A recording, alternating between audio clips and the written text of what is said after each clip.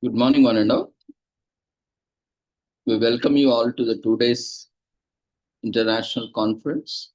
On the second day, we request all the participants and presenters to mark your attendance through the Google registration form. All the registered participants who have registered through Google registration form are requested to mark your attendance through Zoom registration form, which has been shared in the form of polls. So once you have joined, you could have seen there is a registration form in the Zoom platform in the form of polls. We request everyone to mark your attendance. That will help us to generate certificates. And also when you are joining, ensure that you are joining with your registered name.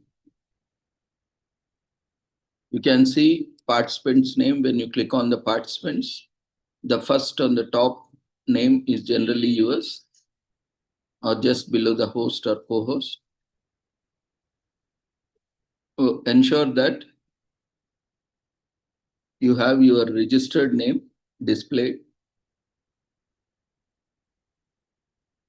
That will be easy to identify. We will be starting our sessions in a minute. All those presenters who are waiting for their presentations are requested to check your mic and videos, cameras which are working, so that you have no difficulty in your presentations. We'll be calling you one by one as per the schedule. We'll be sharing the schedule link in the chat box. That is also has been emailed to you all and also available on the website.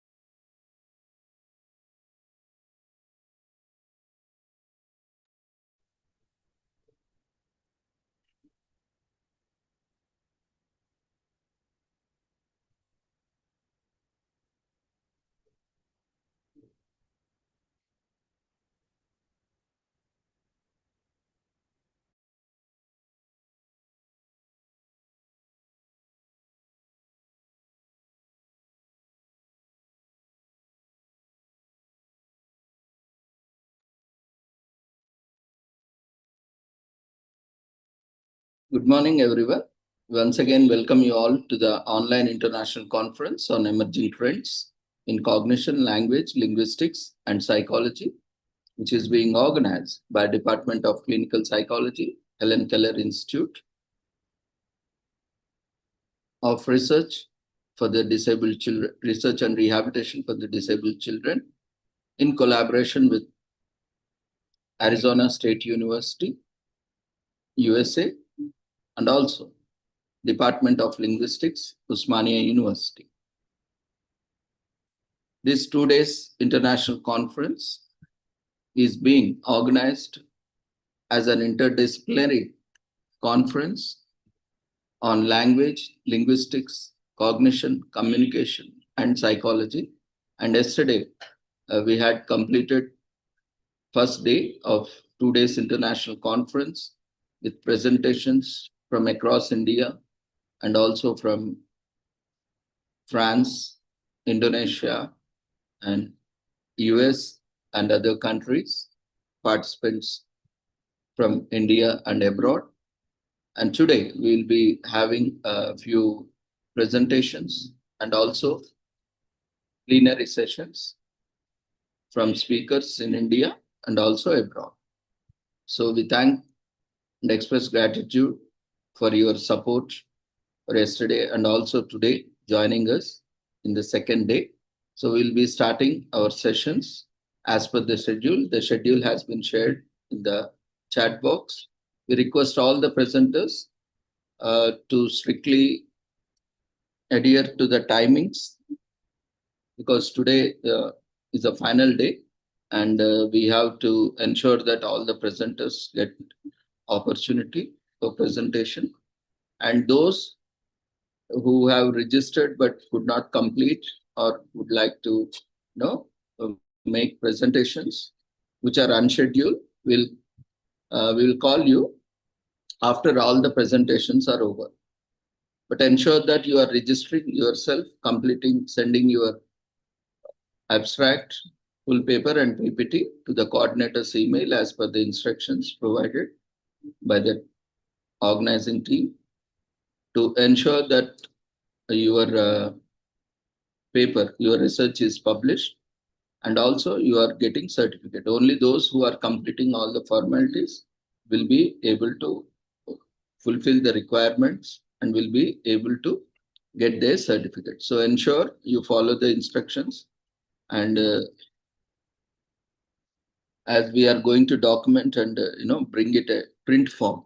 So ensure that we all together have proper documentation in this regard so that we do not miss any name or research publication that is part of the conference. So we request support from all of you in this regard to register yourself so that we have data about you, and also send your abstract and full paper and PPT to email address so that we have the information to prepare for the publishing.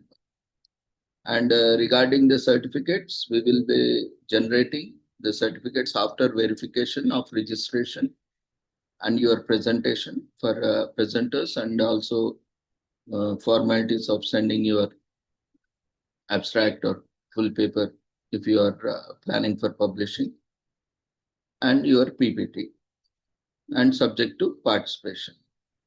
And all for the participants, your registration and participation along with the payment verification will be done and will be issued certificates. We'll be sending you. We have observed that more than 30 to 35 email addresses are bounced, which we have received through registration. So kindly ensure that when you are filling up the registration forms, ensure that you are entering the correct email ID. Otherwise, we will not be able to send you the emails. We see every time whenever there is a registration form, we see at least 20, 30 minimum. Yesterday, since 2-3 days, you are receiving mails from us, and we see at least 20 to 30 mails are being bounced back because of invalid or incorrect email address. So ensure that when we are putting so much efforts and to also ensure proper communication, we request everyone to be careful while filling email address or contact numbers. Generally, we are preferring email as a mode of communication. So ensure that you have proper email address whenever you are filling up registration form and feedback form. After the conference, we will be sending you a feedback form where you have to fill your details correctly, your name as required on the certificate. And don't make any mistake because we'll be not able to change any manually. So certificates based on the information after verification will be generating automatically. So we'll not, again, it's a tedious task to change names. Ensure that you are having proper case also while entering. If you want, it's better always enter in capital case, all in capital letters, your name and also your title. Those who are presenting, ensure that you are entering your details, complete details, your name and also your presentation topic in capital letters in the feedback form so that it will be easy for us to generate certificates. And also ensure that payment information when you are entering in the feedback form, ensure you are providing the correct reference number, payment reference number, so that it is easy for to verify from the bank statement that our college people will take care of because it's a college account. So we will be sending them the list, and once it is verified, we will be generating certificates for all. So we all are putting a very good effort. We appreciate each and everyone. We all have come together.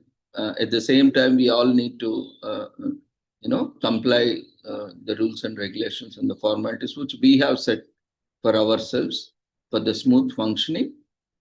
So we request everyone to be mindful. We are discussing mindfulness, since yesterday and today also. So let's be mindful in the sense of conscious of what are our formalities, responsibilities, and let's together make it a wonderful evening. With this few instructions, I will call upon and take the initiative for the first session. We have Dr. K. Balu Nayak, sir, who is Vice Principal, University College of Arts and Social Sciences. Give me a second.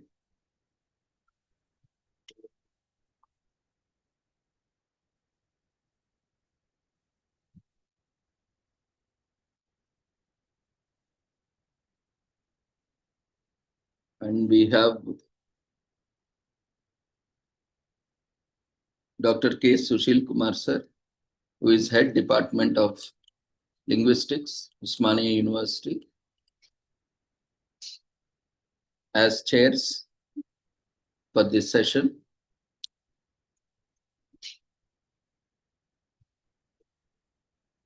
So we'll be having presentations as resource persons from the chair, then we'll be calling up the papers. So to make it easy, I will be calling the participants once the sessions are over. And we have Professor K. Ramesh Kumar, sir. He's not feeling well, but he said if his health permits, he will be joining. So with all due respects to Professor Ramesh Kumar garu, we are and with the permission of the chair, Dr. K. Balu Nayak, sir, and Dr. K. Sushil Kumar, sir, will be starting this session. So the first participant, as per the schedule, be ready. Dr. K. Sushil Kumar, sir.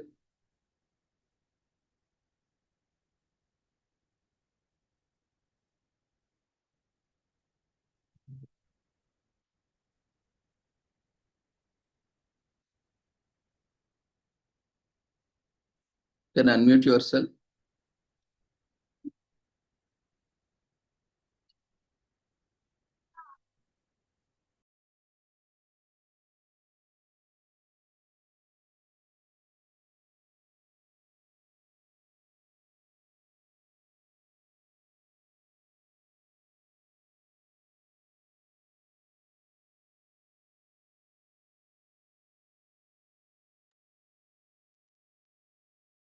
in a minute or two, sir.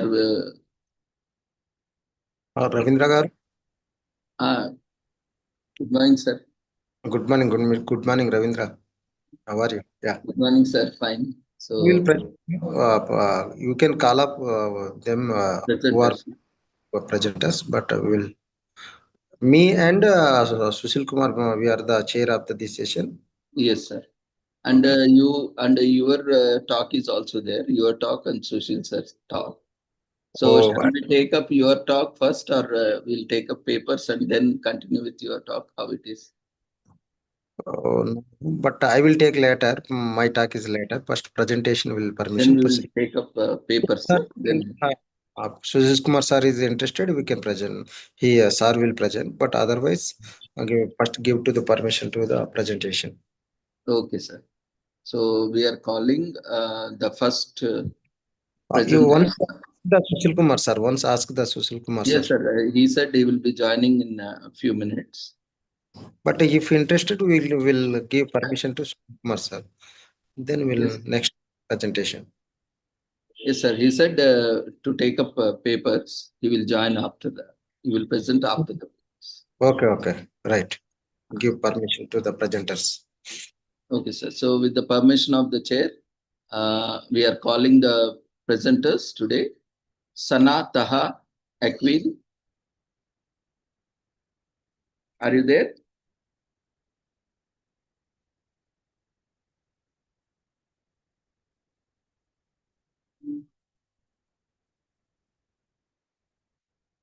Kindly raise your hands.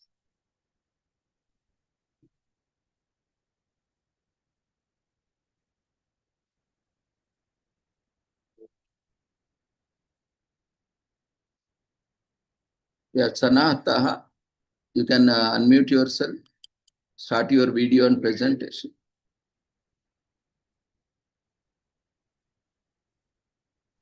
Yes, good morning, sir. Sorry, I was make registration process. Yes, sir. Okay. Now, so you are ready? Yeah. I will share. Yes.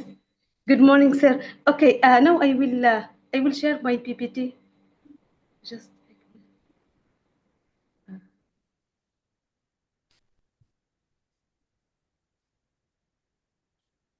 You introduce yourself. Yeah. Okay. Before starting.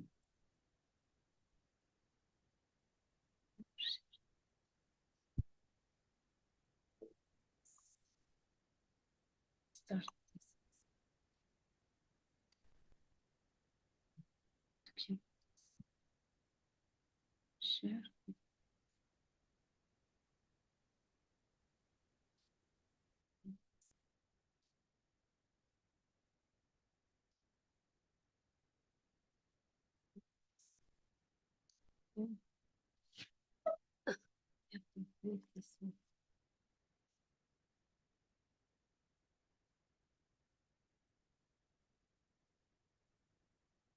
It's not coming. I don't know. How can I do this? Sir, is it visible? Not yet, ma. Oh, wait. Okay. You have to click on share screen and Yes, select the window. First, you have to open the PPT in your system. Okay, sir.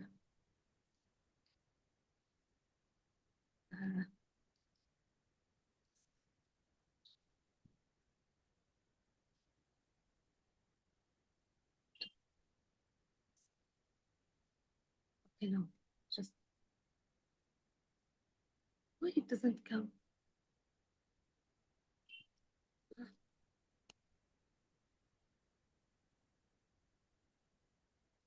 Oh, sir, excuse me. Can I do the second one because I don't know. There is problem. I made it PPT. Sorry, sir, I did it PPT, but it doesn't come. It wants this PDF. I will change the file to PDF. Okay, no problem. Give I'm to sorry, second. sir. Second, yes, second, please, sir. Okay. Sir. Okay. Next sorry presenter, It's okay, no problem. You fix the problem. I'll try to fix it. Okay, sir. Next, we have Hema. Hema, are you there?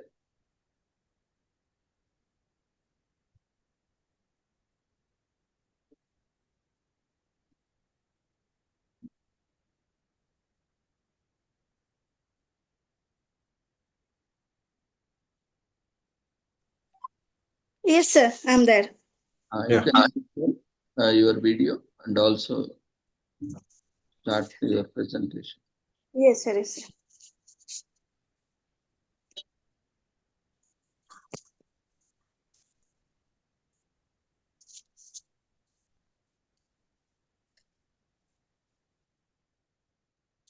Sir, video is compulsory? Once you switch on, we'll take screenshot for Yes, sir. documentation. Yes, sir. I'll come.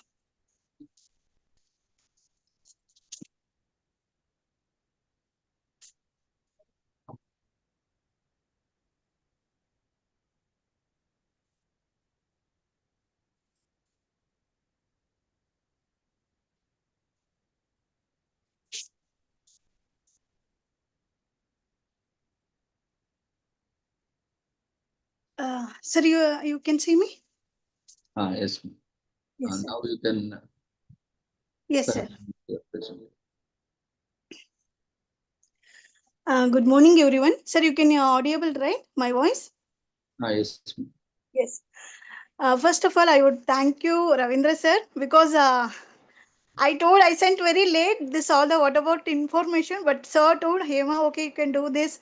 This is the suggest. So nicely gave the information, and this is the first time what I'm what is that combined this language and psychology.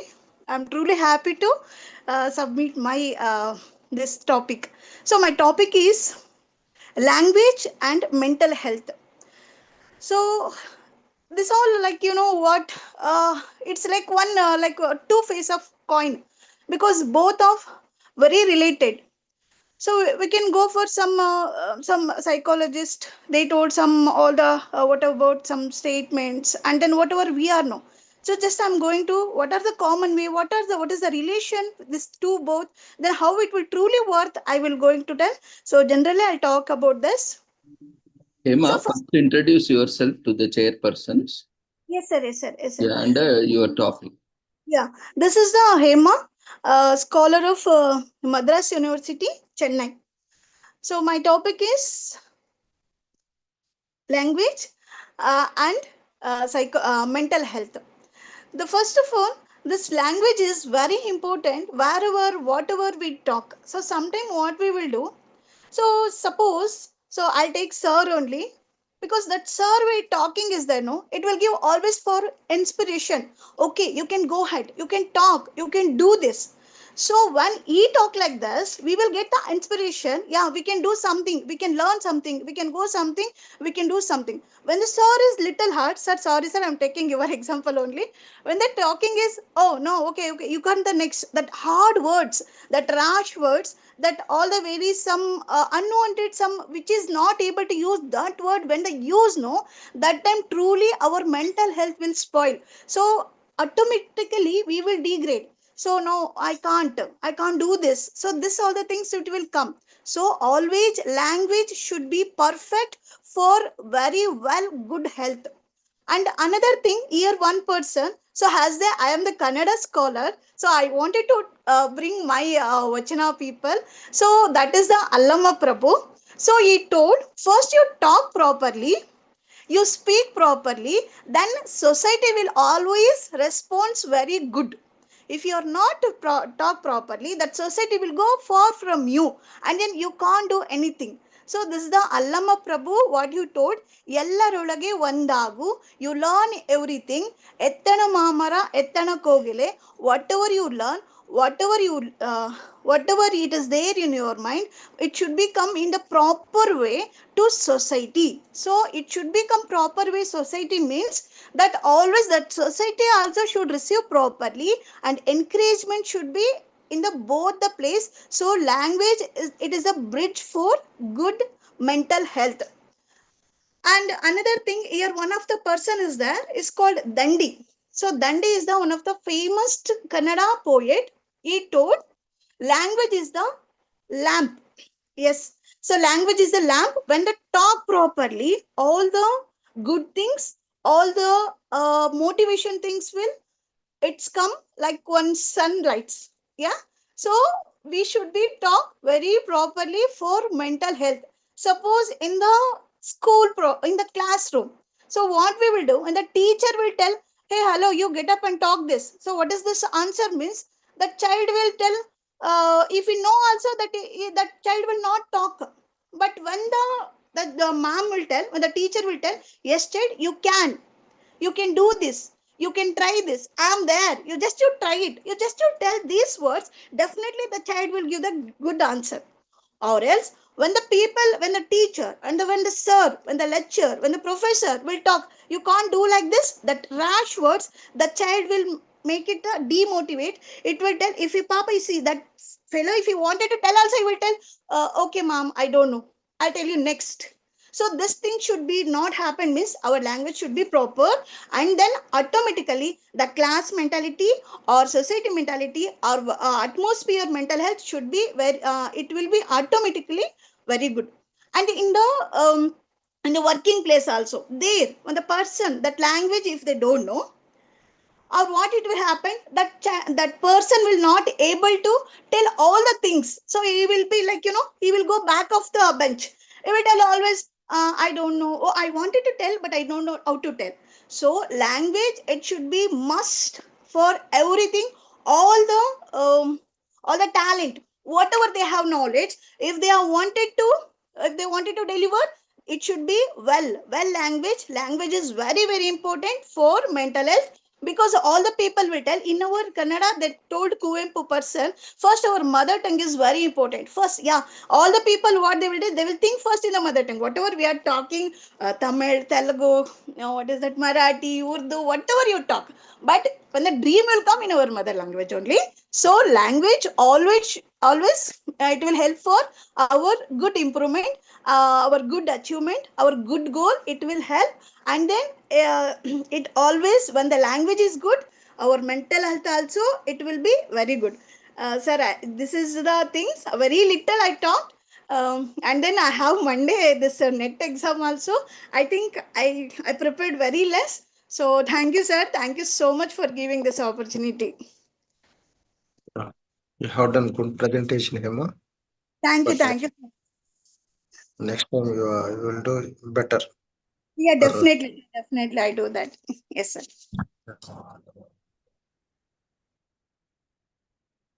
Ravindra, Sushil sir.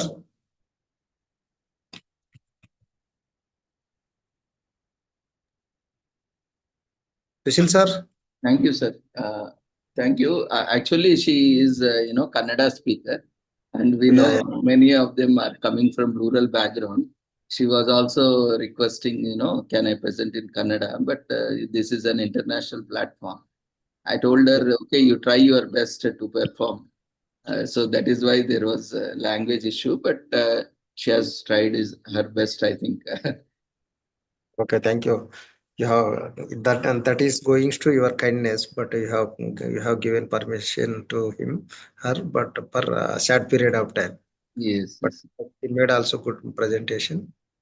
Yeah. Next, we all encourage, we have learned from, professors like you who always encourage students, for the academic. Sir, Sushil sir, your remarks.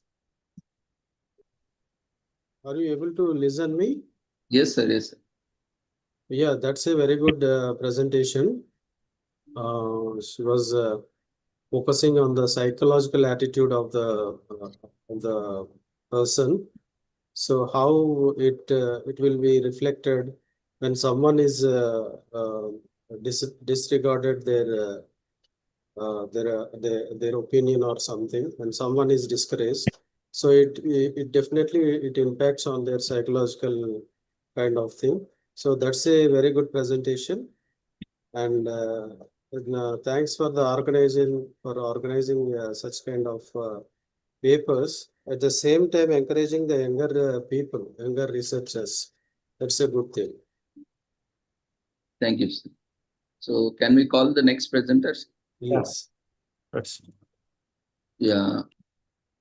We have Hema. Thank you and congratulations. We have Dr. M. Srilata. Yes, sir. I'm here only. So can I start? Yeah, you can start your video and presentation. Okay, sir. Is it visible? Good morning, madam. Sir is wooden. Good morning, sir. How are you? Fine, madam. What about you? All the Getting best. recovered, sir. Slowly, it will take some more time. Yeah. Okay. Okay. So shall I turn off video, sir? Is it okay? Okay, madam. You can start presentation. Okay. Good morning, everyone. This is Dr. Srilata from Central University of Karnataka, working as assistant professor in the Department of Linguistics. Now I am going to present a case study, which is my own daughter, and I'm going to explain our early psycholinguistic development in the stage of infant age. Okay, this is about 8 to 10 months age time period. And here I would like to mainly focus on multilingual and cultural diverse environment, because I'm basically from Telangana, and we are staying in Karnataka, and the main communication is with my mother. She's staying with us, so she will take care of my daughter as a grandmother. So here the main role, uh, what kind of changes we can see through the caregiver, and we have surrounding environment by the Kannada people, and at home we can speak Hindi, English and Telugu, and by the surrounding Kannada people, how she developed our early language skills. Now we are going to focus on those things. When it comes to research objectives, to examine the development of vocal production in early human communication, second one gestural communication, and third one symbolic recognition, and fourth one motor development, and the last one emotional responses. These are the research questions. First one, how does vocal production develop and contribute to early communication? What role does gestural communication play in expressing meaning before and alongside speech? And how do individuals develop symbolic recognition, and how does it facilitate language learning? In what ways does motor development impact the ability to communicate effectively? And the last one, how do emotional responses interact with and influence the development of communicational skills? Whatever the existed literature reviews there, based on that, like I gather some of the research gap here. Existing research on the early language development, which is largely focused on single domains, for example, vocalization, are only on the gestures rather than the multimodal approach. So, when it comes to 10-month stage, we can say that it's a kind of critical transitional phase, because they are going to um, start their single words, double words, and whatever we can say as a elder person, they are trying to imitate us. And when it comes to limited studies, interaction between vocal production, gestural communication, symbolic recognition, motor development, and emotional responses. These five aspects I didn't find in the earlier studies. So I focused on these studies, and those will become the like research gap for this study. The methodology of this study, it's a autoethnographic case study focusing on in-depth contextualized understanding of early language development. So the approach was observation-based analysis, because we are staying with her, and in every communication, whatever the way, in particularly at our home, we talk with her as we speak to some other elder person. So we are not seeing as a infant, we are not seeing as a small child who doesn't understand anything like that. When it comes to early language development, how much the parent or the caregiver is going to communicate the real conversation with the child, there is that much capability or chances to learn the early language other or gestures or motor, symbolic or emotional behaviors. She can understand each and everything whatever the way you are saying to her. And the data analysis, so it's a qualitative data method, and I used multimodal analysis for this infant communication behaviors to divide into 5 different aspects. When it comes to data organization, transcription of vocalizations and gestures, like coding behaviors, like depends on the various categories: vocal, gesture, motor, symbolic and emotional. So based on the theme, the coding strategy is based on the theme, what kind of patterns we are getting, and based on the time also. Like I said in the beginning, it's from 8th month to 10th month. Like that, based on each and every aspect, I categorized, I gave coding for that.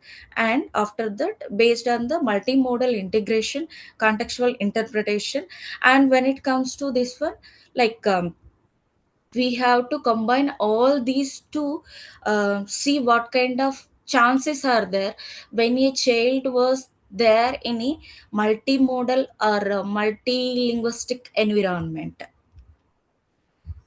So when it comes to results, the first one, vocal development.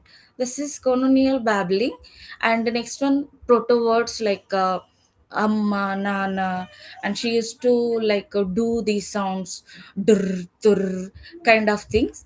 And the next one, gestural communications. By raising her 2 hands, she like used to say namaskar and I-fi. Um, by showing her hand at her chest, she wants to say thank you.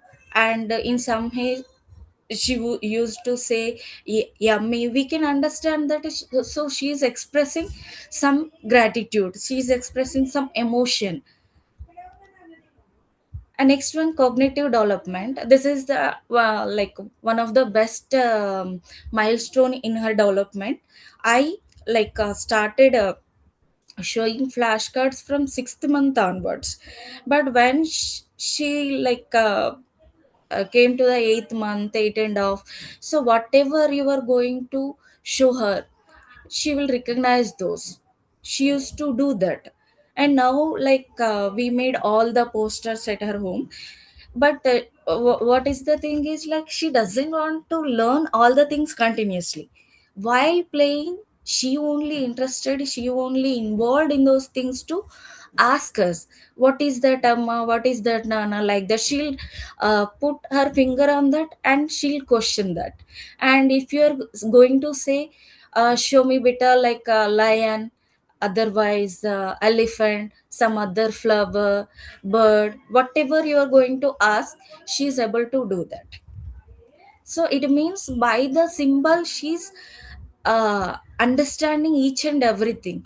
And whatever the way we are pronouncing those languages, she's mapping those with the symbols.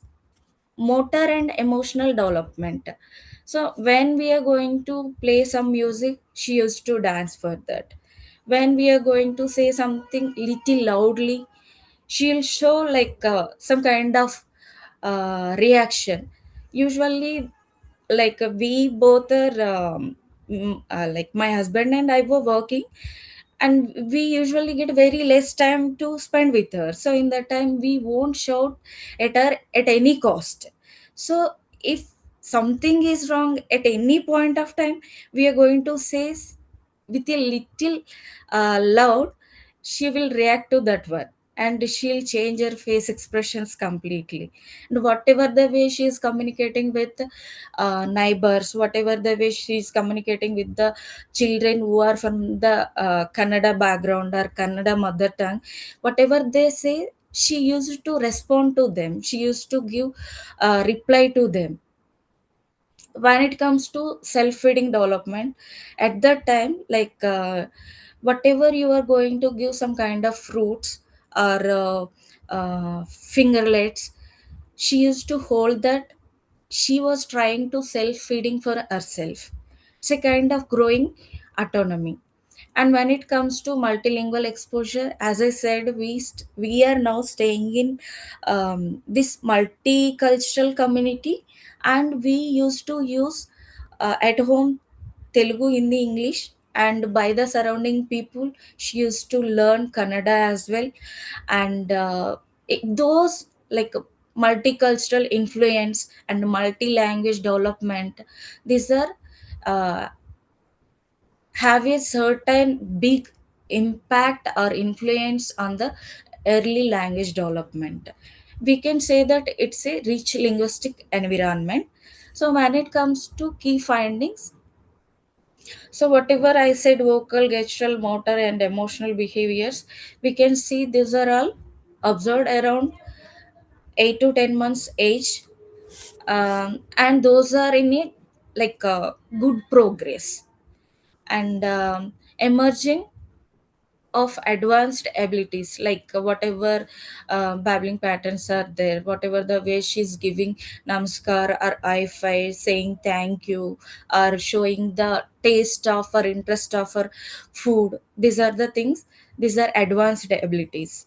And multimodal integration, by combining all these, we can say that the children or the infant who is staying in a single environment or in a isolated development, which is much better than the isolated environments or single language environments.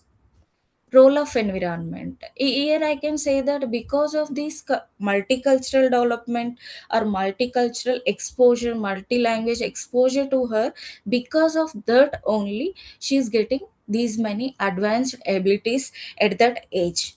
And whatever the way, my mother taking care of her, showing the bond, and what kind of language she is using to make her to speak with her. When it comes to conclusion, so in the main thing, multimodal nature of the development, because of this multimodal nature, these many advantages were there. And whatever the way the uh, caregiver is communicating with them, how the love and affection and language communication they are showing to the infant, that it will also play a key role in the language development, early language developments. And impact of multi exposures, because of the multiple languages which are surrounded by us, she is able to grasp that cognitive flexibility. And whatever someone is saying in Kannada or Hindi also, she was able to understand and give reply to those things. So based on this, I can say that it's a holistic development. And when it comes to future scope, we can there is a possibility to expand sample size, and we can do a kind of comparative study based on two case studies. And we can take longitudinal research and cross cultural analysis, multilingual context, integration with the technology, clinical and educational applications. These are my references. Thank you. You have done good job, madam. Good presentation. You have taken Thank you, all sir. the order. I congratulate you, madam. Yeah. Thank you. Thank you, sir. With the Kannada and child, how the child are grasping the language in stage wise, age wise, and stage wise. With the native speaker, you are the Telugu, but you are staying in the Kannada, but surrounding people is the Kannada. But definitely, child is facing the problem with the home domain and social domain, but and child can overtake this problem, and you have done good job, madam. Thank you, sir. Thank you so much. Yes, Sushil Kumar, sir, your remarks.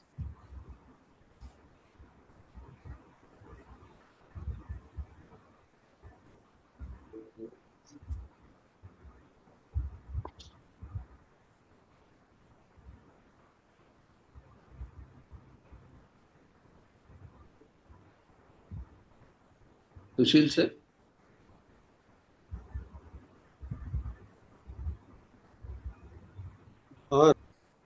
Able to hear me? Yes, sir. Yes, sir. Yeah. Overall, it's a very good presentation. You can call the next participant. Okay. Thank you, sir. Thank you, everyone. Thank you for giving me this opportunity. Thank you, Ravinder, sir. Thank you, ma'am. We wish you all the success. Yes, sir. Now, Thank you.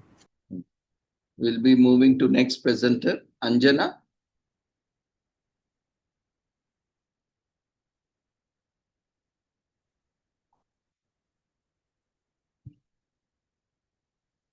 Hello. You can start your video and share your presentation. Yes, sir. Introduce yourself and start your presentation to the chairperson.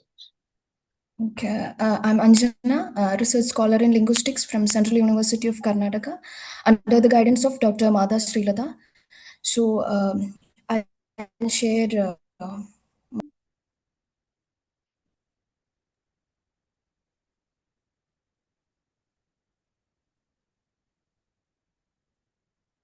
All the presenters are requested to keep your video on so that the entire sessions are being recorded for documentation purpose.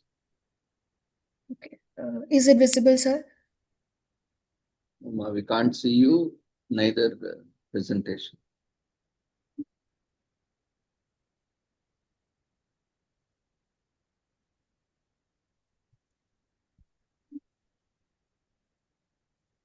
Sir, is it visible? No, ma, not yet. You switch on your video first. Okay, sir.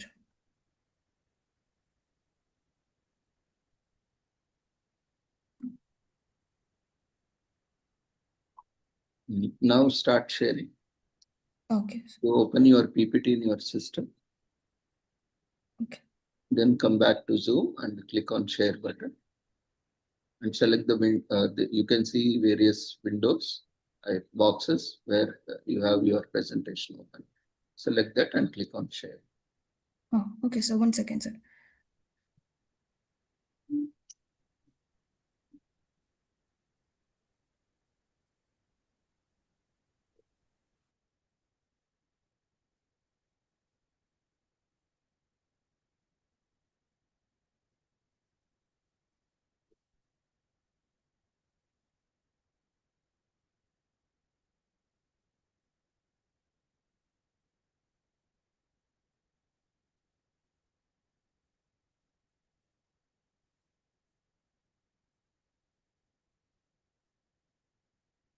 You can.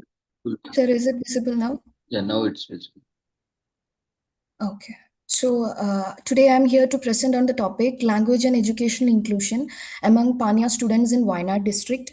So the Panya community is one of the major scheduled tribes in Wayanad district, Kerala, and it's on linguistics and cultural identity. Many Panya students begin their education in Malayalam medium schools while their home language is entirely different.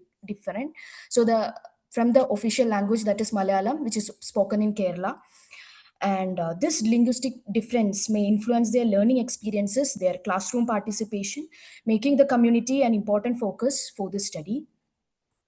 So, this study aims to examine the language and education inclusion among Panya students in Wayanad district of Kerala. It will explore how language influences classroom participation and learning experiences. The study will focus on multilingual educational practices in tribal school settings. And Paniyar tribe is one of the most populated in the Wayanad district, but also they are the most backward when it comes to the education and literacy. So this study will examine the educational experiences of Panya students in multilingual classroom. It will explore the relationship between the home language and the language of instruction, which is entirely different. So these are my objectives: to examine the classroom realities of Panya students, to explore the implementation of mother tongue based education in schools, to understand the role of language in learning and participation, to identify challenges faced by teachers in multilingual classroom, examine factors affecting educational inclusion. So in the literature review, previous studies have highlighted the importance of mother tongue based multilingual education in improving learning and classroom participation. Research has emphasized that the use of learners' home language supports education, inclusion, and academic achievement. Studies on the Panya community have primarily focused on socio-economic and cultural aspects, while limited attention has been given to the language and educational inclusion. So this study will build on existing literature by examining the role of language in educational inclusion of Panya students in Wayanad district. So as I've discussed before, it has given importance to the cultural and the other aspects of this tribe, Panya tribe. So limited research has examined how language influences the educational inclusion of Panya students in Wayanad district. So this study aims to address this research gap. These are the research questions. How does language influence classroom participation among Panya students? To what extent are mother tongue based educational practices implemented? What challenges do teachers face in multilingual classrooms? How can educational inclusion be strengthened for Panya learners? So the research design I adopted is a qualitative research design. So the study will be conducted in Wayanad district of Kerala. The study will include Panya students studying in classes 8th, 9th and 10th along with teachers and parents. Participants will be selected through purposive sampling, and the data will be collected through classroom observations, semi-structured interviews, classroom interaction analysis. And the collected data will be analyzed using thematic analysis. So the expected outcomes include: the study is expected to examine the role of language in the educational inclusion of Panya students. It is expected to identify language-related challenges influencing classroom participation. It is expected to explore the implementation of mother tongue-based multilingual education schools. The study is expected to contribute to strengthening inclusive multilingual educational practices. So, in conclusion, the study is expected to contribute to a better understanding of the role of education in the educational inclusion of Panya students in Wayanad district. It is expected to provide insights that may support inclusive educational practices and mother tongue based multilingual education. So, that's all about my topic. Thank you. Good presentation, Anjana. Panya is which language family? It belongs to the Dravidian language family. It's a scheduled tribe. Yeah. Is it located in Wayanad district only, and where? No. It is like, it is also in parts of Tamil Nadu and some other regions also. According to B.H. Krishnamurthy, Panya is not mentioned in the Dravidian list actually. It will come to the which in Dravidian family, south or which sub branch of Dravidian? South, sir. Like south part of my, I'm in Kozhikode, and it's near to my geographical area, Wayanad district. Like in that district is the only district that covers a lot of scheduled tribes. No. I am asking the question is Panya is the Dravidian classification has given the four Dravidian family sub-families, not the Dravidian, South Dravidian, South Central and Central It Dravidian. belongs to South. Dravidian, yeah. South. But majority, what language they spoke in the Panya peoples? Which language? Panya language. Panya language. Okay. Yeah. Yeah, you have done good job and good presentation. Thank you, sir.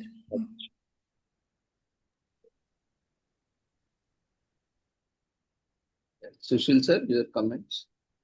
Presentation, Anjana.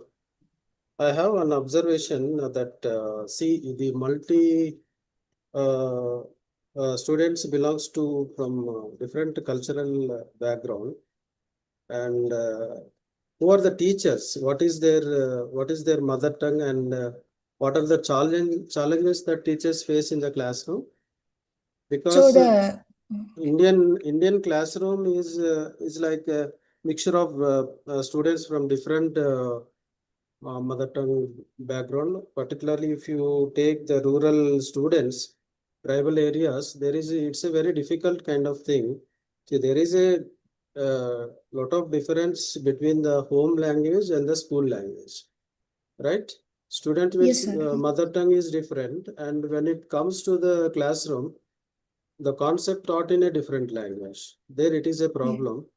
Yes, sir. So if the teacher does not belong to the Panya language, mother tongue, then what are the challenges that the teacher face to satisfy the student in the classroom? Do you have any idea? Sir, the teachers, most of the teachers are from, like they speak only Malayalam language. So they have assigned some mentor teachers who to take class for them. But these mentor teachers are also mastered in one or two tribal languages only. So they doesn't know in a class they have a large group of students belonging to many tribes. So that will be a challenge for them. So the teachers are the persons who face challenges when compared to the students. They have a lot of problems to dictate the class to every students. So these mentor teachers the government has assigned mentor teachers to to give class for them. So what is the remedy that you suggest for this kind of issue? Remedy. This is an ongoing study. Like I haven't started it yet, so I'll work on that, sir. Okay. Very good Yes. presentation. Okay. Thank you, sir. Yeah, Thank what to Ravi? you. Congratulations. So shall we call next participants? So we have Shika Chahal.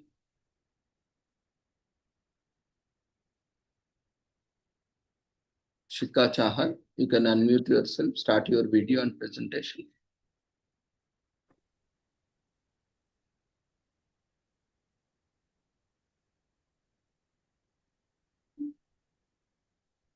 Good morning, sir. Sir, am I audible, sir? Am I visible? Yes, ma'am. Good morning, everyone. My name is Shika Chahal. I am a retired Army officer. I'm a retired major. I retired this June. I'm also, after retiring, while I was in service, I enrolled as a PhD research scholar at the Department of English and Cultural Studies in Punjab University, Chandigarh. So, this paper is more or less a part of my thesis that I'm working on, and I will be submitting it subsequently. My research interest is reading cities and urban solitude in modernist literature, how cities lead to manifest a feeling of loneliness and isolation in urban residents. And I'm focusing on three texts from modernist literature. One is Dubliners by James Joyce. The second is Manhattan Transfer by John Dos Passos. And the third is Mrs.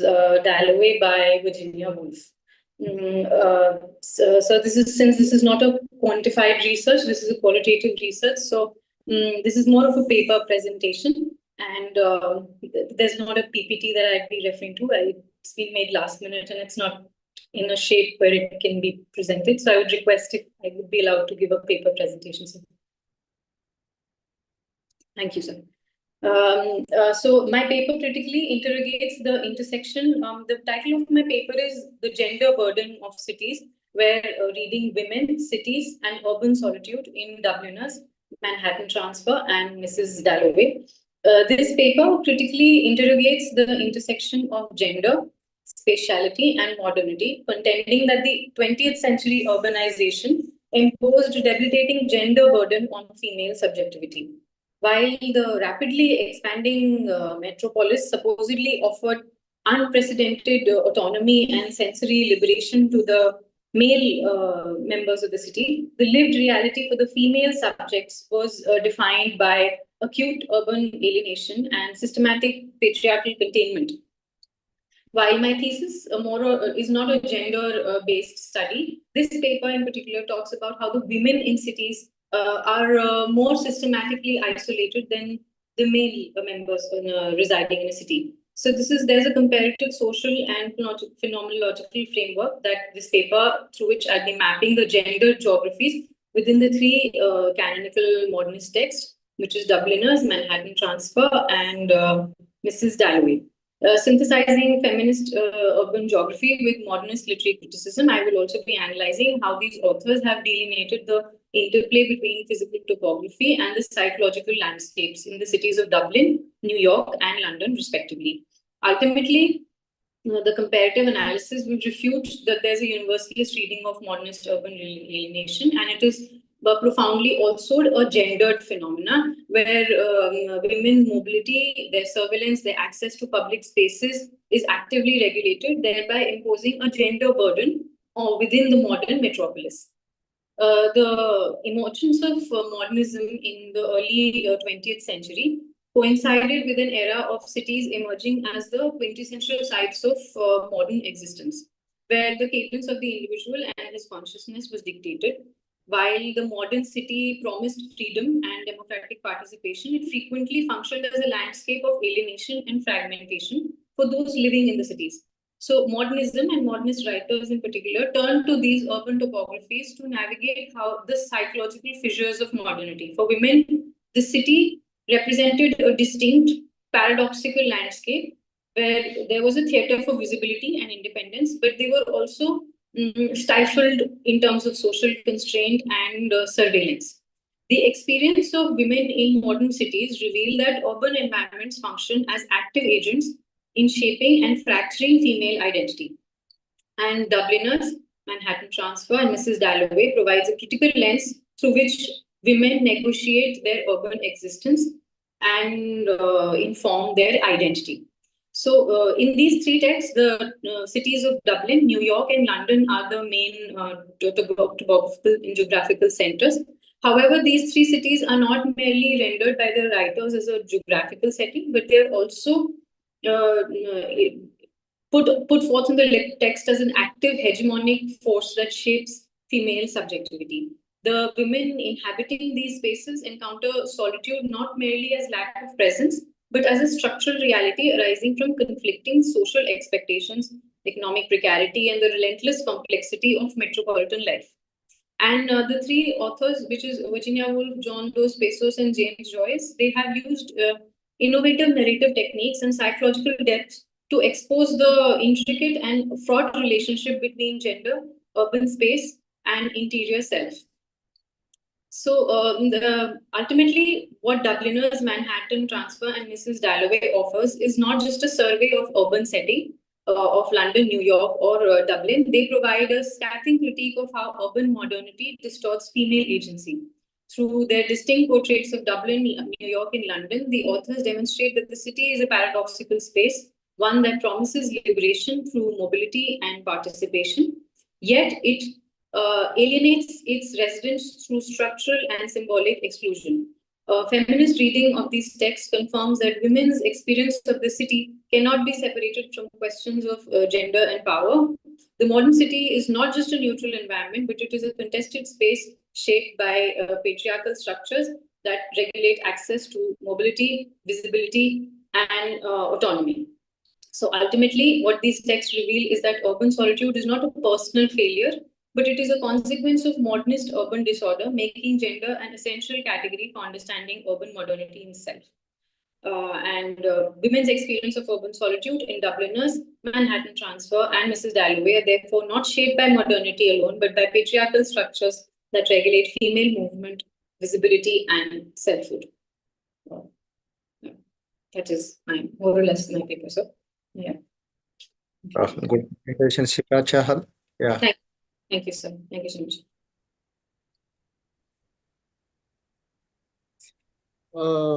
Chika, that's see, you're talking about the identity, gender and identity.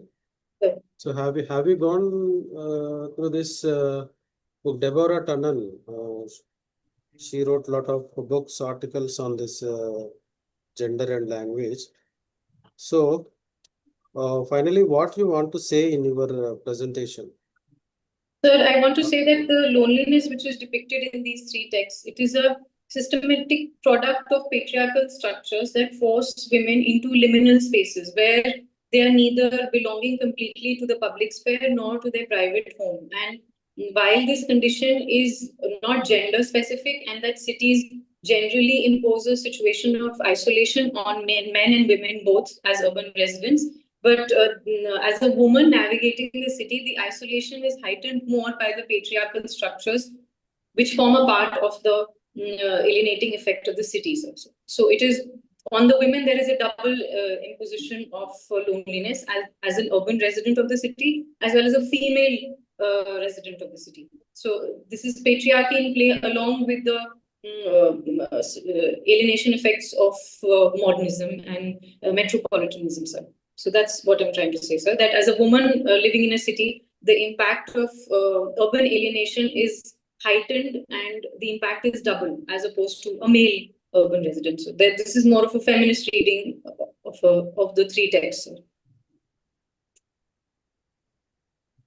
So women want to show their identity with their language. Sorry, sir. Women. Yes, sir. They want to show their identity by using the language. Yes, sir. The language is an open access to both the men and the women. It is not gender specific. So language is utilized by both of them. But since the patriarchal structures at play in the society delineate women more than men, that is why the impact of alienation which arises from living in a metropolitan is heightened for a woman, irrespective of their employment of language, sir. That is what I'm trying to say, sir. Okay. Nice presentation. Great. Thank you, sir. Thank you so much. Yeah, a very good presentation, Shika. Like, it's very good study you have taken. But, can we generalize that it is just because of patriarchal society or the system that women are feeling more isolated? No, sir. The basis of my research is that the city is a neutral backdrop, sir. It is not isolating women in particular. There is my thesis covers urban isolation. It is not a gender-based study, but for this particular paper, I'm also reading on how the effect is heightened for a woman. It is not to say that the city does not isolate men, or there is no urban loneliness for the male counterparts. There is definitely, the city is a neutral backdrop. It does not differentiate between men and women moving through the city. But as a woman moving through the city, since the structures, the forces that the woman has to deal with in a city are double in terms of how a man navigates the city. So her experience of loneliness in a city is slightly more heightened than her male counterparts. That is what I'm saying. I'm not saying that the city does not cause loneliness for the male counterparts. It is a neutral backdrop, so it does not differentiate. And there is urban isolation, which is faced by both men and women. And that is what I'm trying to say, sir. See, basically, isolation or loneliness, but these are various factors. And, for that, this patriarchal or matriarchal system may not be the major thing, because now the system has changed, society is changing drastically. We are into contemporary society. Women are also working. They are, when we are talking. Sir, sorry to interrupt, sir. This is not a contemporary setup that I'm researching, sir. This is the modernist literature. So the three texts in question which I'm talking about, sir, this is of the 20th century when urbanization had just started. So how urbanization led to isolation in emerging metropolitan cities, and how the authors of these three texts have presented women to face urban isolation is my research. So it's not pertaining to the 21st century. So this is at the turn of the 20th century. So what I am trying to say is, these, maybe the study outcomes will be biased if we take in general, because these are very limited to those three texts. It can give a biased version, which cannot be generalized or accepted. No, sir, right. The scope is very limited to only three texts, and the scope doesn't go beyond that, because in reality it is different. So maybe you can also, because when we are doing some research, it should be more practical, more applicable to the society, rather than, just for the sake of doing some research or PhD, if you do something, it may not be really useful to the society because you are putting so much of time, efforts, energy, it should be useful to the society. And you have worked as an army person, so you know how much it takes as a human capital, how much we are contributing to the nation. So maybe you can just see how you can extend this, beyond the certain limitations. You can go beyond certain limitations and try to generalize rather than being more specific to certain things. Anyway, it's just a suggestion, because sometimes, things can become, very biased when we look at a perspective rather than, looking in a broader, holistic way. So that is my suggestion. Yes, thank you, Yes. sir. Very well. Congrats. Thank you, sir. So can we move to next presenter, sir? Yeah, yes. So next we have Debashish. Are you there? Who is there, but he is. Please unmute yourself, Debashish.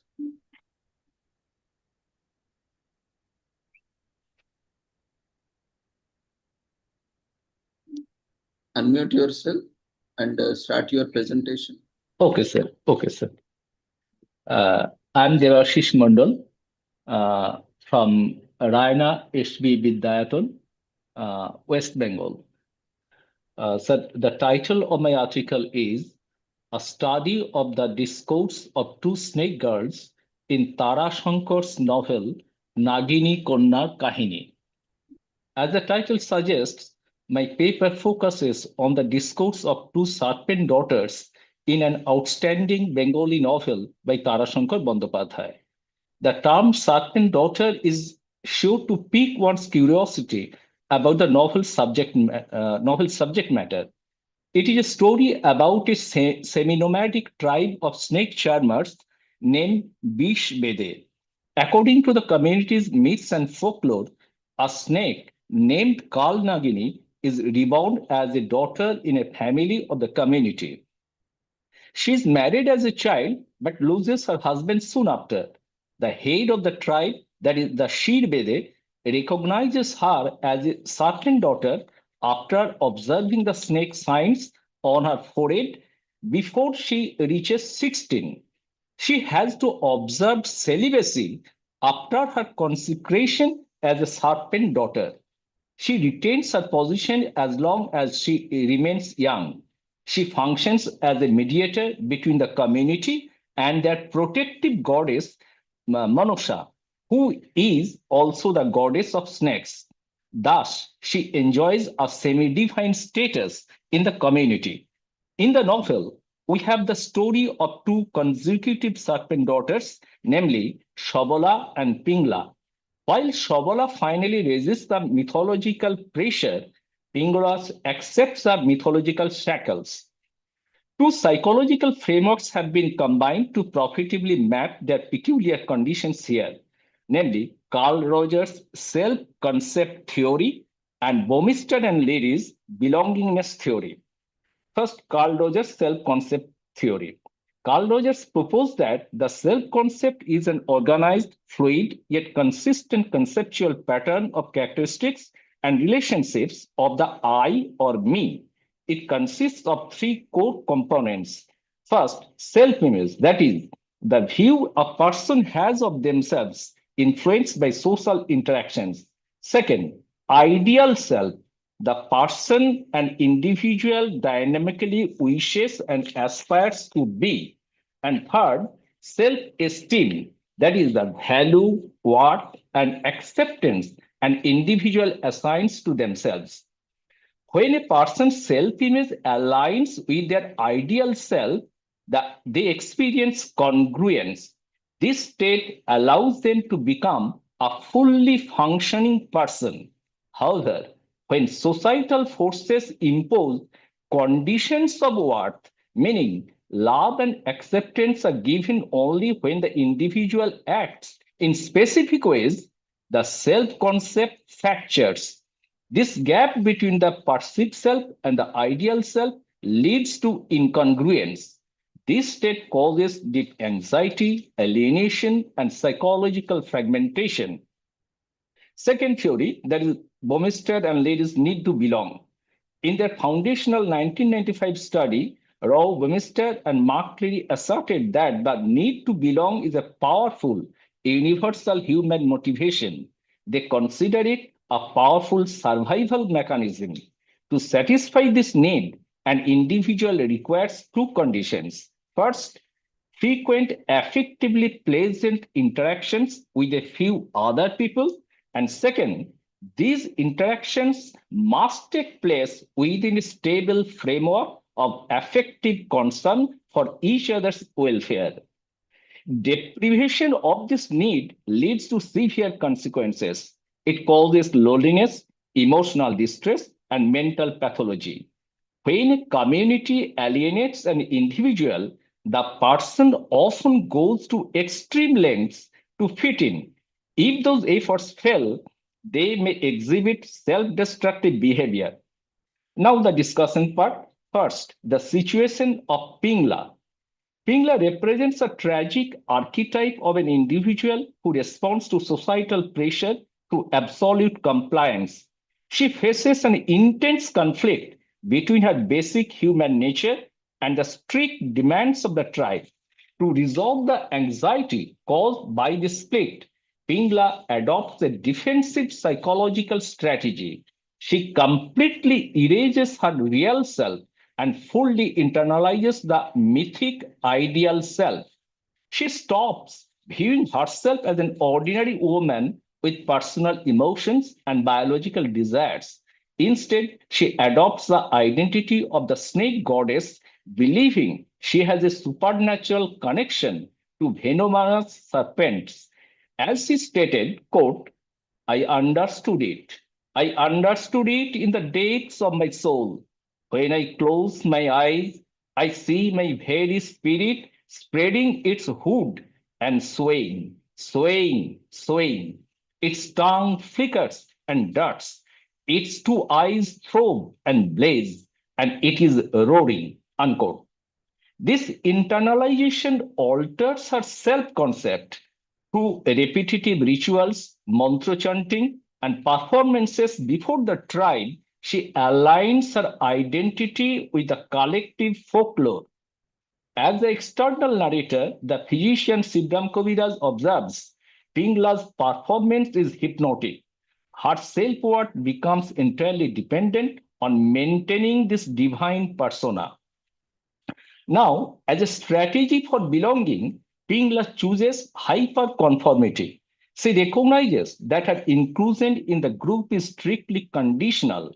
The moment she displays human weakness or breaks her vows of celibacy, her community will strip away her protection and cast her out. To avoid the trauma of abandonment, Pingla becomes a strict defender of the customs that oppress her.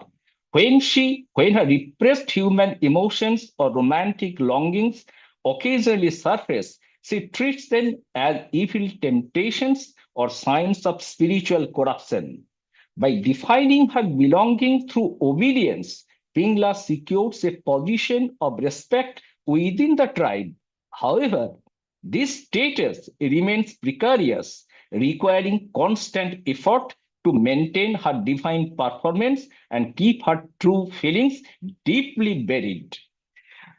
Incongruence and the fatal break. The core tragedy of Pingla's life is that human nature cannot be permanently erased by cultural myths. Carl Rogers noted that when an individual continuously denies their actual experiences to fit an artificial ideal, the repressed realities will eventually break through, causing psychological fragmentation. In Nagini Konda Kahini, Pingla's constructed identity shatters when her real emotions collide with her ritual role. As she grows older, her hidden longings for intimacy, companionships begin to fracture her divine persona. After Nagu Thakur, a fascinating figure, approaches her, she can no longer reconcile her ordinary human desires with the cold status of a goddess. This internal conflict severely damages her self-concept. This psychological breakdown directly leads to her physical demise.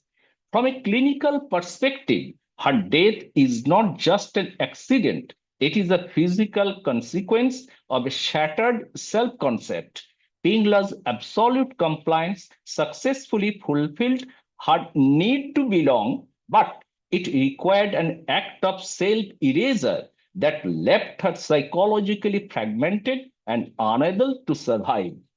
Now comes the case of Shabala, that is the second serpent girl. Shabala serves as a powerful foil to Pingla. Confronted with the same oppressive traditions, she chooses a completely different psychological path.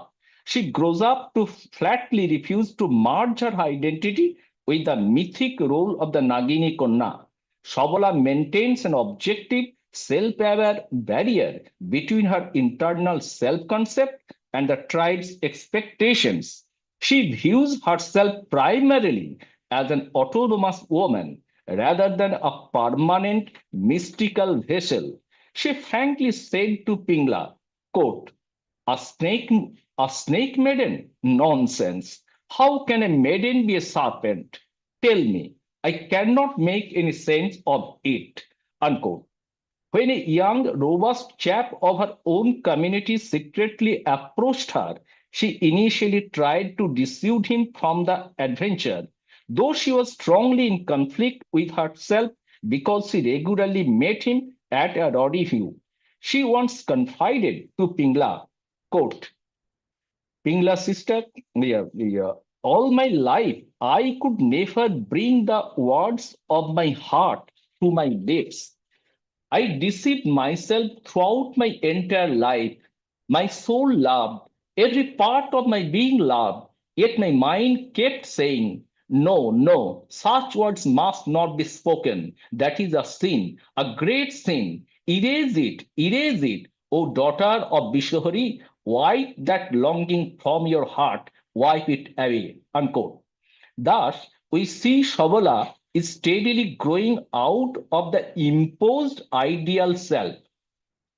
Rogers emphasized that true growth comes from. Okay, thank you very much. Okay, sir. Sir, please conclude. Okay, sir. Just the conclusion part I'm going to take. The Shabala satisfied her need to belong without sacrificing her personal autonomy. By entering the marriage, she actively reshapes her life and her self-concept.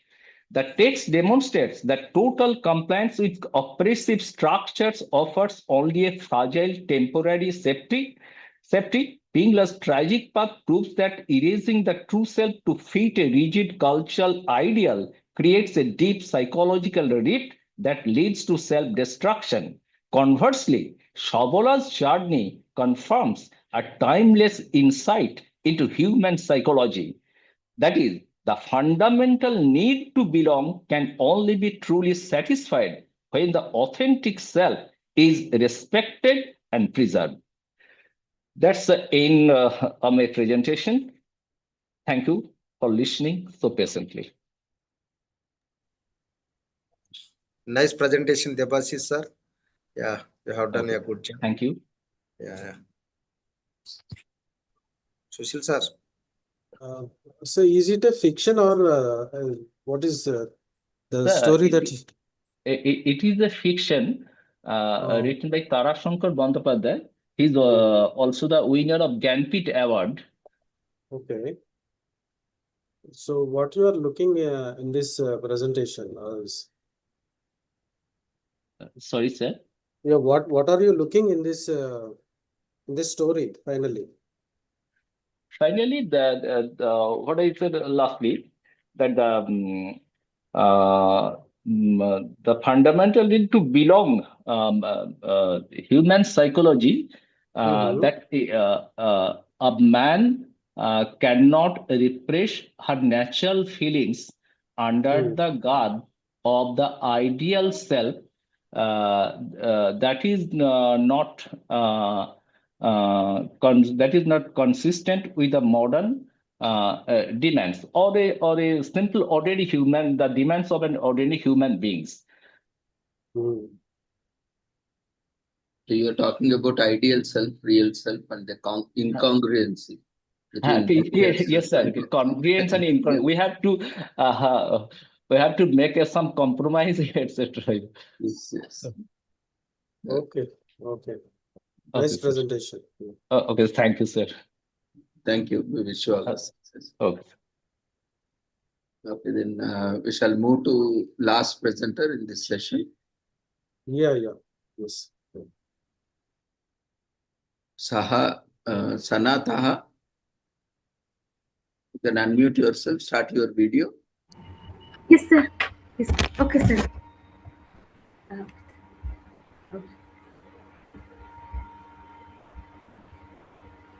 Share. I will share my presentation. Start your video.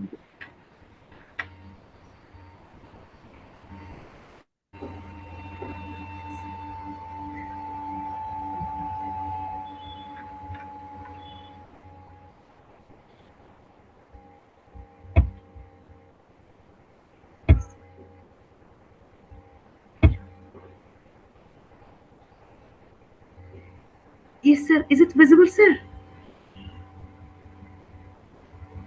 Now it's visible. Sir, excuse me, is it visible? Yeah. If it is visible, can you make it full screen? Yes, sir. From where? This one.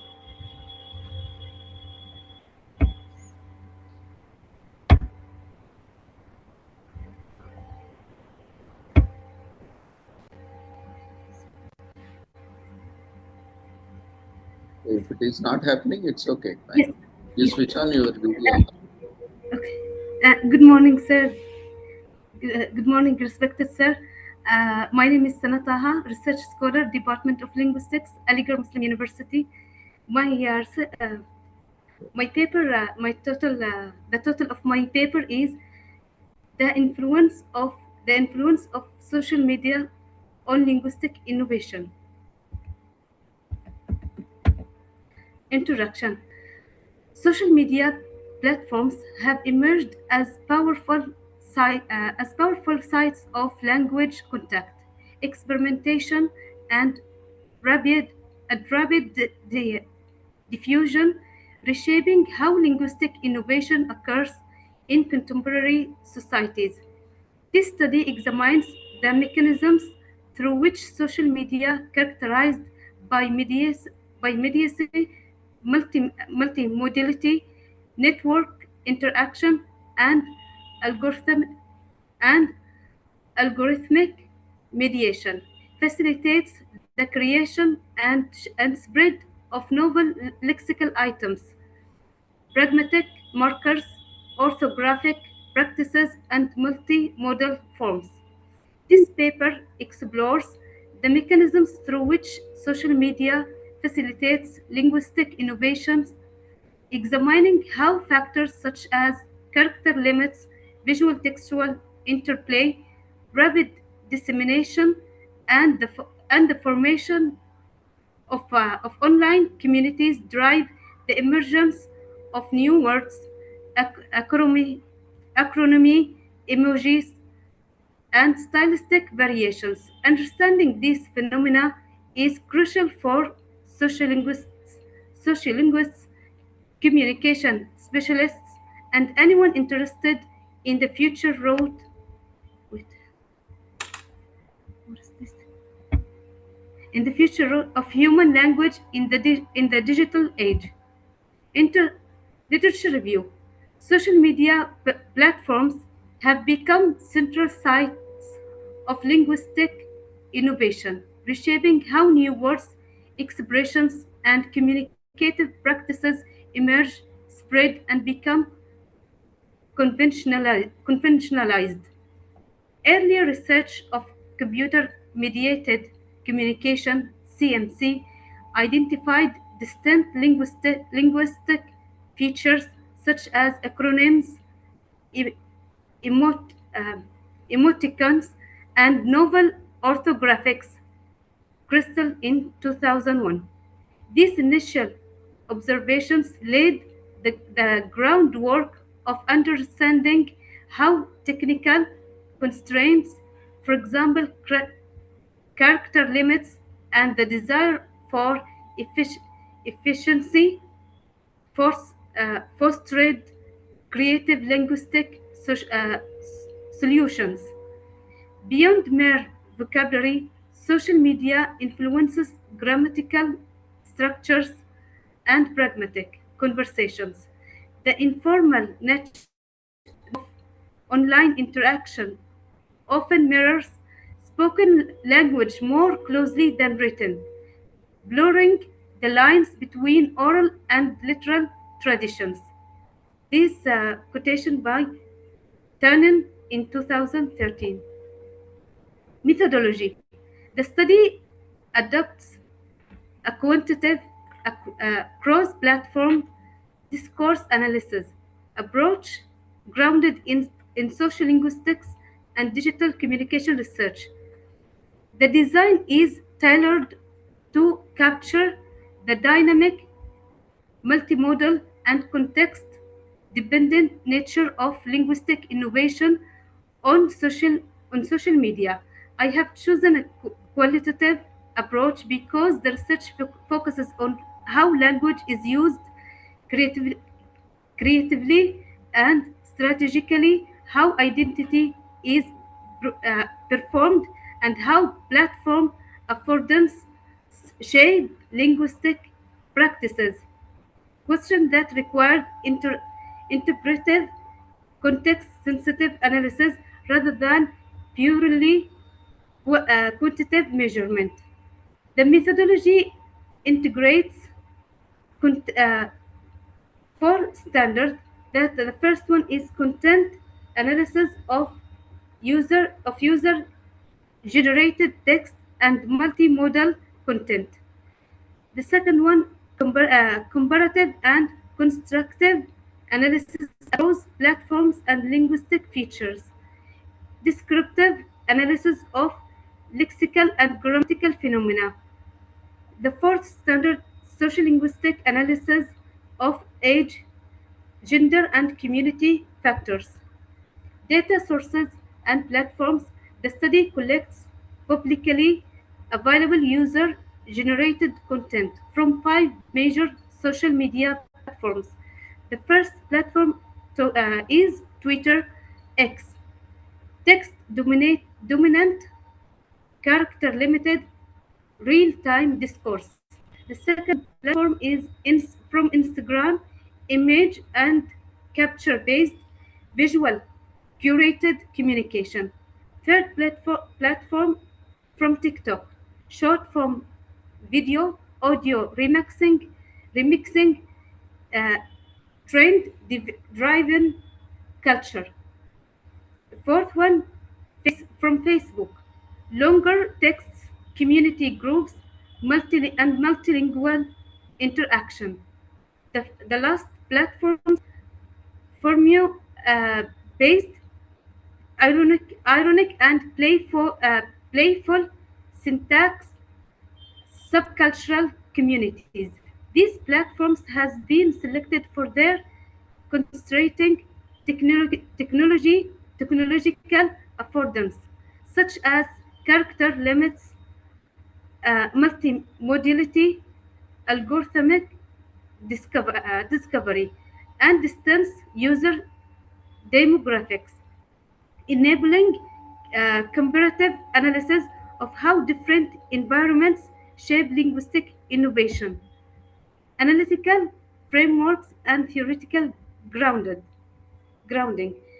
The analysis is grounded in several theoretical frameworks.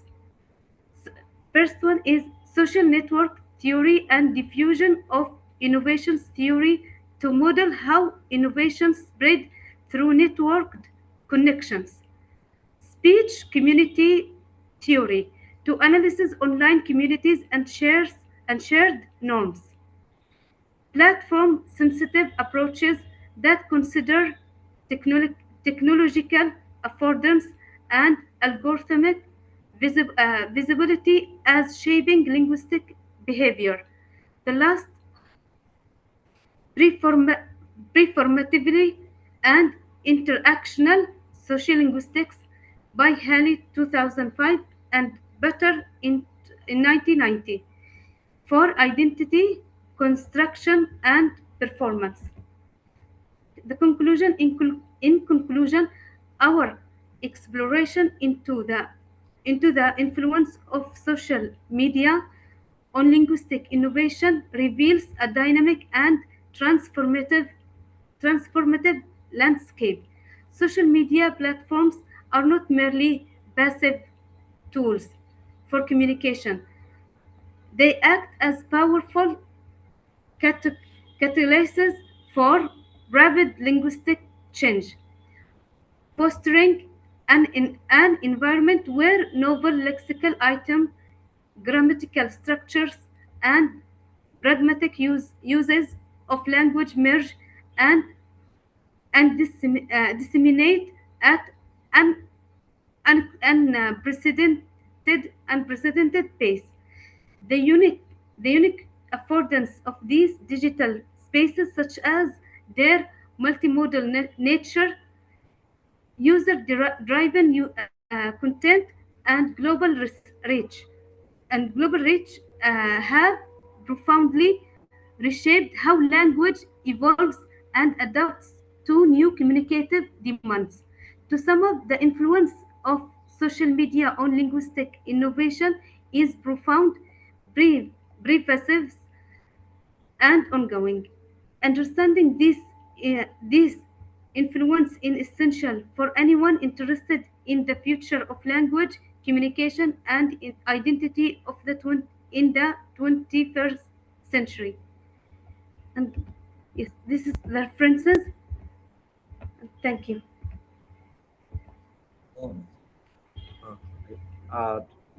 Good presentation, Sana, and I have what are the influence of social media on language innovation, linguistic innovation.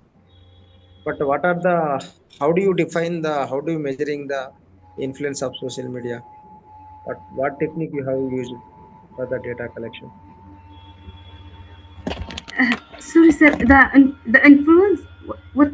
Excuse me, sir. What kind of a method used for the data collection of social media? Which age you have taken from university level? From yes, platforms such as yes, Twitter and on Facebook. Also, this conversational. How did you collect data? From direct person to person, or take ethical issues are there now for the collecting the unethical without permission of the others, but we can't take the information. But how do you collect the data? From the conversation and from short videos, which are yes, this like a viral, which it is more these trends about What the are the trend. social media you have taken for the data collection? Sorry, sir. Again. What are the social media like Twitter, Facebook? What are the This social media? when they use these acronyms and the emojis and these shortcuts of the words, this it is more influence. It is influence of the language. Like they create this new generation, like Gen Z. They create new Okay, acronyms and abbreviations. okay, good, good. You have done a good job and good presentation also, Sana. All the best. Before you want to ask something?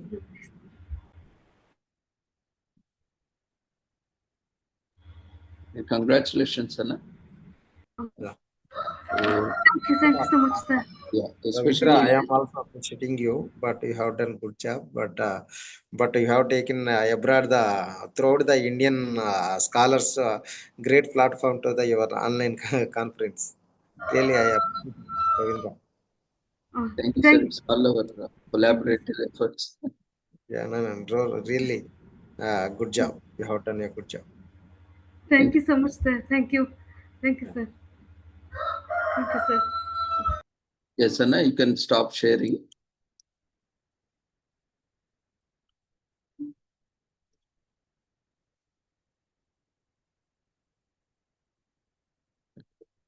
So now, Presentations completed.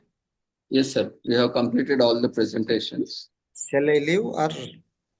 Yes, sir. Let me sum up the presentations which was taken up in this session.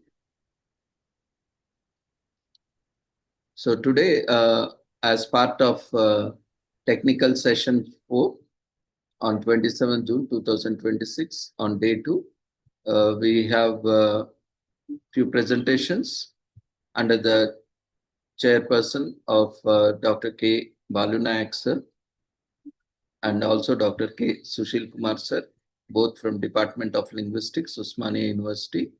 We had first paper by Hema on Adunika Vachanadali Darshanalika Sahitya, and then followed by Dr. M. Srilata on early psycholinguistic development of a 10-month-old infant, an autoethnographic case study, and then followed by Anjana on language and educational inclusion and Pania students, and then followed by Shika Chahal, gender burden on cities, reading women, cities, and urban solitude in Jubilees, Manhattan Transfer, and Mrs. Jolove. And then followed by Debashish Mandal on a study of the discourse of two snake girls in Tara Shankar's novel Nagini Kanyar Kaini.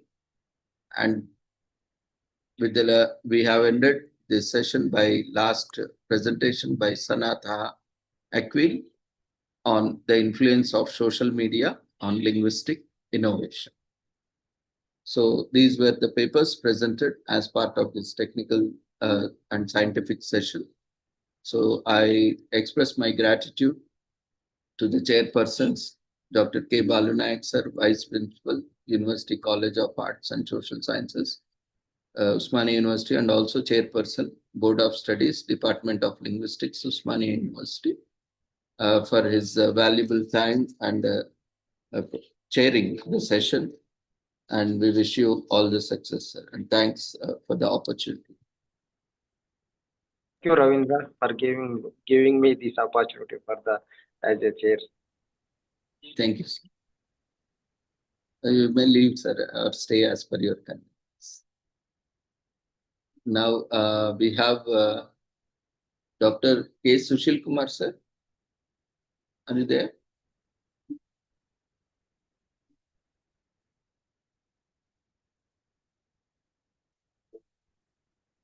Okay, I think sir got disconnected. We will continue with our next session. Ma'am has also joined, I think.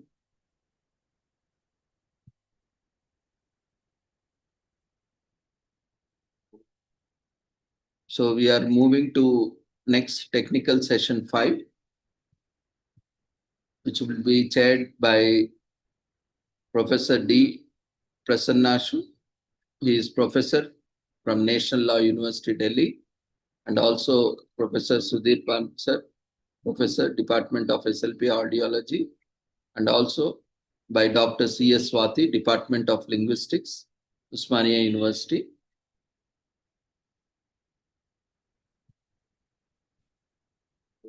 Just a second, ma'am.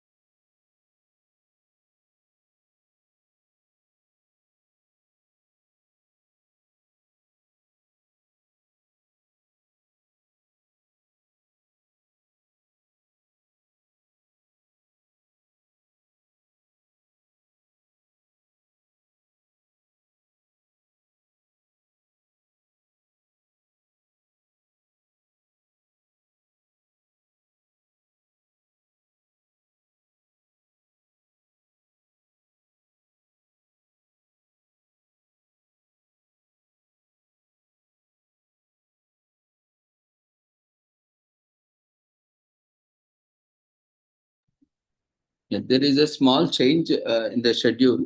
We will be having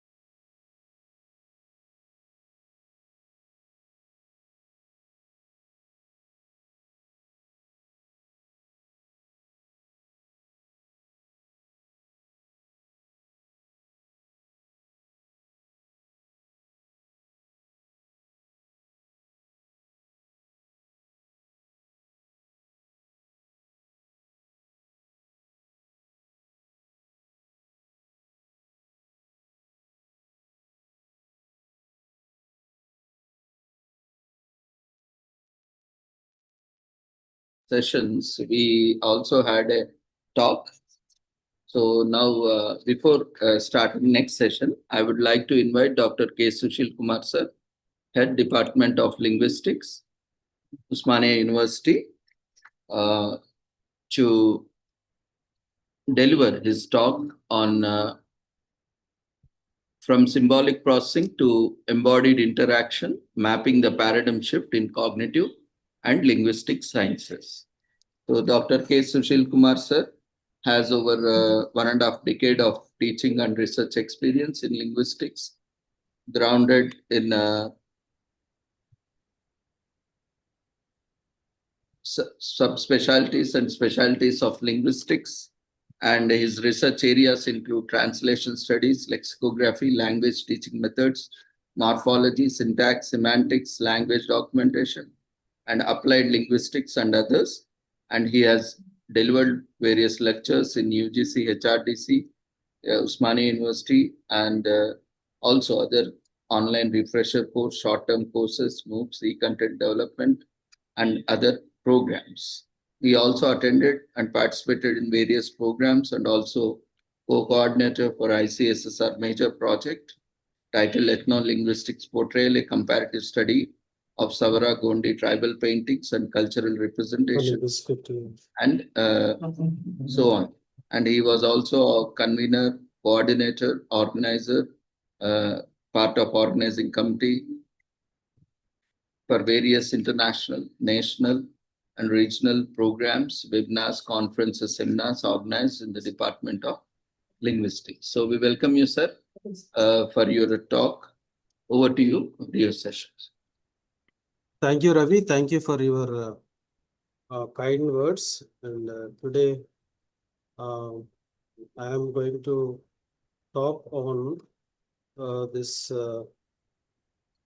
form symbolic processing to embodied interaction, mapping the paradigm shift in cognitive and linguistic sciences. From much of the 20th century, the study of language and cognition was shaped by the computational metaphor of mind, the view that cognition consists of information processing and language as a formal symbolic system implemented in neural hardware.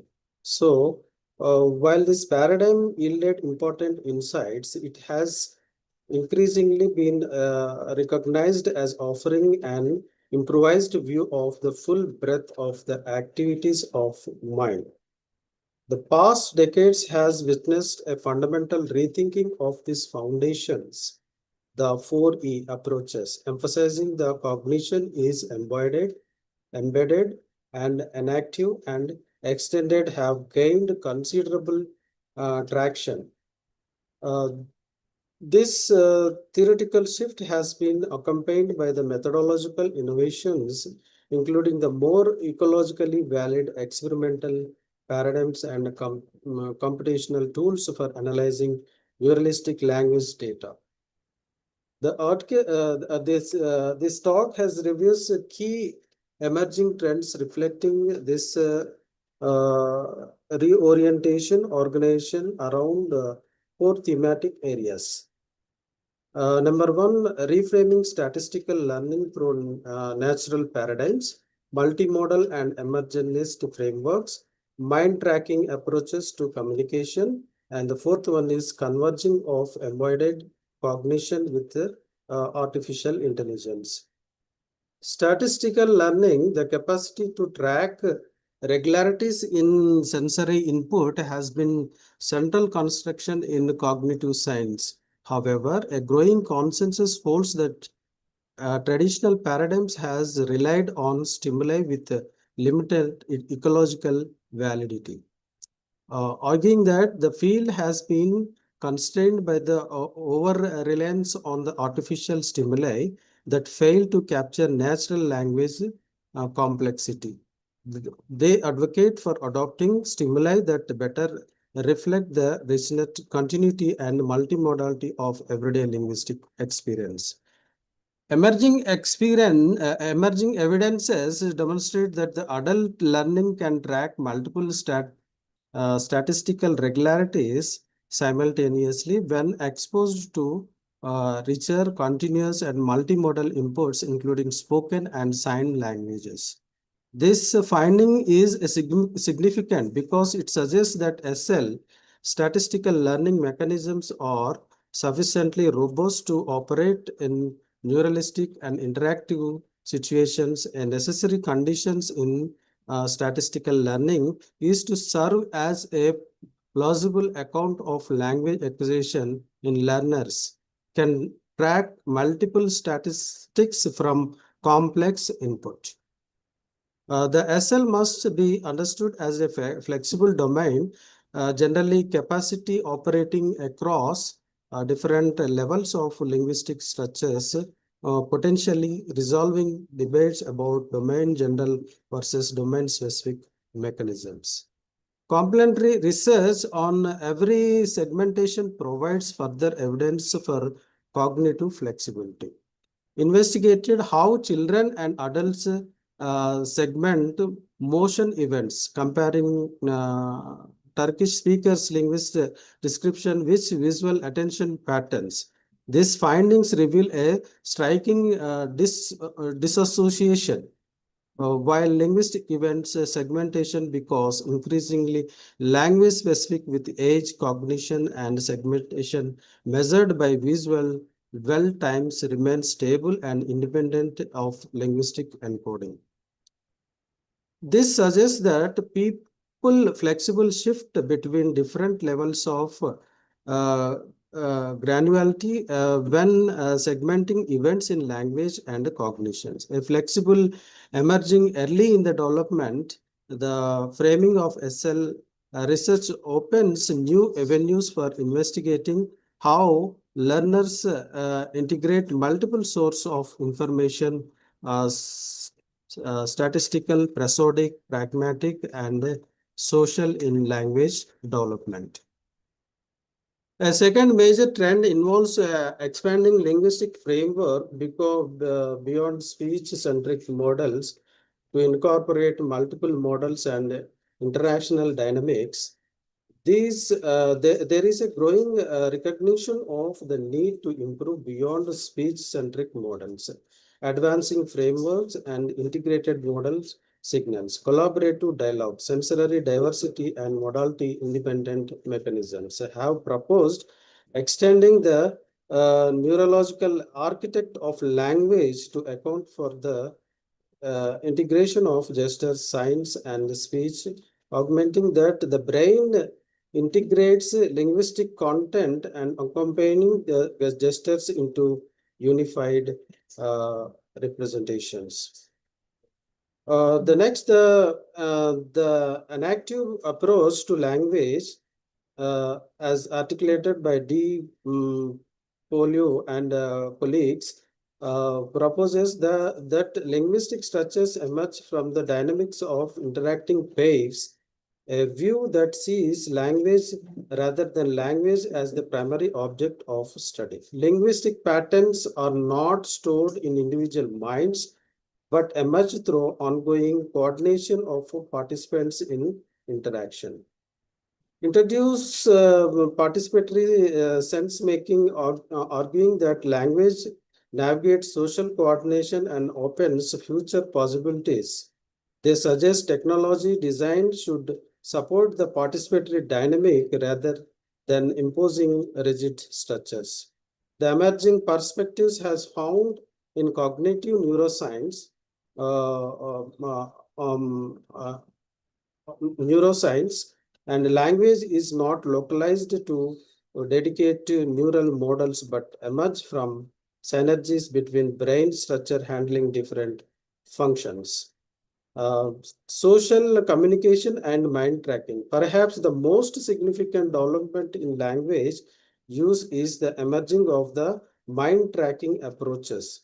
A synthesis in trends in cognitive sciences proposes the cognitive modeling of transition (CMT) framework, understanding communication as a social planning where speakers guide listeners' real-time cognitive process. Communicating is a planning problem consisting word sequence that when processed increasingly include desired mental states in the listener, operating over social microprocess, time-bounded expectations about how words affect attention, memory, and reasoning. The CMT framework has important impacts. First, all word levels process are pragmatic from the onset, rather the operating at the second stage after the message has been interpreted literally. Demonstratives like this and that are attention tools directly encoding how to redirect attention. This challenge of the pragmatics operating after semantic interpretation. Second, the real-time feedback mechanisms, eye contact, nodding, brief verbal exposure allow interactions to track communicative success and initiate repair. Language processing is fundamentally sensory and experimental, engaging simultaneous process that recruit sensory motor system, and argue that linguistic needs to embrace all the way down a key feature of language, its diversity.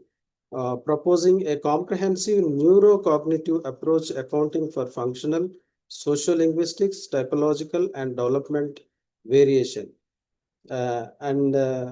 Bennett's Burrow suggests predictive processing provides a unified account of accounting cross-linguistic variation.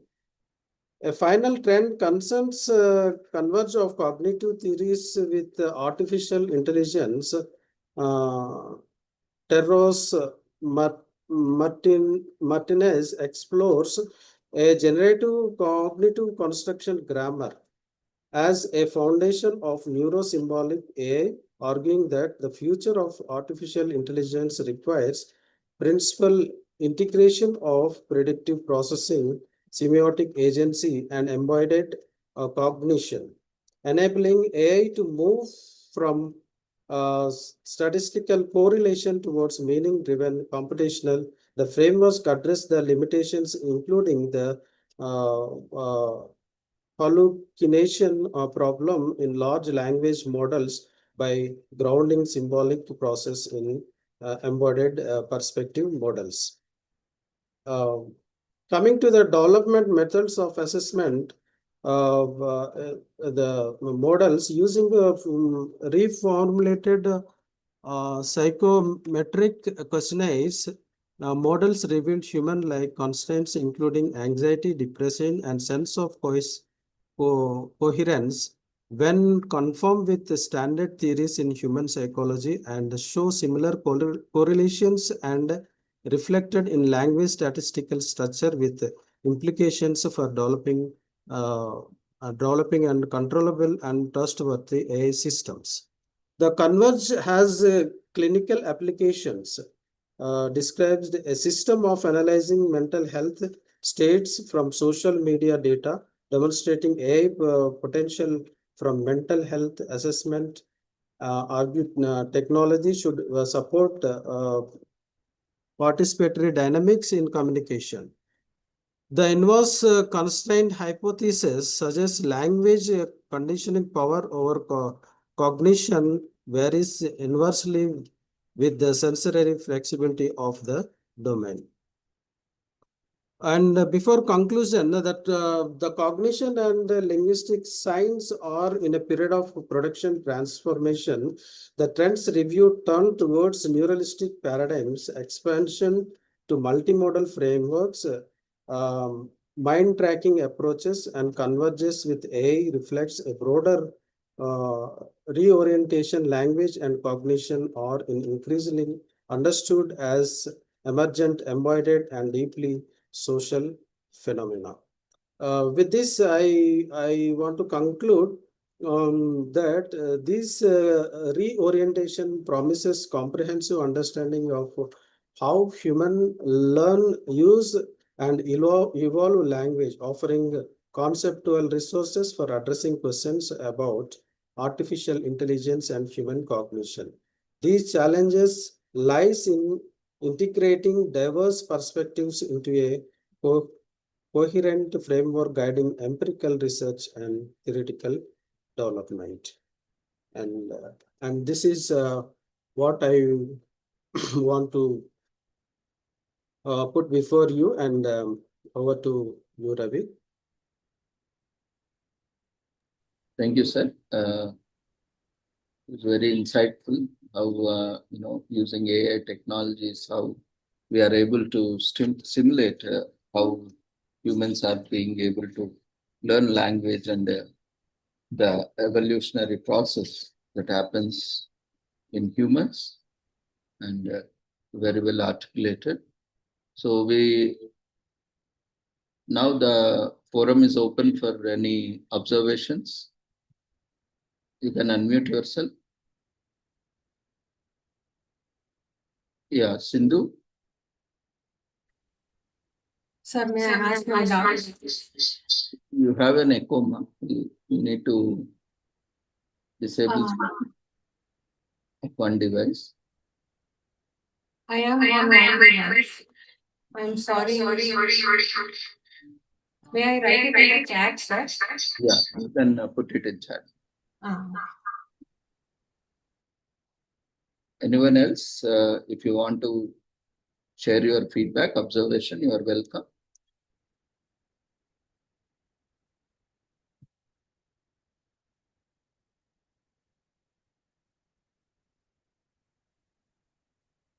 Okay, then so you can continue to share in chat box. So we will let you know. Now, for a brief session, we are inviting Dr. Sri Krishna sir, Head Department of Clinical Psychology, to share his feedback.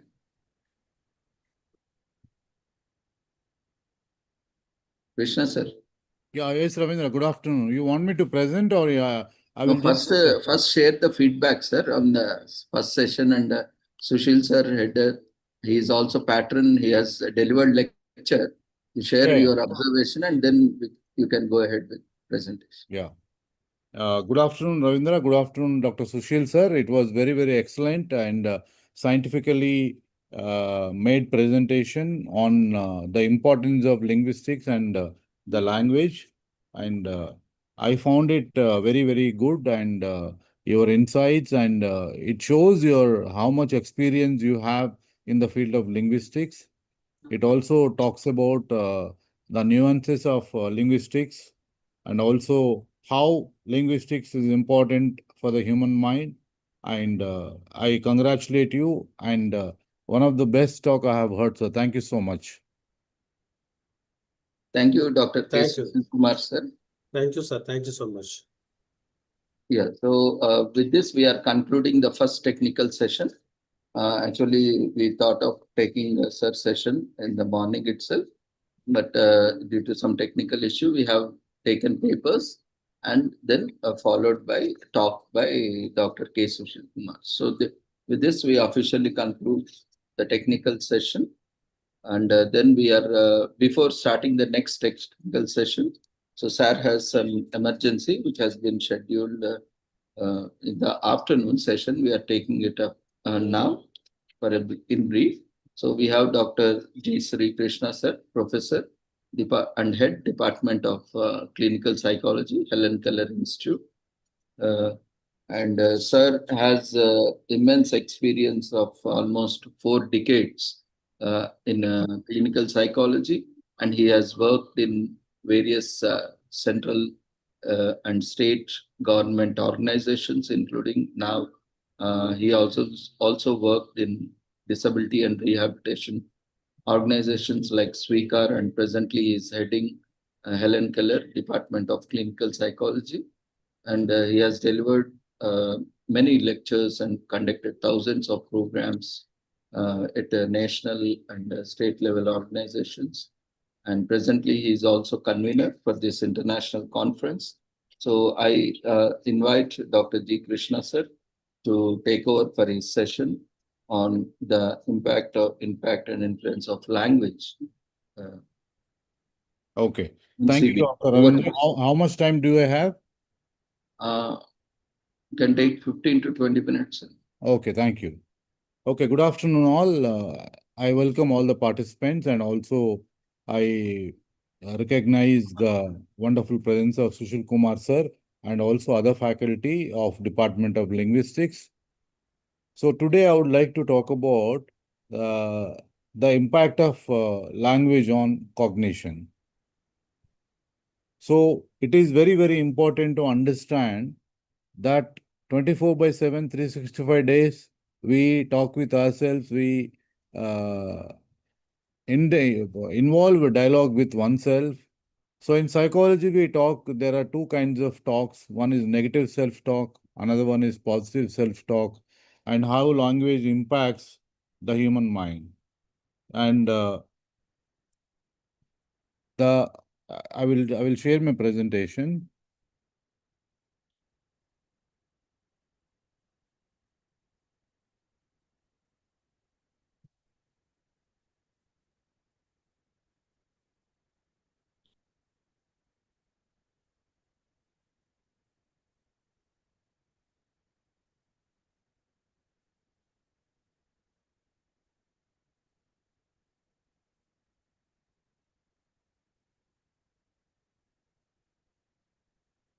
Yeah.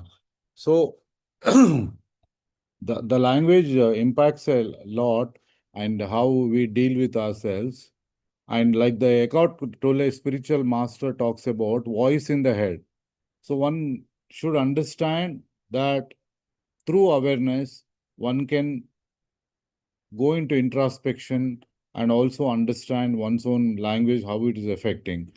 And like the John Milton in the Paradise Lost poem said, the mind is its own place in itself, can make a heaven of hell or a hell of a heaven. So mind is a mysterious thing. It can turn a heaven out of hell or hell out of heaven. So how we look at the world and how we view the world depends on ourselves. It is not related to any external situation.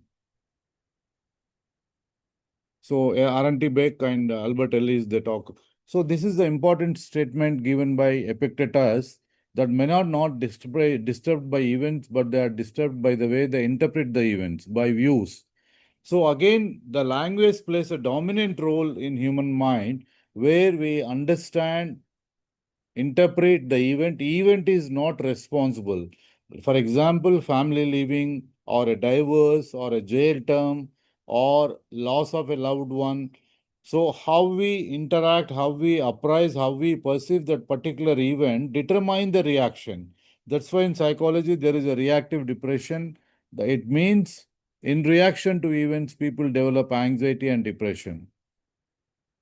So the language, for example, I wanted to focus on that making a sense of life, or the belief in the model, men are not disturbed by things, but by the views which they take of them. By views, Epictetus is referring to the thoughts and beliefs we have about our experiences. It is these thoughts and beliefs that put the belief into the ABC model. Give me a second.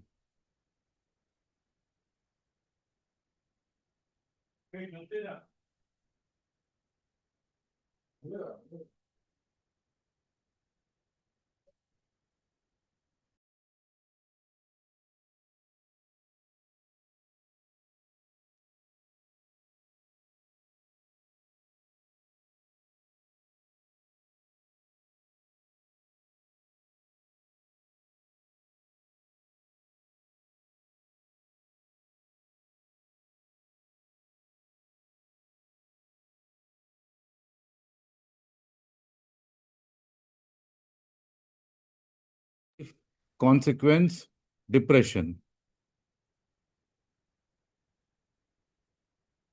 Ravindra, is my voice audible?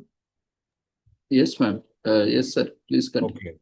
So the consequence, depression, instead, if he thinks that it's normal and I can be treated and it's temporary difficulty, challenge, move on. So what does this example say? So the moment we change language, what we talk to ourselves will also bring about a positive effect, positive behavior.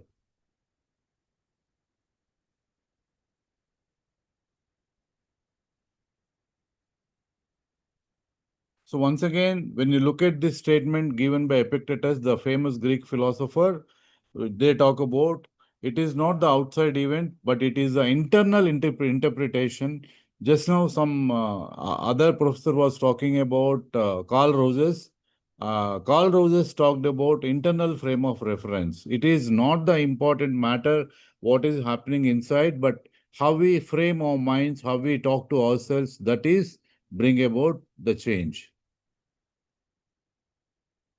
So here I'm presenting in a CBT model that cognitive activity affects behavior, whatever we think. Again, when you talk about cognition, the thought or thinking process or the perception, which involves the language.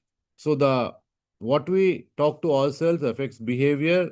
These cognitive activity may be monitored and altered through awareness, through self-introspection, and the desired behavior change may be affected through cognitive change. Once you change your thought, you can also bring about a change in behavior. For example, cognitive activity affects behavior. I'm angry, and the second may be monitored and altered. Why I'm getting angry, why I'm getting disturbed, that proves the matter. And through that awareness, we can change the particular cognition, and the desired behavior change is not getting angry anymore with the person or with the situation. So the key concepts of CBT, schemata, core belief system, dysfunctional assumptions, negative automatic thoughts, cognitive distortions, affective, behavioral, biological, and motivational symptoms.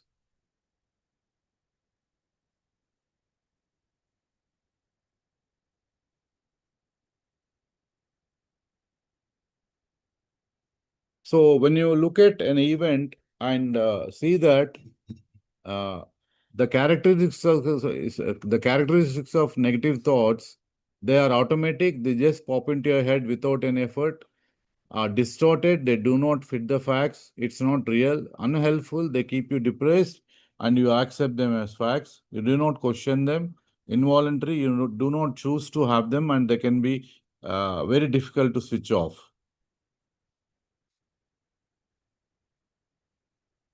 And I would like to talk about, with language, how one can change.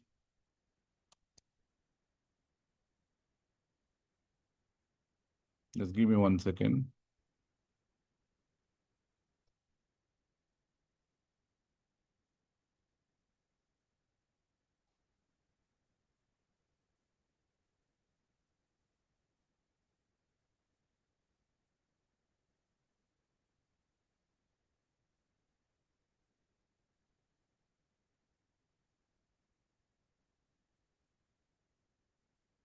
And also, I would like to tell you, I take this opportunity to talk about the structure and the nature of the mind.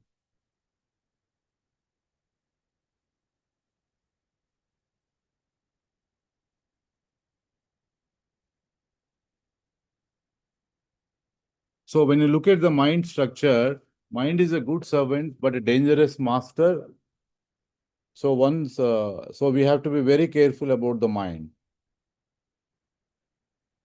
And when you look at the structure of the mind, John Locke, philosopher, said, when the newborn baby born, it's like a blank slate, like a tabula rasa, upper layer of tabla instrument.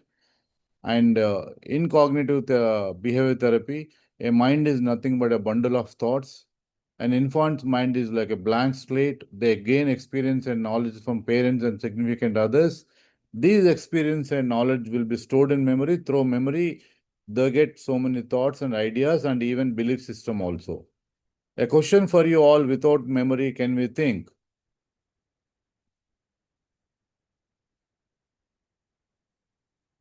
And the function of the mind is thinking, and it has got 3 dimensions: positive and negative, optimistic or pessimistic, reality versus imagination, present, past, future, negative. So in the mind, there is a 3 time dimensions. One is past, one is present, one is future. So negative thinking is a thought where people tend to find the worst in everything. Positive thinking is a thought where people tend to find the best in everything, being happy even when you have little. And there is another dimension, is reality versus imagination. Imagination is an internal image of human being that are not visible. Reality is something that is not imagined, is really that is visible. So come out from the imagination and stay in reality. Leave the past, stay in present, and don't worry about the future. Past is like a cancelled check, future is like a post-dated check, and what is present, cash in hand. So we have to live in the present, as Vedantas and many Vedic scriptures talk about. The real happiness lies in the presence of now. So the more you think about the past, the more. So finally, the nature of mind. The nature of mind is globally, when there is a loss to the self, it goes into depression, sadness, and if it is a violation or injustice, anger, irritation. When there is a threat, fear and anxiety, irritability, and when there is an expansion, it leads to happiness and joy. Here I'm just taking few minutes to how to stop the negative thoughts using language, using thought. So when there is a negative thought, we have to first, this technique is called as RAPD, just to abbreviation to understand. First of all, stay in reality, be in reality oriented, think in alternative modes of solutions, and be positive, stay in the present, and divert your mind when you are unable to stop the negative thoughts. So for a changing of thoughts, changing of language, I would like to give you an example. So long ago, there was a they used to live a king, and the king is very, very popular and very, very powerful. One day he infected with a rare eye disease where he was not able to see anything. So many doctors, many Swamijis have tried, but finally one old Swamiji came and said, "Sir, I cannot change the view, but I can give you, you can be able to see green color if I operate you." So the king thought that something is better than nothing, and he agreed. And so the old saint has operated, and the Raja got the eyesight, but he was only able to see green color. So the moment he opened the eyes, he has ordered to the people and the palace people that everything should be green. All people should wear green dresses, everything, food items and everything in green color. And he has ordered the public that you should paint your house with green color, roads with green color. He has kept 6 months' time. So when people were they were scolding the king about the craziness. And after some time, a Buddhist monk walks into the kingdom and said, "Raja, where is your discretion has gone? And why are you troubling people like this?" You asking others to wear green colored dresses and paint green, everything green, you could have wore a pair of green glasses. You could have wore a pair of green glasses so you can see only green. Participants, hope you are able to understand. So, in life also, without changing our language, without changing our thinking, without changing our belief system, you always expect others to accept you. You always expect others to understand you, but you don't try to understand about other people. So it is very, very important to understand. Hope you got some lesson from this beautiful example.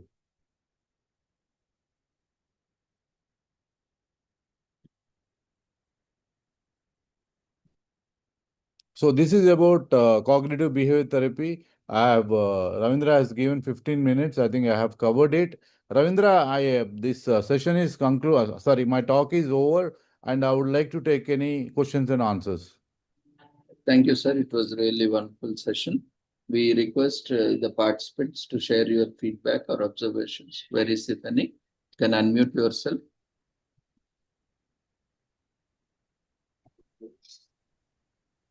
Yeah, Dr. George. Sir, good afternoon. Krishna sir, very well-informed presentation, sir. Yeah, I thank have you for heard very practical explanation from your side. And the role of language in CBT was something very informative today. I have a question for you, sir, that yeah.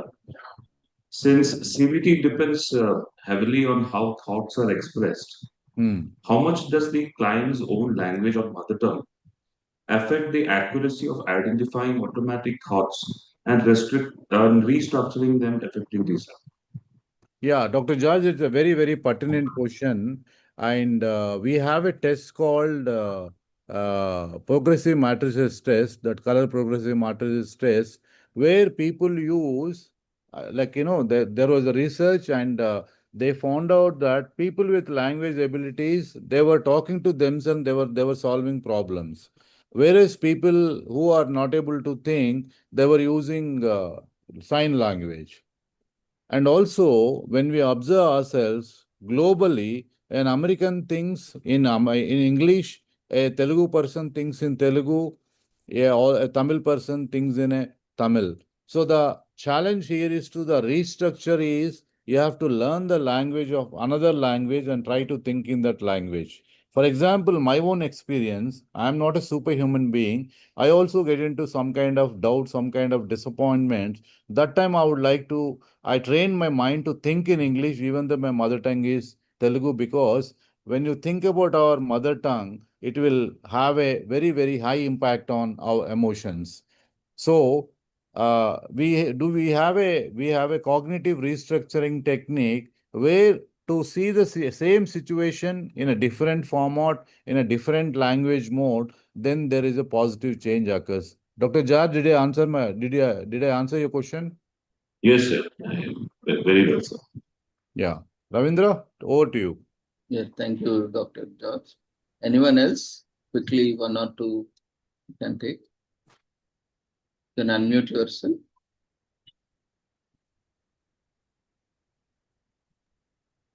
Good afternoon, sir. Actually, you said you told about CBT. Can you give a real type of example where we can use uh, alternative negative thoughts, changing into positive thoughts? Yeah. Thank you. What's your good name, Amma? Upendra, sir. I'm your student. Okay, Upendra. Okay. See, for example, we used to have a client who used to say that life will be wonderful if I have a supporting partner. This belief that particular person came with depression and all because his wife was not supporting at all. So we have changed the language. We asked him to change the vocabulary. We said it is wonderful to have a supporting partner. Otherwise, also life will be wonderful. So he started practicing that way and changing his belief system, changing his language, so bringing about change. Did I answer your question, Upendra? Yes, sir. Yes, sir. Yes, sir. So even though it is not reality, we have to change our thought process. Yeah, starting with language and thought. Yeah. The way Understood, we talk sir. to ourselves. Yeah, understood. Yeah. See, for example, Thank you, sir. there is a cognitive error called overgeneralization. If I fail in one test, I'll fail forever. Okay. But you have to see that failures are pillars of success, and we have to take the example of so many great people that even though they have, for example, Jack Ma, who failed in 150 interviews, he became a big star in China by starting Alibaba.com, which is a competition with Google. Okay.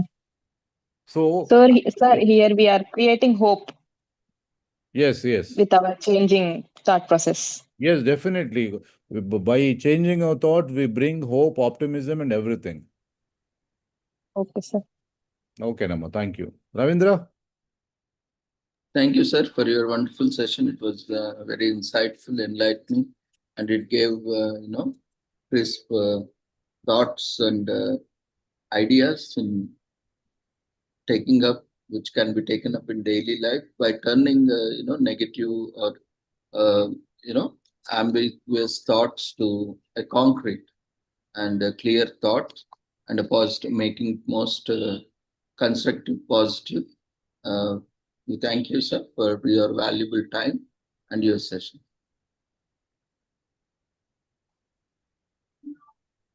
Thank you, sir. You may leave as per your convenience. Okay. So now we apologize for the delay for the second technical session. We are now moving to the next technical session, that is technical session 5. So we have chairpersons, Dr. Prashannanshu and Dr. C.S. Swati from Department of Linguistics, Osmania University.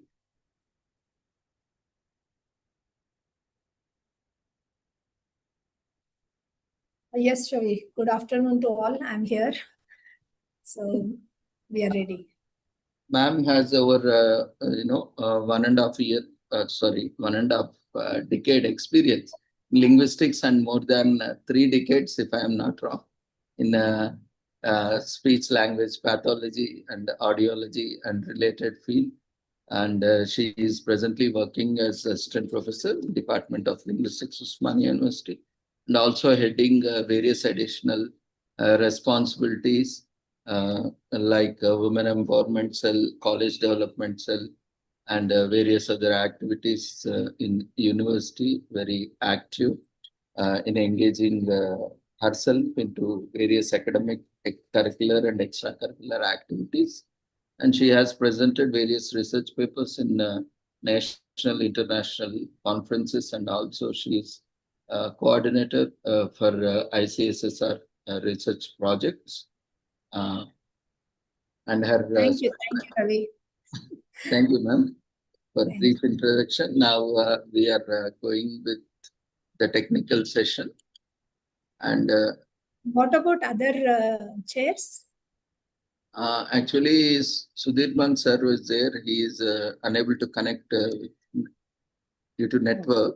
He said he will join if possible. And Dr. Prashannanshu. Sir, if you are there with other name, kindly let us know.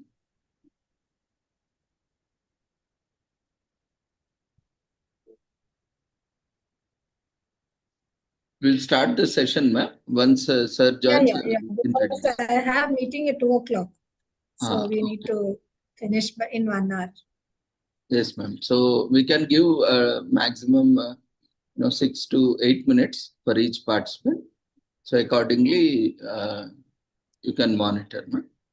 So the first presenter would be Vedashree. Vedashree, Yes, you are there? hello, sir. Good afternoon, sir. Am I audible? Yes, ma'am. 1 second. And I have also switched on my. Just a minute. I think there is some issue with my camera, so only half screen is visible. Okay. I'm sorry for this. So can I proceed? Yes, ma'am. You can introduce yourself to the chair. Yes, sir. Just a minute. Before that, I'll just share my screen. Yes. So that.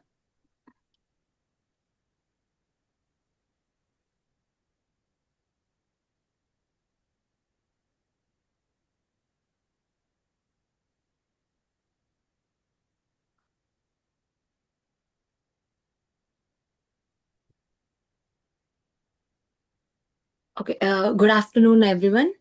So I'm Vedashri from Periyar University. I'm a PhD research scholar, and recently I have also awarded with NCRT doctoral fellowship.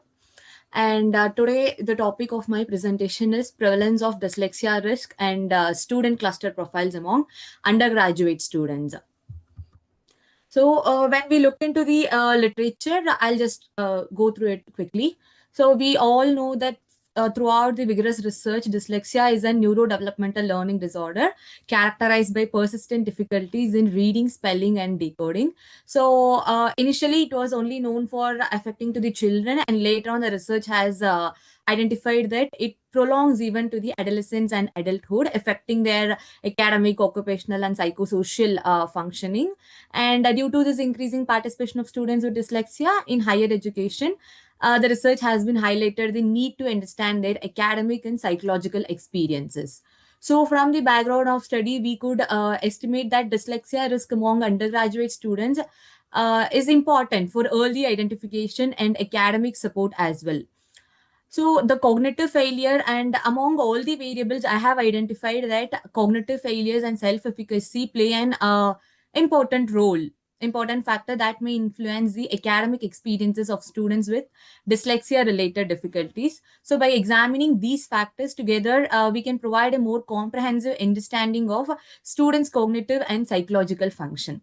So from this background, the research gap, what I identified is most previous studies have examined dyslexia, cognitive functioning, and self-efficacy independently, where using these variables as a centered approach. But there is a limited research explore the combined patterns of dyslexia risk, cognitive failures, and self-efficacy, especially among undergraduate students.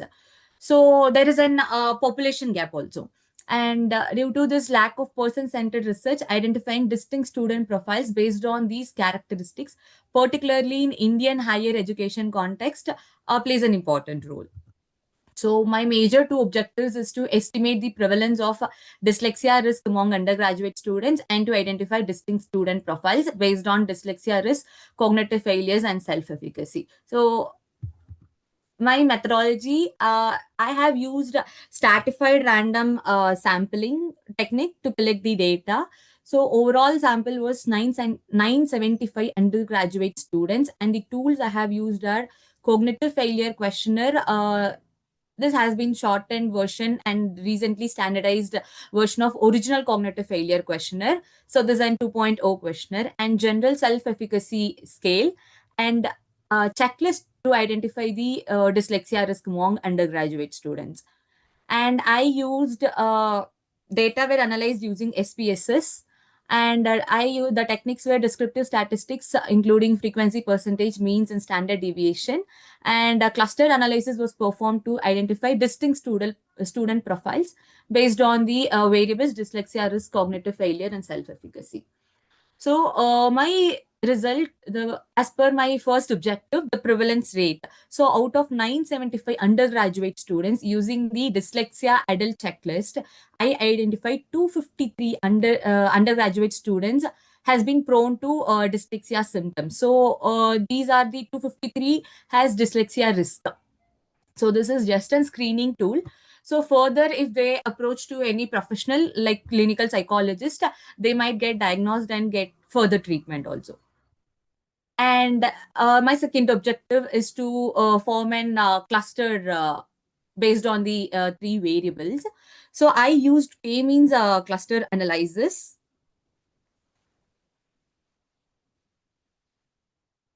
So the final cluster represent the standardized mean values of each variable after convergence of the clustering process. So these values provide the most important basis for interpreting the nature of each cluster, because these are the standardized scores, where this Z score provide the positive values indicate above average scores and the negative values indicate below average scores.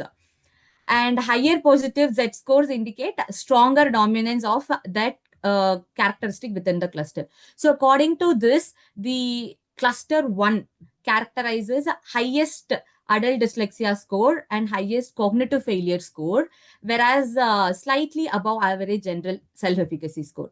If we look into the characteristics of cluster 2, it represents the slightly below average adult dyslexia score and below average cognitive failure score 2, whereas representing lowest general self-efficacy score. And cluster 3 represents lowest adult dyslexia score, relatively low cognitive failure score, and highest general self-efficacy score. So the total number of cases among this 253, the cluster 1 has 62 cases and cluster 2 has 119 cases and cluster 3 has 72 cases. So I further did mean scores to identify the clusters.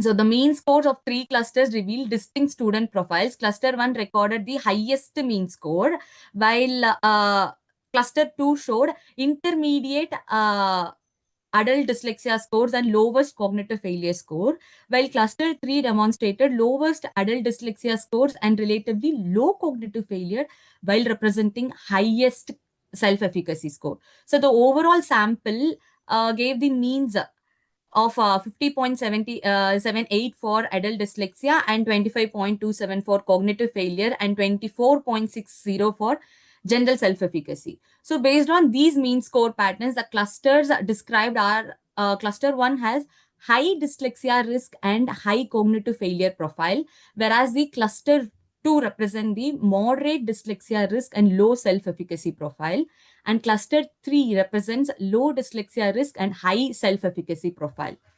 And further, I did a one-way ANOVA to verify whether the clusters differ significantly on the clustering variables. So as the results are shown, there is the difference between the groups and as well as within the groups. So go to conclusion, ma. Yes, ma'am. So these are the major findings. So I can conclude with this. The prevalence rates are 25% among the undergraduate students, and students at risk dyslexia were found to be heterogeneous rather than a homogeneous, one unified group. And one profile exhibited high dyslexia risk and high cognitive failure, suggesting co-occurrence of cognitive challenges beyond literacy difficulties. And second profile was characterized by relatively lower self-efficacy despite only moderate dyslexia risk, highlighting the importance of psychological factors. Third profile demonstrated lower dyslexia risk and higher self-efficacy, indicating greater psychological resilience. So the overall findings emphasize the cognitive failure and self-efficacy differentiate students with dyslexia risk and should both be considered when planning support. And person-centered profiling can facilitate more targeted and individualized support strategies in higher education. So the limitation of my study is that I use the self-report measures. So there might be in response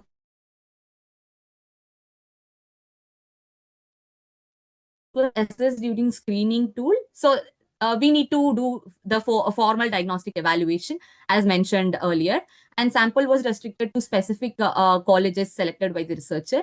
And the future direction I would recommend is to replicate the study across diverse institutions and geographical regions, as well as to different population also. Examine whether similar student profiles emerge in different educational contexts, and include participants with formally diagnosed dyslexia to see whether the same profiling has been arriving, and investigate additional academic, cognitive, and psychological variables influencing student profiles. So this is my overall research. Thank you all. Thank you, ma'am. And thank you for the host and Hellen Keller Institute for giving me such an opportunity to present a part of my study. Wonderful work, Veda.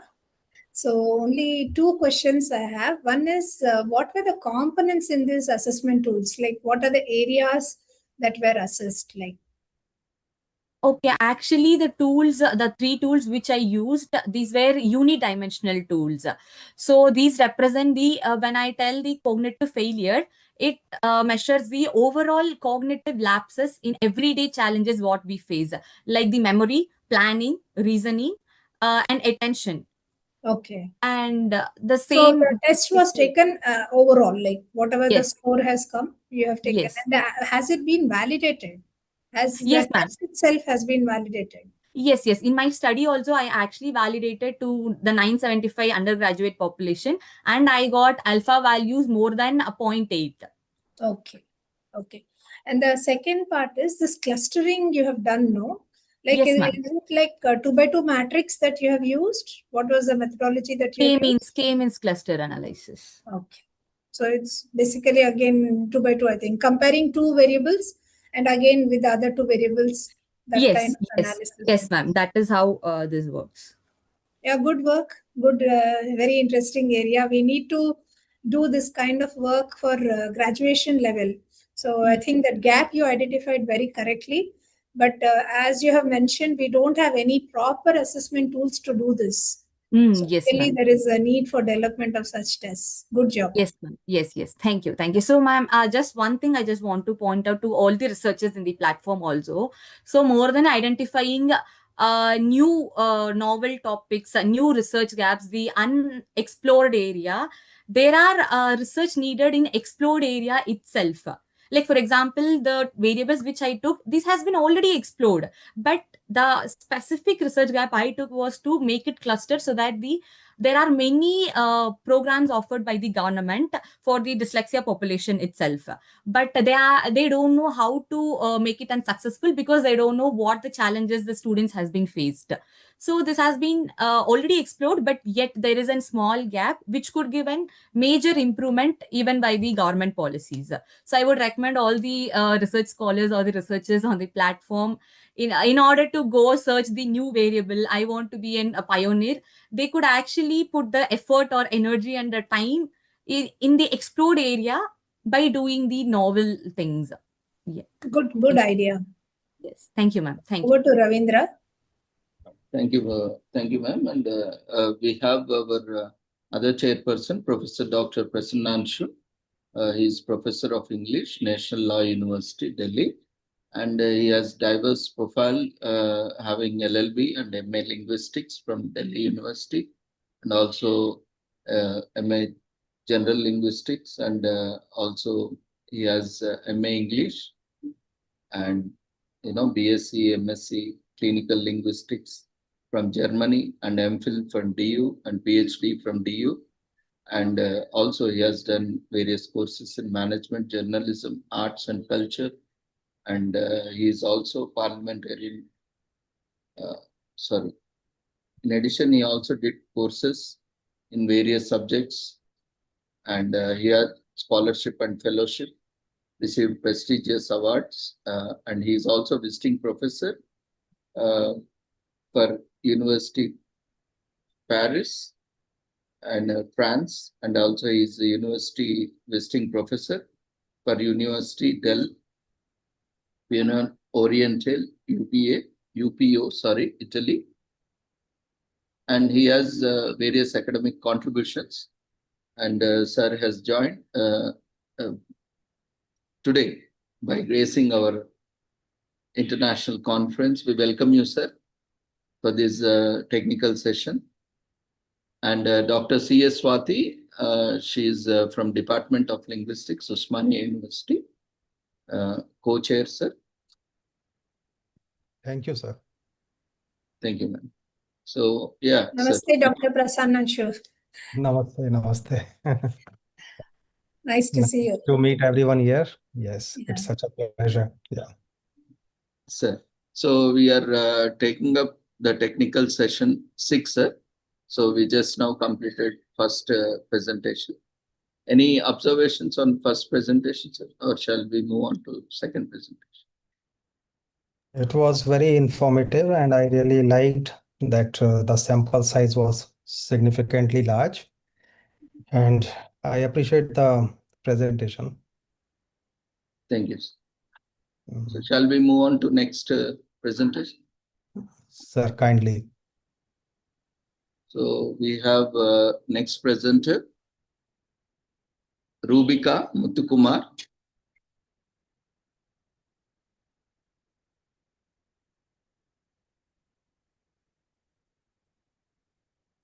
You can unmute yourself.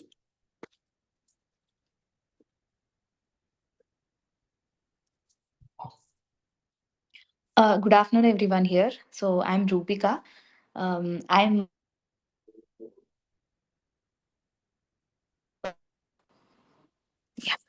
I'm like passed out from Helen Keller's Institute. I'm currently working as a speech language pathologist. Shall I share my slides, sir? Yes, ma. Go ahead.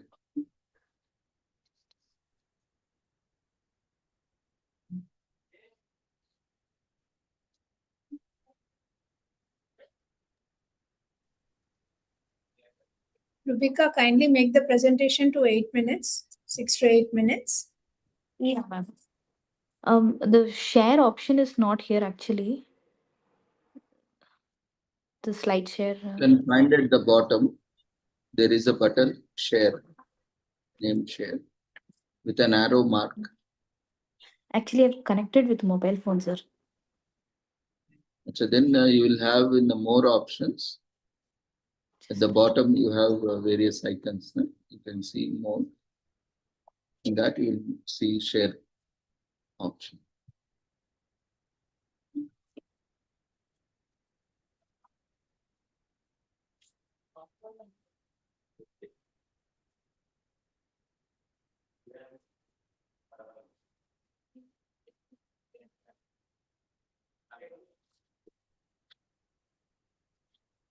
The more option also the screen share like share option is not there, sir. Actually.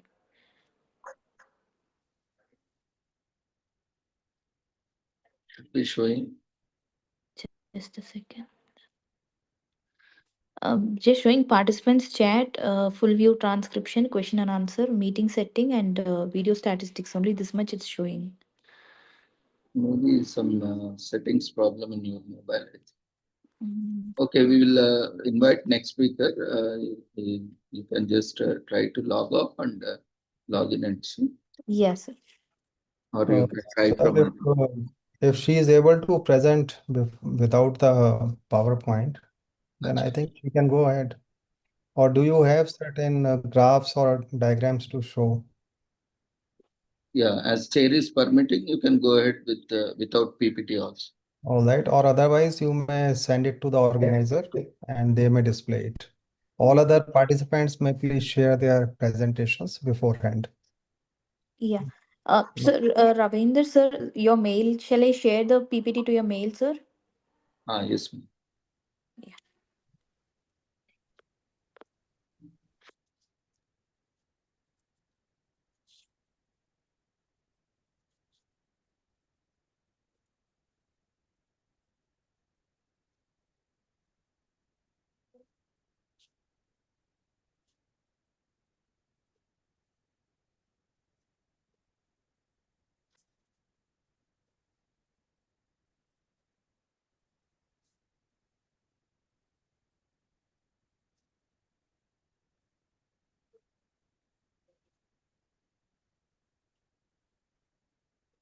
Yes, sir. I've shared the PPT to your mail, sir.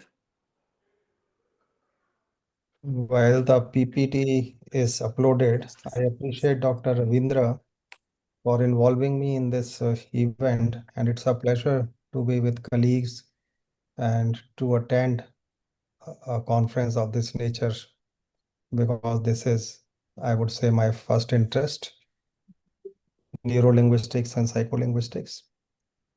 It's really wonderful. Thank you, sir. I haven't received, ma. Can you resend it? Check the network. Just a second, sir. You have email address, na? Ravindra HKDOCP@gmail.com.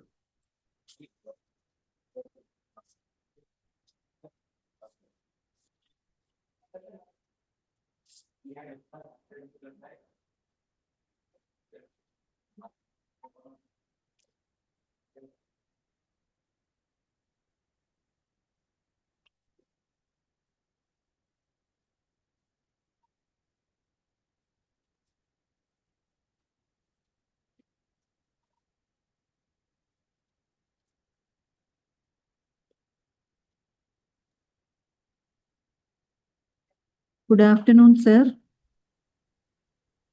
Good afternoon, sir. I'm Shailaja, sir. Sorry to interrupt. Is it okay if I go now, sir? Actually, because I'm in my workplace and I had taken permission, but because of the delay in the session. Okay, I think by Can I go next, sir, if it is possible? Or you may start presenting. Why not, if your PPT is ready or whatever, if you can present without the PowerPoint. Yeah, okay, Shailaja, you can share your PPT. Okay, sir. Thank you so much, sir, and sorry for the inconvenience.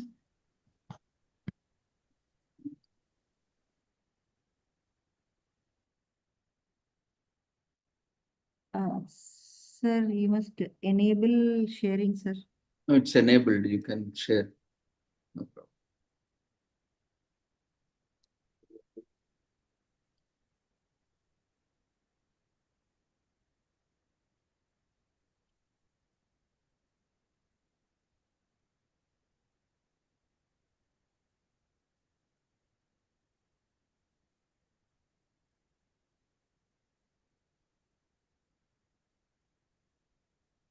Are my slides visible, sir? Yes, ma'am. You also start your video. Good afternoon, everyone. I am Shailaja. I am a research scholar in Best Innovation University. I have done my master's in psychology and trying to do PhD in psychology. I would like to thank Helen Keller Institute and all the faculty team for giving us this opportunity. Thank you so much.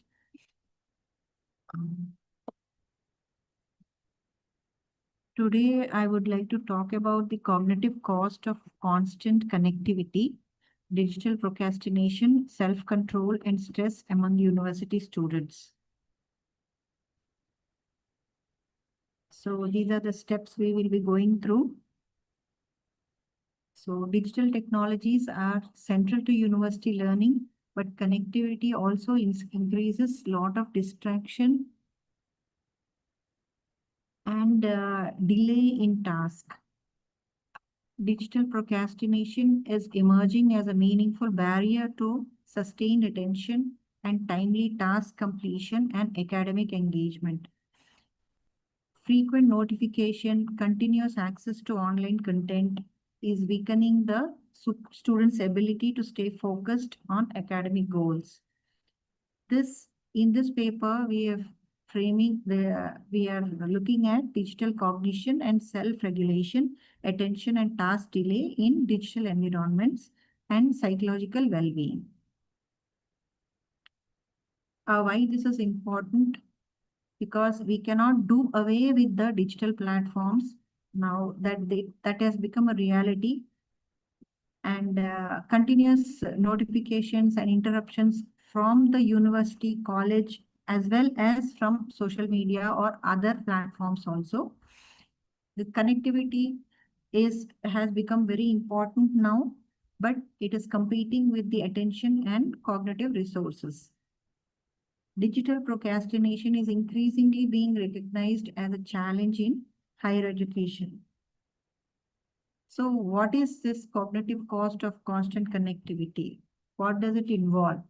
So basically you have a digital device which is always in reach, constant notifications and pings, distraction. It splits your attention between two or more or multitask. And in this process, the task or the assignments the students have to submit or study or examination deadline, all these things slip away. So what are the cognitive processes involved? Attention regulation, inhibitory control, goal-directed behavior, and self-regulation. So the objective of our study was to assess the levels of digital procrastination among students and examine the relationship between procrastination, self-control, perceived stress, and screen time. So these are some of the studies which have given us, have said smartphone addiction and academic procrastination are linked through self-control processes. Social media addiction predicts procrastination via self-control pathways. Digital overload and burnout may contribute to procrastination and fatigue. And there is very little Indian data also but shows a link between social media addiction and academic procrastination. So these are some of the articles. They have looked at some of these areas.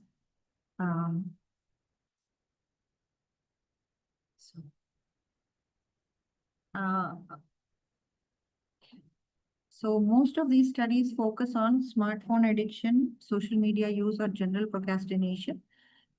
In our study, we have tried to include digital and online time across devices and across platforms. Limited research examines digital procrastination as a cognitive and self-regulation problem, and there are lesser studies from India.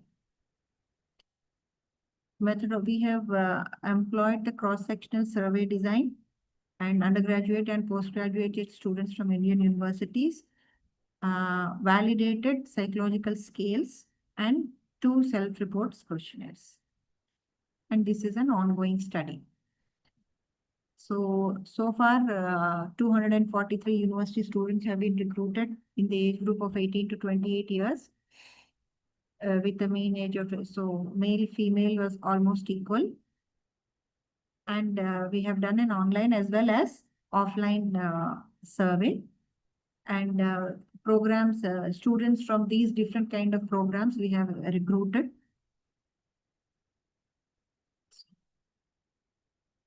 So these are the psychological measures we have included. Digital procrastination, we have used the PNQ1A procrastination subscale. And self-control, the self-control scale, perceived stress scale, and self-reported scales. All these scales are India validated. All the measures showed acceptable to excellent internal consistency. So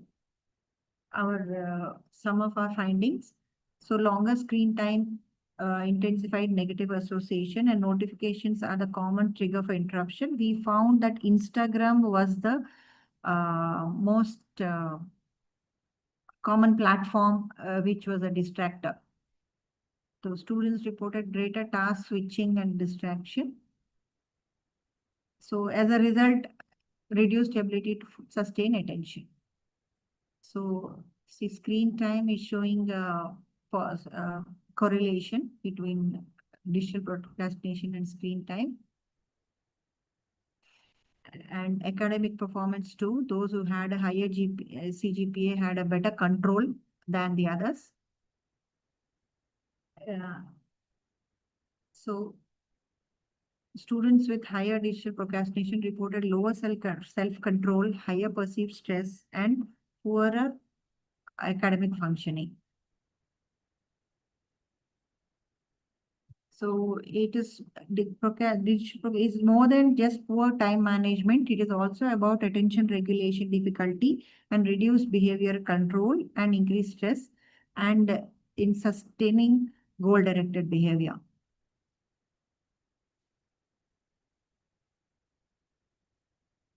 So like we have seen the results, it is more of a self-regulation problem. And it is rather than only longer screen exposure. So practical implications, notification management, focus time strategies.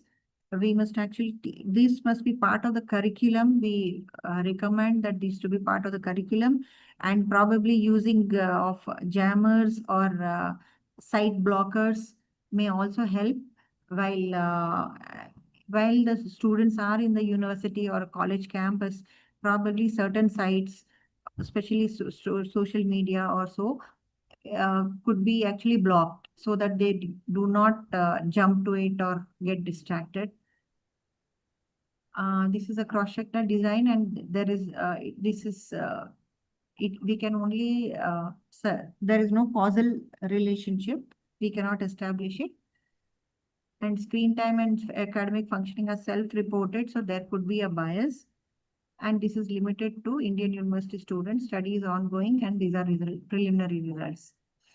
So using use of longitudinal design to examine the change over time, and also maybe some intervention would be helpful. And additional variables like attention, FOMO, anxiety, sleep quality also could be helpful. So these are some of the suggestions for improvement: minimizing notification, taking small planned breaks, and blocking some of the sites. So mindful technology use and notification management is the key. And this approach may support healthier digital habits and stronger academic engagement. Thank you, sir. Can we ask the questions at this point or later? Yes, sir. You may go ahead with your observations. So my observations, and if there are any other questions also. So my observations are that, first of all, do you have have you done any sort of screening, like psychological screening or some basics like mother tongue, languages known, or handedness? They may have a correlation. Given this questionnaire in the language in which they are comfortable in. Okay, but maybe mother tongue, etc., may also shed additional light. And secondly, your suggestion about jammers, I think that appears to be something very extreme. It should be revisited. I am also a teacher. I think teaching methodology should be our focus instead of making it into a sort of security state that will give the image of a prison. So jamming is not the right thing. I think we have to look at the pedagogy. We have to involve the students more. Please explore these aspects also. Thank you. Okay, sir. Thank you for the Any other questions? Yes, Swati ma'am, any observation? Yeah, just one observation. How did you measure the screen time? So that is a self-report questionnaire, ma'am. Oh, we ask them how much time they are spending for academics and how much time we are spending on social media. And actually, many of the cell phones also actually now they give the screen time calculation exactly. also. That is what I was going to tell. That would have been more, what do you say, quantitative, like you could have taken. We are asking them. Yes, ma'am. With the permission of the student, whomever you're discussing, because that becomes true research. Because when I say screen time, even I will say very less only. I will not say the higher side, if you ask me. So there might be a bias in the data or the time that they're quoting. Yeah, we have actually asked the screen time, which is calculated now in most smartphones. It's available. Yeah. Any phone nowadays you are getting that. Every phone we have. So, and we have done this with the consent of the participants. There are actually 23 participants who have declined to be part of the study. So we have taken consent. Those who agreed only we have included. Okay.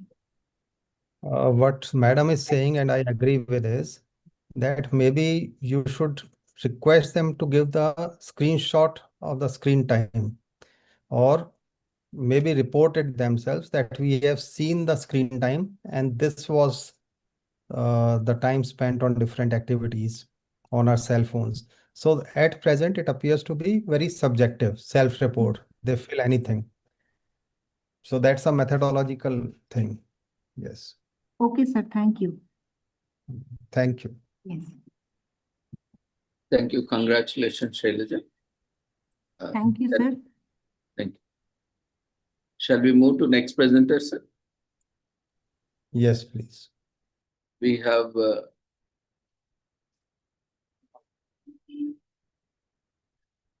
Rubika Muthukumar. Yes, sir. I'm ready, sir. But we haven't received your presentation. Just a second.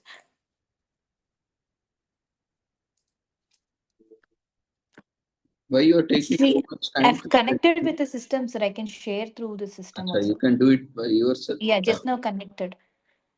Okay, so you can start sharing. Yeah, need your permission, sir. You are already co-host. No? Another one, sir. What's that ID? Rubika Muthukumar, same name, sir.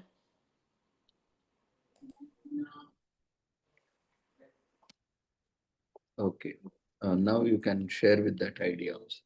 Yeah.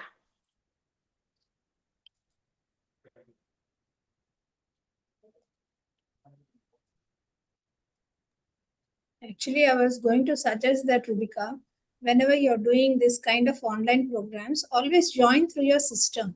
For all the other presenters also, I think they should keep in view of this aspect. Because phone does not have all the options and always we have interference in the program. So always try to join through the system. That will be more professional and saving everybody's time. See, I have meeting at 2 o'clock. I have to have lunch.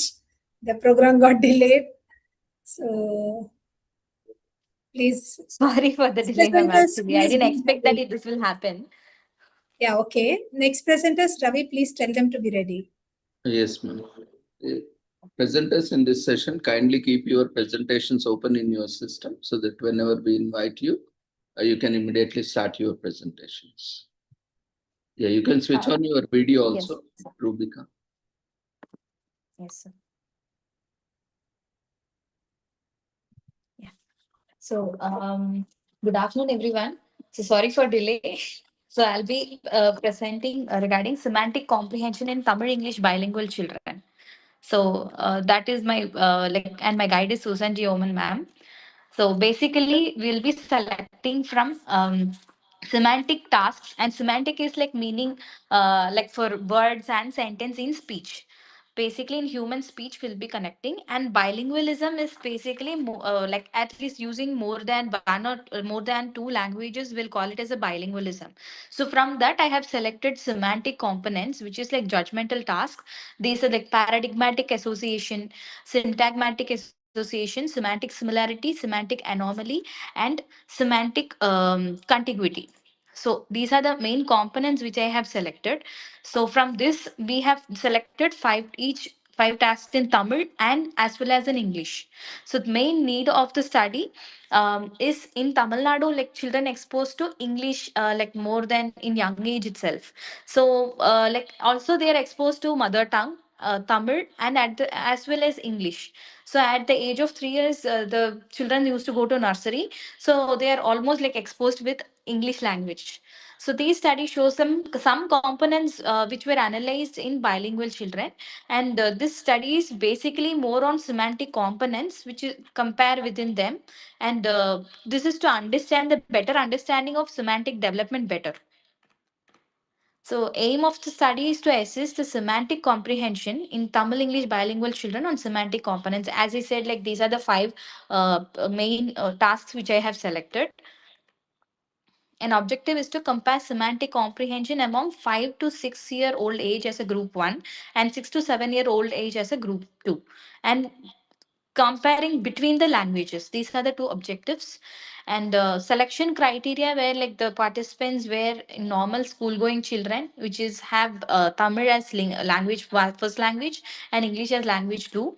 And there is no history of hearing loss or like no motor, no neurological and psychological problems, and no language delays. As I said, totally 30 participants in group 1 and 30 participants in group 2 have selected. So this is how the simulation was prepared. We selected the simulates from Tamil linguistic profile test for Tamil language and English linguistic profile test for English languages. These are the main thing.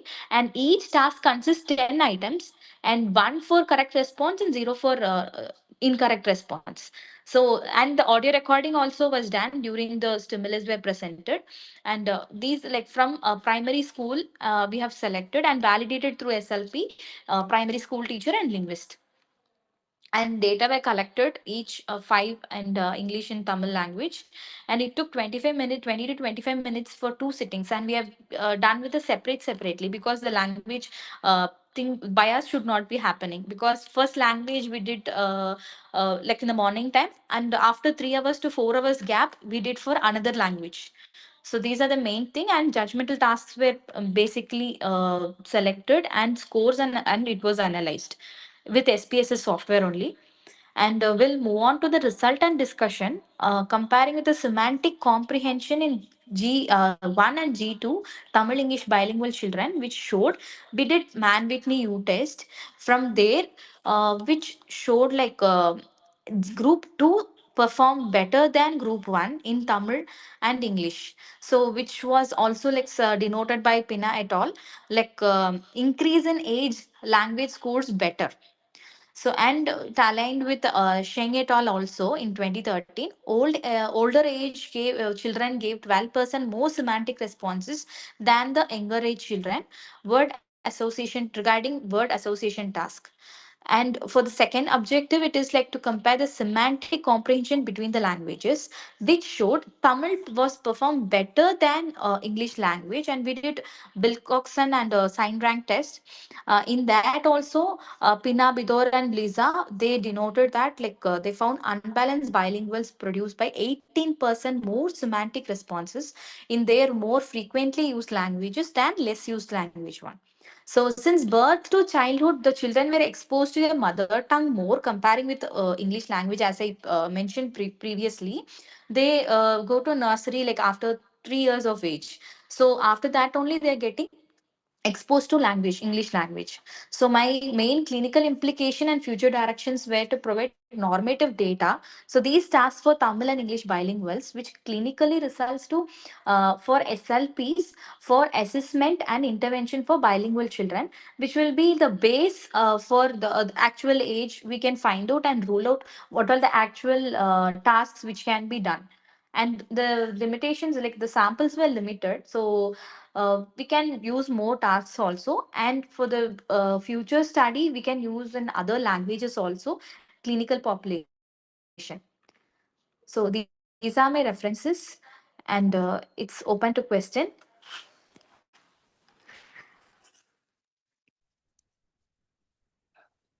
Um, uh, d- do you think that this data size is statistically significant, or is it an ongoing study? No, so it was like very significant actually, and actually we did with the gender also, which is one more of uploaded here actually. So, Sorry. uh, yeah, this basically like with the base time, like we find the children were lagging and Sorry, I am not able to hear you population. This clearly. was helpful for this mobility data was helpful. Okay. And do you have any data or any method of comparing this study with monolingual children? So I think that will give us an idea whether bilingualism is helping in semantic development or not. I didn't get you, sir.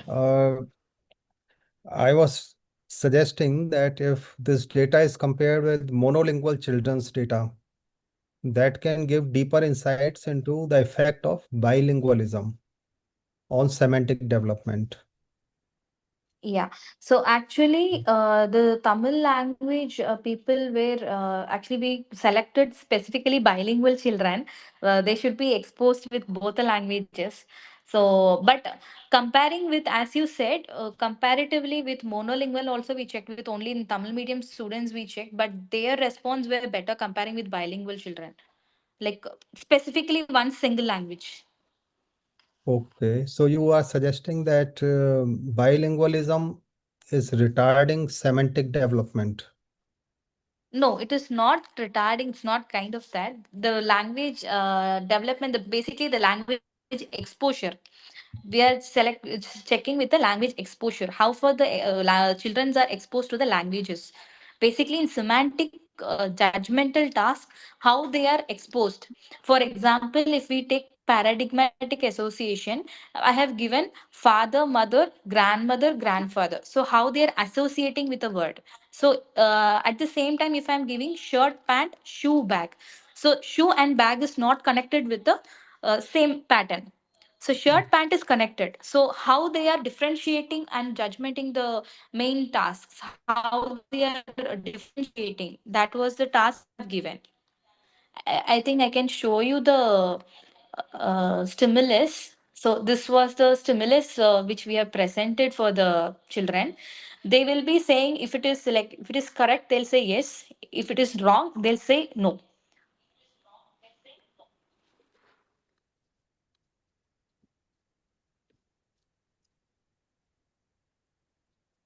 We can't see the stimulus. It was in PPT or you are playing some audio? Yeah, it's in PPT, sir, actually. So that has been closed, I think. Anyway. Okay. So one observation that I have, Rubika, is that this English linguistic profile test you mentioned, no? So by Devil Crystal is a different kind of a test that is proposed, no? Have you taken part of it or what is it like? Ma'am, some will be part of it, ma'am, because there it was like 3 to 5 only stimulus were there. We wanted 10. So based on that, we selected extra 5 from that. Okay. That's what it is, not the original version. Yeah, from that we added on to it. So these were the stimulus which we presented for the children.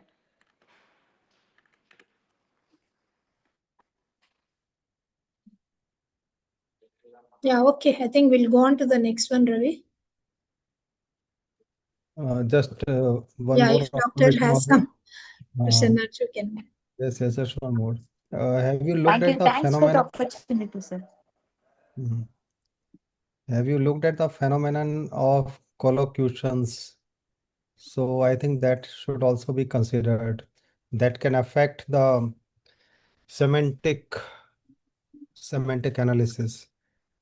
Collocation means some words come together, bread and butter, for example. Yeah. All right. Thank you. Yes, sir. So we can Thank the you. next Thanks. one. Congratulations, Rubika. You can take the suggestions and incorporate. We can also discuss in department. Sure, sir. Thanks for the opportunity. Thank you. Now we'll move on to our next presenter with the permission of Chair, Rashi. You can unmute yourself, start your presentation.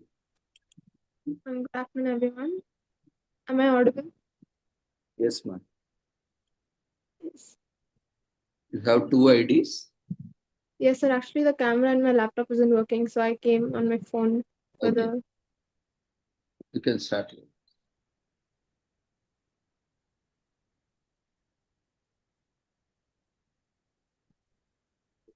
Is my screen visible, sir? Yes, ma'am. You can make it full screen. It's full screen, sir. Now it's... Okay. Good afternoon, everyone. I'm Rashi, a second-year BSc Psychology student at PSG College of Arts and Science, Coimbatore. Today, I'll be presenting my research on nomophobia and the cognitive failures among undergraduate and postgraduate students, examining the link between mobile phone dependency and attentional lapses. The term nomophobia or no mobile phone phobia refers to a psychological condition where a person experiences fear or anxiety at the thought of being detached from their mobile phone or its connectivity. On the other hand, cognitive failures refer to the everyday slips or absent-minded errors in routine tasks, such as forgetting appointments, misplacing items, or losing your brain of thought. My study aims to investigate the relationship between nomophobia and self-reported cognitive failures among undergraduate and postgraduate students. A cross-sectional survey was employed with a sample of 60 undergraduate and postgraduate students recruited through digital platforms like WhatsApp and Instagram. For the tools, nomophobia was assessed using the nomophobia questionnaire, and cognitive failures was assessed using the short-form cognitive failures questionnaire. And data was analyzed using Pearson correlation. As per the results, a significant, moderately strong positive correlation was found between nomophobia and cognitive failures, with R value 0.594 and P value less than 0.001, indicating that higher levels of smartphone dependency reported more frequent attentional lapses, memory slips, and action errors in daily life. This suggests that the constant psychological preoccupation with phone accessibility competes with the limited attentional resources, leaving cognitive capacity available for ongoing tasks consistent with attentional resource allocation models of cognitive failures. In conclusion, the smartphone dependency contributes meaningfully to everyday lapses in attention and memory among students. This highlights for the need of digital wellness interventions and mindful technology use practices within academic settings, particularly given the increasing reliance on smartphones for both social and academic functioning among youth adults in India. These are the references. Thank you.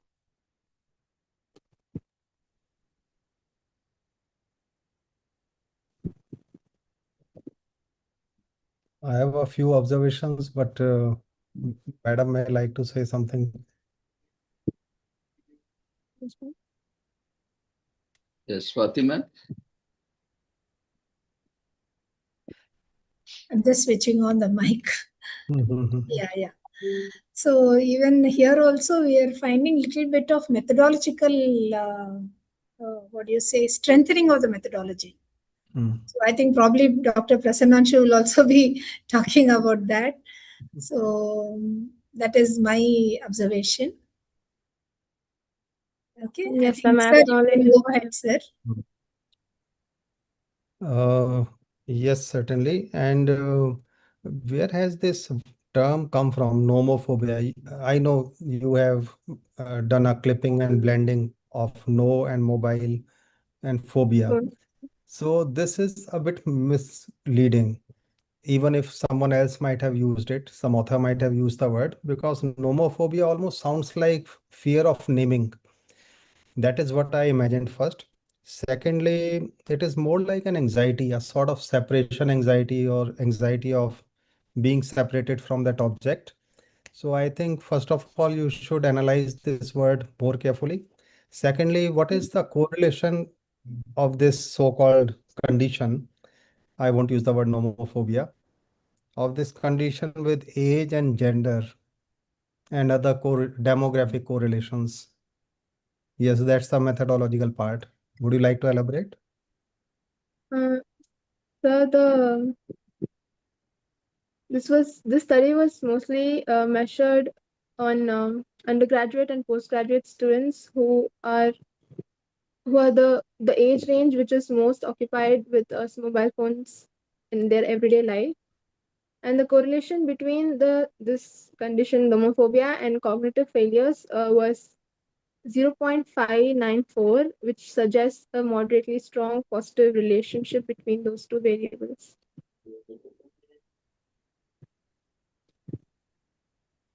Well, I said something different, but you can, I think, look at the comments. She is in the graduation level, I think. Yeah. So she is needs but to it's read a very little more. interesting study. Yeah, it's Yeah. a very interesting study, and Yeah. I'm happy to see that people are undertaking such studies. But I would also give a rider that please don't be anti-mobile phone. It appears that everyone is talking about the ill effects of mobile phones, but how to use them optimally. That should be our aim. Okay, thank you. Yes, sir. Ruby, I'll work on it. Yeah, Ruby, I keep your think, focus. Yes. yeah, I think as sir told, even I was a little bit confused about that word. So has anybody used before, ma, or you have only created? No, ma'am, it's already used. It's already used in literature. Yes, ma'am. Okay, okay. This happens, one scientist proposes a term, then others discuss it, they evaluate it. It is not that if Professor Prasananshu has used something, then everyone must use it, right? So, Yes. so re-evaluate. Very true, very true. Yes, sir. I'll work on it. Ruby, you try to see if there is any diagnostic criteria in ICD or DSM, which defines the diagnostic criteria for nomophobia. Otherwise, it could be just a concept that is Yes, being. sir. So we should be very careful while presenting. So consult your supervisor, and when you are sending the full paper, try to incorporate these changes. Try to define and also operationally define, and also mention the diagnostic criteria. Okay, sir. Definitely. Thank you. Thank you. Then stop sharing.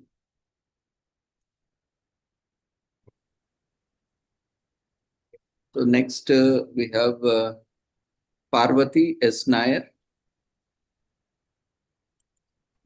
Good afternoon, sir. Good afternoon, ma'am.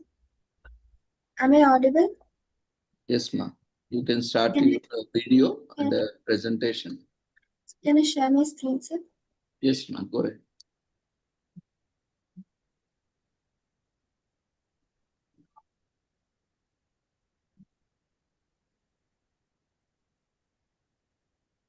So is it visible? Yes, ma'am.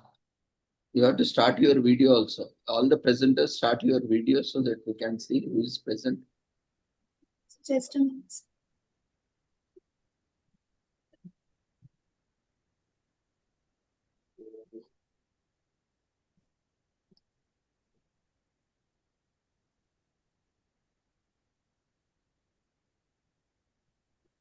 So is it visible now? Yes, ma'am. Good afternoon to one and all present here. Myself Parvati, second year UG basic psychology student from PhD College of Arts and Science, Coimbatore, Tamil Nadu, guided by Dr. M. Abhinaya, Assistant Professor of Psychology, Department of Psychology SF, PhD College of Arts and Science. So today I'm going to present my research topic on doom scrolling as a coping mechanism, maladaptive self-soothing in the digital age. So introduction. Doom scrolling refers to the habit of repeatedly scrolling through negative or distressing online content. Although people often do this to stay informed or cope up with stress, it can actually increase anxiety and emotional distress. With the widespread use of social media among young adults, doom scrolling has become increasingly common. The aim of my study is to understand whether doom scrolling acts as a maladaptive coping mechanism among college students and young adults, how it is associated with stress, anxiety, and emotional regulation. The objective of my study is to identify factors that leads to doom scrolling, to examine the relationship between doom scrolling and perceived stress, to understand the role of emotional dysregulation in the behavior. The methodology, cross-sectional study was used using mixed-step approach. The participants were college students and young adults between the age of 18 to 25 years. Quantitative data collected through standardized questionnaire and social media disorder scale, brief COP scale, perceived stress scale, and were used. So the result and discussion is a significant positive correlation was found between doom scrolling and maladaptive self-soothing. So this indicates the individuals who engage more in doom scrolling are also more likely to use unhealthy digital coping behavior. This finding suggests that doom scrolling may be an ineffective way of managing stress and negative emotions. These are my results. So the conclusion is, the study examined that the relationship between doom scrolling as a coping mechanism and maladaptive self-soothing among adults. A strong positive correlation was found between them. The higher level of doom scrolling were associated with greater use of unhealthy digital coping behavior. The findings highlights the importance of promoting healthy coping strategies and mindful social media use. So that's all, sir. Thank you.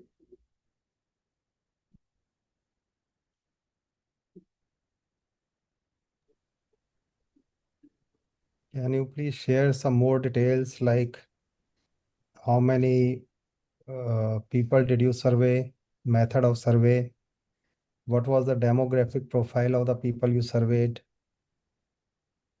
what was the motivation of the study?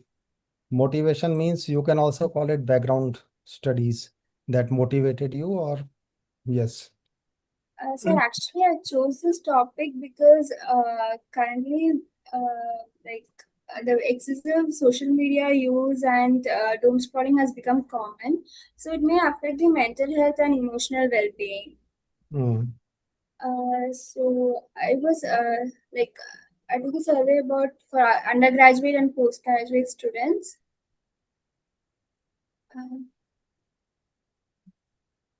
What was the number of students, gender? About 300, sir, and both male and females were there. All that needs to be projected. Forgot your name, Parvati. All that needs to be projected in your slides, and little more methodological strengthening has to be done. And another thing is, in the beginning, you mentioned social media scale. Do we have any standardized version of that, or you have created? Social media scale. In your methodology, I think slide you have mentioned that. Sorry, ma'am? Methodology section where you have put your slide on methodology, you have mentioned that.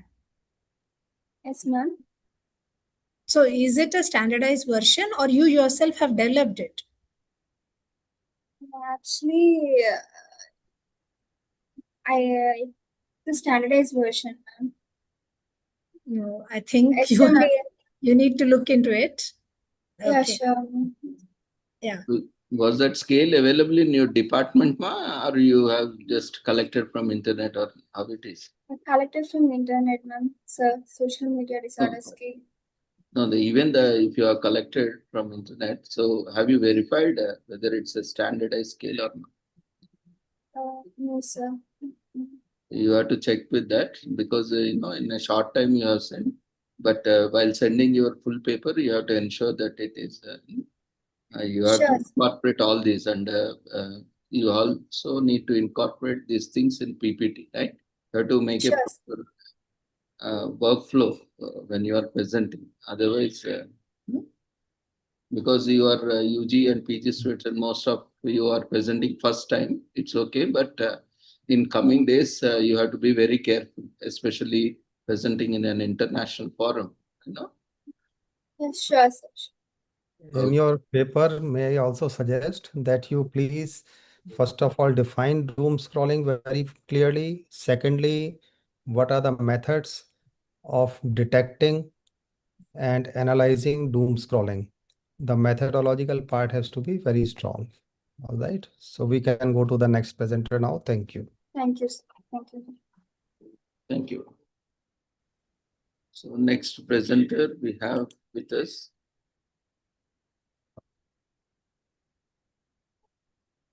Smriti Susan Mosten Khan.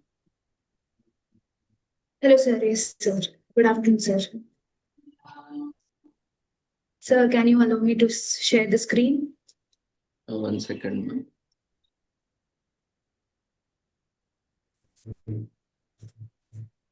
You are connected by name? Puthan, P-U-T-H-E-N. Okay. Ravi, is this the last presentation or we have one more? One more, I think. One more, ma'am. That's all. Because I'm having meeting at 2 o'clock. Madam, you may leave if you want. I am there. I am not in a hurry. Sure. Okay. So if you have an urgent meeting, Yeah. Sure. As per your convenience, ma'am. If you would like to leave some comments, before you leave, you are welcome. Okay, I think I'm sorry about interfering and hurrying, but the comments is, yeah, it's good that we have so many young generation students taking up research and going about the research, but we also need to be careful about the methodologies that we are using. All presentations are really good, very innovative, very recently required areas of research, but at the same time you need to maintain the methodological part correctly and clearly defining the variables that you're taking and how they're getting affected and things like that. So that is my general overall observation. So hopefully all the students, especially the young researchers, they need to follow the ethics and the basic principles of doing research. So they need to read little more on these aspects. That is my suggestion. Thank you, Ravi, for giving this opportunity, and congratulations for such a wonderful program. Thank you, Dr. Prasannanshu, for taking the responsibility. I'm so sorry I have to leave late. It's my pleasure, madam. Thank you. Thank you, ma'am, all the way joining in spite of your busy schedule.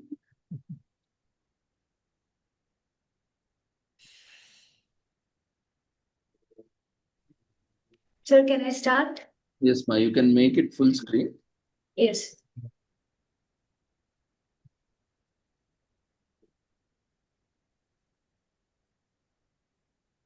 Please speak persons. Oh. Good afternoon, sir. Respected chairpersons, faculty, participants, those who have attended this conference. So today I'm going to present research titled on semantic categorization in Hindi-speaking persons with aphasia. And the co-authors are Susan Z. Oman and Mohtashin Khan. So moving on to the introduction, what is semantic categorization?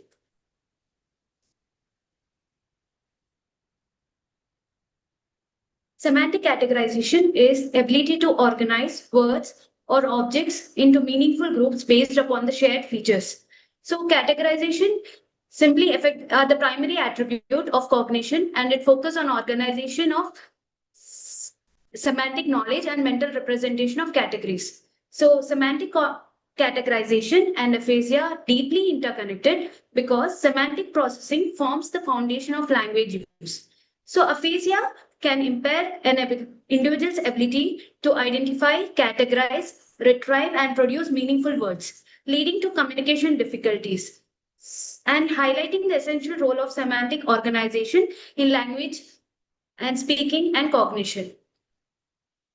So let's see what are the types of semantic categories. First is superordinate category.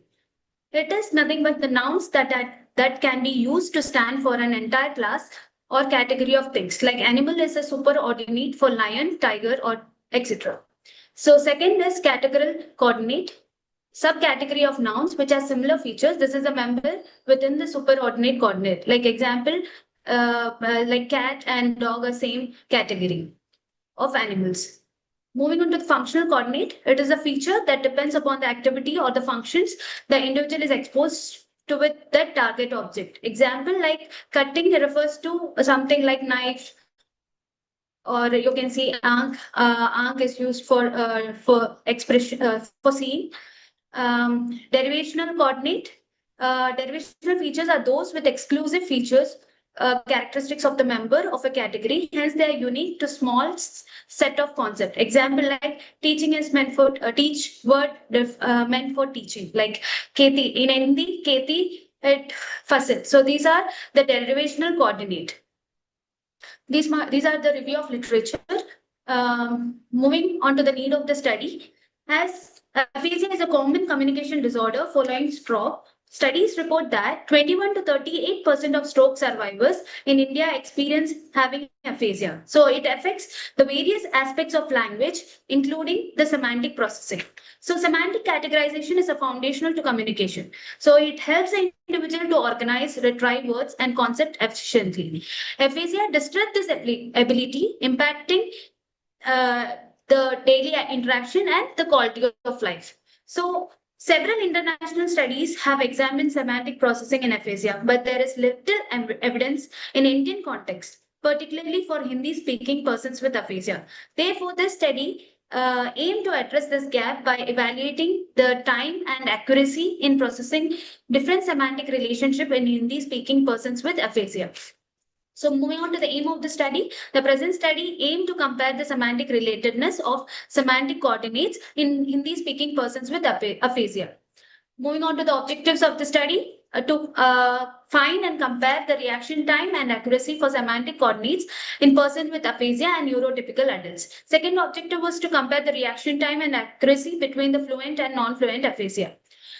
Coming to methodological part, there were a total of 22 participants were included in the study and divided into two groups. First group, the control group, had 11 participants that are neurotypical adults. Those are age range from 30 to 65 years. And the second group was same 11 participants. Those were experimental group, the persons with aphasia, age range from 30 to 65 years.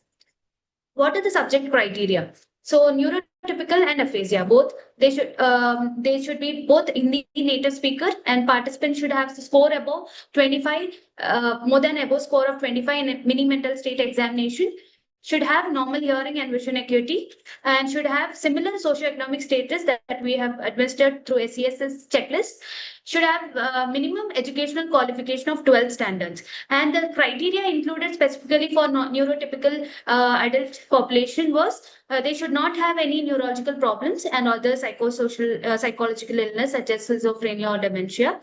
And the criteria that was there for aphasia was diagnosed, patient has to be diagnosed as non-fluent or fluent aphasia and should have mild to moderate aphasia with VAB score ranging from 51 to 93.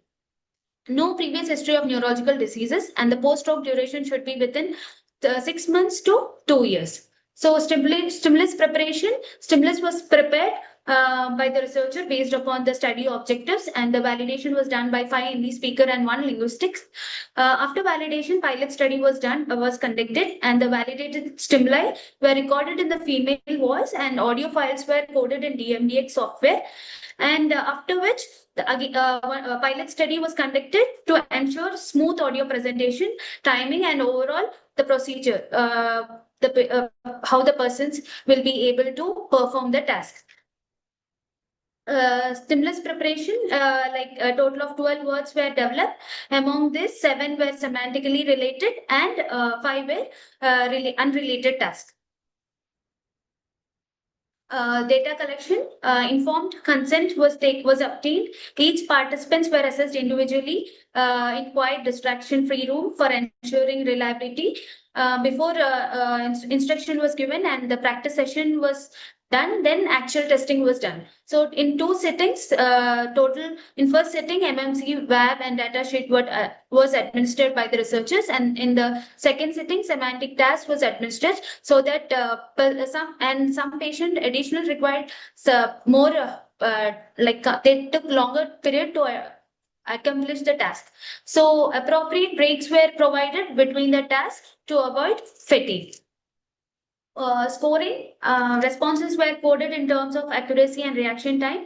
The responses were coded in terms of accuracy and RT using DMDX software. And the software automatically measures the reaction time, and the accuracy score you can see here, positive value, if they tell yes, score 1, and negative value 0, and no response also 0. So reaction time was measured in milliseconds. Moving on to the results and discussion, as we can see, the first objective, compare the reaction time and the accuracy on various semantic coordinates in persons with aphasia and neurotypical adults. So as we can see the graph, person with aphasia took longer time across all the semantic coordinates, and the largest delay were observed in all such as superordinate, categorical, and the derivational task. But no significant difference were seen in functional coordinates. So this overall findings were supported with a study done by Abhishek and Prem. They also found a significant difference between neurotypical and persons with aphasia across all the tasks, suggested that persons with aphasia perform poorer due to the impairments in lexical semantic tasks. And then we see the results of accuracy. Our is like accuracy. You can see there was highly significant difference between persons with aphasia and neurotypical adults across all the tasks. So our study was aligned with had an agreement like Dyson 2017. They also found that persons with aphasia exhibit lower accuracy in semantic priming and word picture tasks compared to neurotypical adults. Next objective was to compare the reaction time and accuracy between the person with non-fluent aphasia and fluent aphasia. So when see reaction time, there was no significant difference in reaction time between fluent and non-fluent aphasia across all the semantic coordinates. And this results was in consensus with Abhishek and Prem.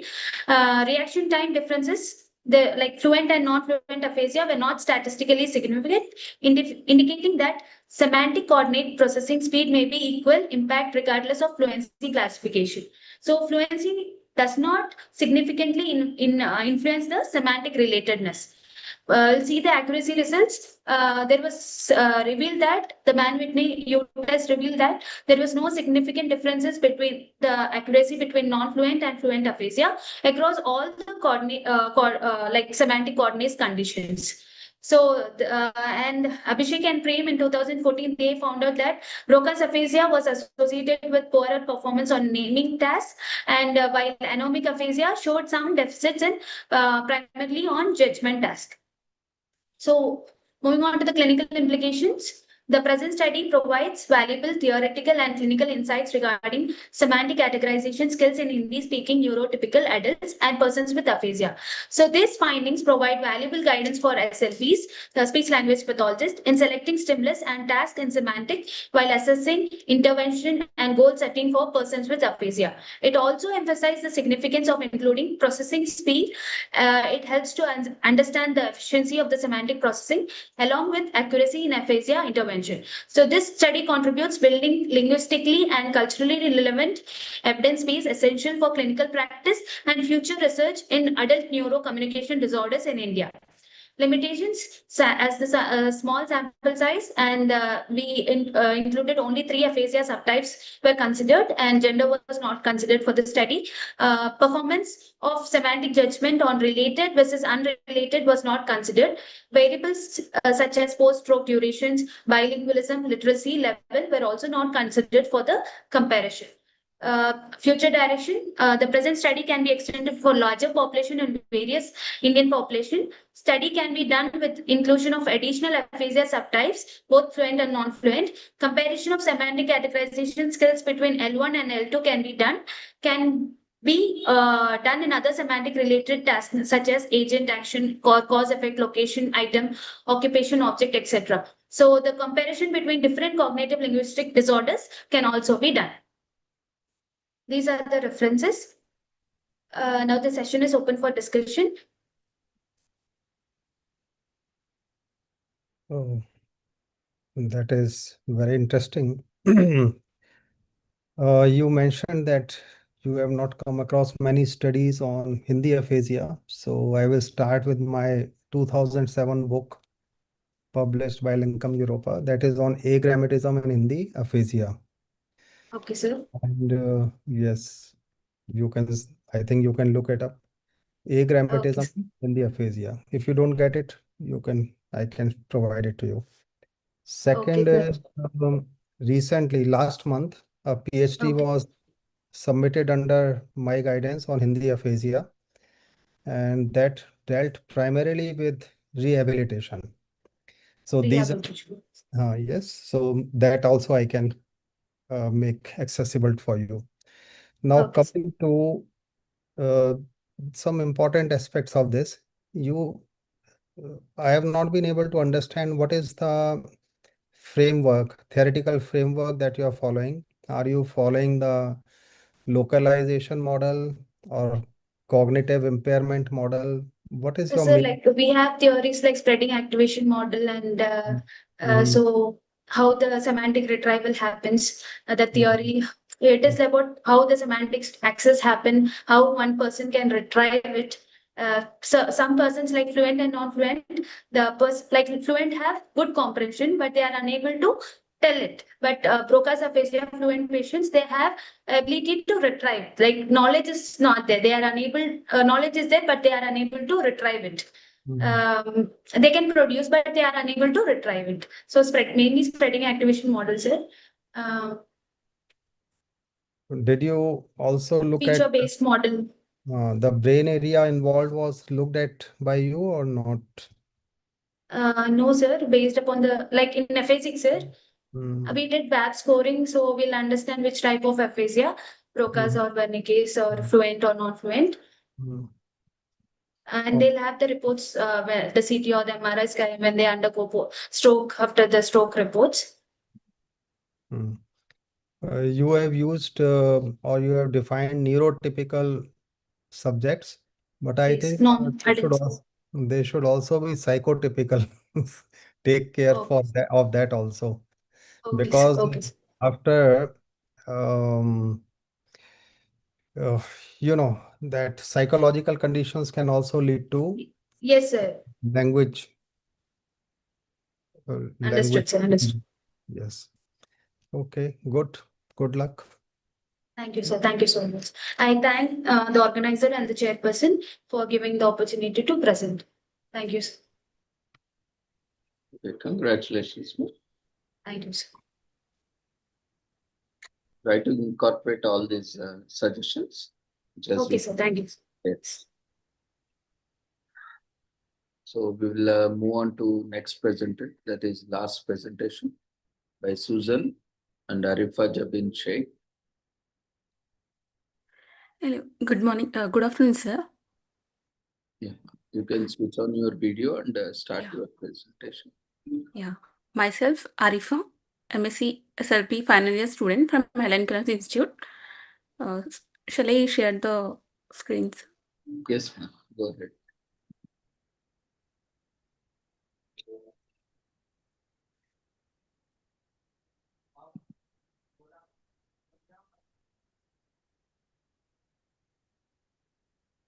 Sir, are you able to see the screen, sir? Yes. Yeah. Can you make it full screen? Yeah. So my topic of presentation is effect of task complexity and cognitive linguistic demand on semantic memory in children with intellectual disability and typically developing children, a comparative study. This was guided by Susan G. Yeoman, Associate Professor, Department of SLP, Hellen Keller Institute. Coming to introduction, semantic memory encompasses word meaning, categorical knowledge, and conceptual relationship that is foundational to language and cognition. So semantic memory is like, for example, knowing about the dog is animal and it barks, and also it comes in the category of pets, is all about the semantic memory. So individuals with intellectual disability have deficits in semantic memory contribute to delays in vocabulary and verbal reasoning and academic participation. So there is a gap in literature, limited research on how increasing cognitive linguistic demand within tasks affect performance in ID, especially in Indian English. So present study focus on to examine and compare the effect of task complexity on semantic memory across 3 graded tasks in ID versus age-matched, typically developing children. Coming to the aim and objectives of the study, aim is to examine and compare the effects of task complexity and cognitive linguistic demand on semantic memory across 3 semantic tasks of graded difficulty in children with ID and age-matched, typically developing children. So objectives are to examine semantic memory performance across 4 increasing complexity levels within each task, that is semantic association task, odd one out, word picture matching in children with ID. And to examine semantic memory performance across 4 increasing complexity levels within each task, that is semantic association, odd one out, and word picture matching in typically developing children, to compare semantic memory performance at each complexity level between children and with ID and TD children. Coming to the methodology, so we had 24 children with 12 with intellectual disability and 12 with age-matched typically developing children. The ID group had a chronological age of 5 to 10 years and a language age of 4 to 7 years. So 3 tasks were used from the semantic task battery in English. First is semantic association task. The child has to pick the pictures most related to the target. And the second is odd one out, where the child has to identify the picture that does not belong. And the third one is the odd one word picture matching, where the child hears a word and points to the correct picture. Each task was given at 4 increasing difficulty levels by adding more pictures choices. So for statistical analysis, repeated measures ANOVA was used to examine changes within each group across difficulty levels, and independent t-test was used to compare the typically developing and ID groups at each level. So this was the procedure followed. Next is coming to the results and discussion. Comparing, first is the semantic association task. Comparing TD and ID group, TD had better scores and significant difference for 1+4 and 1+5 tasks were seen. And also for between the tasks, that is between complexity levels, we can see TD, there was no significant difference, but for the ID, there was significant difference. Systematic decline in the semantic association task performance with increasing complexity in the ID group dropped from 1+2 level to 1+4 level, remaining same at the 1+5 level in the ID group.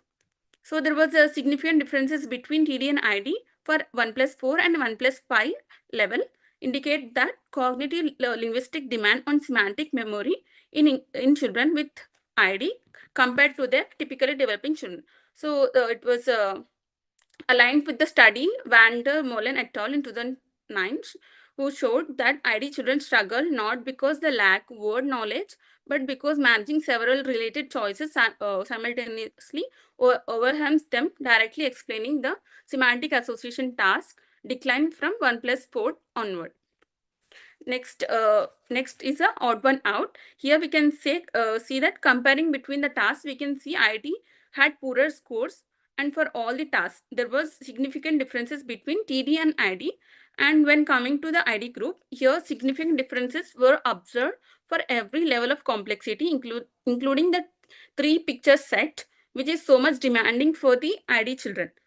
So here the cognitive linguistic demands of the odd one out exceeded the semantic processing capacity of the ID group. Next is the word picture matching. Here repeated measures ANOVA reveal no significant within group effect of complexity. TD and ID children perform at near ceiling across all 4 levels. And word picture matching represents the most cognitively pressure semantic task in children with ID.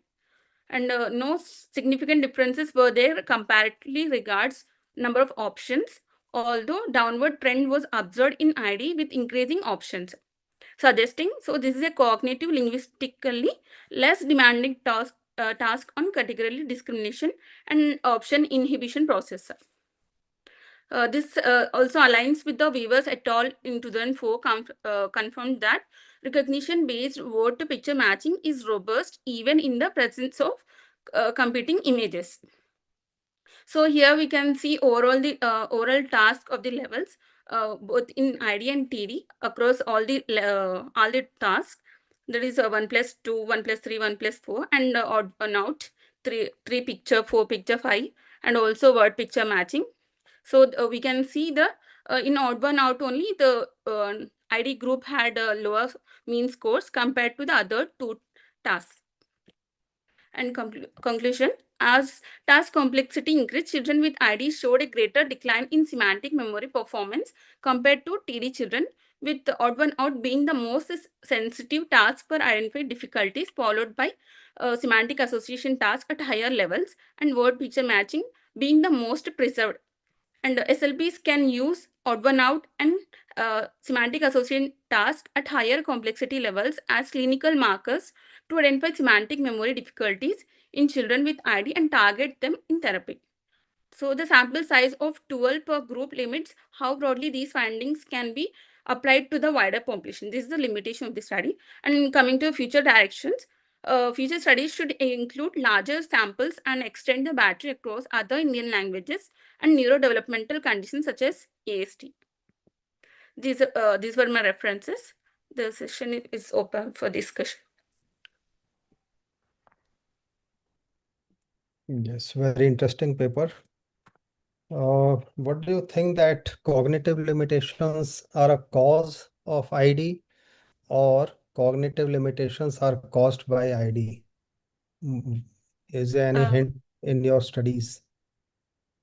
Like cognitive limitations will be these are the most demanding tasks for the ID children because they are not aware of those semantic tasks in their life, and also normal children also have some little bit difficulty in this task doing this, but compared to TD, ID have more difficulty because it is more cognitively demanding task for them. All right. Thank you. Yeah, thank you everyone, sir. Thank you, organizing team, respected chairpersons and participants. Congratulations, Alika. Thank you, sir.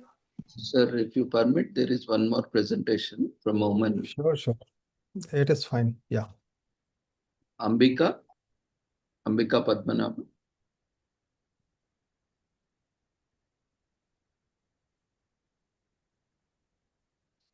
Ambika, are you there?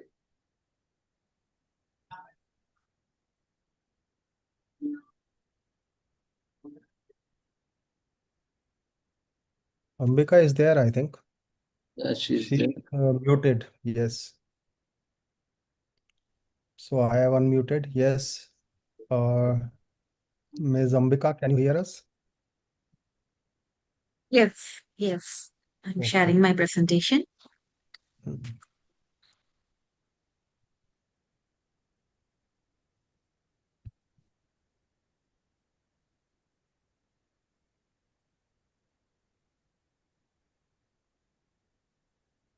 Yes. Good afternoon, everyone.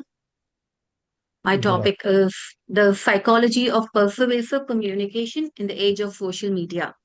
Basically, to look at how language shapes attitudes, beliefs, and behavior in the digital age. So, why has this research topic been chosen? So, when we talk about multidisciplinary, I just wanted to choose a topic which will integrate multidisciplinary topics. Social media, it has fundamentally changed the way people interact, and unlike traditional media where it is mostly one way, today's platforms, it enables interactive, instant and global communication. So we see a lot of people, 1 billion of people exchanging ideas, opinions and information through posts, comments, shares, all these ones. So a small headline, a short video, a meme, or even a 50-second reel can influence our opinions before we consciously evaluate that information. So the understanding the psychological mechanisms behind persuasion and promoting ethical communication has become very important than ever. So that gives rise to the central question of my research. How does language interact with human psychology? And how does the social media platforms influence what people think, believe, and they ultimately do? So social media, it has not only changed persuasion, it has amplified it. So basically, this research aims to examine the psychological foundations of persuasion, understand the various linguistic strategies, how platform algorithms amplify persuasion, and develop an integrated conceptual framework. So for this research, the theoretical foundations of persuasion, I had chosen a few models. The first model is the elaboration likelihood model, so which was developed by Richard E. Petty and John T. Cacioppo, in which they explain that people are how people are persuaded and why some attitudes last longer than others. So according to this model, persuasion occurs through two distinct routes. So when we look at those routes, a person is most likely to choose a central route when the person feels that the topic is personally important, they have sufficient knowledge, they have enough time to do research, to do a proper study about the particular topic, and they enjoy thinking critically. Whereas a person is more likely to use the peripheral route when the topic is not very relevant to them, they are distracted, they lack knowledge about that particular topic, and they don't have that much of time to do a proper study of the topic. So as you can see in our real life, we can see like, someone who buys a car after comparing a lot of information like mileage, safety ratings, they go for the central route. And someone who buys a perfume, seeing a movie star advertising it, then they choose the peripheral route. So there are various examples listed out. So even voting for a person, because someone finds that candidate has got an attractive personality, they tend to choose the peripheral route. So here the model is explained. So we find that the audience chooses a central route when they are motivated, they are interested to know about the topic, and they go for the peripheral route when they don't have that much of information with them or interest in that particular topic. And here, when you go for a central route, the person invests a lot of effort, time and effort to know more about it.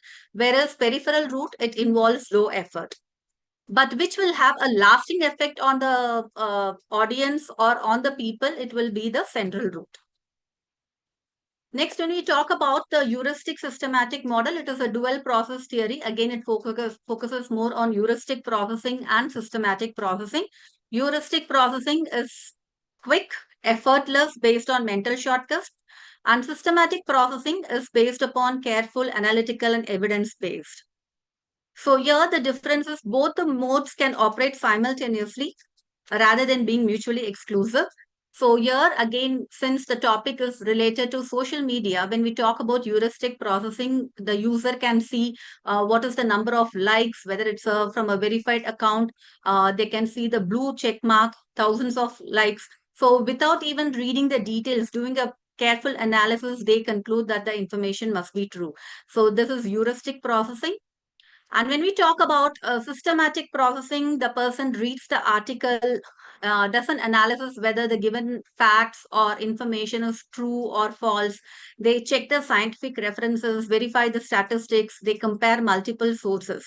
So the audience is engaged in systematic processing. So most of the digital marketing, social media influencer research, they all use this heuristic systematic model. Even political campaigns, they go for HSM. The third model that we took up for study is about the social identity theory. So this was developed by Henry Touchfeld and it was later expanded by John Turner. So here it explains how an individual sense of self is influenced by membership in social groups and how it is going to influence the attitude, perception, and behavior towards others. So people derive part of their identity and self-esteem from the groups they belong to. So they think like who I am depends partly on the group I belong to. So there are three cognitive processes behind the social identity theory. One is social categorization, the other one is social identification, the third one is social comparison. So when I say social categorization, we classify people into different groups and then we do a comparative analysis. Whereas when we go for social identification, we give them the looks, the values, the behavior, how that particular group of people will behave.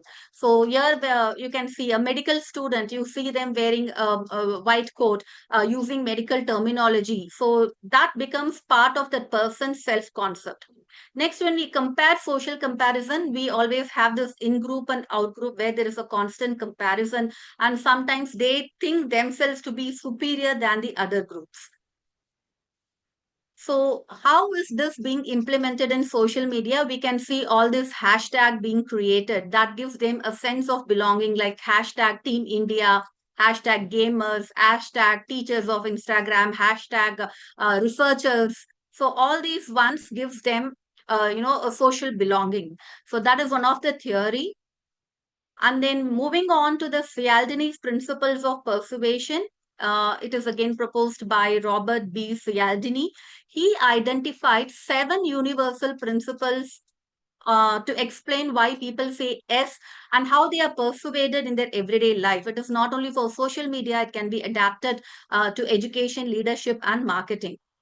So here I have given some examples like, based on the principle of reciprocity. Now, somebody is giving you something free, you feel like you have to give them back something. And then commitment and consistency. People, if they commit something and they think like it's their moral obligation to keep it up. And social proof, as you show their likes, you show the number of shares, and you attract customers or audience to that particular group social media page. So that is an example of social proof. Authority, people prefer celebrities doing advertisement because they think like they have authority to talk about it. Liking, yes, many people like, so we think like we also need to like it. Scarcity, there is always a pressure put up on the audience telling like, tomorrow's the last day or only 3 seats left. And then unity, yes, you relate yourself to a particular group. So accordingly, you tend to be persuaded by them. So these are various examples given, like how reciprocity works in a social media example. You see like, they give some free materials, and after giving you that free material, they ask you to subscribe for a paid course. And when we talk about commitment and consistency, recently, I'm sure many of you would have, tried out this Hable yoga, which was released for International Yoga Day. So first what they did, they started telling like join for 1 day. Then they try to cultivate the habit of 2 days. So that is commitment and consistency. And then social proof is, you can see a blue tick mark, which shows that it's a verified account. So anything that gets posted on that particular account, people think that could be authentic. And then comes authority. Like when a doctor comes and, refers something, then we tend to think like it's going to be authentic and we try to go with it. And then the number of likes. Scarcity, registration closes today or in another 2 hours. So you tend to act immediately. You tend to be persuaded. And then regarding unity, you join a particular community like Google Educator community. So these are the principles of persuasion as per Cialdini. Next, we are going to see what are the various psychological mechanisms of persuasion, how people are persuaded in social media. The first one, we studied about the framing effect. How do you frame the sentences? So whether you focus on the positive part or the negative part.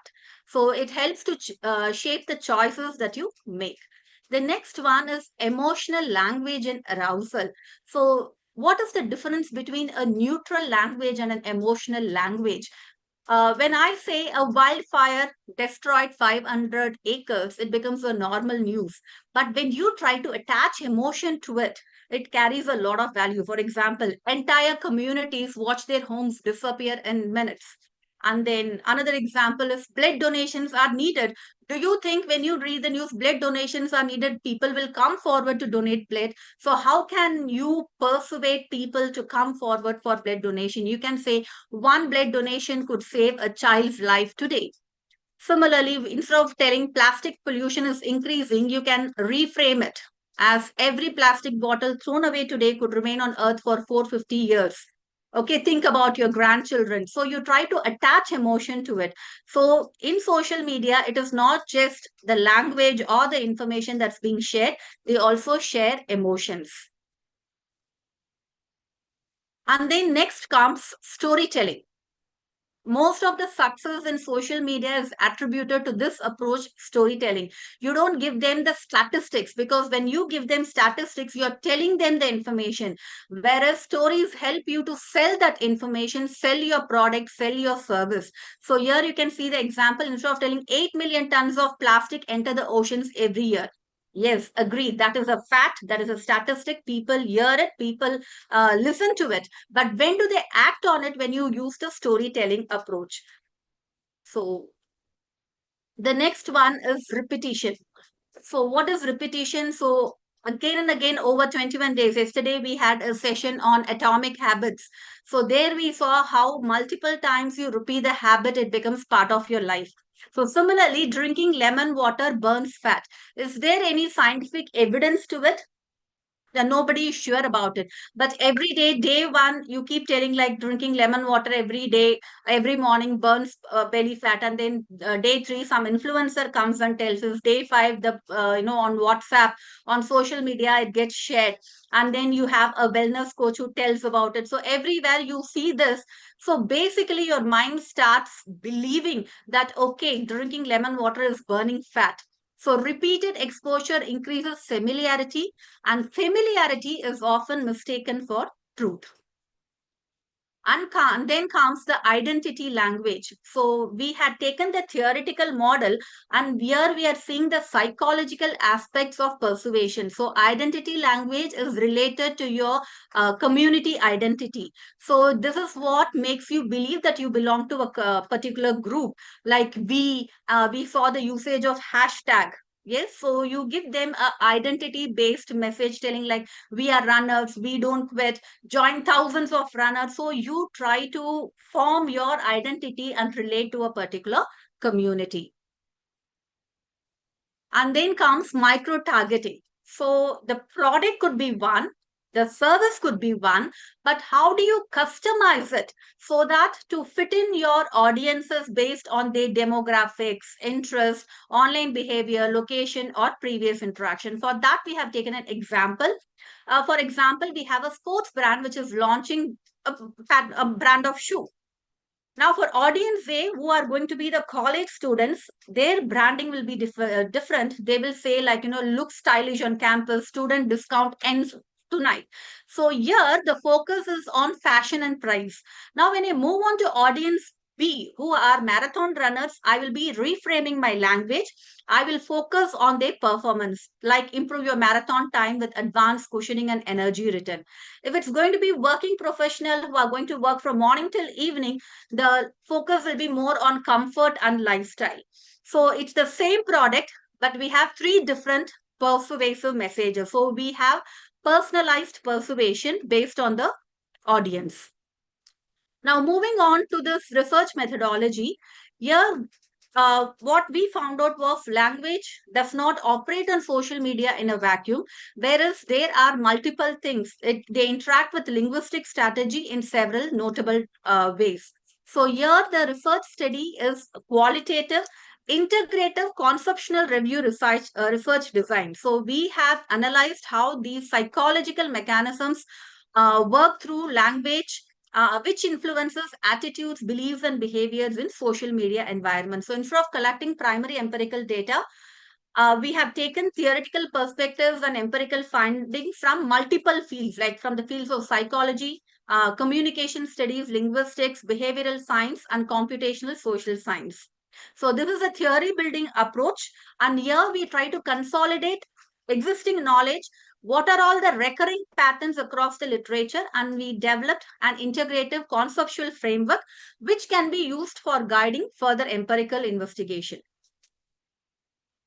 So we have taken a lot of articles, literature search was undertaken from social psychology, communication studies, linguistics, behavioral science, media studies, and computational social science. So it was all taken from various journals, Scopus, Web of Science, PsycInfo, and Google Scholar. And the time period was chosen between 2000 and 2025. We have also taken models which were published before that. And here we had taken only English language publications. And all the inclusion and exclusion strategies have been listed out. So as mentioned earlier, we have taken the time frame as 2000 to 2025, and we have taken a multidisciplinary approach. And yes, I've already mentioned all these ones.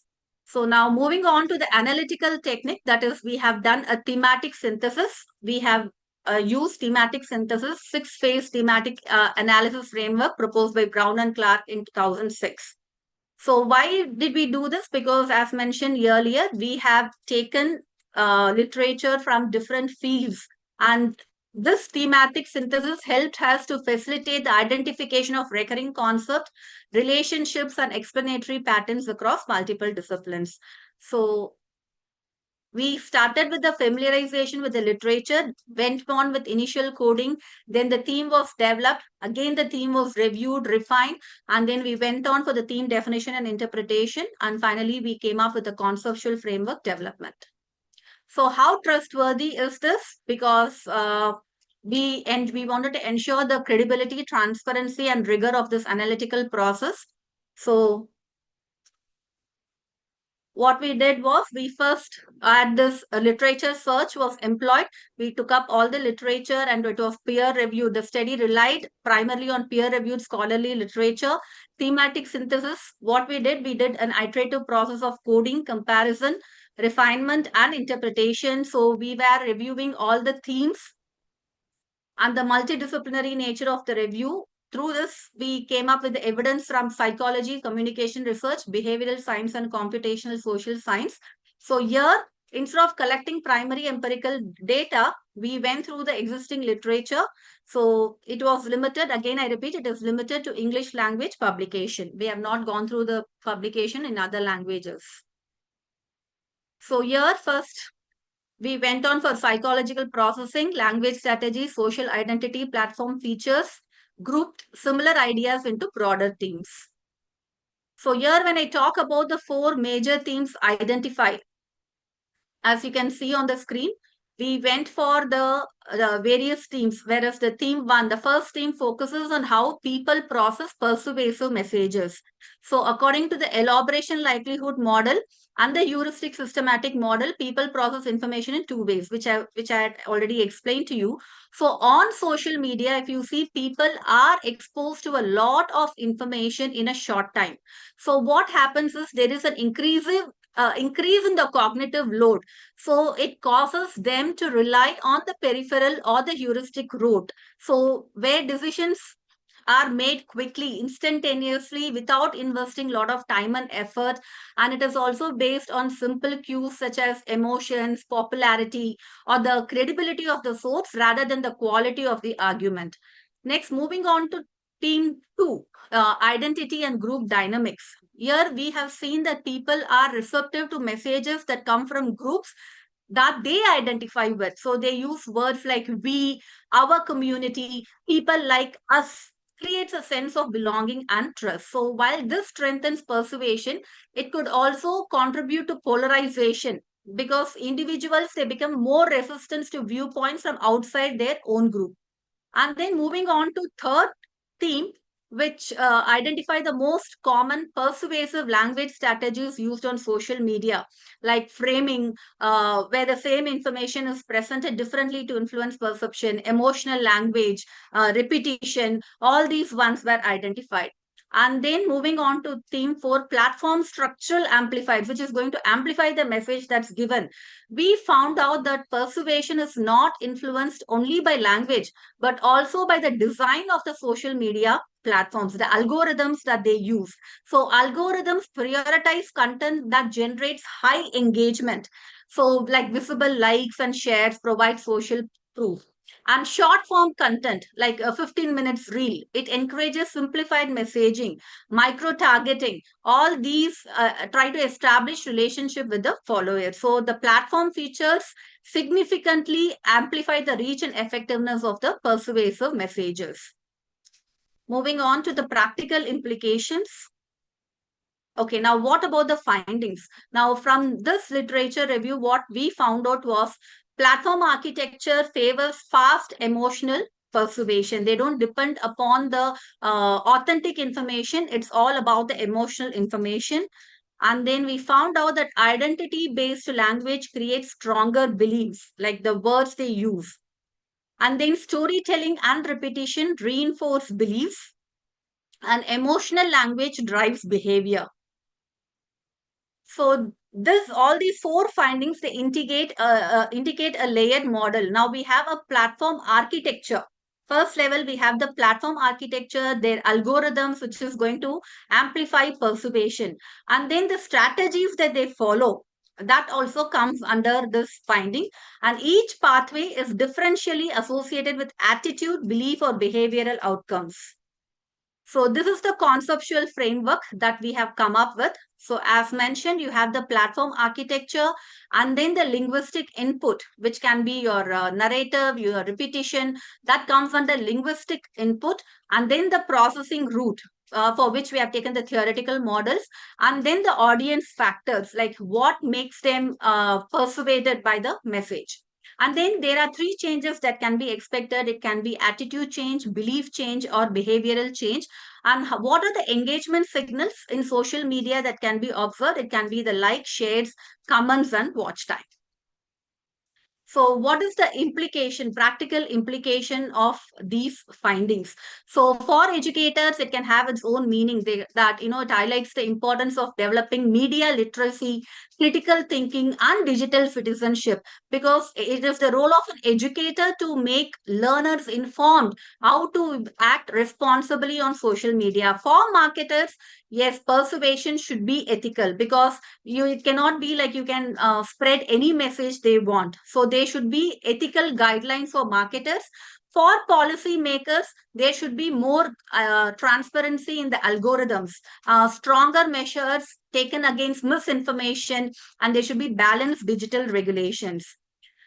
Moving on to the ethical concerns. Yes, because many of us have started using social media. So we find that persuasive communication is a double-edged sword.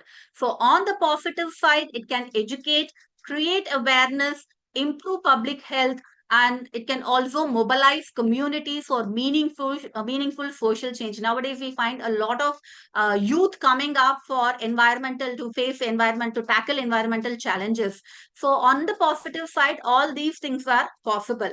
However, on the negative side, on the con side, we find that the same psychological techniques can be used to spread misinformation, manipulate emotions, and increase polarization. So the ethical challenge is not persuasion itself, but ensuring that this persuasion is transparent, truthful, and used responsibly. And then moving on to the future research prospects, like what can be done. Okay, there can be an experimental validation. For example, you can have controlled experiments with different set of people. You can show two groups the same message using facts and another one with emotional storytelling, and find out which group is more persuaded. It can be a cross-platform comparison. Even on social media, the response cannot be the same on Instagram, on YouTube, or on LinkedIn. So it can be a cross-platform comparison can be carried out. And then moving on to AI-generated persuasive language, we can see when human-written advertisements, what is the response? And for AI-generated content, what is the response? So all these are future prospects for future research. So then you can do a longitudinal study also, long-term impact of repeated exposure to persuasive messages. What are the changes in attitudes and beliefs? So these are the various prospects for future research. And then human versus AI persuasion. So with this, I come to the end. So I thank Helen Keller Institute of Research and Rehabilitation for giving me this opportunity. I thank Professor Dr. G. Sri Krishna and Professor Sri Ravindra Aram for this opportunity. Any questions? I'm open to the questions.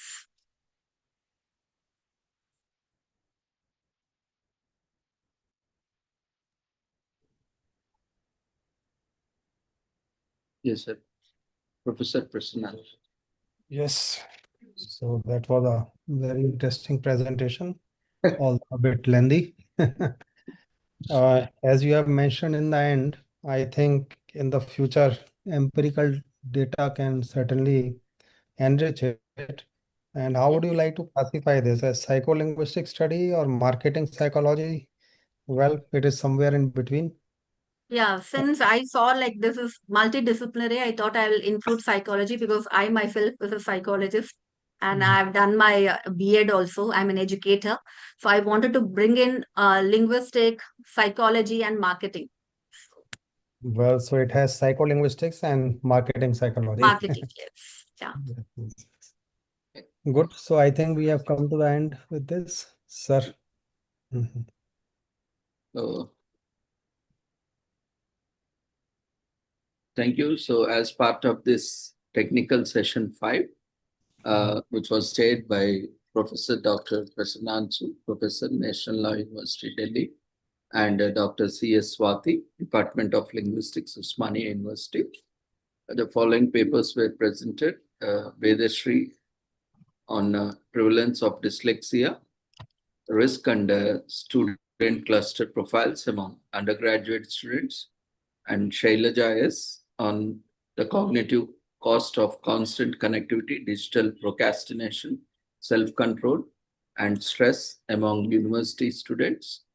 Then followed by Rubika Muthukumar on semantic comprehension in Tamil English bilingual children, and then followed by Rashi on nomophobia and cognitive failures among undergraduates and postgraduate students, examining the link between mobile phone dependency and attention lapses, then followed by Parvati S. Nair on doom scrolling as a coping mechanism, maladaptive self-scrolling in digital age, and we had Mohsin Khan, Susan G. Omer, and P.V. Smriti presented on semantic categorization in Hindi-speaking persons with aphasia, and then followed by Susan Oman and Arifa Jabin Sheikh on effect of task complexity and cognition of task complexity and cognitive demand on semantic memory in children with intellectual disability and typically developing children, a comparative study. In the last session by Ambika Padmanabhan from Oman, the psychology of persuasive communication in the age of social media. So there was the presentation. So I would request any concluding remarks, observations on all the presentations by our chairperson. Thank you very much, Dr. Ravindra. And I really appreciate this organization of this event, and the level and the standard of presentations was generally very high. And I learned a lot of things. I think the success of an event depends upon whether we come out of it learning something or not. So I think I learned in different dimensions from the presentations, and the discussions were really enriching. And I have been asking and giving my inputs after each paper. So congratulations to everyone and thanks. Thank you, sir, for accepting our invitation in a very short time, though we couldn't officially invite you, but we'll send you the official documentation in a day or two with official invite and certificate for both the chairperson. We'll be completing the formalities. And thank you for your presence. We also have learned a lot and we look forward for more collaboration with you and also with your institution. And we will, I will also invite you whenever you come to Hyderabad, just let us know in advance so that we can also plan some activity in our institution. My pleasure. My pleasure, and I agree to all of your proposals. Thank you very much. Thank you, sir. Thank you once again for your valuable time and resource and for joining us and gracing this international conference and being a valuable. Thank you once again. So thank you all the presenters and participants. Congratulations. So we have next session. We'll take a quick 5-minute break and we'll start next session. So there is a small change. We have plenary sessions. So we'll take up plenary sessions and then we'll continue with paper presentations. So we have Dr. Payal Biswasu.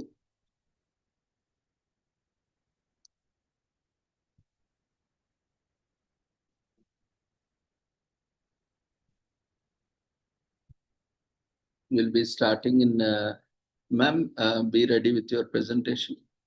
We'll be starting in next 5 minutes. Very good afternoon, sir. Yes, sure, I will, You just keep, be ready In another 2-3 minutes, we'll start. We'll take a break.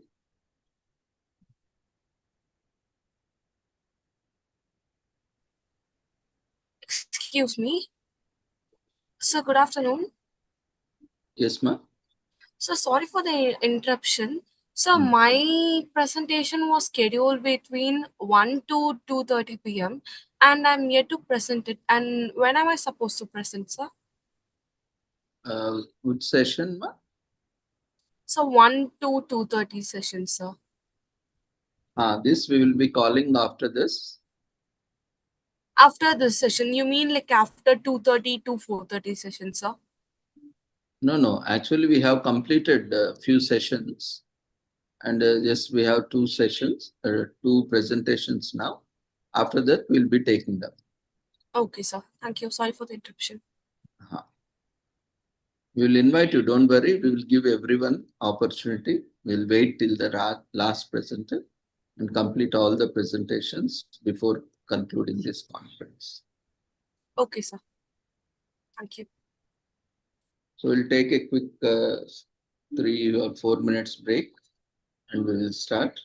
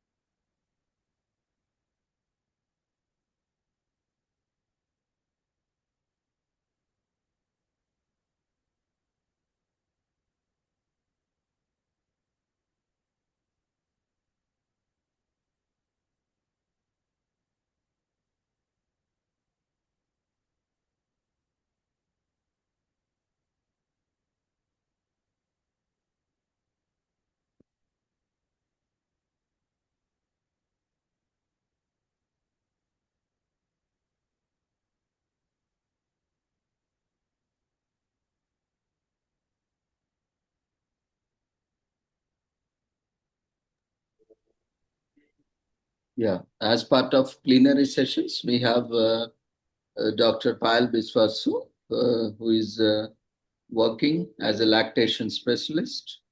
And, we were associated since a couple of years in promoting sustainable development, breastfeeding and all, and I have seen Madam, intensively working with various Rotary organizations, and she is a Rotarian and especially dedicated her life to maternal and child health.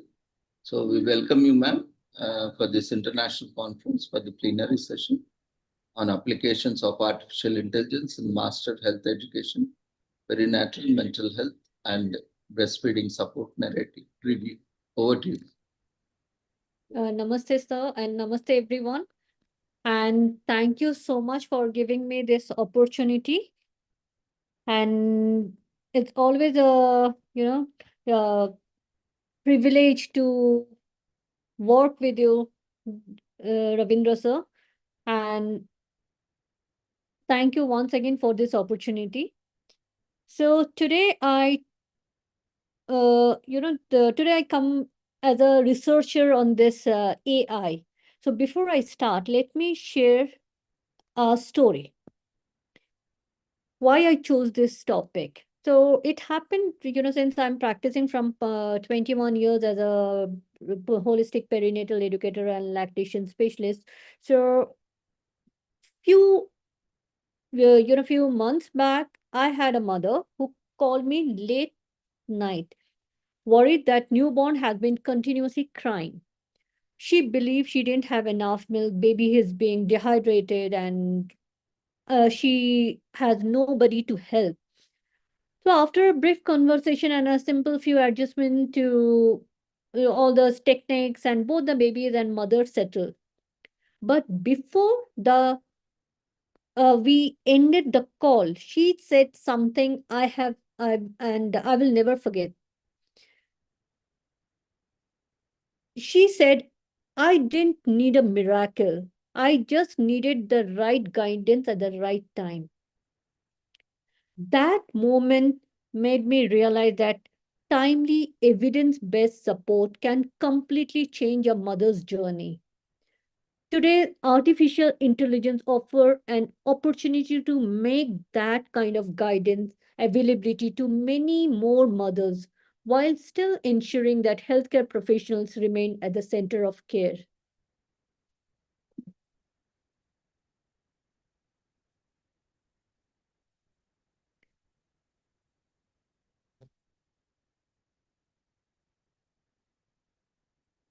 So, my study on this, it's a narrative study on the effect of AI on pregnancy, on the maternal mental health, and breastfeeding. And this review explored how AI can support mother during pregnancy and after childbirth, while emphasizing that technology should always complement, but it should not replace healthcare professionals. So, pregnancy and postpartum periods have many major physical and emotional and psychological changes. Unfortunately, many women still faces barriers in accessing healthcare due to shortage of professionals, geographic locations, distance, financial limitations, and lack of specialist services in many parts of India and outside. And as a result, mothers increasingly seeking healthcare professionals information online. And artificial intelligence has the potential to bridge this gap by providing evidence-based education, then symptom guidance, and continuous support beyond traditional clinic visits. But however, the question remains, can AI improve maternal healthcare safety? That is what motivated this review. The objective of this review were in four folds. First, to examine AI application in maternal health education. Second, to explore the role of AI in perinatal mental health. Third, to review AI-supported breastfeeding education. And finally, to discuss ethical consideration, implementation, challenges, and future directions. So this study is a narrative study, a narrative review. We did not collect primary patient data. Instead, we searched published literature from 4 major databases, that is PubMed, Scopus, Web of Science, and Google Scholar. The literature focused on AI technologies used in maternal health education, perinatal mental health, breastfeeding support, and digital health. Our narrative review was selected because AI is rapidly evolving, filled with diverse technologies and study design.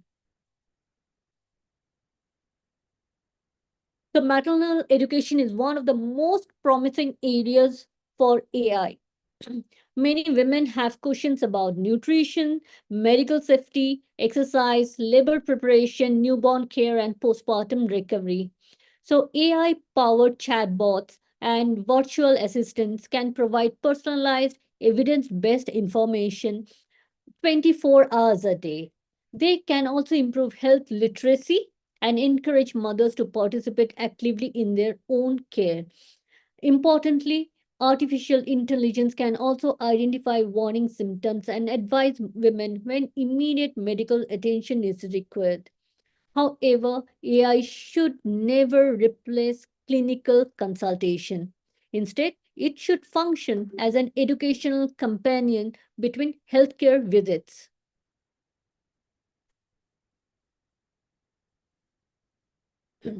Perinatal depression and anxiety affects millions of women worldwide, and we have seen, especially after COVID. Unfortunately, many cases remains undiagnosed because women hesitate to discuss their emotional struggles. Machine learning algorithms can analyze multiple risk factors simultaneously and identify women who may be at increased risk. AI chatbots may also provide mood tracking, psychoeducation, etc. These tools improve accessibility. However, severe depression, suicidal thoughts, or psychosis always require assessment by qualified mental health professionals. AI supports but never replaces clinical judgment. Breastfeeding support. Breastfeeding challenges often occur outside hospital hours. After the mother, we discharge the mother and the baby. When they go back home, when they take care of their baby, alone without any healthcare professional support. Many mothers worry about milk supply, the way they are feeding, whether the baby is drinking or not, whether the baby is dehydrated or not, or infant feeding behavior. AI-powered breastfeeding assistants can provide immediate education regarding whether they're doing right or wrong, how to identify that whether the baby is dehydrated or baby needs milk, or pumping schedule, then for how many times they need to feed, what are the things they have to concern, what are the common breastfeeding challenges they literally have to go back to their respective doctor and discuss. So this continuous support may increase maternal confidence and reduce unnecessary anxiety. Nevertheless, breastfeeding remains highly individualized. Persistent breastfeeding problems require direct assessment by trained lactation consultant. So based on this reviewed literature, AI offers several important opportunities.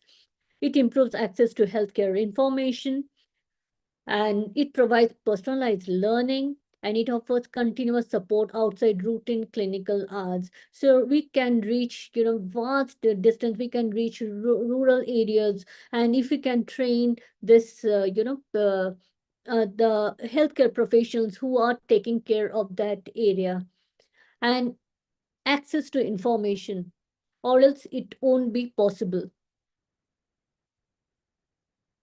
And it has a potential to reduce healthcare inequalities, and not only in rural areas, even in the conflict zone.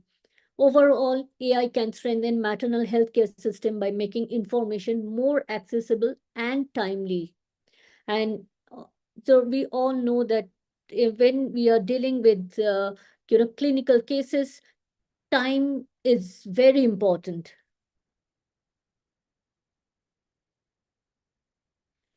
And challenges and ethical considerations. Despite its potential, AI also presents important challenges, like algorithmic bias may reduce accuracy in different population.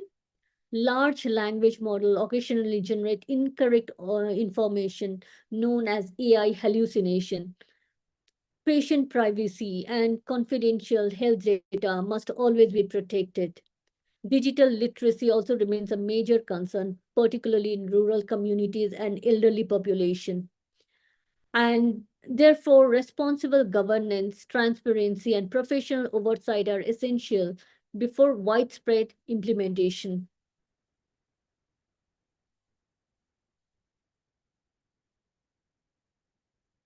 So we need human in the loop framework model for maternal health and healthcare. So it illustrates that how AI should function within maternal health care. The process begins when a woman has a health concern. The AI education systems provides reliable information. AI then performs preliminary screening and identifies possible risk. However, the next and the most important step is healthcare professional review. Doctor, nurses, midwives, lactation consultants, evaluate the AI output, interpret it within the clinical context, and make final decision. This leads to individualized care plan and improved maternal and infant outcomes. The key message is that AI remains a supportive tool. Human expertise, empathy, communication, and clinical judgment remains irrepressible. They can be replaced.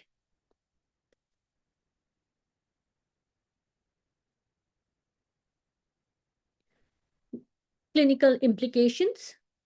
The findings suggest several clinical applications, like AI can supplement routine maternal education.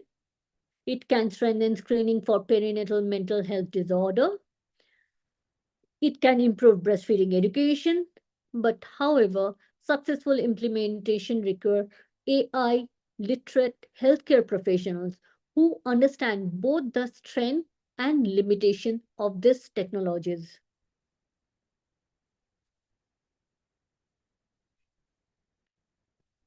Practical recommendations. Based on the evidence, we recommend 5 important actions. Use AI as a complementary tool. Validate algorithms across diverse population. Protect patients' privacy. Train healthcare professionals in AI literacy. And develop strong governance framework to ensure ethical and safe implementation. So these are my references. And in conclusion, I can say that AI intelligence has tremendous potential to improve maternal health care by expanding access to education, strengthening mental health screening, supporting breastfeeding. However, technology alone cannot replace compassion, empathy, communication, and professional clinical judgment. The future of maternal healthcare lies in collaboration between artificial intelligence and healthcare professionals, not competitions. A human-in-the-loop approach offers the safest and the most effective pathway for integrating AI into maternal healthcare. Yeah, thank you very much for your kind attention. And I sincerely again acknowledge the organizer for giving me this opportunity to present my work. And I would be happy to answer any questions. Thank you. Thank you, ma'am, for your insightful session. And it is the need of the hour, that especially when we are addressing maternal health and we are using more AI tools nowadays. We have to be cautious, and we also need to be very alert, and we have to use AI tools positively, as you have said, in a constructive manner, with a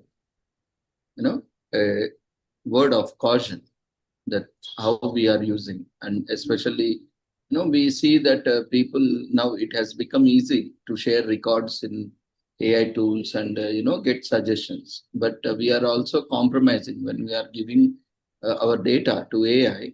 We are adding to the corpus of the LLM, that is large language models, or GPTs. So it is available for all the GPTs across the world, and wherever there is an access, common access to the data, the data can be reproduced and analyzed and presented in a different manner. Sometimes when we are sharing records with our credentials, like our personal details, even that details can be reflected in some search results, or some documentation, some reports where that are being created through AI. So these things we have to keep in mind. And as you rightly said, when we are using tools like ChatGPT, hallucination happens. It creates data, or it creates theoretical concepts which does not exist, because it has its own learning process through which it learns. And if there is no data found, it creates its own data using prediction models, and it gives its prediction and assumptions as a data. Then that can be also creating lot of issues. Now we have seen recently, even in judicial practices also, many times even the courts and even Supreme Court also recently commented on use of AI by advocates and all, because they were quoting something, which never existed, because of this hallucination that happens in the LLMs and GPTs because of this prediction. And, it can create something which doesn't exist, and there is no empirical evidence. And if that is followed, we don't know, because what will happen next? Even because when we are talking about child, maternal health, it's mother and child, which is very vulnerable.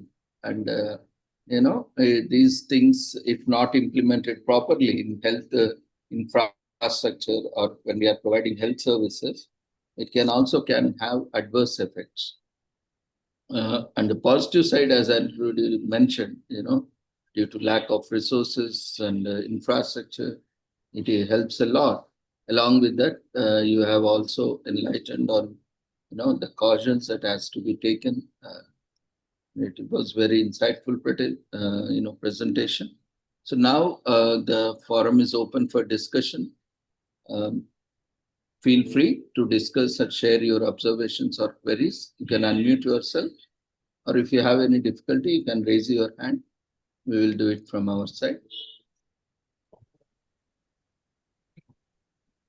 Yeah, Dr. George. Thank you, sir.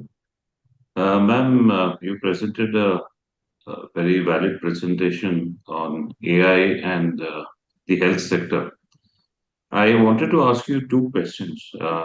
As we know that AI can improve access, and the accountability still remains very unclear, as Ravindra sir spoke quite well on that aspect.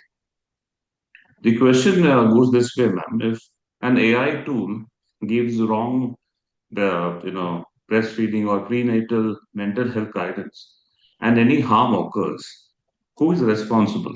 The developer, the institution, or the supervising clinician? This is question number one. And then question number two, followed to it, is how should governance be structured before implementation here? Yeah, so it's a very good question and very thing. So it's first thing, who should be blamed? So here, since mothers are using AI here now, we can't blame anybody.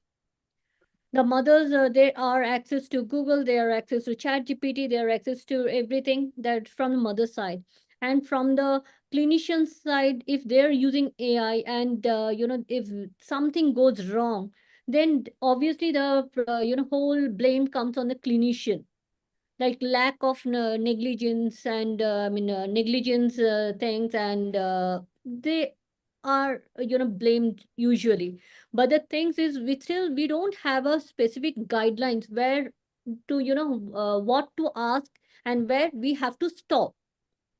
So this is something we need to work on. And regarding the data, now it's, it's a very important thing is coming to India, DPDP Act, Data Protection and Data Privacy Act. Slowly, I think it will become, the most, thing for all the healthcare professionals and NGOs as well, who are dealing with patients or mother and child, or in that case. So I think slowly government of India is doing to protect the data, but as we don't have any guidelines regarding that still now. We are just, using it randomly, and still a lot of research is needed. And the most important thing is guidelines. And we have to make everyone literate about this AI, what to ask and how to give the things and what to accept. Definitely, they can't replace clinicians, their experience and their expertise, plus that emotional attachment, the way a doctor talks to the patient or the clinician talks to their patient, and the AI tech, that personal touch. AI can't bring that personal touch in any form. I hope this. Yes. Thank you very much. Yeah, thank you.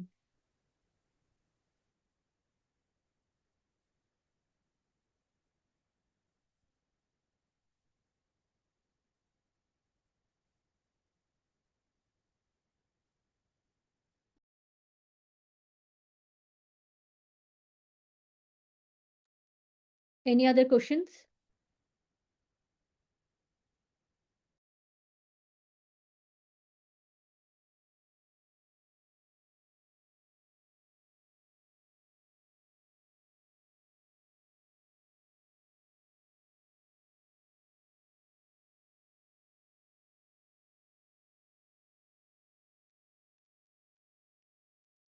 Ravindra sir, you need to unmute yourself. Yeah, sorry. So, dear participants, feel free to unmute yourself. Or if you have any difficulty, you can raise your hand. We can unmute you. There is one query, ma'am. Can you suggest some? Can you suggest some AI tools in maternal health approved by government? Still, so sir, maybe I will just share it in that chat box. Just the things what that so that everyone can. Now they're not all means government approved AI tools. I literally have to just find it out. Maybe I can share it with you, and you can share it with all your participants. And regarding this, I will get back to you. I will share you the details. I will just collect little bit information, because I'm not sure which are the government tools they are recommended, but there are few I know that some ASHA workers are using. So I will just take it and share it with you so that you can share with all the participants. Thank you. I think there are some applications like telemedicine, and there are some applications by Ministry and Department of Health. Yes. Maybe they might have some module that is incorporating AI technologies. So maybe some tools might be accessible to public, some might not be accessible. It may be restricted to health professionals or employees. So we need to look into that, and we'll get back to you. Or Yes. we can have one more session also some other time on bringing awareness on these applications and all. Application. I will just because you think, because there are some things as a means government ASHA workers, only they have access to those things, because they will be going to rural areas. Maybe we don't have access to those AI tools what they're using, but I will just to find it out and get the things and details things and get back to you.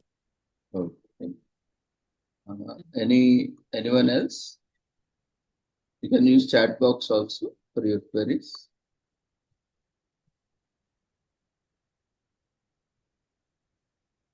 One more query, ma'am. Can you suggest some websites from where we can look on information on mother and child health? We actually look into this PubMed, then Lancet. These are the main research where we just go through, and Scopus as well.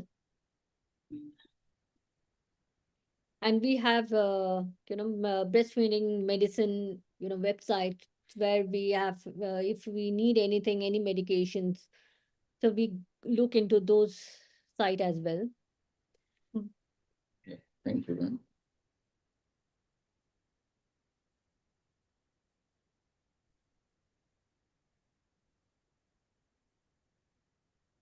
There is more query. How safe is the human milk bank. How safe is human milk bank? Okay. Yes. So when we give, it's actually safe. And the reason? Because there will be a pasteurization process. Before pasteurization, we check the milk, we send for our cultural things to the microbiologist. Even after pasteurization, we do the culture and then the, from through the microbiologist, and then we seal the bottle and give it to the baby. But if it gets tampered on the way, then we can't do. That is something, risk aspect is there. And that is the reason we say that when we give it to the baby, either the father, mainly we encourage the father to take that milk and, deliver to the hospital and through the particular NICU, or the hospital, people, we ask, request them to, take it from another human milk bank in the core chain of support, so that no tampering should happen on the way. And it should be utilized properly. Most of the time, if no tampering and the hygiene has been maintained, it can be used, because we are using it for the newborn babies who are premature and 26, 27 weeks old. But yes, sometimes it can happen that, contamination, but that usually happens while giving it to the baby and in the particular hospital where we are sending, not from the human milk bank per se. We have to take precautions while, transportation and the time of, feeding, where the milk don't get contaminated with the utensils we are using or the environment, by the environment. Yes. Proper hygiene has to be maintained. Because in human milk bank, we already, do the culture twice.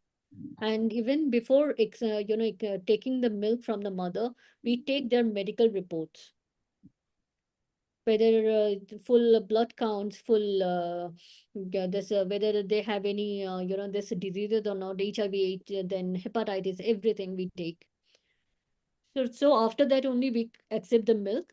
Then we do the culture screening of the milk. If we find any microbes, then we discard it. But if their level is low and it is acceptable by the human milk bank guidelines, then we go for pasteurization. And after pasteurization, we also, send it for culture. And there should be zero growth of microorganism. Then only we dispatch the milk. We store it and dispatch. Thank you, ma'am. There is one more query. Ma'am, can you share something about digital parenting and its effects on resilience? Digital parenting. Yeah, I have, amazing examples of digital parenting. Now, parents, the newborn parents, they are very stressed out. And whatever they see in Instagram or, this Facebook, they easily get carried away. And they start thinking, why my baby is not behaving the similar way that Instagram baby is doing.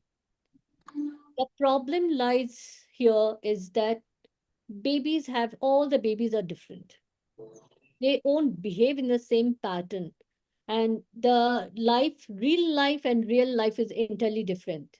So when we talk about AI, where it is giving information, education, but there are some, limitations, like this parents, they are over stretched out, thinking that what is showing in the reels, maybe that's how a baby should behave. And here I just want to share one small incident. What happened? 3 months old baby's father was asking that how to make a baby laugh at 3 months.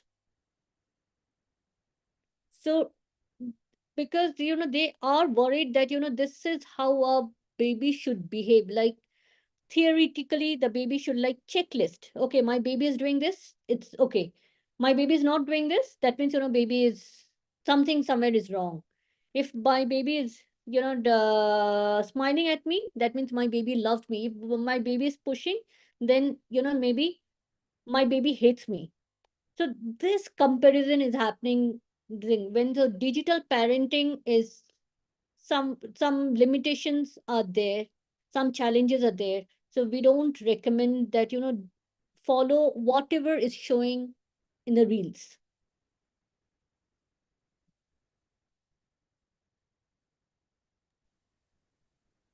Thank you, man.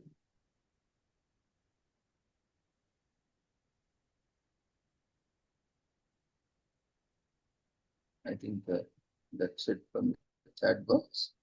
So thank you. So last call, if anyone of you have any observations, you can unmute yourself. Or we shall move on to next session. Thank you, Dr. Payal Biswasu, for your presence in this international conference, and we look forward for more sessions, and we wish you all the success. Thank you. Yeah, thank you so much. Thank you.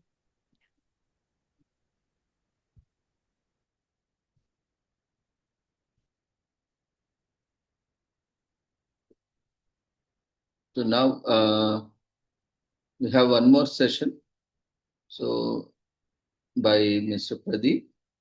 Then we will take up the technical session. In plenary session is done with this session. So we'll take up one session so that we'll complete that entire session. Pradeep, are you there?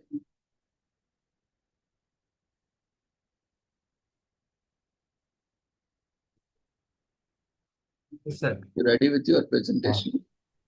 Yes. Yeah. So, Mr. Pradeep is an animal welfare activist. He works on animal rights and also on sustainable development. And he works with various NGOs, national, regional, and also international NGOs, and also liaisons with various government departments. And he is presently, dedicated his life for animal welfare and sustainable development, and also in promoting animal-assisted therapies and animal-assisted interventions. So we welcome Mr. Pradeep, and I know him. We have been also working in this animal welfare sector from academic side. So we are associated with Pradeep almost more than a decade. So we welcome you, Pradeep, for your session on role of animal-assisted therapy in dealing mental health issues. Over to you. Thank you, Reverend. Very good. Your voice is low. Huh? 1 minute.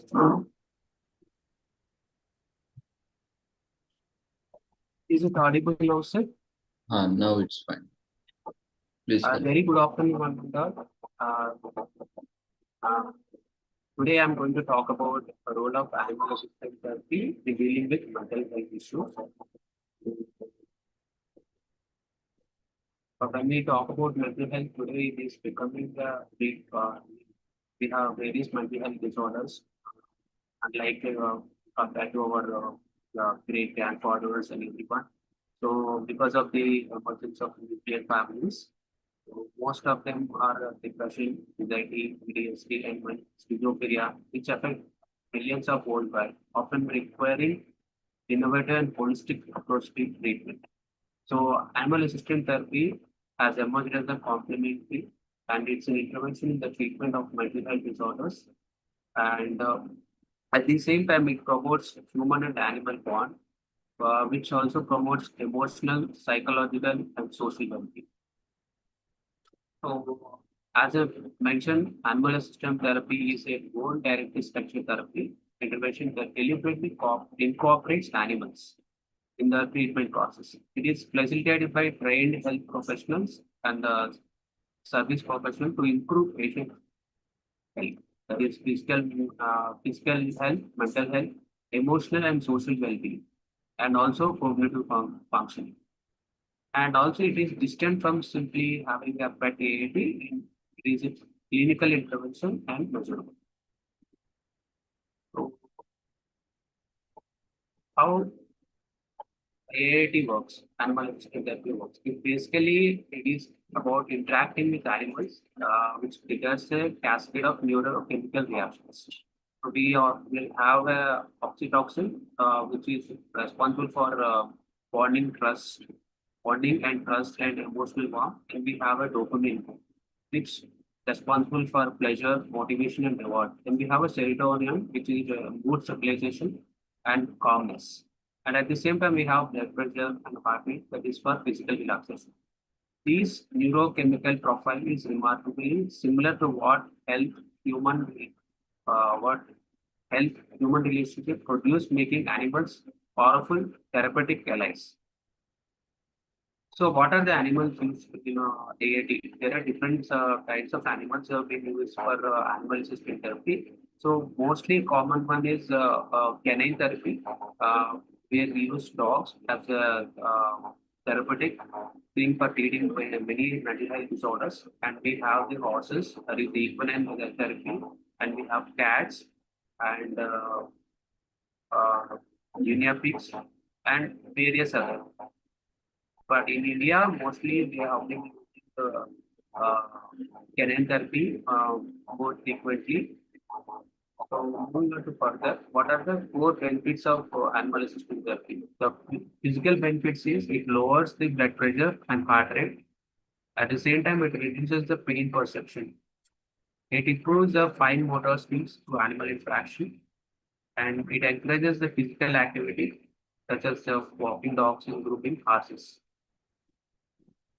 And we have the psychological benefits. What are the psychological benefits? Is it will reduces the anxiety, depression, and loneliness, and it builds self-esteem and a sense of purpose.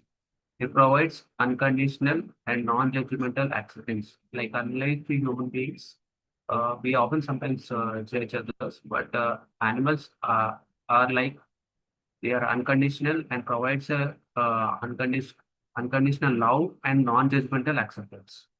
It also helps us process trauma and grief. At the site of the social interactions, it improves communication and interpersonal skills. It acts as a social bridge between therapist and a patient. It reduces social withdrawal and isolation and builds empathy and compassion. At the level of cognitive level, it improves attention and focus. It stimulates memory, especially in patients suffering from dementia or memory loss, and encourages problem-solving skills through animal care tasks and provides sensory stimulation. Evidence and studies show that AAT reduces anxiety score by 40% in early recovery, and AAT improves the treatment retention rate, one of the biggest in addiction care, basically, particularly effective for individuals with co-occurring PTSD. Moving on further ahead, although it has got significant benefits, there are also limitations to the animal assisted therapy. Animal assisted therapy is a complementary therapy. It is not a standalone cure. So at the same time, effectiveness varies from individual to individual because every human being is different from one another. So the animal assisted therapy is also varies from individual to individual and animal and program quality. Some actually face animal phobias, trauma related to animals. So it is not suitable for everyone. Moving further, animal assisted therapy, as I said, it is a complementary one. So it should be integrated with other standalone treatments like cognitive behavior therapy, medication assisted treatment, and trauma informed care. In conclusion, animal assisted therapy represents profound intersection of science, empathy, and ancient human-animal bond. It humanizes clinical environment, teaches patients who is traditional therapy and heals through one of the most natural connections known, the bond between human and animals. When properly structured and ethically implemented, animal assisted therapy is alternative medicine. It is evidence-informed relationship-based healing at its most effective. So I thank each and everyone for listening so patiently. Now, if we have any questions, you can feel free to ask. Thank you, Ravindra. Once again. Yeah, thank you, Pradeep. It is a need of the hour that, we need to bring these, especially animals, into the medical model or therapeutic models. Because animals and we were part of, a family or an ecosystem since ages where humans and animals started living with each other. And if we see earlier, all our families used to have a lot of families, family of animals, we can say, not just one animal. Many animals part of the family itself. Earlier we used to have cows, dogs, cats, all part of family. But slowly, because of urbanization and because of displacement from rural to urban, and even urban spaces, which used to be like rural places, now has reshaped themselves into metropolitan cities with and became more of concrete jungles. So there is a great need for reconnecting us back to the nature, including the plants, trees, flora and fauna, and also animals, which can act as a very good therapy that has been proved, time tested, and people are using them as pets, and through pets also we are gaining a lot of love, affection, and we are able to express our emotions. And a lot of things are happening. And we see also those who are having pets, various studies also show that they have better health and well-being. So in this regard, it is very much necessary that we come up with SOPs, protocols, where animals can also be used as a therapist or as a companion to therapist in delivering therapy services. And it is very much recognized in Western countries, developing countries, where they offer this training and they are recognized as trained licensed therapists who are offering, and even the courses are offered with certification and license. So, but in India, it is still at a premature stage or an initial stage, because we see animals in a different way. We have a very strong family support. We have a very strong, emotional support, social support within the family structure itself. But when we compare these structures in other countries, they are not that close. The cohesiveness in family or society is not that closely knitted like fabric. That is the reason where in other countries we see more of this counseling, professional psychologists or psychiatrists or other mental health professionals. They play a greater role because they don't have this kind of social support or emotional support from the family and from the society, which is closely knit and there for each other for all kinds of, support, including psychological issues, social issues, or financial issues, or economical issues, or whatever you take. They are there. And here, especially the mental health is seen as part of the health issue only, but it is not considered as a major, issue, because people, we have a general tendency to identify, appreciate university in diversity. Everyone is diverse and everyone is unique. And as long as they are, they are happy. I mean, they are self-contained and they are able to do. They are not bothering others or themselves. It is considered okay. So that perspective also needs to be changed, or we need to have a different perspective in the way we understand the things. It's not that you force psychologists or psychiatrists on people forcibly. That doesn't work, and it will have repercussions. The consequences.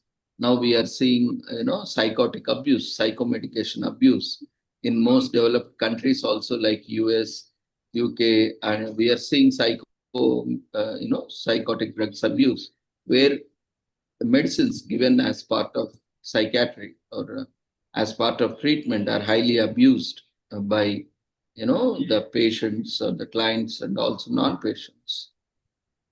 So we see a lot of side effects, and even studies also state alternative methods. So this, the greatest advantage of going to a psychologist rather than a psychiatrist. And again, it depends on the condition. Where going to a therapist, basically we are talking about therapist who can be a psychologist or who can be a counselor or who can be a career guidance specialist or someone who is taking care of guidance. They they don't use medical or they don't use medicines. Rather than that is a one point where we all need to focus, because medical abuse nowadays, even in other aspects also, there is very much concern about this pharma and hospital industry, that they are unnecessarily promoting, economic value of transaction, basically, overcharging and, prescribing unnecessary medicines or unnecessary tests. That is building up the cost, medical cost, treatment costs, unnecessarily, and not everything is affordable by everyone. So considering these various aspects, we need to reintegrate this animal therapy or animal as a therapist, which has been there since long, now into, even we have to bring them as a medical model or as a alternative health practice model, and reintegrate into that using the approach, latest approach. So it is need of the hour. I think even in our states also, Telugu states also, we have very little establishments, and we need to come up with such establishments more and more. And we also need to take care of animal abuse now. When animal is used as a therapist, like occupational hazards. Even for a therapist also, even for medical professionals also, we have a lot of hazards. Every occupation, you name it, you have it. Every occupation has an occupational hazard. Similarly, even animals, when used in animal therapy, they also face through occupational hazards, like doctors, psychologists. We have seen many psychologists, many psychiatrists, many doctors committing suicide, and they themselves are suffering from medical issues or psychological issues, unfortunately, because at the end of the day, we should also keep consciously that we are also human beings, right? We are also as good and as vulnerable as everyone else is in aspects of mental health or physical health, right? So we, just by studying medicine or just by studying psychology or just by studying psychiatry, it's not that you are immune to psychological disorders. It's not that you are immune to psychiatric disorders or diseases, right? So that aspect we need to be very careful. We see, because in our fraternity also, medical psychiatric social workers, medical social workers, even counselors, psychologists, psychiatrists, medical professionals also, they are also suffering with a lot of mental health issues, and they are not able to cope up. And we see even as per the statistics also released by government, and even suicide rates are high, even not only just about in normal population, I mean in general population who are non-medical or non-allied medical professionals, but it is also comparatively high in medical and allied medical health professionals. So in this aspect, I think this animal therapy could be a great opportunity for everyone to explore. So in more and more research has to be taken up, and in fact, we need to start more such therapy centers where animals are also happy, and the clients are also happy. Thank you for bringing this once again, to this international conference, and maybe through these deliberations, we have more opportunities to make,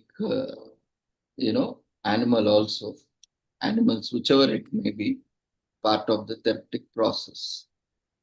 Thank you, Mr. Pradeep. And participants, if you have any queries, observations, you can unmute yourself or raise your hand. We can unmute you from outside. You are unable to do.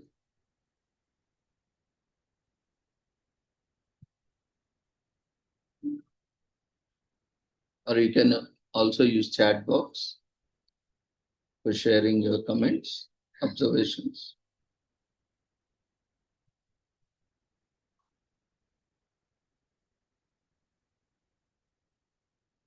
There is one query.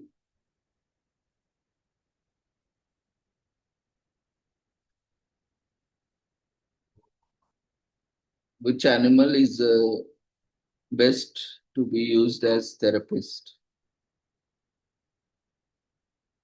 Okay. It all depends upon the, mostly dogs can be used as therapy, because as we is the saying that dog is a man's best friend. So we can use dogs preferably.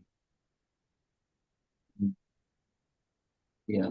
See, basically, how familiar we are with the animals. What kind of animals we are familiar with. We are more familiar with dogs, cats, cows, sheep, goats. These are the kind of animals which are more familiar, which are part of our household or backyard or farms, which are in general, and which can understand us and provide unconditional empathy, love, support, and all these things, for that matter, which can be trained also, right? Of course, there might be so many animals and birds, but it should be able to, address, or it should provide the required therapeutic effect. That is what we need to consider. And most of the time, it is dogs that is used. And apart from that, there are horses also used, cows are used, and even other birds are used in different countries. Maybe, yeah, definitely we can have one session on this in coming days, where we will exclusively, we'll try to invite, because even we also have to take an initiative as part of our, curriculum or extracurricular activities. We also need to explore. We don't have any centers.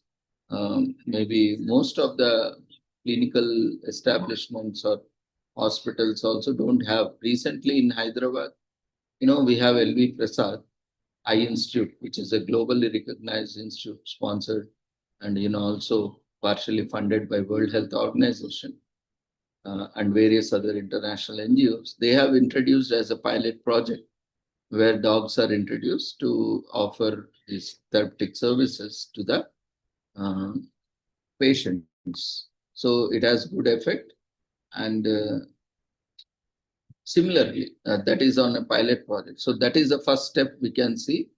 They are being introducing. So we all need to come up with more such models, though we have similar models, but not in a proper clinical setup.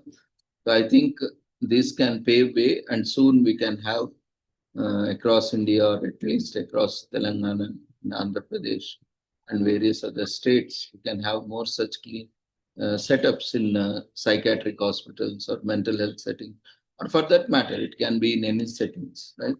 Even in corporates, we have animals as employees.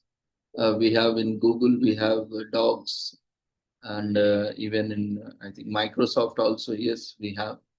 And in many corporates, we have dogs as employees because they also provide that therapeutic effect, therapy services. And they cheer up employees, and make them, regenerate themselves for a short time. They can interact with them. So, yes, we can leverage the potential benefits of that. And we can also, that can be a very good opportunity for employment or empowerment, and also contribute to the animal welfare, not exploiting. We are strictly against exploiting any animals in any way, but at the same time, leveraging the benefits by going hand in hand. So that is what we can say in this regard. We have one more query. During loneliness, elderly people use pet, young use status. Status? Okay, question is, as a therapist or just to avoid loneliness, the animals can be used. Yes, Pradeep. As a therapist or just to avoid loneliness, the animal can be used. Either of the way you can. Yeah. See, animal can be used as a therapist, and also to engage yourself. You can engage with anything, right? You can engage with gadgets, you can engage with some activity. You can also engage with animals. So instead of avoiding now, I think this is a very good way, because if you are not able to engage with humans, you can, because now we have so many discussions on gadget addiction, internet addiction, and pornography addiction. We have many we had few presentations related to internet and online presence. So to reduce that, we can use these, animals, to overcome that addiction, and we can have positive effect. So that, hope that is answered.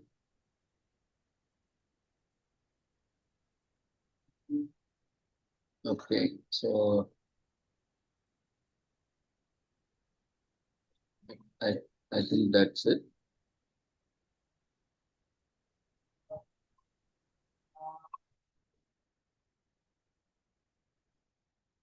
One more query. Now, what kind of training is required for pet dogs to be a therapist? Basically, for a pet dog to be a therapist, it should need to satisfy the criteria. One is the temperament test. Like the dog should be always be, I mean to say, it should not be an aggressive dog. It should always be docile in nature, and it also need to have a basic obedience training. So you need to, if it passes the temperament test, then it is enough. And if it undergone some basic training, like basic obedience training, then it is much more enough. So, like human beings, we should ourselves be calm, peaceful, patient. Otherwise, not everyone can become, a counselor or a therapist, right? Similarly, the dog temperament, animals also have their own personalities. So the best suited personality, like we have personality traits, then animals, dogs also will be having. So based on the temperament test, as Pradeep has said, maybe this is also good, interesting subject when this therapeutic services also come. There is also animal psychology, dog psychology, horse psychology, especially in countries where animals are used in races, and competitions, where they have various studies on animals and animal psychology. So maybe we can also have similar studies like which breed is best or what kind of traits are, can be best used for therapy. So those who meet the traits can become a therapist animal. So that is basic criteria. So we need to see the qualities of a therapist, whether it is a human or animal. And accordingly, whichever it meets the criteria, then that can be a good therapist, even for animals also. Hope we answered your query. So fine, thank you. So congratulations. Thank you, Pradeep, for your insightful presentation.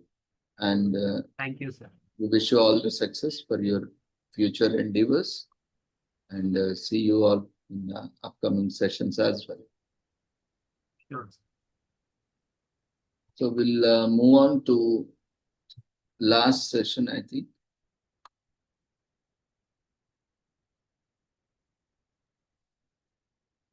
So we have completed plenary sessions.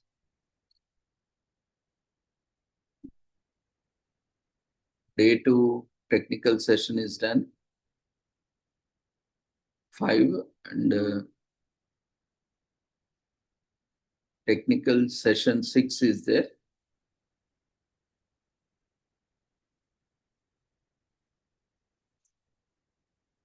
In technical session 6, we have completed international. Do we have Rilwan Akinyun, Nigeria? Are you there?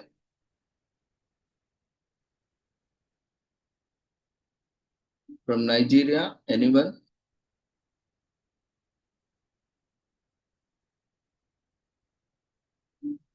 Okay.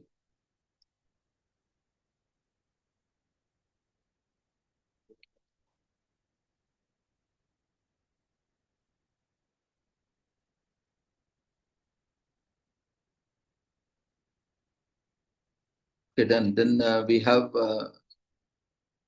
we'll be taking up technical session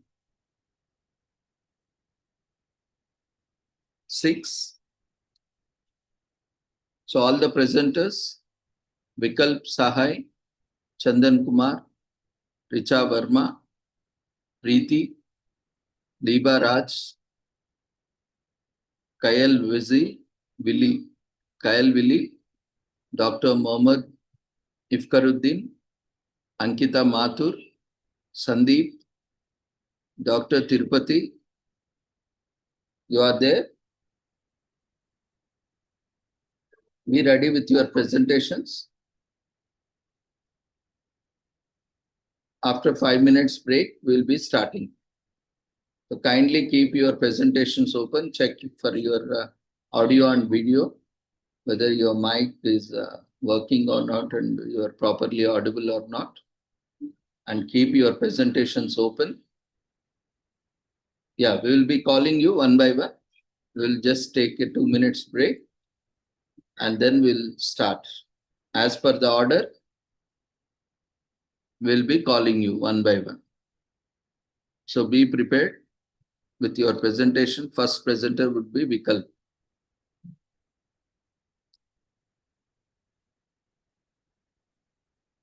Yeah. So now the time is 4:09. So we'll be starting at 4:04. All the presenters, be ready with your presentations open up in your system and keep them ready. And all presenters will get, 5 to 8 minutes. So kindly restrict yourself And we'll not take up any question and answer after each presentation due to paucity of time.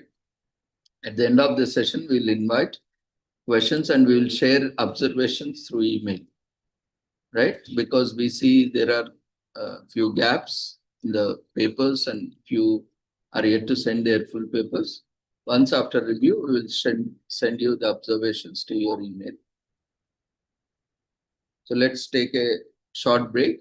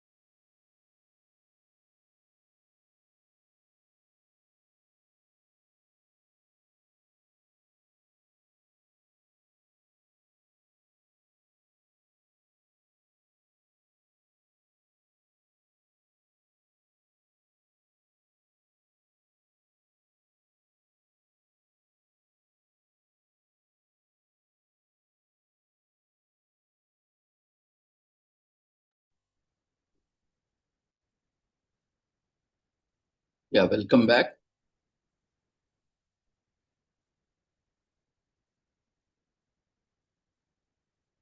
So we are starting technical session 6, technical and scientific session 6. So we have Vikalp Sahai.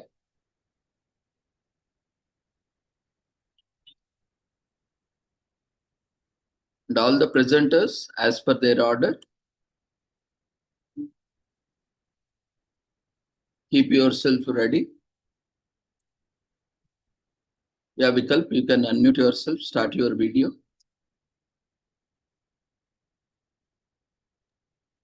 Hello, sir. Am I audible? Yes, ma'am. Can I share my screen just a second? Sir, is my screen visible? You can make it full screen. Yeah. So I'm facing a bit network issues. That's why my video is a bit unavailable. It's okay. So so can I start? Yes, go ahead. Introduce yourself. Yeah.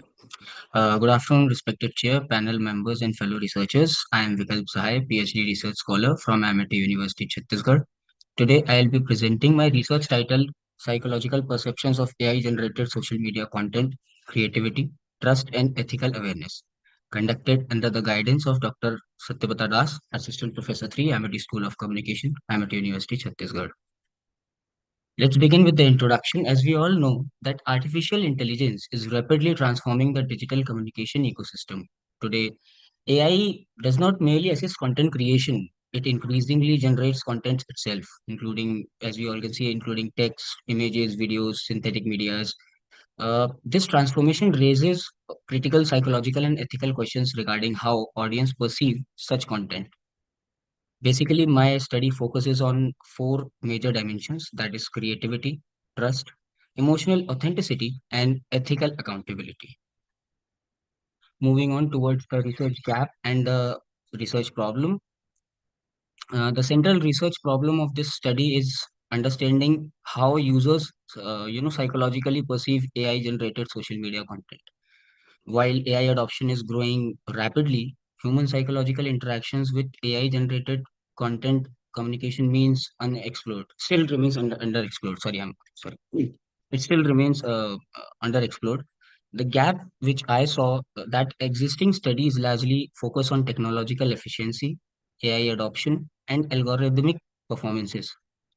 However, very limited research examines psychological perception through an integrated framework combining creativity, trust, emotional authenticity, and ethical awareness also. Moving on towards my objectives and research questions.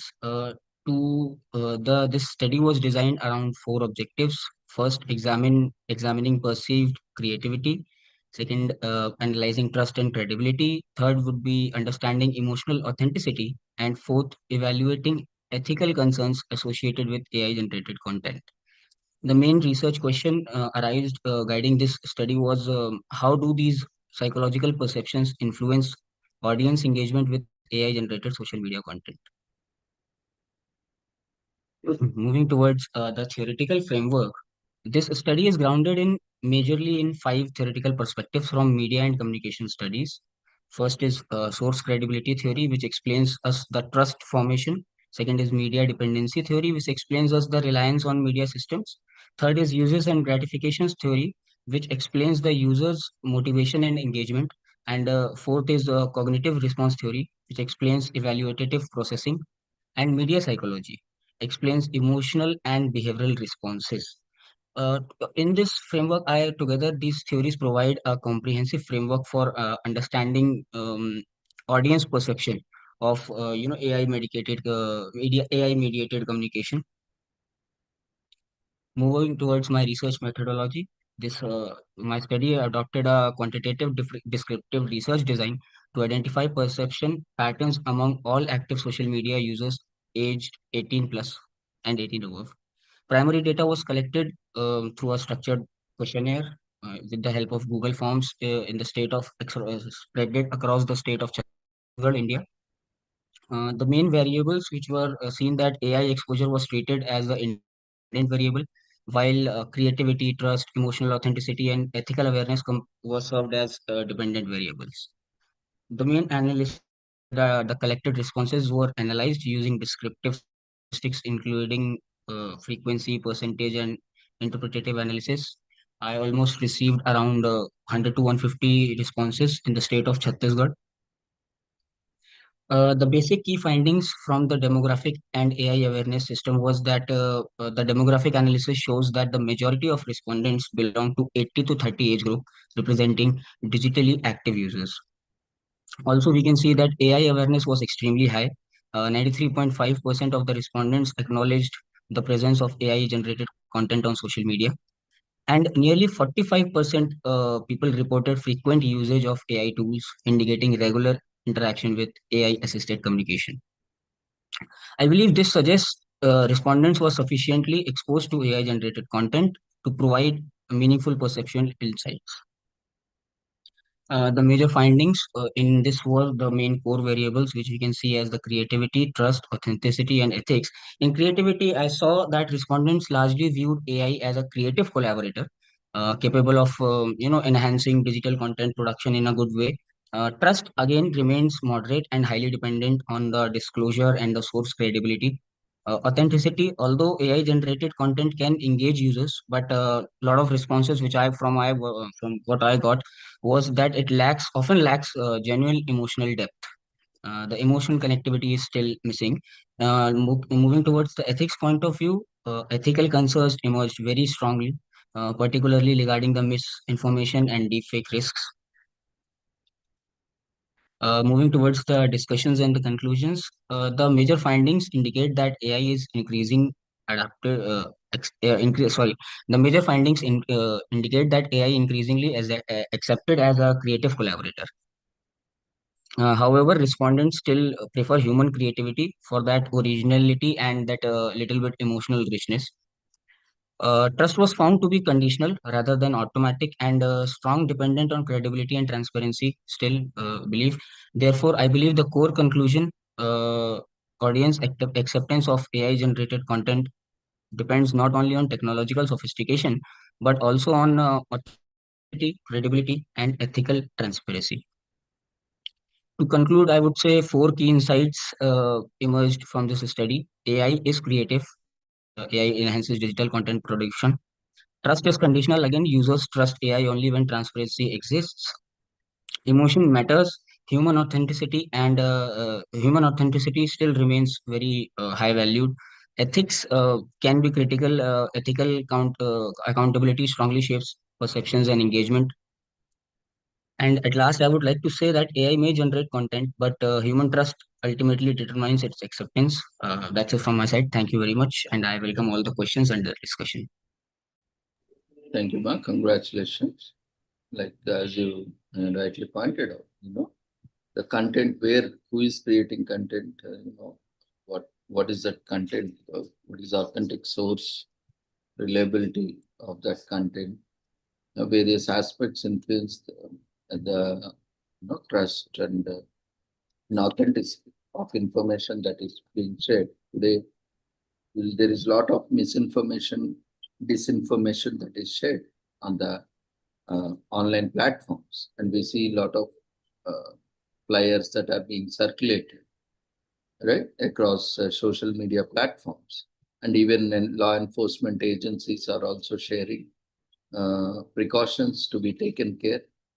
And this presentation throws light on the use of media and the content and how this and various psychological aspects and nuances of this. So congratulations. Anyone has any queries? You can raise your hand.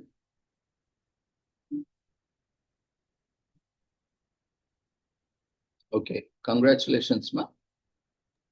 We'll move on to next presenter.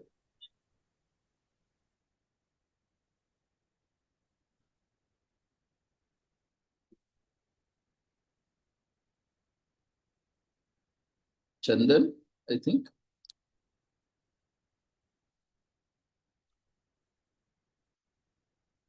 Chandan Kumar. Yourself, same?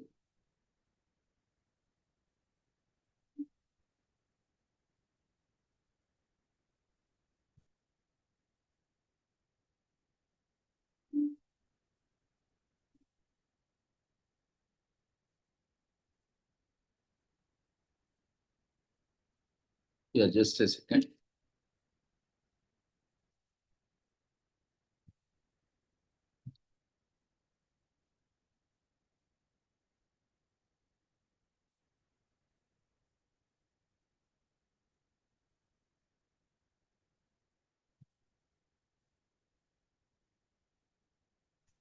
Yeah, hi sir. Am I audible? Yes.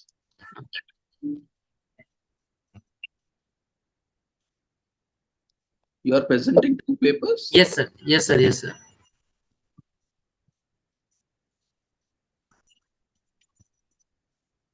No, but name is different, na? Chandan Kumar, sir. No, Vikalp. Who is Vikalp?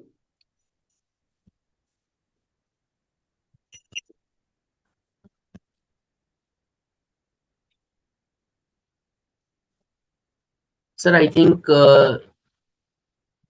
he's muted.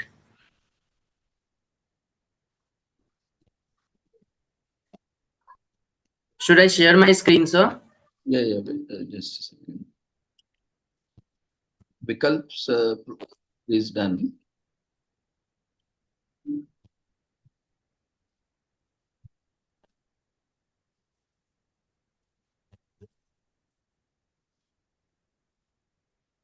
My screen is visible, sir? Yes, ma'am.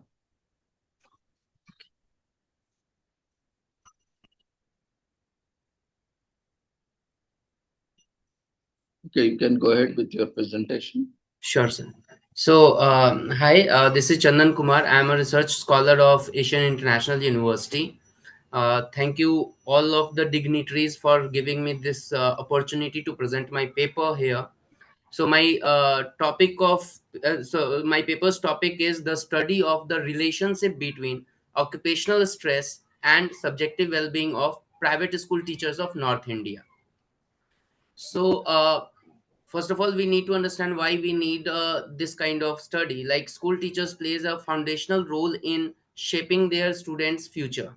Their well-being is essential for delivering high quality education. In today's context, it is important to understand the various factors that influence teachers' effectiveness. Among these, the psychological state of teachers is a key element that significantly impacts their ability to perform well. With this understanding, the present study aims to assess the occupational stress and subjective well-being of private school teachers of North India.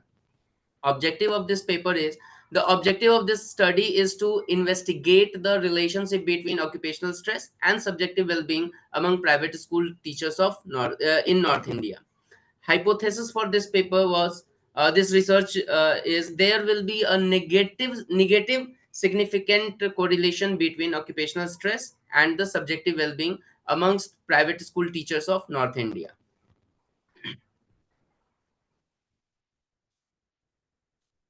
Variables in this particular research is occupational stress is the independent variable and subjective well-being is dependent variable. Research sample, I took 127 teachers across North India, that includes 7 state and 3 union territories. So we have collected these data from various part of states of North India through different mode of conduct, like few places I went physically, few places I shared a soft copy of a questionnaire and got response. Under okay, so research instrument for my research was for occupational stress. I use occupational stress index developed by Dr. A.K. Srivastav and Dr. A.P. Singh in 1981. That consists 12 major dimensions for measuring occupational stress: role overload, role ambiguity, role conflict, unreasonable groups and political pressures, responsibility of others, like this. And reliability and validity of this particular test is already there. And for subjective well-being inventory, I have taken developed by Dr. R Nagpal and Dr. H Sell in 1992. Again, description of this particular instrument is already given here. Consists of 40 items, and in which 19 are positive and 21 is negative. So again here, total 11 major dimensions there that we assessed in this particular research of subjective well-being.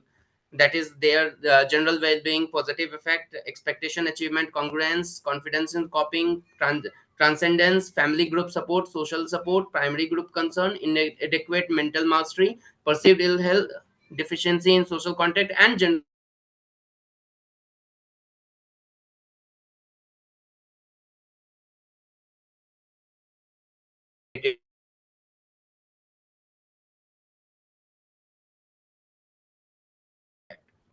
Now, is applied here to assess the that is calculated through SPSS. That means a negative correlation between occupational stress and subjective well-being, that is there, minus 0.568 on P is less than 0.01 among private school teachers in North India. Also, the major factors also showed a negative correlation. This means that teachers experiencing higher level of work related distress, such as heavy workload, pressure to achieve academic target, lack of administrative support, low job security, long working hours, or challenges in classroom management, tend to report lower level of overall well-being. Few recommendations are there. Minimize role related stress factors. That means clearly define job duties and expectations to reduce confusion and conflicting responsibilities. Ensure the fair distribution of tasks so that teachers are not burdened with excessive workload. Then enhance institutional and administrative support. That means promote leadership practices where school heads regularly often offer constructive feedbacks, appreciation, establish open and transparent communication system. Strengthen teacher involvement and empowerment. That means encourage shared decision making process to address issues of limited participation and reduce feeling of helplessness among teachers. Foster healthy interpersonal relationship. Try to conduct activities to gain a relationship between teachers and all. Promote teachers wellness and mental health. Time to time they need like school needs to conduct activities, workshops related to that. Same, enhance professional recognition and career development. That means like time to time uh, career development related workshop needs to be done. Arrange regular training sessions, capacity building workshops, and courses that support continuous personal growth. Implement fair, transparent system of promotion and performance acknowledgement. So this was recommendation. Limitations: restricted scope for generalization. That means the study focused exclusive on private school teachers of North India. The finding may not applicable for government school teachers or like different level of teachers as well. Regional and institutional differences. School across North India differs greatly in terms of facility, administrative structures, resource availability, and salary patterns like that. Influence of uncontrolled variables. Important factors such as family, individual's personality, coping mechanism, family background, economic conditions, physical health, etc. Lack of qualitative understanding. That means the study relies solely on quantitative measures without interviews or open-ended feedbacks. It may not capture the deeper reasons behind teachers' stress level or reduced well-being. Sample homogeneity. That means if the participants were largely similar in age, gender, or teaching experience, the finding may not represent the wider diversity of teachers. Last one is short-term study design. Because the research was not conducted over an extended period, so it does not reflect how stress or well-being might change across the school years. Right now, Key implications, necessity for structured stress management initiatives, value of supportive and transparent leadership, improvement of workplace conditions, building strong interpersonal relationships, promoting teacher empowerment and inclusion, incorporating mental health into institutional policies, emphasis on professional growth and skill development. Future research direction is their longitudinal research design. That means future studies should use long-term approach to observe how occupational stress and subjective well-being changes over time. Studies evaluating interventions, cross comparative research. For that means further research could compare stress and well-being among private and government school teachers, educators in rural versus urban areas, like that. Expansion to other Indian regions, like I conducted this test in this research in North India, so it can be a South India, eastern part, western part, like that. Adoption of mixed method approach, inclusion of personal and family factors, examining organizational culture, organizational level strategies. So this is my research. I'm welcoming everyone to, if anyone has any question. So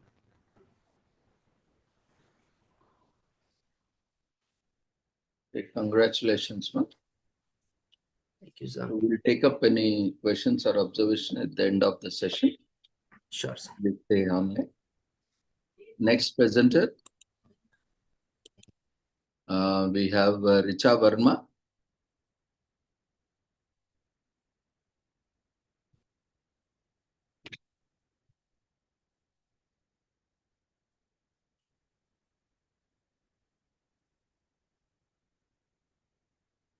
Share your presentation.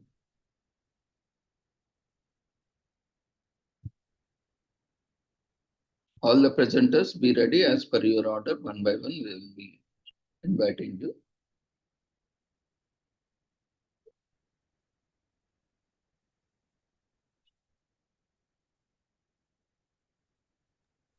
I'm audible, sir? Yes, ma'am. Yes.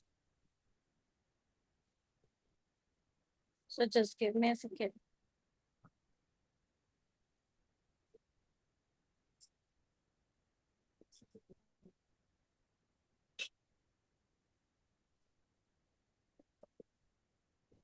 So is my PPT visible? Yes, ma'am. Continue. Okay.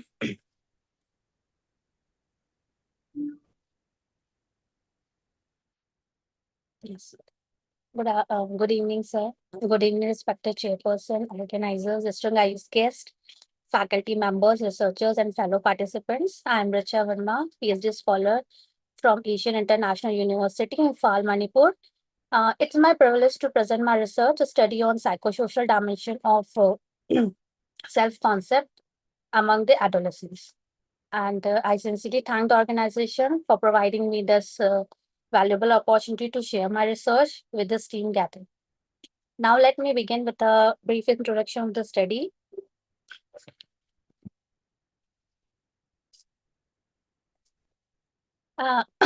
Adolescence is a critical developmental stage in human development, which marked as a rapid physical, emotional, cognitive, and social changes.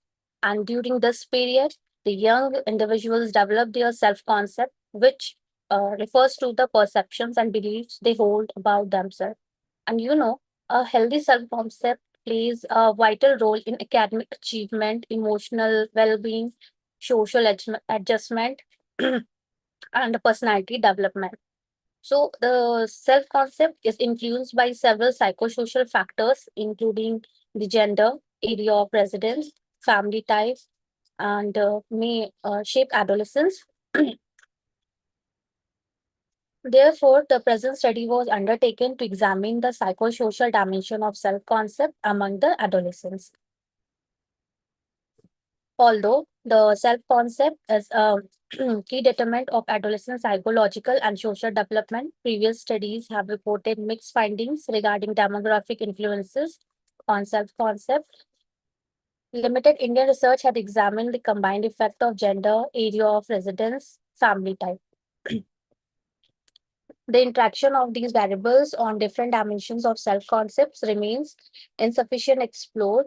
Therefore, the present study investigates how these factors influence adolescents' self-concept. These are the objectives where we compare the self-concept dimension of gender in a male-female adolescence, compare self-concept dimensions of the urban and rural adolescents, compare the self-concept dimension of adolescents in families, joint or nuclear families. Next, examine the gender and residence interaction, the two-way effects. Examine the gender and family type interaction effects.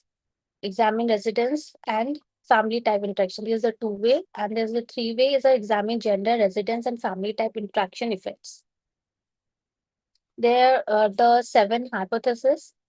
Null hypotheses were tested for all mean and interactions effects using factorial ANOVA. The main effects, no significant gender differences in self-concept. 2, the no significant residence differences in self-concept, no significant family type differences in self-concept. The interaction effects, there's a no gender and residential interaction effect, no gender family type interaction effects, no residence family type interaction effects, and no gender residence and family type interaction effects. Research design is in independent variable are gender, area of residence, and family type, and dependent variables are self-concept, mental health, adjustment. The research approach is quantitative research designed by factorial research design, three-way ANOVA, research methodology, descriptive, and the technique is three-way analysis variance. Sample, the sample taken through the senior secondary schools of adolescents. There are total 240 students, and there's a purposive random sampling.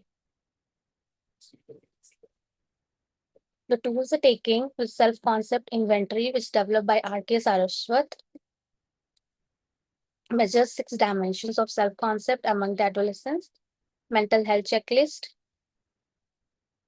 Mental health checklist, Dr. Pramod Kumar assesses the mental health status of adolescents. Adjustment inventory, R.K. Oja measured the adjustment in adolescents in home, school, social, and emotional settings. These are the statistical analysis, descriptive analysis. There's a mean and a standard deviation, inferential statistics, three-way analysis of variance. Sorry. Effects examine the main effects of gender, area of residence, family type. There's the two-way interaction effects and three-way interaction effects. Results, what are key findings? The gender showed significant effects on physical, social, temperamental, educational, moral, and intellectual self. Area of residence significantly influenced educational self and intellectual self, with urban adolescents scoring higher. Family type is scored significantly influenced social self and moral self, with adolescents from joint family is scoring high on moral self-concept. A significant gender and family type interaction was observed for moral self. A significant gender area of residence interaction was observed for intellectual self. No significant effects were found for the remaining interaction terms. These are the significant effects. So 6 significant dimensions were taking: physical self, social self, temperamental self, educational self, moral self, and intellectual self. For the educational self-finding, the gender has a significant effect on educational self. The female is, these are the statistical analysis. Female adolescents score significantly higher than male adolescents, and area of residence also had a significant effect. Urban adolescents scored significantly higher than rural adolescent, and no significant interaction effect were observed for educational self. Discussion. The gender emerged as the strongest prediction of self-concept, significantly infusing physical, social, temperamental, educational, moral, and intellectual dimensions. Urban adolescents demonstrated higher educational and intellectual self-concept, suggesting that environmental and educational opportunities may contribute to positive self-perceptions. Adolescents from joint families exhibited stronger moral self-concept, indicating the potential role of family support, shared values, and intergenerational interactions. Significant gender, family type, and general residence, the three-way effects interactions indicate that demographic and contextual factors jointly influence specific dimensions of self-concept. The findings support the multidimensional nature of self-concept and highlight the importance of considering both individual and environmental influences in adolescence development. The conclusion of my study. This study demonstrated that gender, area of residence, and family type significantly influence selected dimensions of adolescent self-concept. Gender emerged as the most influential factor, showing significant differences across multiple dimensions of self-concept. Urban adolescents reported higher educational and intellectual self-concept than rural ones. Adolescents from joint families exhibited higher moral self-concept than those from nuclear families. Significant interactions effects indicate that demographic and environmental factors jointly shape adolescent self-concept. The findings emphasize the need for school, family, and counseling-based interventions to promote positive self-concept and healthy psychosocial development among adolescents. Thank you, sir.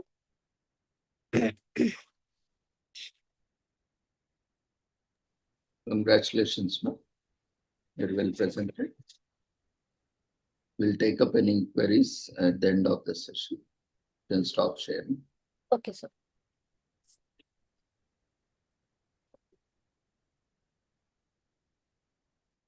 Next, we have Preeti.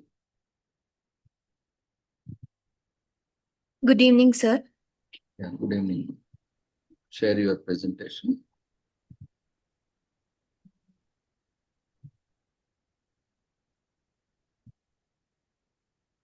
Sir, is it visible? Then you make it full screen. Yes. Yes. Yeah, please continue. Yes. So, good evening to the respected chair and everyone present today. So, myself, Preeti, I'm a research scholar in Department of Psychology, Asian International University. It's my privilege to be presenting my paper titled Cyber Stigma, Social Media and Recovery, Understanding Substance Use Challenges in Gen Z. So the introduction part, Gen Z and substance use in a digital world. I think we are all experiencing this and seeing this also. So substance use disorders remain a significant global public health concern among adolescents and young adults. Generation Z are the people born between 1997 to 2012, and they're the first generation to grow up entirely in a digitally connected world. Social media platforms have become powerful influences on their identity formation, peer relationship, health behavior, and coping mechanism. Despite there is an increasing awareness of mental health and addiction, still the treatment utilization among young people remain very low. Research consistently identifies stigma as one of the strongest barriers to seeking professional help and engaging in recovery. So the key message is, though the digital environment has transformed not only how young people communicate, but also how they experience the stigma and the recovery process. So why does this cyber stigma matter for the Generation Z? Traditional stigma involved negative labeling, stereotypes, discrimination towards individuals, especially with substance use problems. But in the digital era, stigma extends into online spaces through cyberbullying, public shaming, online judgment, social labeling, and fear of digital exposure, etc. Unlike traditional stigma, cyber stigma can spread rapidly, reach larger audience, persist indefinitely through digital footprints. The fear of judgment and reputational harm discourage young people from seeking professional help, thereby delaying the recovery. At the same time, the digital platform also provides opportunities for anonymous support, online counseling, recovery-focused communities, etc. So the message being, for Generation Z, recovery is shaped not only by personal and social factors, but also by experiences with the digital world. The aim of the study was to examine the influence of cyber stigma and social media on substance use challenges, help-seeking behavior, and recovery processes among Gen Z individuals. The core objectives was to explore cyber stigma among Gen Z, examine social media influences, understanding help-seeking and recovery barriers, identifying the key recovery factors, evaluating digital recovery supports, and suggest stigma reduction strategies. We employed a narrative review iterative thematic approach. So coming to the first two objectives, this slide summarizes that the cyber stigma in Gen Z. So as discussed, it refers to the stigma experienced through online platforms, which include cyberbullying, public shaming, online labeling, and fear of digital exposure. And the digital footprints increase concerns about the privacy and the reputation. The social media influences because, as we all know, social media is shaping the attitudes, beliefs, and behaviors of the individuals. Peer validation and online image management influence the decision making of the individuals, and social media can reinforce both stigma as well as increase the awareness. So the key finding for the two objectives is cyber stigma and social media collectively shape how Generation Z pursues substance use and its recovery. This slide summarizes the third and fourth objective, the help-seeking and recovery challenges. So the impact on help-seeking is fear of judgment discourages professional consultation. Many young people initially rely on peers or anonymous online sources. Delayed help-seeking even worsens the substance use-related problems. And the factors promoting and influencing the recovery are, the core factors are the psychological factors being self-esteem, resilience, motivation, self-stigma, social and cultural factors being peer influence, family support, family reputation, societal expectation, digital factors being privacy concern, fear of online exposure, protective factors such as resilience, family support, and recovery-oriented services through sustained recovery. So the key finding is recovery is influenced by multiple psychological, social, cultural, and digital factors. This slide summarizes the fifth and sixth objective of our study, the role of digital support systems. So telecounseling and online therapy, anonymous helplines, recovery application, and virtual peer support communities would really help. Though government has been providing multiple services, still the young or many of us don't know how to access them.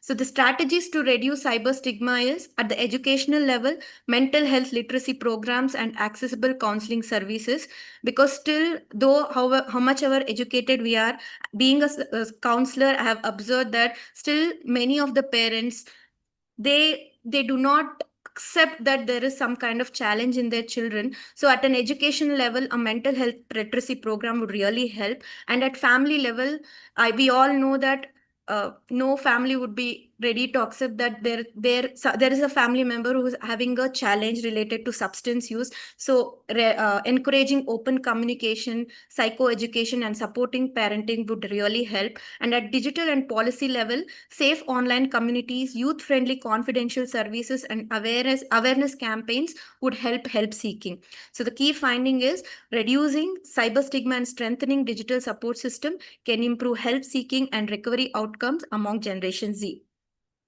So why this matters? Generation Z is the first generation to experience substance use challenges with a fully digital world.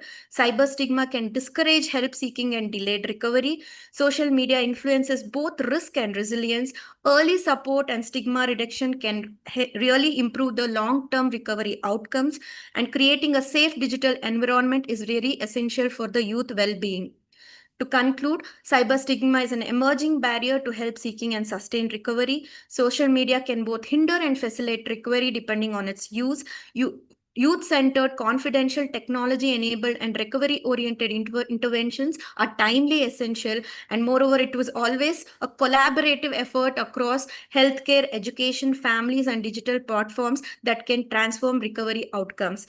So to conclude with the final message, transforming digital spaces from sources of stigma and pathways for recovery is really essential for the supporting of the Generation Z. Thank you.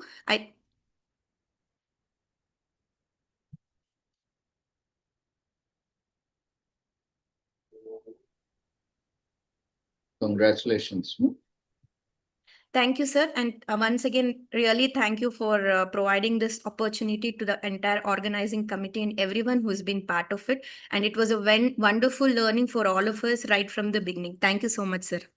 Thank you, ma'am. This is also need of our Gen Z. Lot of issues are coming up now. Yes. Addressing Gen Z, and Gen Z is becoming a sensational word across the world, and and there is a huge confusion dilemma also among Gen Z, how they identify themselves in the real world or the online world.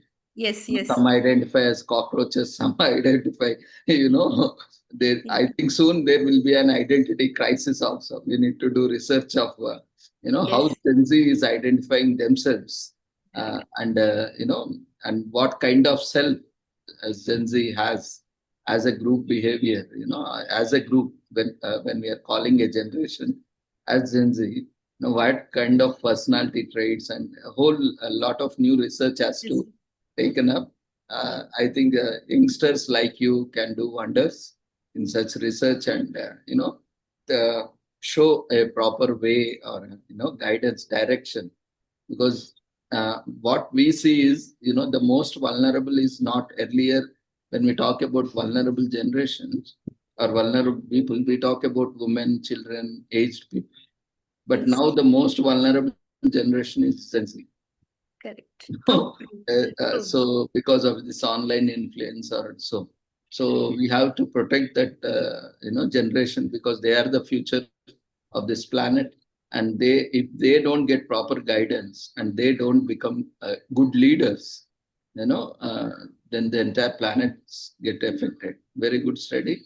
Congratulations. Thank you so much, sir. Thank you. So we'll move on to next presentation.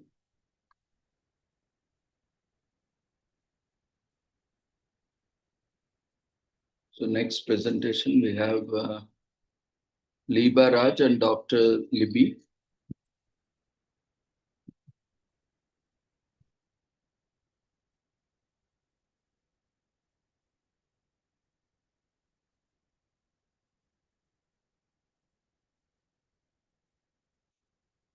Yeah, now you can unmute yourself, start your presentation.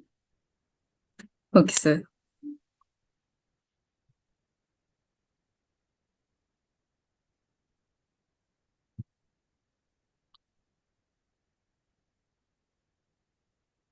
Make it full screen if possible. Is it visible, sir? Yes, ma'am. Please continue. Good evening to all. I am Dr. Libby Liokera, Assistant Professor, and today I am presenting our theoretical paper titled Language as a Cognitive Scaffold, a theoretical framework for understanding how internal verbal dialogue shapes memory, consolidation, and emotional reasoning. And this work was carried out with Ms. Liba Raj EB. And we start with the introduction. We often think of language as something we use to communicate with others. However, language is also constantly used inside our own minds. This internal language, known as inner speech or self-talk, help us think, plan, solve problems, evaluate ourselves, and regulate emotions. Every day, we silently tell ourselves things like, I can do this, I made a mistake, what should I do next, etc. These internal conversations influence not only our thoughts, but also how we remember experiences and how we emotionally interpret them. And there is a research gap. Although inner speech has been studied in different disciplines, each field examines only one aspect. Cognitive psychology mainly focus on memory. Psycholinguistics studies the structure of inner speech. Clinical psychology focuses on automatic thoughts and emotional disorders. What is missing is a single framework that explains how internal language simultaneously shape cognition, memory, and emotion. Therefore, our study attempt to fill this theoretical gap. And to address this gap, we propose that internal verbal dialogue function as a cognitive scaffold. A cognitive scaffold means a mental framework that helps organize and regulate thinking. To develop this framework, we integrated three well-established psychological theories: Vygotsky's theory of inner speech, Baddeley's working memory model, and Beck's cognitive model. Together, these theories provide a comprehensive explanation of how language shapes psychological experience. And these are our conceptual background. Before introducing the framework, it is important to understand what inner speech actually is. Inner speech is the silent conversation we have with ourselves. Research suggests that it occupies a significant part of waking consciousness. It helps us make decisions, organize thoughts, evaluate situations, and regulate our emotions. In other words, it acts as an internal companion throughout our daily life. And one of oldest debates in psychology is the relationship between language and thought. There are two major perspectives. The first says language simply expresses thoughts what already exist. And the second argues that what language actively shapes how we think and experience the world. Our framework follows the second perspective. We suggest that language does not merely describe psychological experience, it actually helps construct them. And our framework is built upon three major theories. First one, Vygotsky explained that inner speech develops from social interaction and later becomes an internal tool for self-regulation. Second, Badley explained how the phonological loop in working memory rehearses verbal information and strengthens memory consolidation. Third, Beck shows that automatic thoughts directly influence emotions and behavior. Although developed independently, these theories converge on one important idea, that is, internal verbal dialogue actively construct psychological experiences. And this slide explains how these theories fit together. Vygotsky tells us where inner speech comes from, and Badley explains how it strengthened our memory, and Beck demonstrates how it shapes emotions. Therefore, inner speech is not simply talking to ourselves, it becomes the mechanism through which memories are formed, interpreted, and evaluated. And the methodology of our study. First, we review the literature, and second, analyzing each theory independently. Third, identifying common themes across these theories. Finally, integrating them into one conceptual framework. Rather than collecting new data, this study synthesizes existing psychological knowledge into new theoretical model. Here we summarize the common conclusion of three theories. Vygotsky contributes the developmental foundations. Badley explains the cognitive mechanism. Beck explains the emotional consequences. Together, they show that internal verbal dialogue actively influences both memory formation and emotional reasoning. And this is our proposed framework. And this slide presents proposed theoretical framework of it consists of four interconnected stages. First, an experiencing is interpreted through inner speech. Second, that in verbal interpretation enters working memory, particularly the phonological loop. Third, the verbal encoded information is consolidated into long-term memory. Finally, when that memory is retrieved later, it is interpreted again using the same pattern of inner speech. And this creates a continuous feedback cycle. That means positive inner speech strengthen adaptive memories and balanced emotions. Negative inner speech strengthen distorted memories and emotional difficulties. Therefore, language becomes the scaffold that organizes psychological experience. And clinical and therapeutic implications. Our framework also has important clinical implications, like different psychological therapies appear different on the surface, but they share one common mechanism. Like cognitive therapy changes maladaptive automatic thoughts. Narrative therapy helps people rewrite their life stories. Mindfulness and ACT teach individuals to observe thoughts without becoming attached to them. Although these approaches differ, all of them modify the person's internal verbal dialogue. And this supports our idea that changing inner speech can improve both memory and emotional well-being. And our study reconceptualizes inner speech as an active psychological mechanism rather than simply a reflection of thought. It also provides a common theoretical explanation for different psychological therapies. By integrating developmental psychology, cognitive psychology, and clinical psychology, the framework others a new direction for interdisciplinary research. And so there are some limitations of our study. Like any other theoretical model, our framework has limitations. First, it has not yet been directly tested through empirical research. Second, it relies mainly on Western psychological theories. Third, measuring inner speech is difficult because it is private subjective experience. Future research could include neuroimaging studies, longitudinal research, cross-sectional, cross-cultural comparisons, and intervention that examine language-based therapeutic techniques.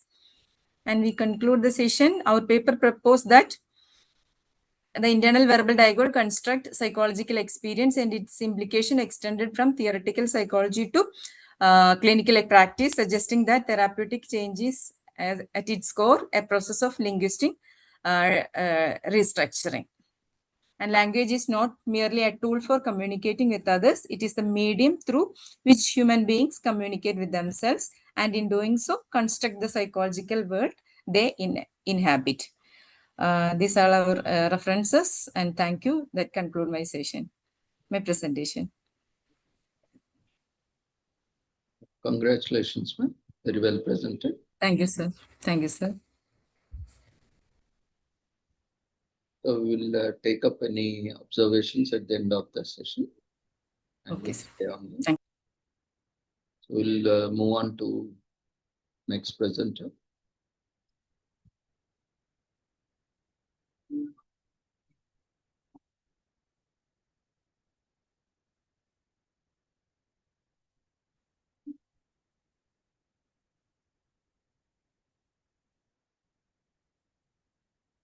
Kyle Willie, you are there.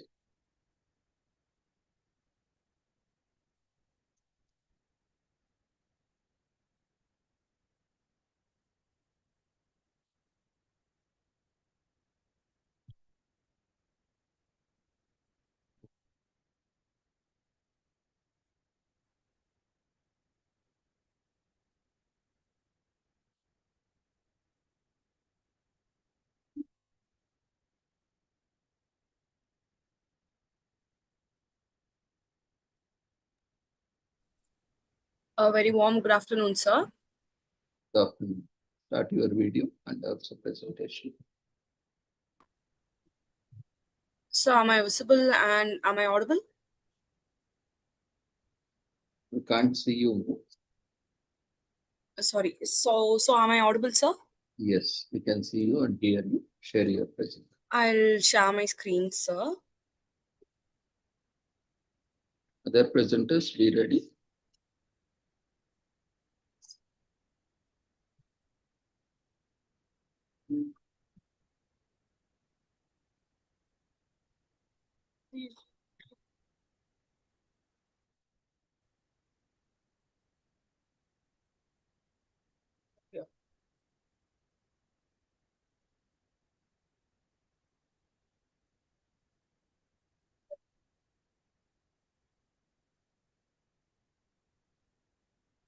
Yes, sir. So once again, a very warm and pleasant good afternoon to everyone who's attending the meeting now. And myself, I'm Kailvi, and I'm presenting the topic on metacognitive awareness and its influence on judgment process qualitative study. This study explores how undergraduate students become aware of their own thinking while making judgments and decisions, and how this awareness influences the quality of those decisions. Before getting into my presentation, let me just give a brief introduction about my topic. Metacognition, a concept which is introduced by John H. Flall. Like, metacognition is simply just refers to thinking about thinking. It's the ability of a person to monitor, regulate, and evaluate one's own cognitive process, and it evaluates one's own cognitive process. In simple terms, it helps individuals understand how they think, identify their strengths and limitations, and their reasoning ability, and also how are they able to modify their thinking while it's necessary for them. And the statement of the problem. Yeah, so although metacognition has been extensively studied in educational and cognitive psychology, only a few qualitative studies have been done, and exploring how undergraduate students actually experience metacognition awareness while making judgments and decisions is still yet to be studied. So this study mainly aims to understand these expectations and the experience from participants' own perspective and gain deeper insights into their thought process. And coming to the review of the literature part, so coming to the review of the literature part, the review of literature provided the theoretical foundation for the study. Flavel introduced the concept of metacognition. Scraw and Denison identify its major components, namely like planning, monitoring, and evaluation, obviously. And Efclides emphasized its importance in self-regulation and reflective thinking, while Kahneman explained how reflective and analytical thinking improves judgment and reduces decision-making process. These studies collectively supported the importance of metacognition and awareness in effective decision making. And the objectives of the study were like there were two major objectives. The primary objective was to study and explore the influence of metacognitive awareness on judgment process among undergraduate students, like how it would, like how metacognition would influence and UG student in their thought process and thinking process, obviously. And the specific objective was to examine how students monitor and regulate their thinking, identify the strategies they use while making judgments, understand the roles of self-reflection, and explore the awareness of assumption and cognitive biases. And coming to the significance of the study, academic significance, like this research contributes to the existing qualitative literature on metacognition, providing a deeper understanding of students' judgment process, and this majorly focus on an UG student, obviously. So the practical significance was to it helps finding this finding may help educators and design interventions that promote reflective thinking and critical thinking and regulate decision making among students, and this would obviously help for future studies to get a like deeper approach in it, where minus is like shallow process.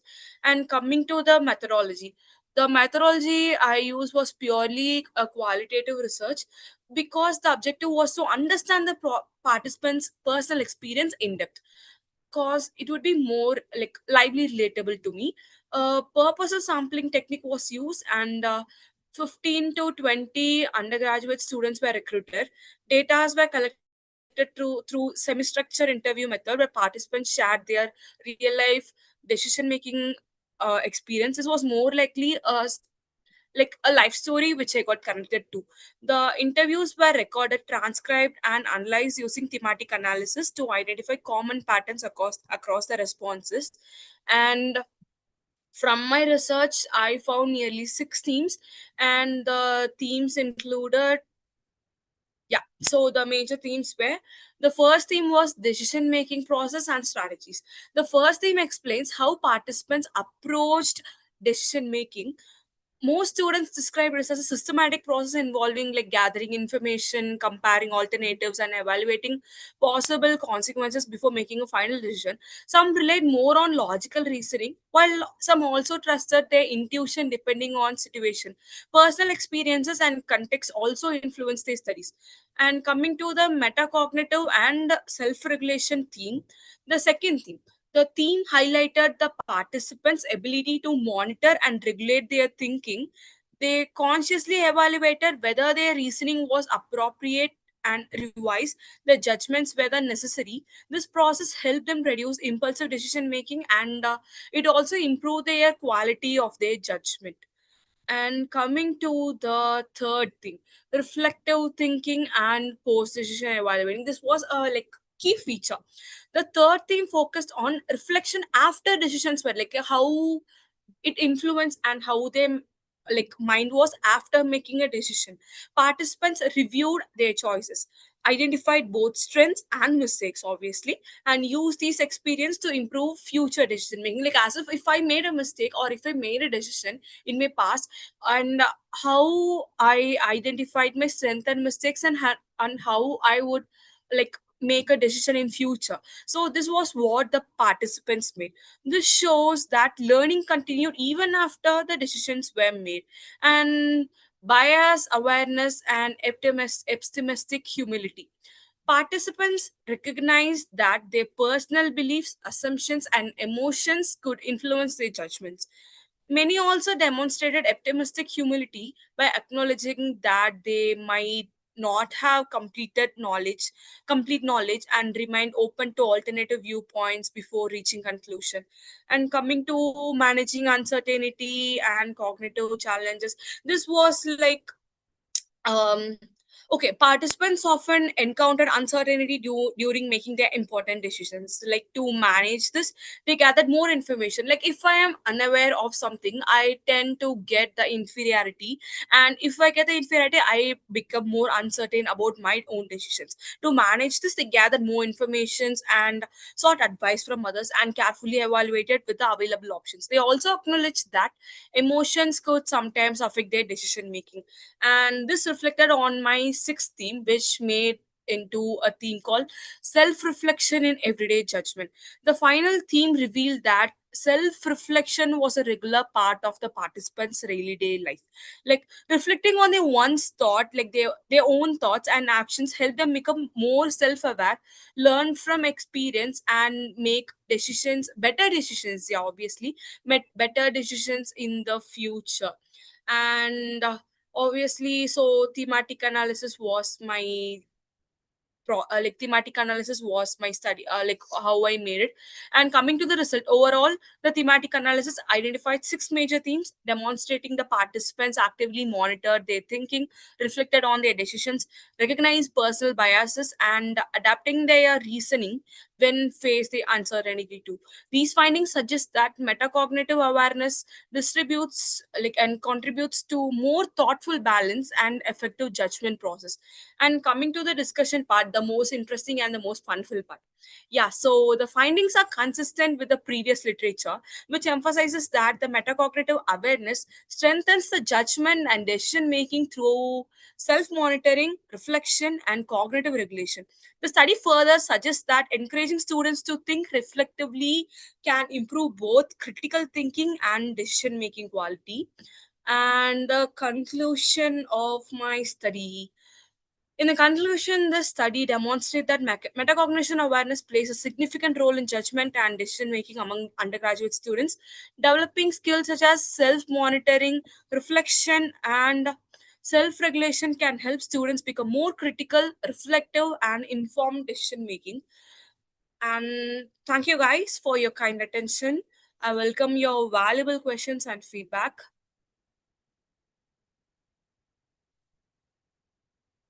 Congratulations. Thank you, sir. Very well presented, Mark. And metacognition itself is a very simple as well as complex concept. And cognition is metacognition. And cognition of metacognition is again metacognition. Yes, sir. So, when we just go in depth, it becomes so complex. Cognition is not so easy.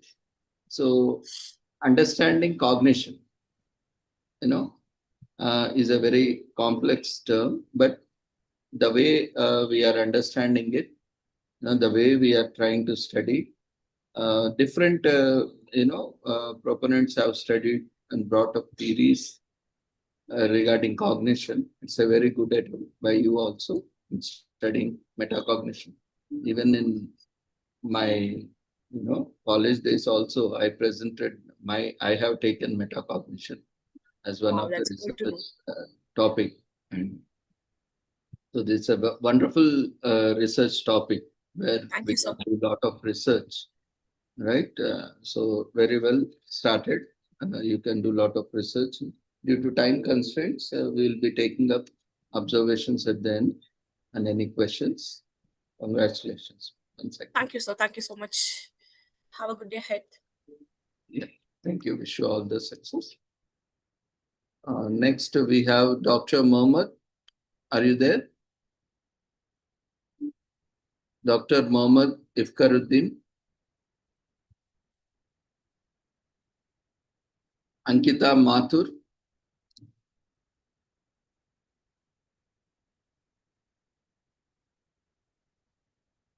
Ankita Mathur.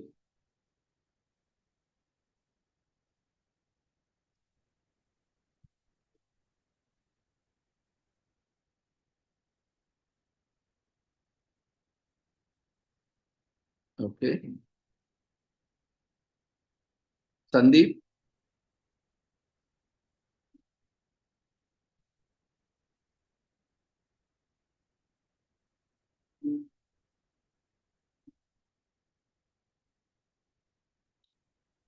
Okay. If you are there, you can raise your hand or use chat box. Dr. Tirupati?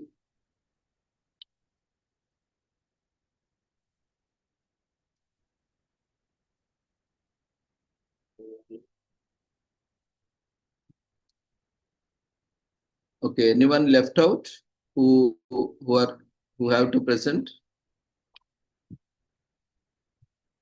Who have registered, but their presentations are not scheduled? Shalka Sabit.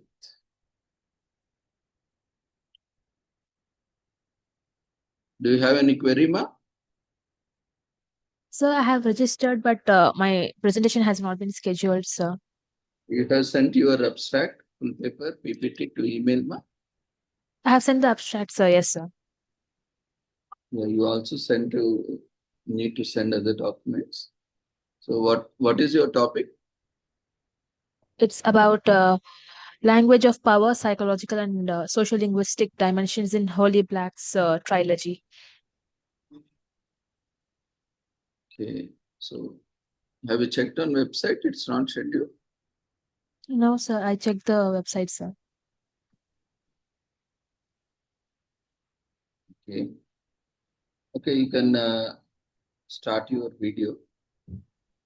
Yes, sir. Have you registered? Yes, sir. I have registered, sir. Please start your video and presentation. Yes, sir. And leave your details in chat box. So the chat box shows disabled for me. No, you cannot send to everyone, but you can send to host. Okay, sir.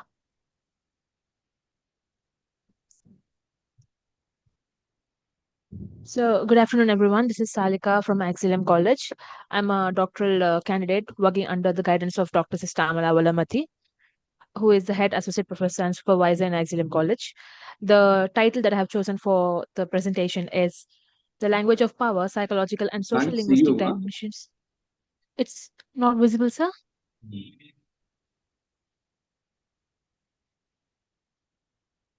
I'm sharing my screen, sir. Is it visible?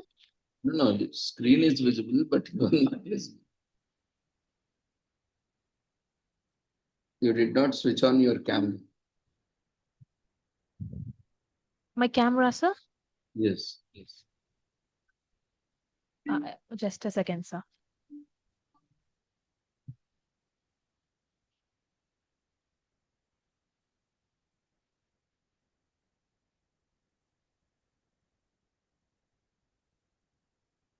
Okay. Now you can share your presentation. Yes, sir.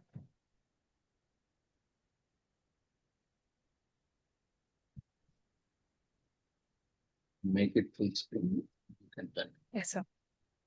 Oh, good. So, this is the title which I have chosen, Language of Power, Psychological and Social Linguistic Dimensions in Holy Black's Trilogy.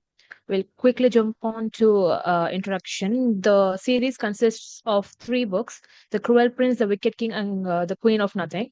So, this particular novels are set in a realm called Fairy Realm, where there are different kinds of creatures like kelpies, red caps, and other creatures who cannot lie.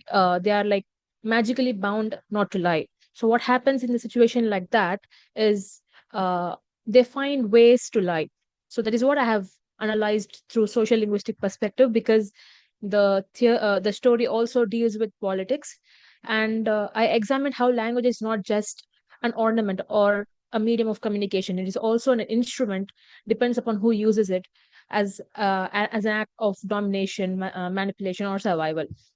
So I used Michael Foucault's theory, where he speaks about how linguistic choices are used to shape the world, and how speech has more power uh, in persuading others.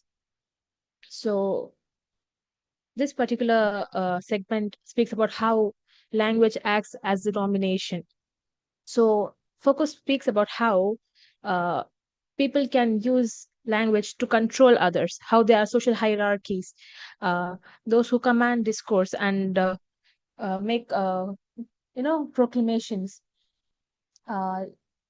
Later on, he also speaks about how there is cruelty in the novel. For example, Carden in this novel is has low self-esteem. He uses verbal attacks or purposely degrades Jude in order to feel better.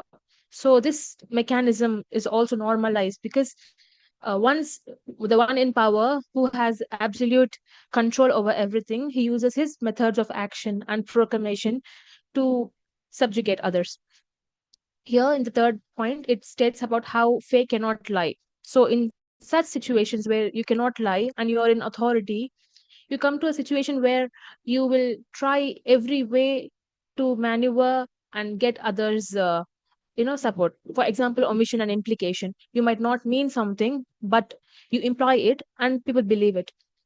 So there is a psychological aspect here where threats and ultimatums are given, and how Jude specifically, she is the only human in that novel where she can lie and deceive. So what becomes is they believe that the fake creatures believe that Jude is the only one who cannot lie. So they can't really correlate with it. Moving on. Speech is used as a legal instrument. For example, people will give you oaths that we will do so and so. So that becomes a binding pact. Unlike in human world, in fair world, once you give an oath, it is done and gone. You're not supposed to break it. So oath can also be used as a subjugation. Speaking about the linguistic rupture, breaking the oath can have certain ways. For example, there is a situation where Carden will exile Jewel, but he has a way of saying it. He says she can come back only when she is pardoned by the crown, which she doesn't understand the implication because she assumes he is exiling her, but he gives her a way to come back in because she is also the queen. So there are certain ways how people, take language and, mold it according to their convenience. There are also a situation where we unconsciously let others know what we want. For example, how there is a Freudian slip. You will not want to say something, but you will say it because that's how psychology and linguistics are correlated. Sometimes psychology takes a step back and language comes in, and when language goes back and psychology brings in, so unconscious and language are binded together.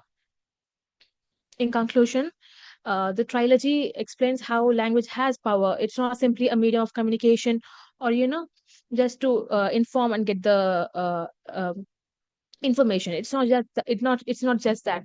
It's also a way to enhance their power, identity, and psychological survival.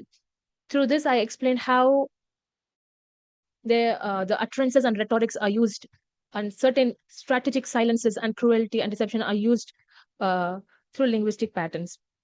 So a very popular example would be Hitler, because Hitler is, Hitler was a bad man, but the rhetorics and his speech was so influential to the people that everybody got influenced. So the language has so much power over the minds of others, and it depends upon the people who uses it. These are my references, and thank you very much for patient listening.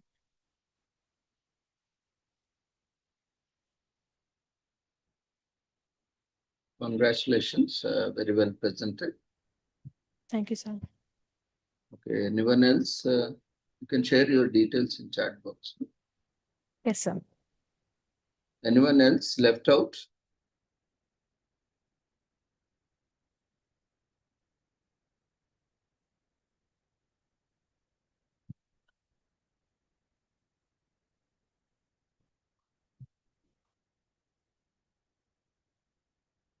Anyone else has to present?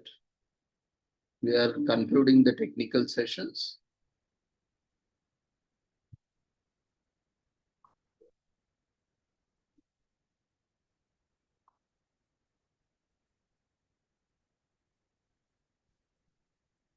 So I think this is the last call for any presentations.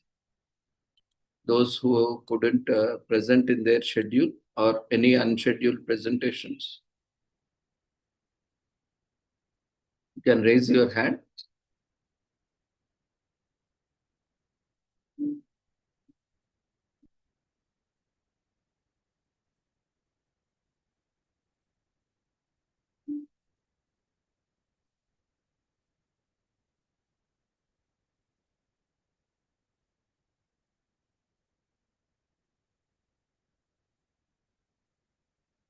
Okay, if we are done with all the presentations, then we'll move on to the valedictory session.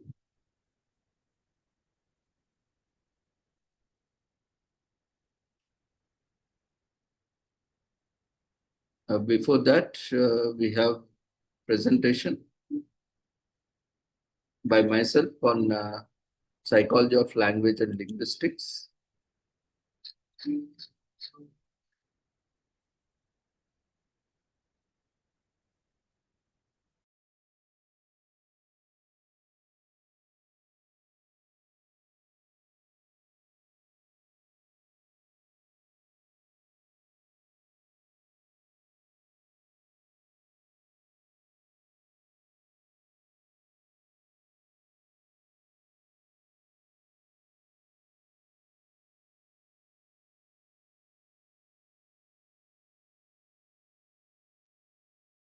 So due to paucity of time, I will try to be brief.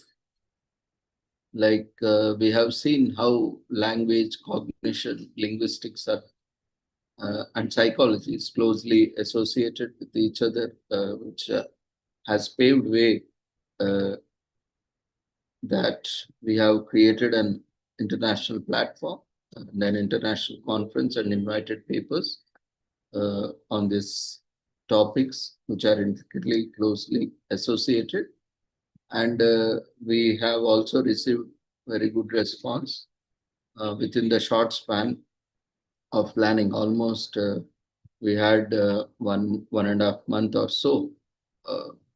We thought somewhere around 2 months earlier, but we were planning to make it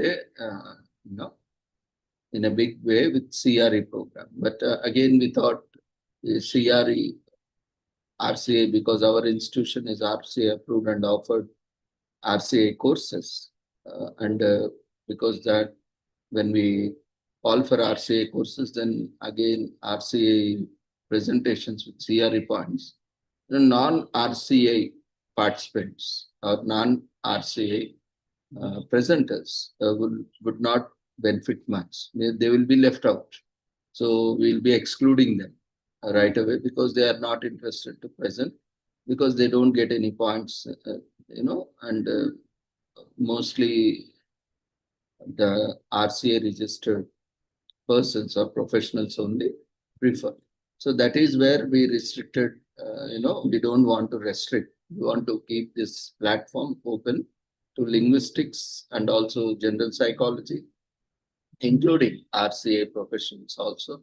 That's where we floated this idea, and within a very short term, I know we all wanted to have good research work, but within a short time, whatever research was available, we had, we all together consolidated and made good efforts in bringing research topics, various research topics into this international conference.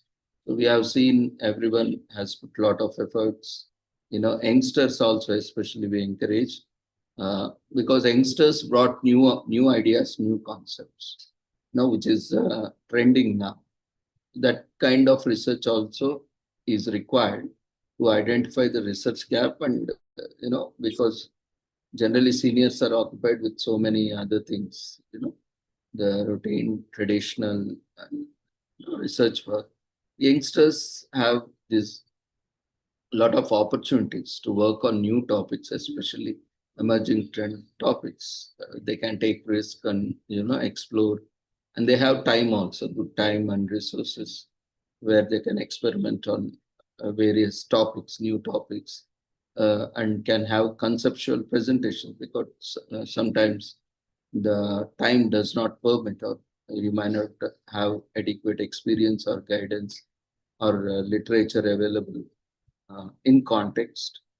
So these topics, when we planned this conference and floated the idea, so we thought we will also give an opportunity, and within a short time, of course, there were a lot of inquiries initially, but because of the intrinsic nature and the collaboration, so everyone was a little bit hesitating. Such a big platform, we need to be very careful in giving presentations. Like everyone, including us, also we thought this is a very short time. We need to postpone or extend. Maybe we need more time, but at the same time we thought, okay, when we have conceptualized, let's go ahead and integrate into relevant disciplines. So that's how, from clinical psychology, we also incorporated relevant disciplines, because our institution has, pre-primary school to PG. We have education for hearing impaired, that is degree till degree. And UG and PG, we have rehabilitation courses like speech language pathology, audiology, and we have special education, and we also have clinical psychology. So we thought integrating all the departments, bringing all departments together, and we can have a conference which can bring all the different ideas from the different disciplines, which are closely related, and where we are working on day-to-day basis, where we are sharing our clinic services across all the departments. Every department, take up client, and client has a holistic evaluation with all the departments wherever it is necessary, including clinical psychological services, clinical service, behavioral modification, and special education, and speech language pathology, audiology services, and remedial service, remedial education, and so on. So this integration has led to finally, calling for papers on this. And at that time, I also thought, to have some conceptual, presentation on psychology of languages and linguistics. So psychology of language and linguistics. So I thought of presenting in brief, but in detail, along with lots of examples. But due to paucity of time, because we have a lot of platform, so I would like to, give a brief, take some 15 minutes or so, and conclude my session. How, what is approach, basic approach for, studying the psychology of language, how to go about studying the psychology of language and linguistics. What actually language is, we have seen, and what actually is linguistics. When we are talking about, psychology of language, or psychology of linguistics, or specializations like psycholinguistics, neurolinguistics, right? These are different specializations. So language, communication, speech, all are, most essential for all of us, human beings, animals, because we all are social animals or social beings, including animals, and we need communication to communicate with others, because for the socialization, starting from a child who is born, communicates with cry, laugh, right? So for humanity, language is most remarkable, cognitive achievement that happens at the time of birth and still till the death.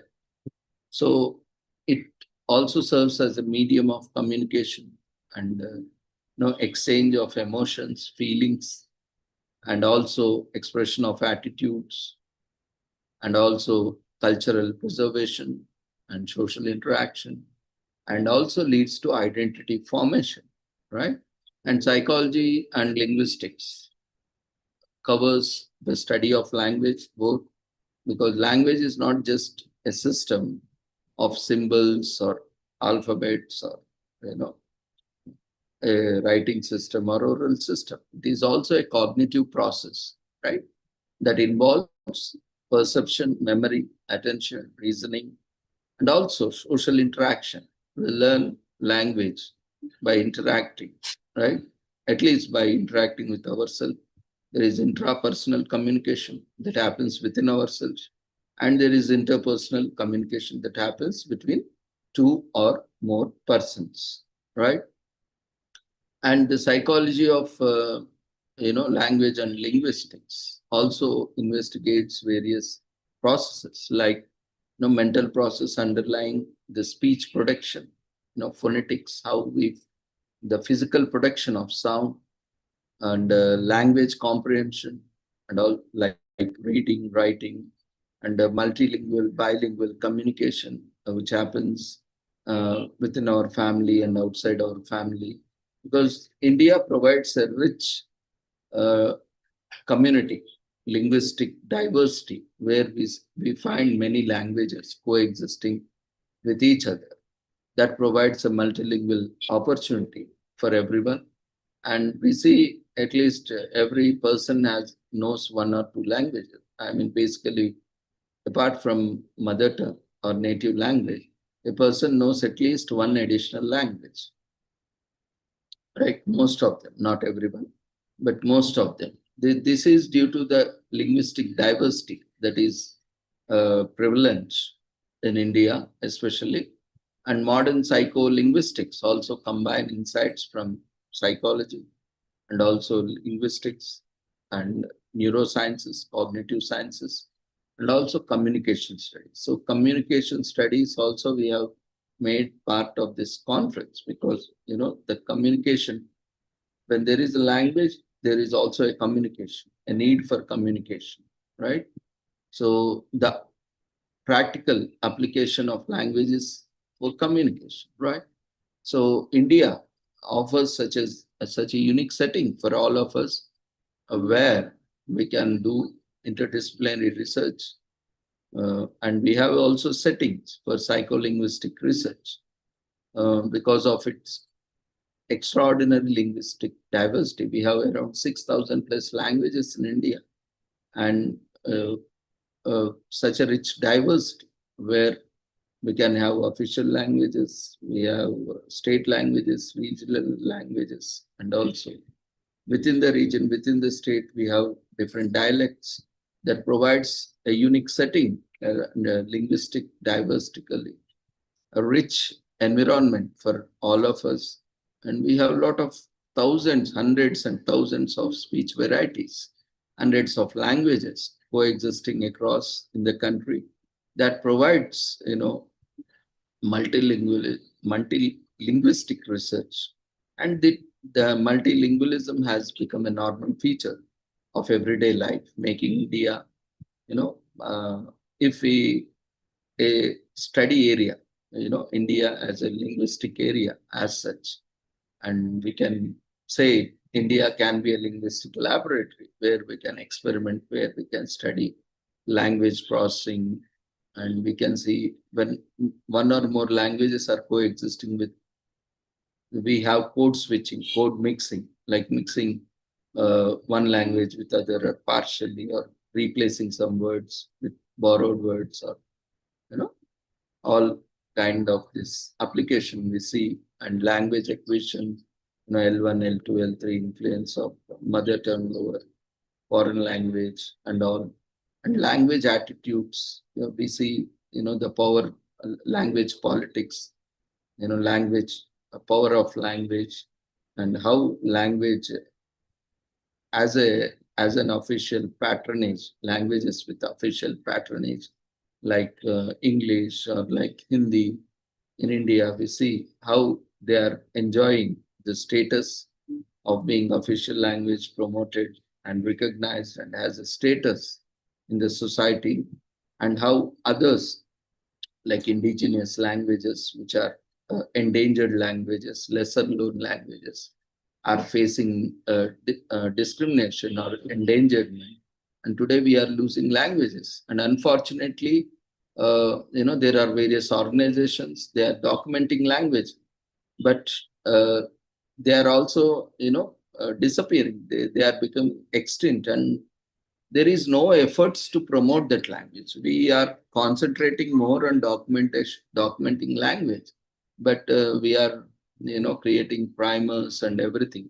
But the domination of languages is so powerful that many languages are going extinct day by day. So thanks to the social media, to certain extent, the power of AI or the power of linguists as such has a greater role in bringing more of different platforms that enable these languages. So even platforms should be linguistically diverse. There are a lot of tools that are created and supported by Government of India. We have more and more tools coming up, but we those are also very limited. And as platforms, we need to create awareness on such tools. In fact, we missed that session. Maybe we because of time constraints and other things, we have given space for all the fields. Otherwise, if it would have been only linguistics, we could have included many more papers into this.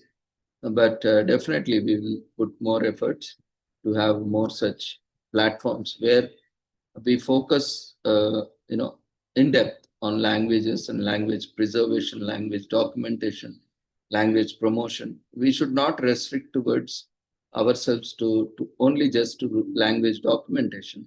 But yes, we are documenting, and the language which is going to be extinct is, and they are also becoming extinct. Now, after that, what? That language is stored in the tapes or in the repository, and it is left to the history. So whenever we want, we go back and just refer it. It will be just part of the research work or part of the culture or history of our nation. But again, it is lost. So we should also bring out certain applications where people also start using the language which has become extinct, right? Or at least the community, it should be made available to the community to the extent, everyone, many organizations are there, like Bharatiya Bhasha Parivar and CAL, and many organizations are there, or Ministry of Education. They are putting a lot of efforts, they are giving a lot of projects, but still they are very much limited in nature, in the sense that it is not reaching to the root level. We need more efforts, that because it's not possible for any one organization or even for the government for that matter.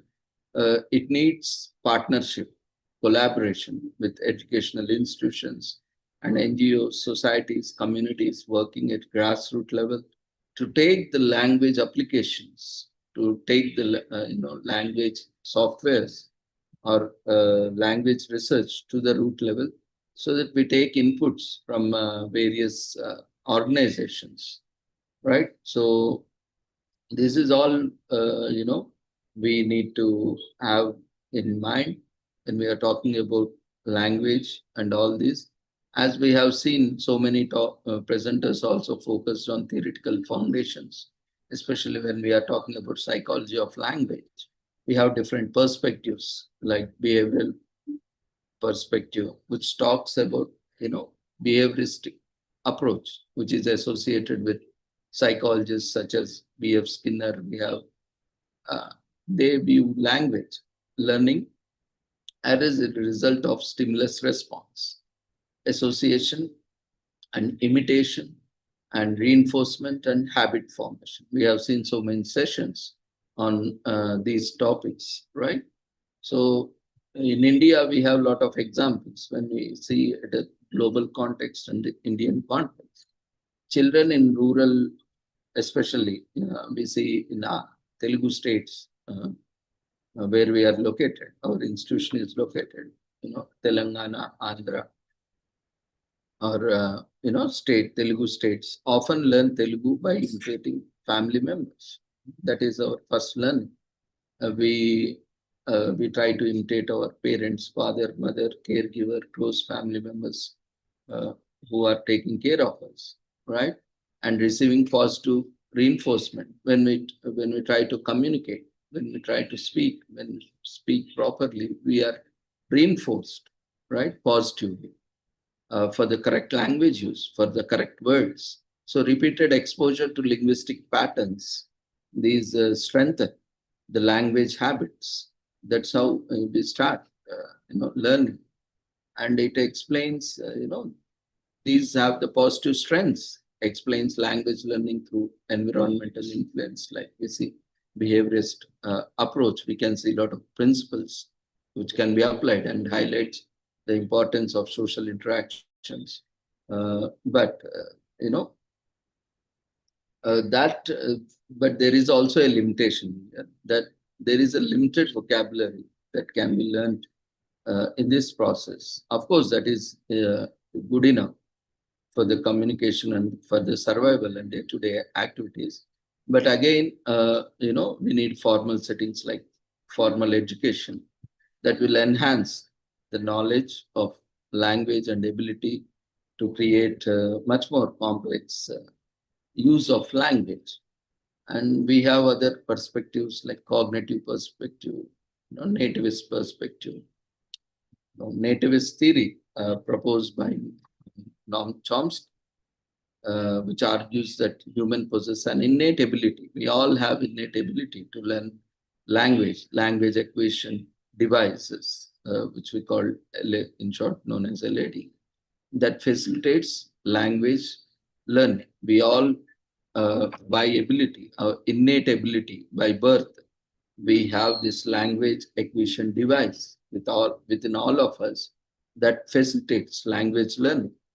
And the children, especially exposed to Telugu, Hindi, Urdu, English, and a lot of other languages which are communicated, which are used in that community, simultaneously often require, grammatical structures of these various languages without formal instruction, and supporting the notion of innate linguistic capability. See, without learning, we see many illiterate people also using language with proper grammatical structures without any formal instruction, by observing and imitating and by practicing day-to-day communication. This is what nativist perspective proposed by Noam Chomsky and others talk about. And when we look at the cognitive perspective, this emphasizes on comprehensive mental process such as memory processing, perception, attention, and also problem solving, language learning abilities, language learning itself, language processing, which involves complex cognitive process, like we have seen so many presentations talking about, language processing, storage, retrieval, and we and many people were talking about phonetics and phonology, morphology, syntax, morphology, and semantics, pragmatics, all in a different context. We are talking about different meaning in different contexts, how sound is produced, how words are formed, and how words are used in phrases, in sentences, how the rules are being used, formed, and all these aspects, how we are able to cognitively process this language linking to mental functions, right?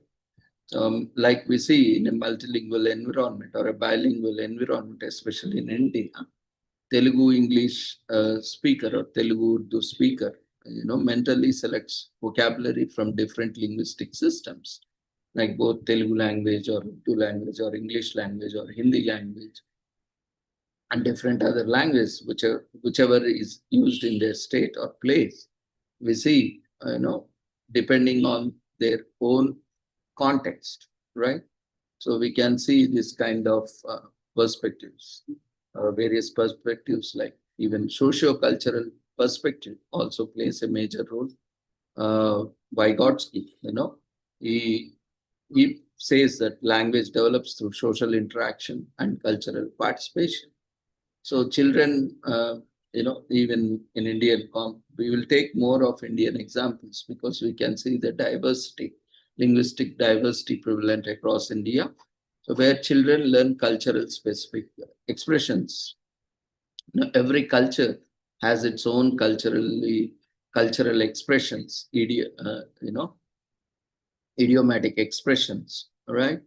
Like we say good morning, right? Namaste, pranam, vanakkam, adab. All these are different forms of expression, but the meaning is same. We are wishing, right? And we are initiating a communication, right, with each other. So these expressions are carrying cultural meanings beyond linguistic structures. Like when we say good morning, right? Or when we say namaste, when we say namaskaram, or when we say pranam, what is that? How is that we are feeling? What is the context? And how is that we are processing these words, which are socially relevant and culturally relevant in those contexts? And when we are talking about, language acquisition, language acquisition devices, or when we have multilingual environment, how we are processing or learning the language. The first and foremost thing is first language acquisition, native language or mother tongue language acquisition. How children acquire their mother tongue? It's naturally through imitation interaction with the caregivers, parents, family members, right? Suppose a Telugu speaking child gradually learns, sounds, cooing, babbling, and all those in infancy, like sounds, how to produce sounds, that deals with phonetics and phonology, and slowly start, learning the words, which is, right, and which are lexical items, right, and then starts forming, sentences. They start forming, small phrases, clauses, right? And then over a period of time, they learn the rules of grammar and syntactically more relevant, more correct. And also, they try to find different meanings, contextual meanings, same word, but different meanings, which deals with semantics, semantics and pragmatics, right? All this, there is a series, a progression that happens from phonetics to, phonology, and then, morphology, and then syntax and semantics, pragmatics, and so on, right? Like we see babbling, one word utterances, two word utterance, mama, baba, papa, and also slowly starts from cooing, like making some sounds, babbling, and so on. Then one word, two word, and complex, simple to complex sentences. And this is how we learn our mother tongue, and then gradually move on multi-language acquisition when we get exposed to different other languages. Like many, as we have discussed, many of our Indian children or Indian adults are exposed to multiple languages. Like if Telugu is a mother tongue language, the neighborhood languages Hindi and Urdu.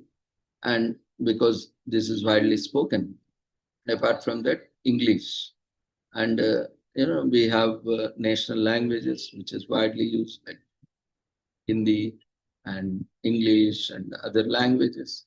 So this multilingual environment, even in schools also, we have, first language is mother tongue language, whatever language is our mother tongue, maybe Hindi, Telugu, Tamil, Kannada, any language, which is our mother tongue.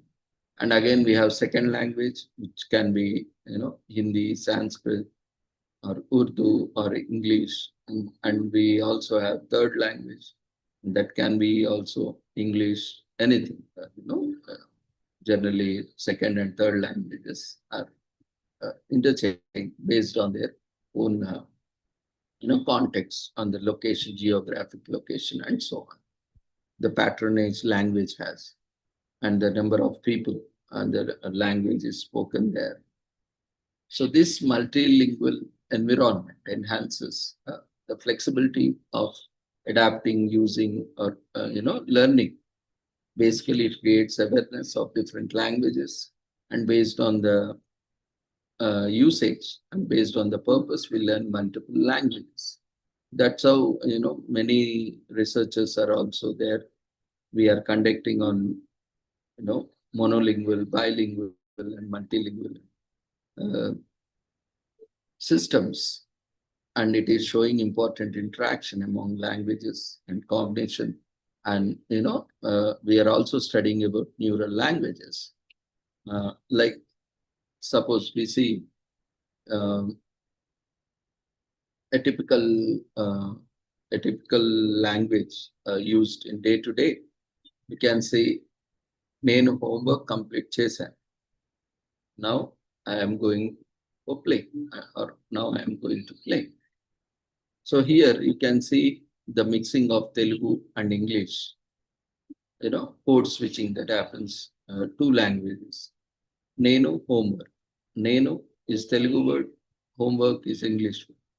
But again, we see complete, that is English word, chesanu. Nenu homework complete chesanu.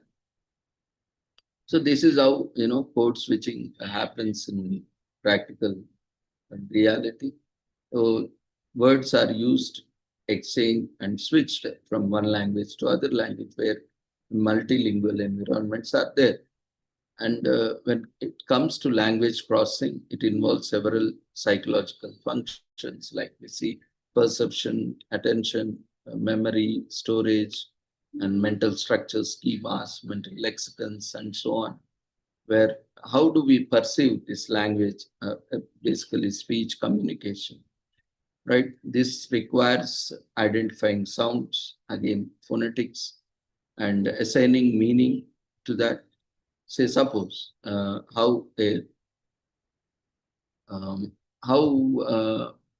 suppose take a word like Hindi word kal, right? So kal has different meanings, right? So what could be the meaning? What could be different meanings of kal in Hindi? Kal milenge. So what does that mean? We'll meet tomorrow. Kal hua tha.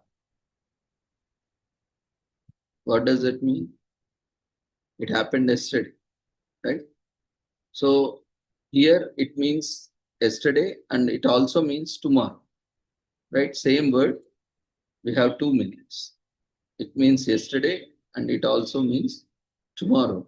Now, it depends on the context, how we are using that based on the contextual cues, the meaning changes. So these are the nuances when we are using, multiple languages, and when we are using code switching, code mixing. These are the complexities involved. When we are talking about using language, say, suppose in Telugu, when we call Randi. Randi means, it's a polite way of calling people, right? But when we take in other contexts, other languages, especially in Hindi and other, it is something that is not acceptable, that it is like a foul word.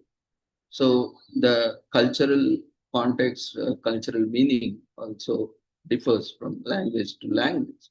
So this is how the cultural nuances and the processing of words happen. I'm not going into detail. No, I'm just giving in a simple, trying to simplify because I want to put it in a very simple manner. So in a crowded railway station, say suppose we often keep traveling through trains. We see trilingual announcements, right? In a local language, say if you ever visited Hyderabad, you can see Telugu announcement, you can see English announcement, you can also hear uh, and see that there are televisions also and mic sets. You can see and hear both 3 languages, and almost in every railway station, we have trilingual announcements, right? So in a crowded Indian railway station, we can identify announcements in these languages, despite background noise. You can discriminate and differentiate. That's where the attention plays a role. We selectively focus on relevant linguistic information in spite of having so many languages at the same time. Announcements also parallelly, simultaneously. We focus on particular announcements. Say suppose a Tamil person or say suppose a Hindi person, he focuses more on Hindi announcement rather than English announcement or other language announcement. He tries to try to pay attention to respective language, which is more familiar or native language. This is what generally happens. And coming to memory, language comprehension depends heavily on short-term memory, long-term memory, working memory. Because students, especially, they learn when they start learning. It all starts with the working memory, where they try to, grasp the words, lexical items, and start from few words to, hundreds of words, thousands of words, and how they store them in working memory, how it's transferred to short-term memory and long-term memory, and how the storage takes place inside the schemas, structures, mental schemas, mental structures, how and it is retrieved and reproduced. The entire process that happens with respect to memory. And then coming to structures, mental lexicon, the internal dictionary schemas, categories in our brain, how it is stored, the information is stored, like a bilingual Telugu Hindi dictionary or Hindi Telugu dictionary or Telugu English dictionary or English Hindi dictionary. So like say, for example, take water. Water means Niru, Neelu, Pani. So it all depends on the communication context, like the dictionaries that are stored in our brain as a mental lexicons of different languages, as mental schemas. Research in psycholinguistics investigate how these words are represented and how they are stored and how they are retrieved from the mental lexicon during comprehension, production, and communication.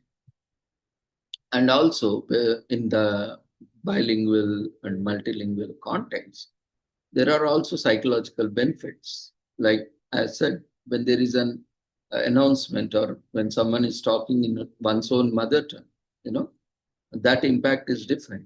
Even earlier presenters also spoke about it, right? We pay more attention to our own mother tongue language, or which is more familiar to us, right?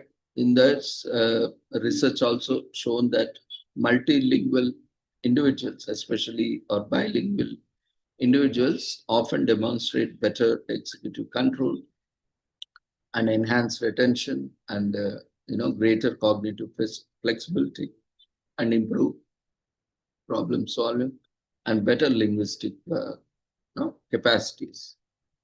Especially we see in Indian context, students studying their mother tongue is different, right? Says, suppose Telugu, and their official instruction might be, in schools it might be Telugu or Hindi or English, right? So they use different mediums, different languages at different places. Like workplace, it might be a different language, say English. They have learned a Telugu student, studying in English medium and studying in Hindi medium and then working in English environment or English medium. So these different contexts and different medium schools also, as for that matter, not only just home environment, school environment, and work environment, where the local language and native language and the work language are also helping to frequently develop advanced, meta-linguistic awareness and metacognitive awareness. So when we are speaking about multilingualism and speakers regularly switching between different languages, we see, the same thing happens at universities. Students go to multiple universities or colleges for studying, right? And for same in a university context or in college context, a native Telugu speaker who speaks Telugu at home, and they can also, if they are moving to North India, they start speaking in Hindi informally with friends or the community, and they start using English in academics in day-to-day classroom and research activities. So this is a kind of environment and cognitive advantage we have over multilingual or speakers and multilingualism. This continuous language exposure, awareness, and management strengthens our control mechanisms. And as we have seen the culture, there's a bit of hypothesis which proposes that language influences through patterns, right? And like suppose Sanskrit poses highly nuanced philosophical vocabulary, right? It has multiple meanings and philosophical essence in the words like dharma, karma, moksha, artha, kama, and all these concepts, they have influenced cognitive networks and frameworks, and worldviews, different worldviews, right? Cultural views. So when we look at the research, it also suggests that linguistic categories can also influence cognitive processing, although effects are generally moderate rather than deterministic in nature. And we have seen culture also plays a prominent role, and how cultural cognition in context of culture plays a critical role. Suppose say kinship terms in each culture, we might have different kinship terms like Anna, the brother, brother, Anna, and Tambi, right? Bhai. So different, culturally different terms can be used like Anna, Ka, Tamudu, Chelli, right? All these reflect social relationships which are, more precisely than just many English equivalents. Like in English, uncle, auntie. But in Telugu, we have different culturally, kinship terms like, babai, pinni, atta, mama, attamma, mamaya, right? All these different terms we have. But in English, we have very limited kinship terms. Of course, we also have complex terms as well as diversity. But when we compare with regional languages like Telugu, Hindi, they have much diversity. And as we were also discussing about how we identify ourselves with language, how we are identified with the language, our own, we see states like Tamil Nadu, and Kerala, they are very much, trying to protect the language, Malayalam, Kerala, and, or Kerala, or in Tamil Nadu, Tamil language, and northern states, we see, northern India, they are very much in protecting and promoting Hindi, right? So every state, how we identify, and there are also always this kind of, recently also we are seeing the language politics, that is happening, that Hindi is being forced on everyone, irrespective of whether it is a, mother tongue or not. The students are also raising concern that they are getting an advantage because they are getting question papers in English and Hindi, but they don't get a question paper in any other language. So Hindi students are getting more advantage than other students, though India officially recognizes 22 languages, which has also provided constitutional amendment, but still we don't get 22 language question papers. And that is also one of the concern where, our governments also fail in treating all the languages equally, and where certain languages get patronage, and because of that, language discrimination also happens.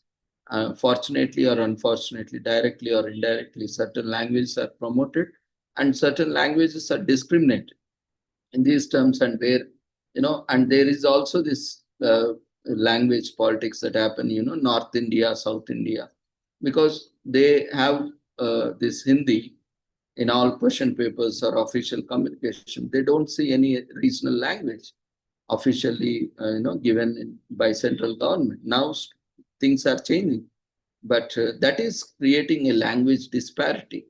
Not just South or East or West or something, because the kind of discrimination in practice that is being shown, either consciously or unconsciously, this is impacting the language, and it is creating an identity crisis among language users. And many languages are becoming extinct. And today, people are fearing that their language will also become extinct by forcing some other language onto themselves. Today, we are seeing some states or some places where they don't have mother tongue medium schools also, unfortunately. So now this is an identity crisis. One generation, if they don't study mother tongue medium in school, what happens? Language is lost. 10 years, no one studies as a mother tongue. Now, what we can expect? So the central government institutions, or they also need to keep this in mind, that all these language politics are because of the identity crisis that is happening, right? Politics kept aside, everyone. So everyone, whoever has the mother tongue, they are facing this language identity crisis. What happens to my mother tongue, right? It is not being promoted. I don't get text material in mother tongue. I don't get question paper in my mother tongue. I don't get instructional material in mother tongue. I don't get media content in my mother tongue. Now, this kind of crisis, along with the politics, it's creating language politics, language barriers, language discrimination, and divides like north and south, or east or west, central. All these kind of things has to be kept in mind because of how we identify and how language becomes our identity. So that's how we have different, markers like regional languages, local languages, native languages, and different identities like cultural identity, ethnic identity, regional identity, or state identity, or national identity. So even within the languages also, taking Telugu states, we have different dialects also when we move from one district to other, or taking two Telugu states, right? Telangana dialect, and if we go to Andhra, we have Rayalaseema dialect and Costa-Andhra dialect, and the literary Telugu dialect, and different dialects are there. So, and even with other language also we have, in Tamil also we have, Tamil language, we have different dialects, and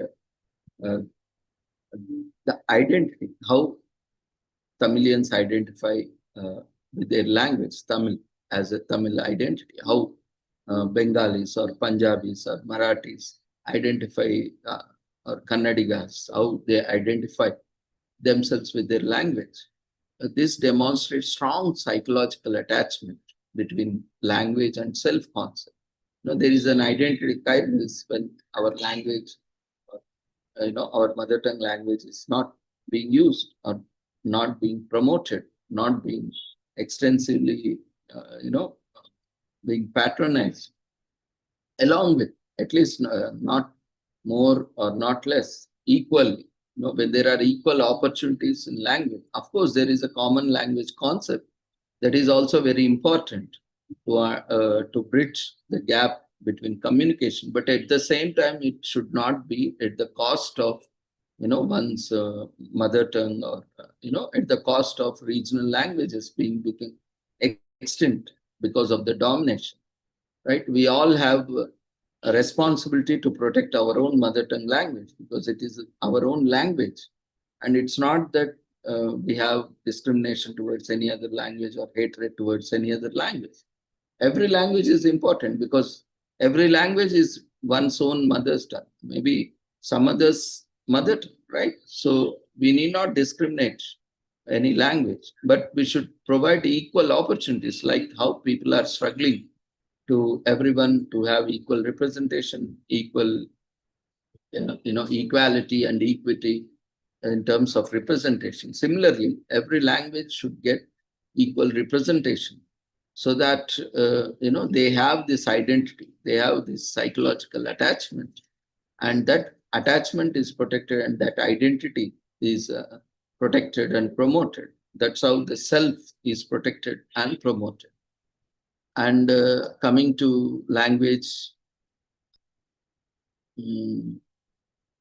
coming to language disorders, we had many presentations since morning, and yesterday we were talking extensively in various presentations on aphasia, which results from brain injury affecting language abilities, right? And so difficulty in speaking, difficulty in understanding, difficulty in producing, and these are, and various studies also contribute significantly to understanding how the brain is processing language and how different parts of brain is processing this language.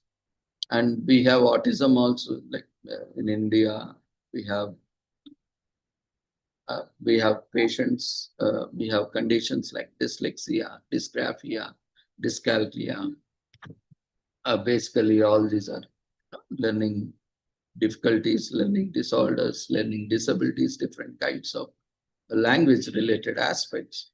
So dyslexia, which affects reading and writing skills. Children learning mother tongue, or say learning Hindi or English, often experience difficulties due to inconsistent spelling, sound relationships compared with more phonetic Indian scripts. Like Indians, when their mother tongue is Telugu, Hindi, or some other subjects, learning English becomes difficult for them. There are various studies also on that. And take another, disorder like ASD, autism spectrum disorders. Even many autistic children and adults display unique language processing patterns, where psychological interventions help them improve communication, pragmatic language use, understanding language and meaning in different contexts through social interaction, promoting social interaction. And when we are talking about language identity, we are also talking about emotions. We are talking about emotional health, mental health. Language is closely connected with emotional expressions or feelings, right? Why we use language? Language basically to, express our feelings, emotions, express our wants, needs, desires, right? So it is closely connected with our emotions, closely connected with our mental health as well. So individual frequently expresses emotions. Like even today, Krishna sir said, whenever like dreaming. So generally, how in which language you dream, right? All of us. Generally in mother tongue only, right? This is commonly discussed. We don't dream in English because English is not our native language, or we don't dream in some other language, French, Spanish. Maybe those who are native speakers, they generally have dreams in their own language, right? So that's how our language plays an important role. We are emotionally, psychologically connected with the language. And we also express our grief, our affection, our spiritual devotion, our religious affection, affiliation more deeply through our own mother tongue, whichever it may be, Telugu, Kannada, Hindi, whatever it may be, than other foreign languages like English, Spanish, Russian, or Chinese, anything, right? Mother tongue counseling often facilitates when we are nowadays we are we are promoting like counseling generally happens in English language or Telugu language, especially in whichever. But there is more emphasis on delivering a counseling session, therapeutic sessions in native languages. So this is what even clients are asking, sometimes demanding for. Though they learn, though they know English very well, but they are asking therapy sessions in native language or regional languages. They are feeling more comfortable. They are feeling more connected when you use local language or regional language or language where the client is more comfortable, because he is able to associate with that language and he is paying attention to that language. And the commitment towards the therapy also is increasing when a native language or a language that is close to the client is used. So mother tongue counseling also helps in emotional disclosure, because sometimes we don't sometimes we don't have appropriate words to express in other languages. But in mother tongue, we never face such inability or difficulty. And a therapeutic rapport, because the therapeutic relationship or the professional relationship is very much necessary between the client and the therapist, or client or counselor, which is very much essential for continuation of therapy and effective outcome of the therapy, where the rapport between the client and therapist can be better with mother tongue use. And we have psychological well-being, as said, we think, we dream, and in our own mother tongue language, native language, any language, it can be Telugu, Hindi, Kannada, Tamil, anything, that doesn't matter, based on the context. So promotion of mother tongue languages, especially, in different aspects, need to be improved. When we are talking about, cognition, we are talking about psycholinguistics, we are talking about neurolinguistics, right? Where we examine how language is represented in the brain, and how what are the psychological effects of language, and how neurologically how language is processed in brain, and different aspects of processing and different areas that process the language, like Broca's area, which is associated with the speech production, which is associated with grammar, and Wernicke's area, which is associated with language comprehension.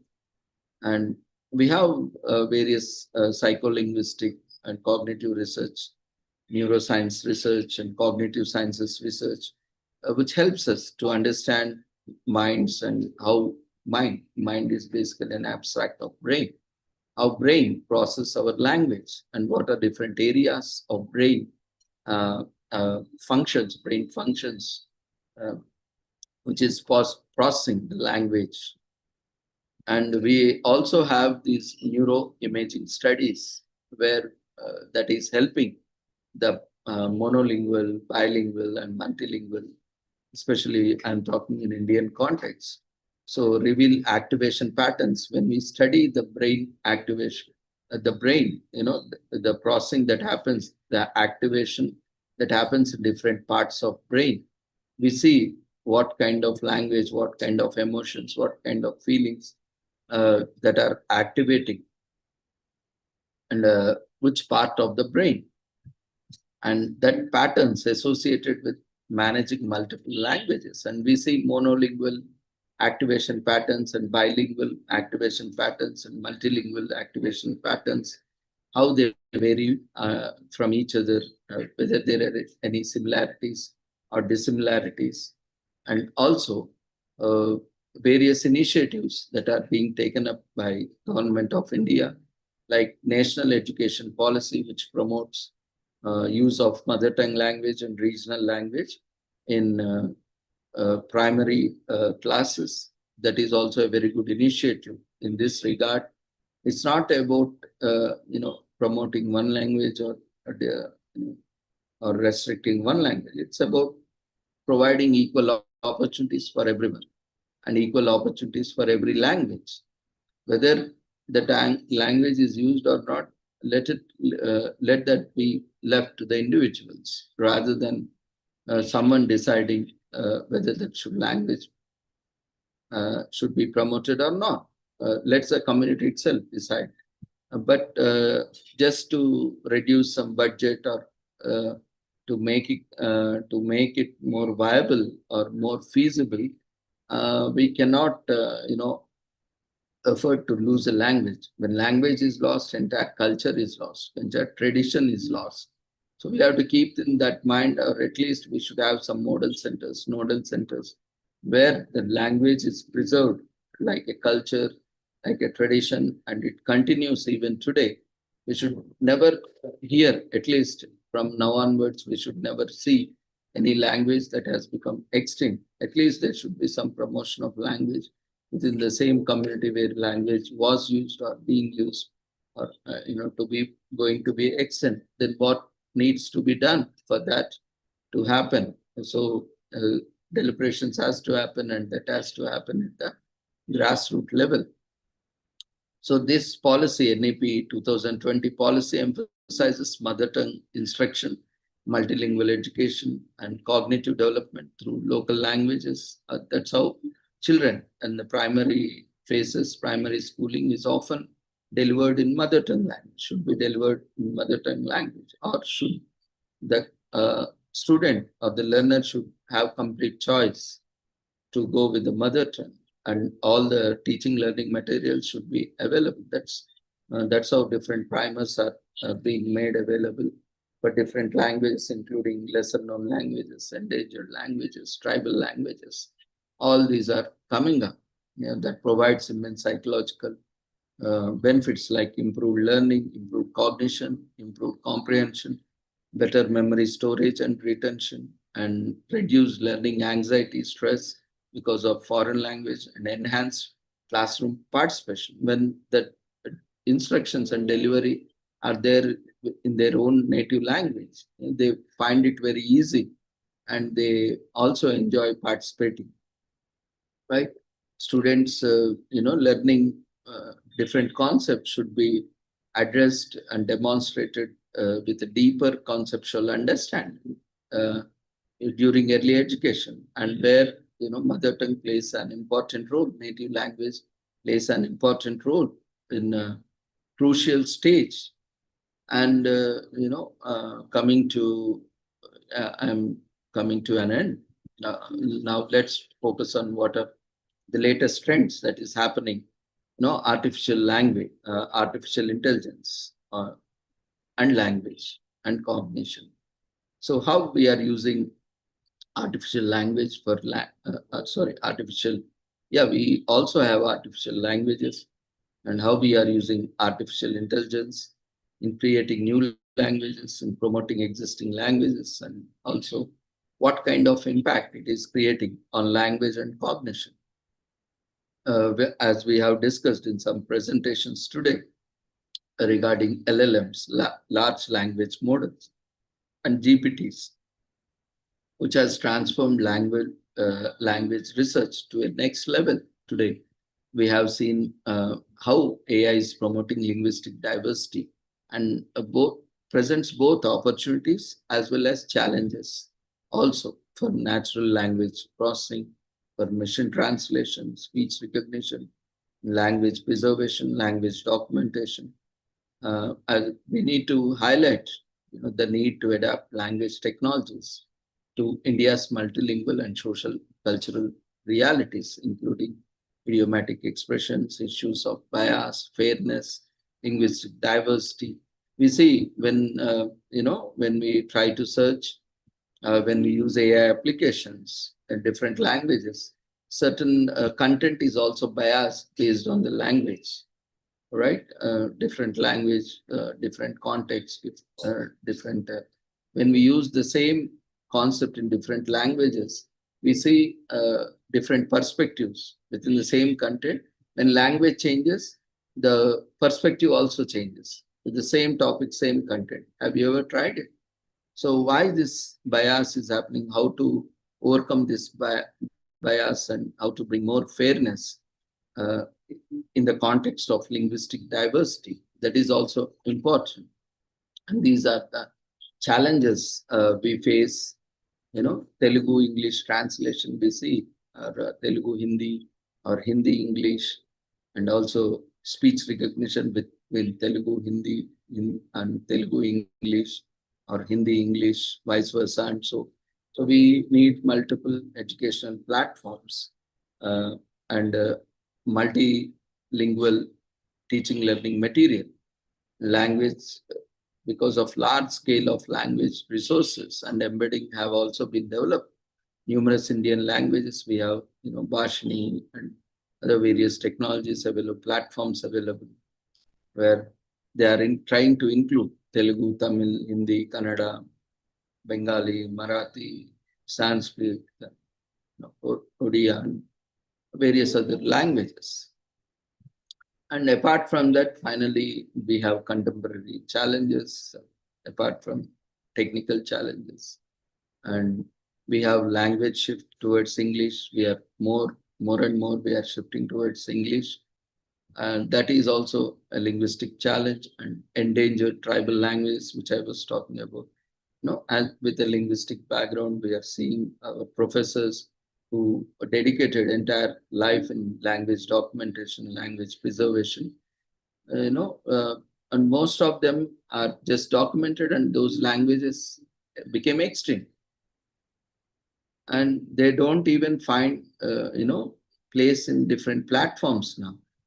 We have seen many professors lost their lives because they travel to remote areas and where there are bare facilities. And now presently, okay, little bit better facilities, but they have gone to remote places, tribal areas where they don't have proper drinking water, food facility, transportation facility. And generally tribal people and other, they are immune to that environment, but we are very sensitive comparatively to them. And, because of that, lot of health issues have come.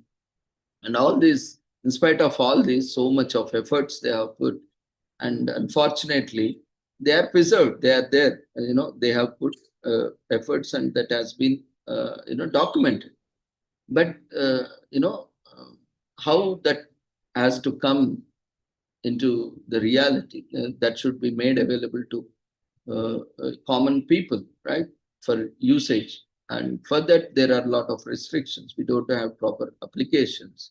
So all that needs to be digitized, and in the form of applications, websites, and in the form of corpus, so that we can do a lot of research. The digitalization of all those resources, also they are happening. It's not that they are not happening, but we need to increase the pace so that we can do more research, psycholinguistic research, neurolinguistic research, and we can do more research on cognition, language, comprehension, speech, communication, which can be an interdisciplinary research where all departments can come together and carry out research. So, and also address this, digital divide among languages and address prejudices, stereotypes, biases. As I said, same topic, same content. If you ask in different languages, you'll get different perspectives. So, how to address such nuances, such issues, right? Why certain language is biased towards certain perspective, certain view, that also needs to be taught, because either it is due to language politics or due to bias in the language, the perspective which is adopting. These all are the things that needs to be researched. Like several indigenous languages face declining intergenerational transmission. Those grandparents, our grandparents were talking. That language is no more there. Even we are not able to use. Our children are not able to use.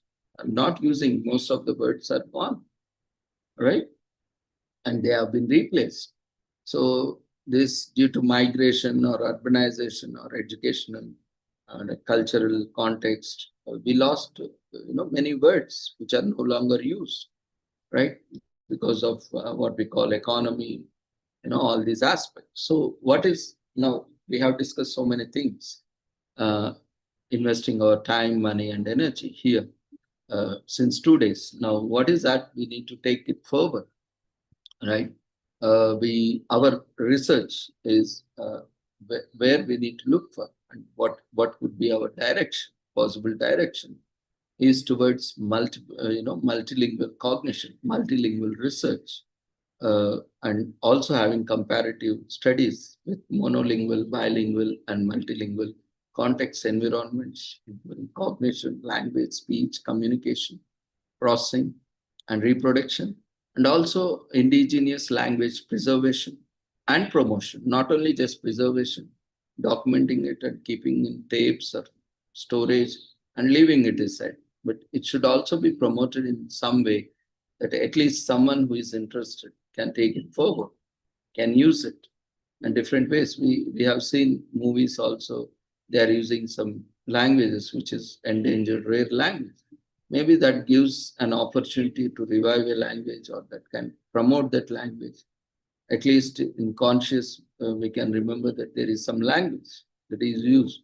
So arts, performing arts, or in a research opportunities provide multiple opportunities, even in academic or other disciplines. And we also can work on neurosciences with respect to language, cognitive neurosciences, language and mental health. Since last 2 days, we were more focusing about language, cognition, psychology, mental health, language disorders, and, comprehension, artificial intelligence, multilingual education, and sign language also. Especially yesterday, our chairman sir spoke about sign language, the syntax, morphology of sign language, and semantics and pragmatics of sign language, how a sign is interpreted, how a sign language is processed. And we have Indian Sign Language, American Sign Language, and within India also, how a sign language is processed by different individuals. So that is also a kind of research that I take forward for all of us. And we have a wonderful laboratory. We have a linguistic area. India as a linguistic area. India as a linguistic diverse laboratory where we can do a lot of experiments, a lot of studies that offers exceptional opportunities for advancing our theories of language, psychology, cognition, culture.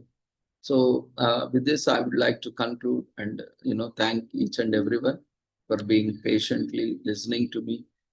And this psychology of language and linguistics, the topic which I briefly had tried to be as simple as possible for the layman, not for the experts, for the layman to easily understand, which becomes a vital, interdisciplinary, multidisciplinary domain, and how humans are process, acquire, process, understand, comprehend, and use language, and different dimensions, psychological, social, cultural, political, and different efforts that we have seen. So as we are advancing, in the era of artificial intelligence and digital technologies, digital communications, definitely an interdisciplinary research like psycholinguistics, neurolinguistics, cognitive linguistics, and various other fields, forensic linguistics, are definitely going to play a crucial role.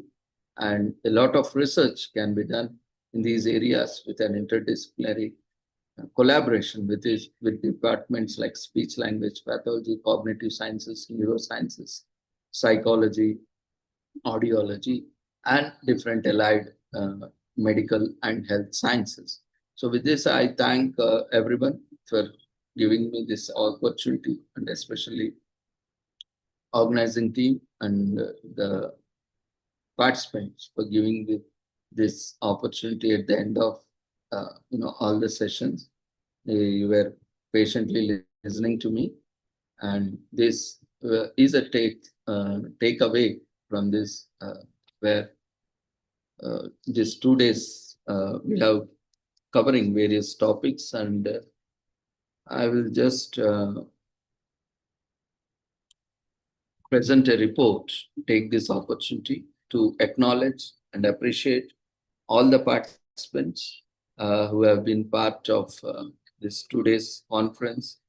And it is my responsibility to acknowledge and also appreciate and also express my gratitude for their presence. So in the form of report.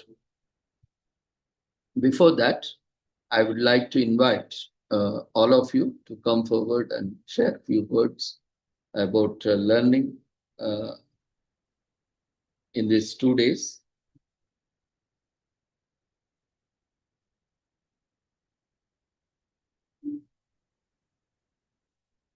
Just let me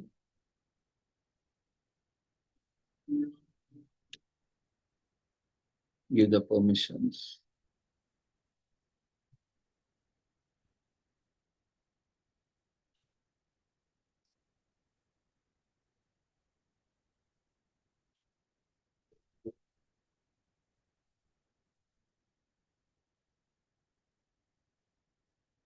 Okay, now I request one by one, whoever would like to share, you can switch on your video and also audio and share feedback and your learnings. We all have been here since 2 days, and we all have been encouraging, motivating each other, sharing our knowledge sessions. So before I present a formal report, I also would like to learn from your feedback, how we have done all together as a team, as a family. We have, been together since yesterday and today. So I would also like to hear from you. Everyone, take the liberty to share your thoughts, feelings, switch on your video and also audio, and share your thoughts. Now the platform is yours. Yeah, go ahead. You can voluntarily unmute yourself. Good evening, Dr. Ravindra sir. A fantastic 2 days. The topics were like mind-boggling, entirely different presentations. Today I was unlucky, the power went off and the Wi-Fi went off. But I was there till the afternoon, and now I joined through my phone. So see, when you're actually searching for knowledge, so this, like, particularly this conference shared so much of knowledge from all fields, touching like audiology, dyslexia. There's so many like aphasia, and I really can't list the number of topics that has been going on here, and also so many.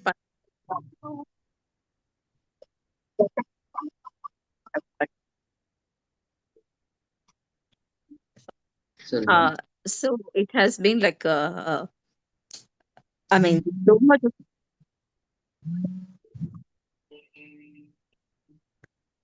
There's so much of knowledge to taken from this. So I think I'm benefited, and like if I'm benefited, I know how many people here are also benefited, sir. So for you, I mean, for Helen Keller Institute to give this opportunity, I also thank Dr. Krishna and you and your whole team for organizing this program, and with so many participants participating, and the content was like every content was entirely different. Nothing was repeated also. So it was I'm really thankful. That's it. Thank you very much, sir. Thank you, ma'am, for your kind words, sharing your observation. So we regret that you couldn't join some part, but we will ensure that entire recording is live on YouTube. And, yes, sir, I can see on that. Yes, yeah, I'll watch because I missed from the afternoon. 1 o'clock I missed, so I'll just follow it up there. And the thing is, like, I was not able to present my paper because I had my clients and other things. Like, it is unfortunate sometimes, you know. So never mind. I'll take it up next time, sir. Thank you very much for the opportunity. Definitely, ma'am. We have more opportunities coming up. You are on board. We welcome you to share your knowledge also with us. Thank you, ma'am. Thank you. Thank you. Thank you very much. Anyone else? Thank you all, presenters. Thank you all for the presentations, and the whole team, the organizing team. Thank you all. Thank you. Yeah. Any others would like to share? Feel free. Now it's your time to share your feelings, thoughts, and expressions.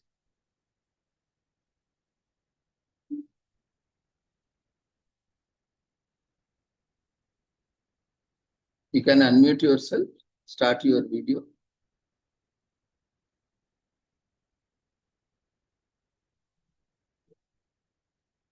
Good afternoon, Dr. Ravindra. Yeah, good afternoon. Can you switch on your camera? I tried to switch on my camera, but I'm currently experiencing some troubles with it, so I don't really know if you can see me or not. Apparently you can hear me, but not really see. Yeah. It's okay. Please continue. Sorry for that. Well, first of all, thank you very much for these 2 incredible days of conference. Thank you everyone who organized, and thank you to everyone who participated, who supported us along the journey. It was extremely interesting for me to meet you all and to hear all of your presentations.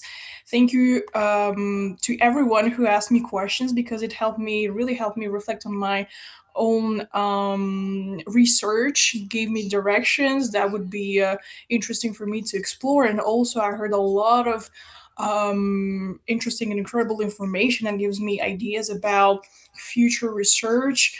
And yeah, I mean, like I knew that it would be very interesting participating and hearing all of you, but I didn't know that it would bring me so much information from so many different topics across cognition, psychology, and linguistics. So it's very interesting. So I think it will give me, and not only me, but a lot of people, interesting ideas of how to bring all of these aspects together and make research impactful and even more meaningful.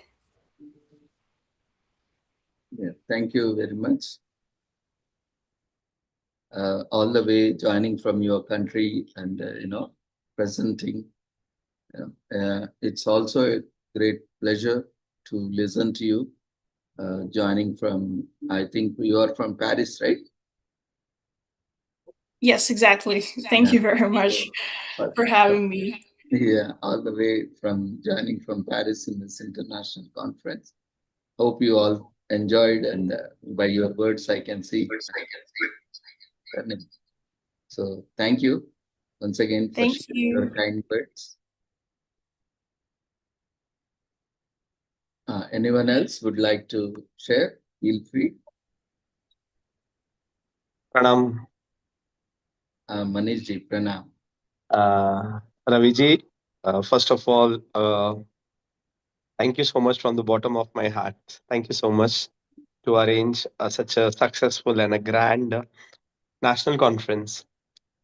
Sir, what I learned from this in a nutshell, I'll just let you know. I had a case study in my school. I'm dealing with a child, being the counselor and the teacher, both. Sir, she is like having a problem of hearing impairment as well as uh, difficulty in speech.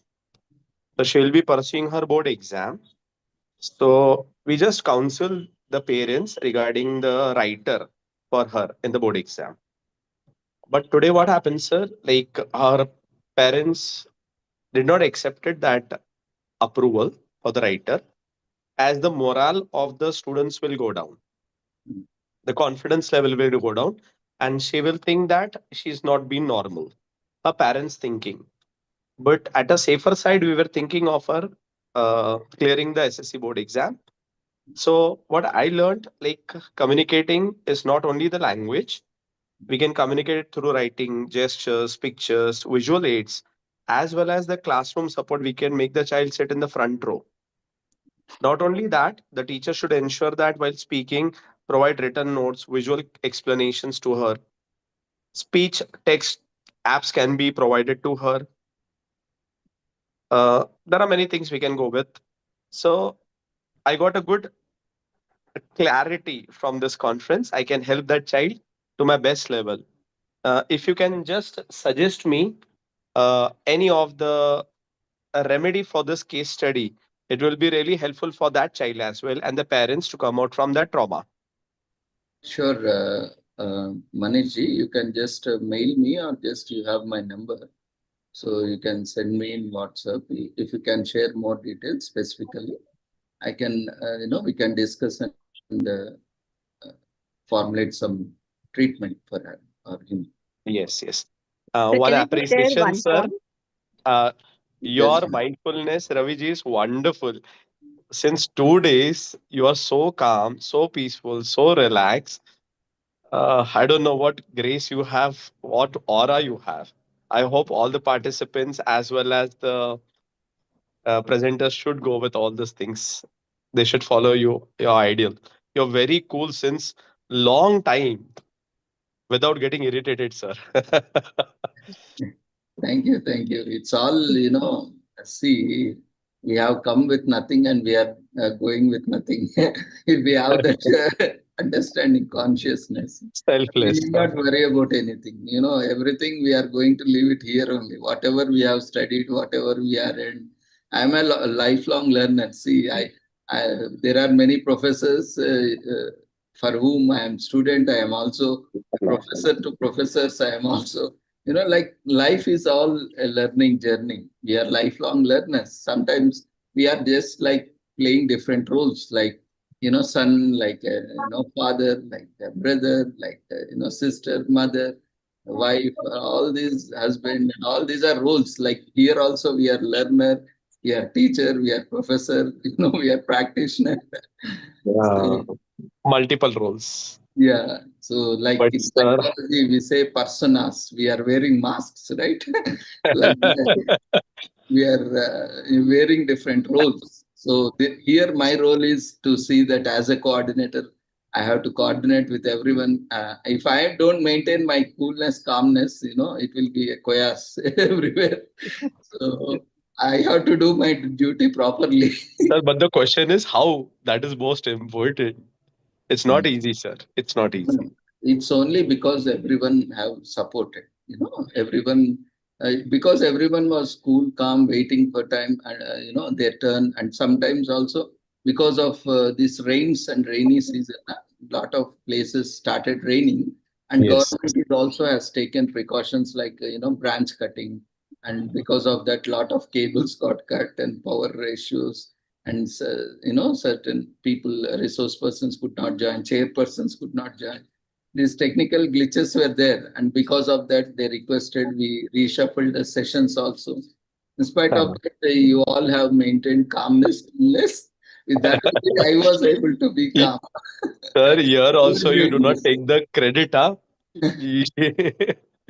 No, it's all, it's a collaborative effort. It's not Yes, just yes. me. We all together made it a grand success. So credit should also go to everyone. Why one person should take? So your mind, body, spirit is working in coordination, sir. Best coordinator. That's what is psychology, yoga, union of mind, body, and soul. Sir, Mindfulness. I will always wish to join further some more best sessions, sir. I can owe to the society, sir. Yeah, sure. You Yes. are always welcome. We will have more, more programs. We are organizing so many programs to bring mental health awareness. So we can contribute. Everyone can contribute. You can also take part and be active, and also subscribe to our YouTube channel, because that is only proactive way to get connected. Whenever there is some program, we are streaming live, so you will get a notification. So you Yes. immediately join and register also. Otherwise, sometimes mail or through WhatsApp, it is becoming difficult for us also. So Yes. be connected, and we are happy to have you on board. We are all like a family, 2 members. 2 days we stay together, and let's continue our journey. Let's continue this wonderful relationship also in future. Yes. Definitely. Thank you so much, sir. God bless you. And your purpose of coming to this earth is completed. Thank you, thank you. Your words, make a lot of difference, whether it is served or not. But I feel at least there is a reassurance in psychology. At least Yes. everybody is looking for reassurance. So at least that assurance I got it from you. No, no, sir. I have no one to give you. You are the master. Thank you, sir. Thank you. Thank you so much. Thank you, thank you, Yes. God bless you. thank you. God bless you too. So one point about using the scribe, sir. Yes, ma'am. We can like educate the parents saying, because using the scribe is going to add confidence to her. So Yes. she knows that I have so much knowledge. Only the thing is, I'm not able to put it on paper. So when she's going to, I mean, the scribe is going to listen to her and write. So the content on the paper is what she has told, she or he has told.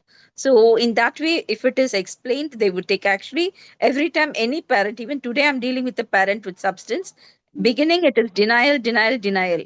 But slowly they will accept, because I've worked with almost like 30 years. I've worked with children with learning disabilities and all. So I know the use of scribe. So and what happens when they go for assessment, it comes from the hospital itself that they have to use a scribe. Then the parent will not deny to us.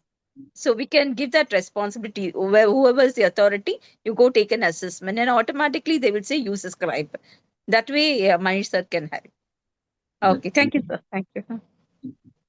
Yeah, like as ma'am said, and we also suggest, people, especially we ourselves recommend scribe. We counsel the students also many times, especially we deal with disabilities also. We encourage parents not to trouble, because they are already, even normal students are having lot of stress and anxiety at the time of exams. And sometimes they also have, breakdown at the time of exams, in between exams.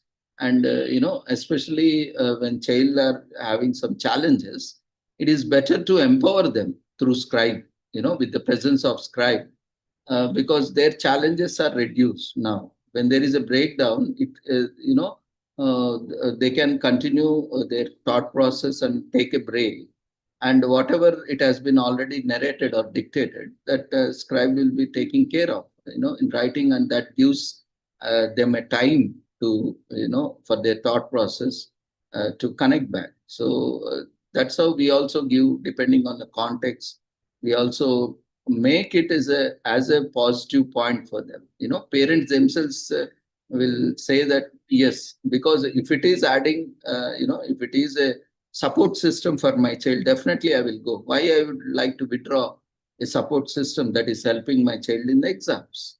So taking a positive aspect into this positive narrative, a positive perspective, I think we can use such counseling methods, or communication, positive communication, to, motivate the parents to take up the scribe or accept the scribe services.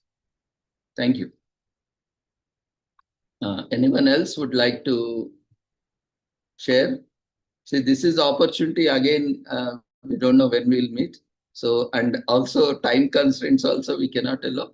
So now, fortunately, we are taking some more time to interact with each other. We were busy in listening presentations or presenting ourselves, but we didn't get an opportunity to interact with each other. So this is the time you can, unmute yourself, start your video and interact with all of us and share your observations. Anyone else? I know it's in the evening time, we are with families and all. Sometimes it might not be possible. So anyway, no problem. You can also share your feedback through the feedback form. So if everyone permits and there is no further feedback, then I will move on to presentation of report. So we have a Department of Clinical Psychology has organized 2 days international conference online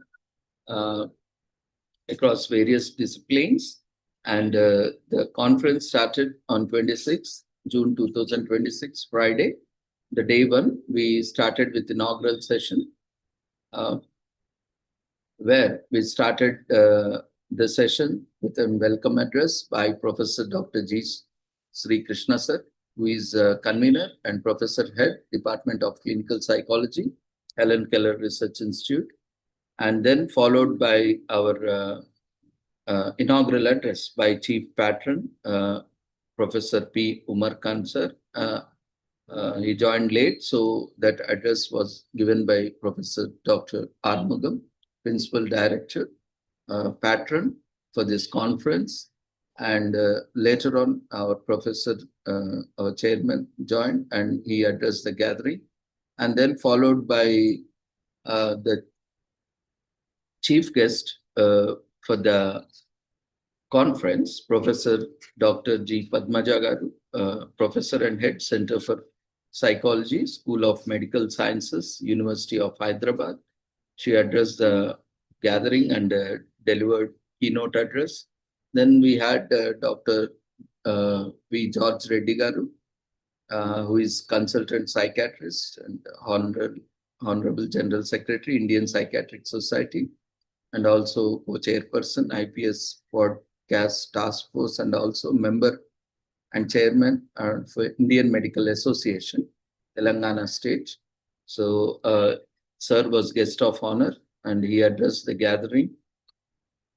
And we also had Dr. K. Sushil Kumar Sir, who is also patron and a collaborator from Head Department of Linguistics, Osmania University. And we acknowledge Professor K. Ramesh Kumar Sir, who is our professor, retired from Department of Linguistics, Osmania University. And we have invited guest, Dr. K. Balu Nayak Sir, who addressed the gathering, who is Vice Principal, University College of Arts and Social Sciences, where we have all the departments of linguistics, psychology, journalism, mass communication, and all, where even I also studied in the campus. So our global departments, our alumni alma mater.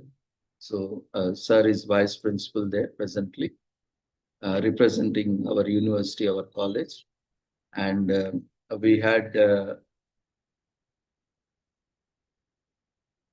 lastly, myself addressing and proposing vote of thanks for the inaugural session.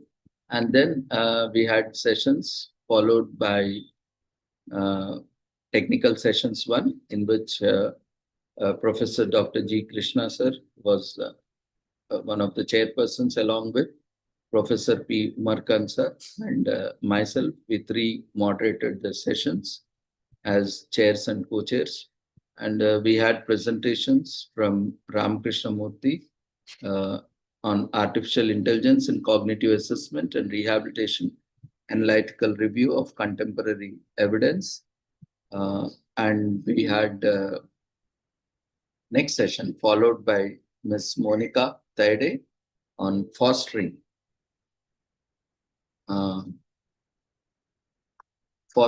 emotional regulation and social competence in children, and then followed by Ms. Nguyen Thi Nguyen Trang. Sorry if I have pronounced it wrong. Presented on theoretical mechanisms of mindfulness meditation, on emotional regulation and mental well-being, a literature synthesis, then followed by Kalyani Garimella, masking behavior in neurodiverse adolescents due to peer pressure in urban settings and its impact on self-esteem. Then the next session followed by Prajakta Shinde on a study on role of educational psychology in promoting inclusive educational practices in secondary schools. Then followed by presentation on relationship between sleep quality and cognitive failures among young adults by Fasloon.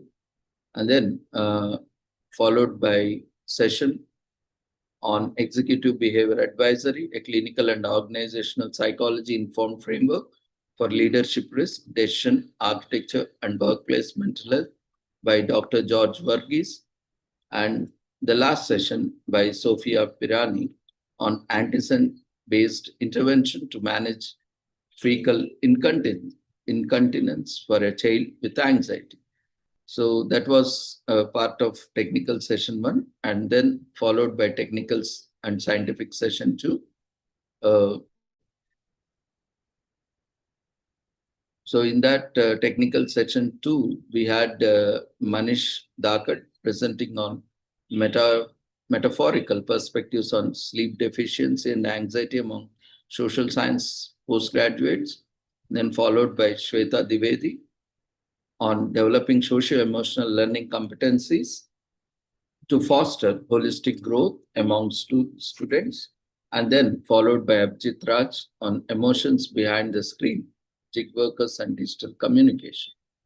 And then we also had plenary session by one of the collaborators, Professor Ronaldo O'Donnell, PhD.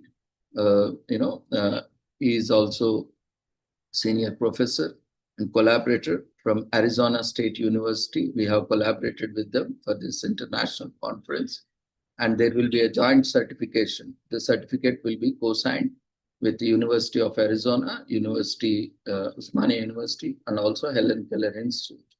So we'll have 3 logos and also signatories for all the participant and presentation certificates. So sir presented on attention and cognitive dysregulations and how to cope up with the adverse impact of technology on our attention and health.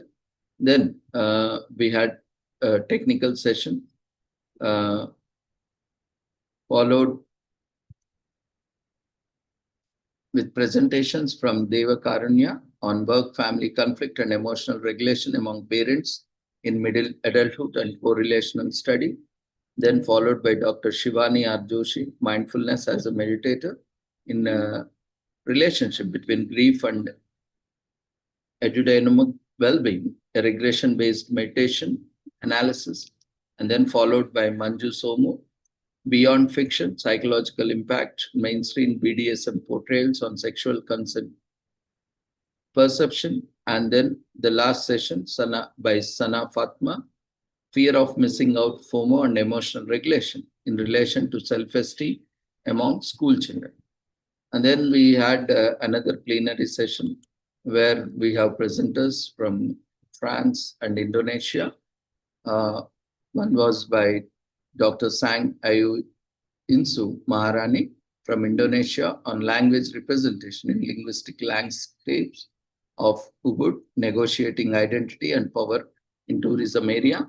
And then we had a presentation from Mlada Quinto, University de Lorraine, IDEA, France, that is Paris, on language perception and acquisition, a case study of surprise. So this was the entire sessions that was conducted on day 1, and we concluded with expressing gratitude And the day 2, today, we started with the technical sessions and chaired by Professor K. Balu Naik sir, who is Vice Principal, UCS Osmania University, and Dr. K. Sushil Kumar sir, Head Department of Linguistics, Osmania University. And as part of this technical session, we had Hema presenting on Adhunika Vachana Dali Darshanika Sahitya, and then followed by Dr. M. Srilata, presented on early psycholinguistic development of a 10-month-old infant and autoethnographic case study, followed by Anjana, language and educational inclusion among Pania students. And then Chicago Chahal has presented on gender burden of cities, reading women's cities and urban solitude, jubileness, Manhattan transfer, and Mrs. Jalovi, based on the literature. And then we had Debashish Mandal, a study of discourse of two snake girls in Tarangshar's novel Nagini Kanyarkaini, and then followed by Sana Taha Equil on influence of social media on linguistic innovation. And finally, we had a talk by a presentation, that is a plenary session by Dr. K. Sushil Kumar sir, from symbolic processing to embodied interaction, mapping the paradigm shift in cognitive and linguistic sciences. Then we had another plenary session by Dr. G. Sri Krishna, Professor, Head Department of Clinical Psychology, Helen Keller, on the role of language or impact of language in CBT. And then we had started technical session 5, which has been chaired by Professor Dr. Prashant Anshu, Professor from National Law University, Delhi, and also by Dr. C.S. Swati, Assistant Professor, Department of Linguistics, Osmania University. So the following papers were presented by Vedashri: Prevalence of Dyslexia, Risk and Student Cluster Profiles among Undergraduate Students, and then by Shailaja on the cognitive cost of constant connectivity, digital procrastination, self-control and stress among university students, then followed by Robika Muthukumar on semantic comprehension in Tamil English bilingual children, and then followed by Rashi on nomophobia and cognitive failures among undergraduate and postgraduate students, examining the link between mobile phone dependency and attentional lapses, and then followed by Parvati S. Nair on doom scrolling as a coping mechanism, maladaptation, self-soothing in digital age, and then followed by Mohtasin Khan, Susan G. Oman, and P.V. Smriti. P.V. Smriti presented on semantic categorization in Hindi-speaking persons with aphasia. And then Jabin Sheikh has presented, along with Susan G. Oman, effect of task complexity and cognitive linguistic demand on semantic memory in children with intellectual disability and typically developing children, a comparative study. Then Ambika Padmanabhan from Oman, international speaker, she presented on the psychology of persuasive communication in the age of social media. Then we had the plenary sessions followed, delivered by Dr. Payal Biswasu, who is lactation specialist, on application of artificial intelligence in maternal health, education, prenatal, mental health, and breastfeeding support, a narrative review of opportunities, challenges, and future directions. And then followed by another session by Pradeep on animal welfare rights. He is an animal welfare rights activist and campaigner. He presented on role of animal-assisted therapy in dealing with mental health issues. Then we started technical session 6. As part of technical sessions,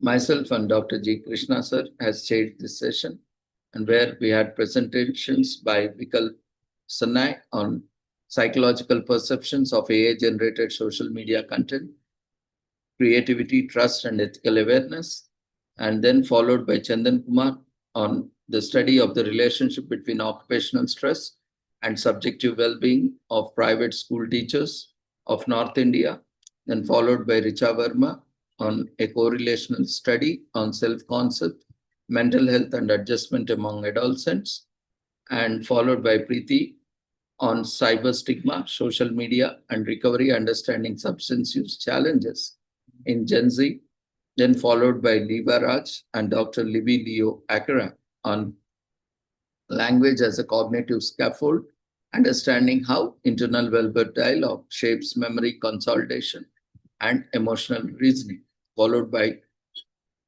Kyle Valley on metacognition awareness and its influence on judgment process, a qualitative study, and then followed by Salika. She has presented on the language of power and psychological and socio-linguistic dimensions in Hollis Black Priology. And then I think that was the last session. And then we concluded this session and concluded the technical session. And finally, there was a plenary session by myself. I presented on psychology of language and linguistics. And then we have concluded all the technical, scientific and plenary sessions. And then we had a feedback session by the participants and presenters, where our participants presenters shared their observations and their learnings in this 2 days conference. And we are confident with their feedback that this 2 days international conference has been a grand success, together as a collaborative efforts from all the 3 organizations, and especially all the presenters and participants. Without you and everyone, though we have 200 registered participants and presenters, I cannot take all the names, but assume that I have taken all the names of participant and presenters. I express on behalf of the entire organizing committee and on behalf of all the 3 organizations, I express my heartfelt gratitude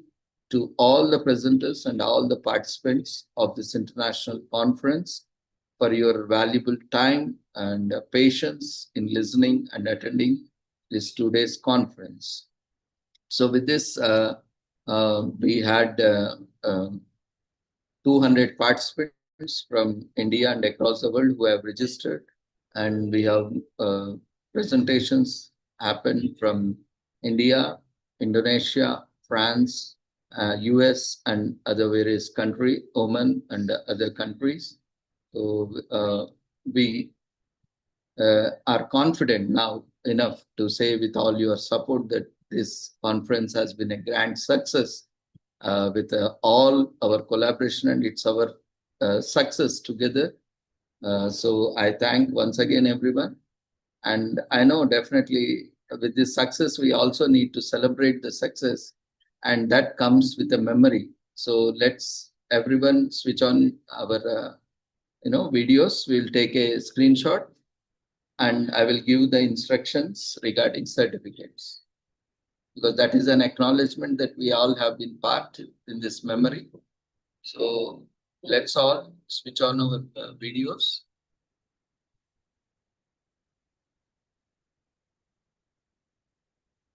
I think everyone is able to switch on their videos. We'll be sharing all these photos and video recordings through Google Drive. We'll also share all your certificates also. We'll put in Google Drive and we'll share it to you so that whenever you want, you can download.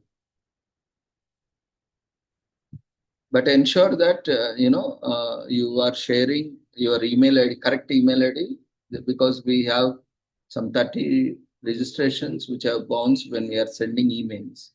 So ensure that you are providing us correct email IDs so that we can send you communication.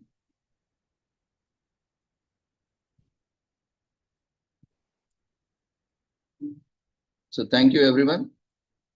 So let's all have a great day and a great journey ahead. And this, starts our new journey, new collaboration. As a family now, as a family members, I invite you all to join our organization for various activities and programs, and also invite us also to your organization. And thank you once again for everyone for your valuable time. And regarding certificates, like registration is mandatory. Those who have participated, presented without registration, complete your registration. It is still open, so you can complete your registration as early as possible. Those who have registered as participants and presenters, will be sharing you 2 forms. One is for presenters and one is for only participants. That will help make it easy, because we got feedback that the form is little bit lengthy because of the presentation and participation we have combined. So it has become little bit lengthier. So we'll try to reduce that form length in feedback form, where we'll give you participation. So that will be a simple details. Presentation, you will have 2-3 additional columns where you will put your presentation title. That's all. That will be a small addition that will increase a few columns in the form. So we'll be sharing you the form. Ensure that you are filling your name correctly as required on the certificate. Use capital letters and designation. Don't add any department to your name. And when you are typing your title, make sure you are putting the right title as required on the certificate. So that will be reflecting on certificate. We will not be editing manually as you are typing. Whatever you are typing, accordingly, it will reflect on the certificate. So ensure that however you are registered, you type exactly the same in the feedback form. And we will generate the forms, take the forms and process it. And we will generate certificates in a week's time. So as early as possible, we'll try to consolidate all the proceedings. And, payment also, I have to get it from my accounts department. Once I get the statement, I will verify. That is a general process that happens, and we'll issue. Don't worry about certificates. Everyone will get, as now we all have become a family. So we'll support each other. But so one small request, sir. Yes. Because last time when we had this IKS, received only a participation certificate. So it would be nice if it's a presentation certificate, sir. Yes, ma'am. Actually, I sent a communication because we had we didn't have proper details, especially so in document, in written, I mean through form. So we have sent a mail. I think you missed that mail. So we will send you once again if required. So no, actually, I didn't receive that mail. Even the certificate, I went to the website and I downloaded it. Yeah, actually, usually I receive the link from you. Sometimes it gets missed. That's it. Yeah, that's what happening sometimes, because of that email address error, or sometimes lands in spam, or, that's why we are missing. But that's why we are putting it on website also. We are putting a registration form that whenever you want, if we miss also, sometimes it will be helpful for my PhD. So presentation certificate will be helpful for it. Sure, ma'am. Definitely. We, as you are seeing, we are having continuous programs. Yes, one yes, after the agreed. other. Yes. It is becoming I difficult to go back. understand. Yes, I understand it. Thank you, sir. Thank you. Definitely, you will get, you just put through a proper channel. In one email, you can send me all the details. Okay, sir. I will also personally look into it. Okay, sir. Thank you. Only request is kindly reduce my work in processing this, post-processing, pre-processing, and everything will happen in time. No need to worry. just only time constraint because a lot of things, academics are happening and these extracurricular activities are I also. understood your situation, sir. That's why I didn't mail that time, or I mean, I thought now I can convey it. Yeah. And the feedback I've given, sir. That's it. Okay. Thank you very much. Thank you. Thank you. So you can download from website. I will show you website also. You already have. I have the link, sir. I have, and I've downloaded I got the participation. Okay. But last time that IKS, I did a presentation. So for that, we will be sending you a form. You fill up the okay. form and Okay. you can generate the certificate. Okay, sir. Thank you. For all others, all other participants who have joined for the first time, for them, I am showing where you can find certificates, and we are also having quiz programs, and that is open for the entire month. So you can also find, just give me a second, pull up the website. Yes, so hope everyone can see the website.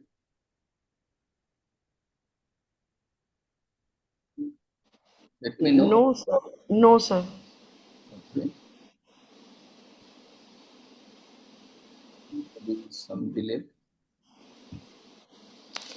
Some network issue. It is processing, sir. Circling, actually. Yeah, it's processing. Maybe some network issue.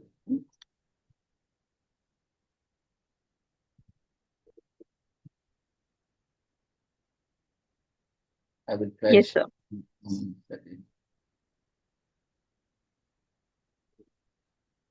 It is being shared? Yes, sir. I think too many windows are.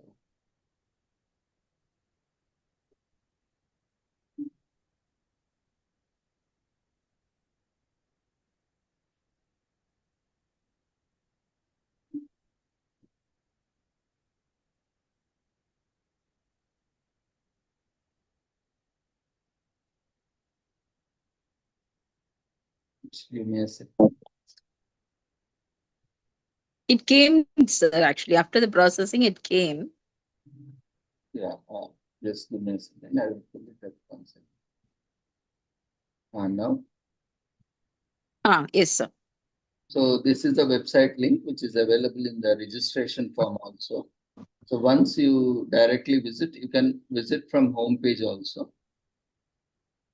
For all the programs and upcoming programs also, I'm telling this is the same procedure. So always remember this website address. See, all the programs will be there here. So any program in future also, you can bookmark this and you can keep checking. So this has been, we have another official website for, our college and other thing.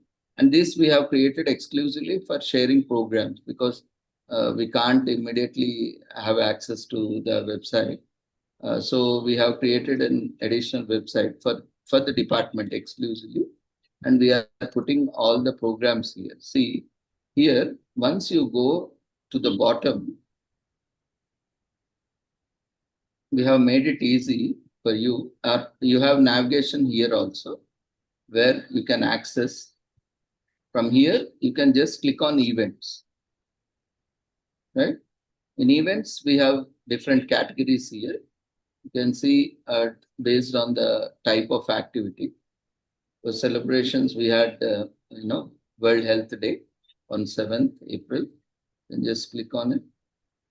And, you have the details there regarding Health Day. And on 21st Yoga Day, we have celebrated International Yoga Day. You have all the details here. See registration link and, also you have flyer for documentation purpose. Like this was recent, we didn't still give the certificates. It is under process. So because we had immediately other programs, so we communicated them. So this is our conference link, and every program has a separate, web page dedicated. So here you can see our conference details and abstracts.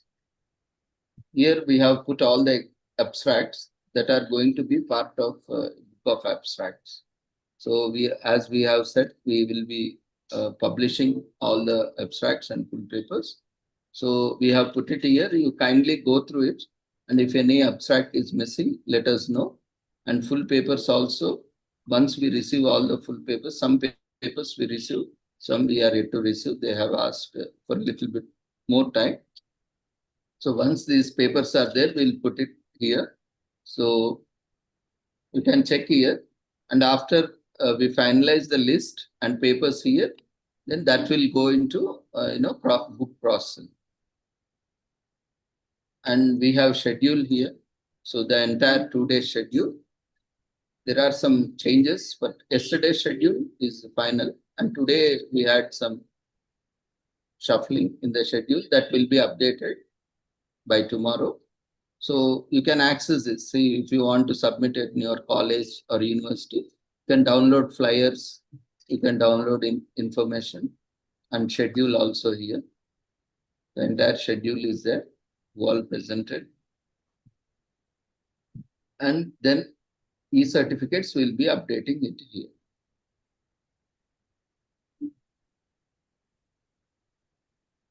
I think, yeah, that link is still not active because we haven't put it there. Or otherwise also, here you can see, we'll create a page for that and we'll put it.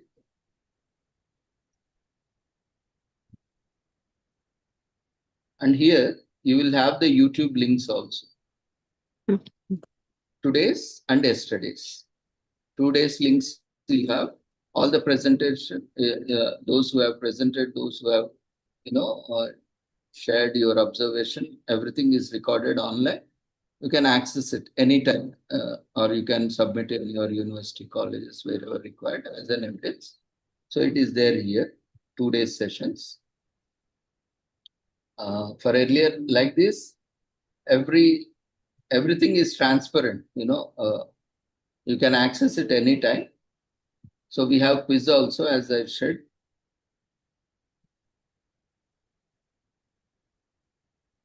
Here, quiz link is there. You can submit the quiz, and generally we are issuing once when that quiz is launched, we are giving in a week's time. Otherwise, we are generally taking some time, and we are giving certificate. Like here, you can see e-certificate downloading, right? You can download. So for every event, there will be a link like this, right? And once you submit your details and attend the program, you can download. You can click on this link, and you can download certificates. Whoever is eligible, all the certificates are like here. So you can check your name, and you can download your certificates like that. For every program, you can find. The only thing is, many participants come back and ask for the link. Now, already link is there with you. The same registration form you can use. And we have organized seminars earlier. See, here also we have registration link is there, YouTube.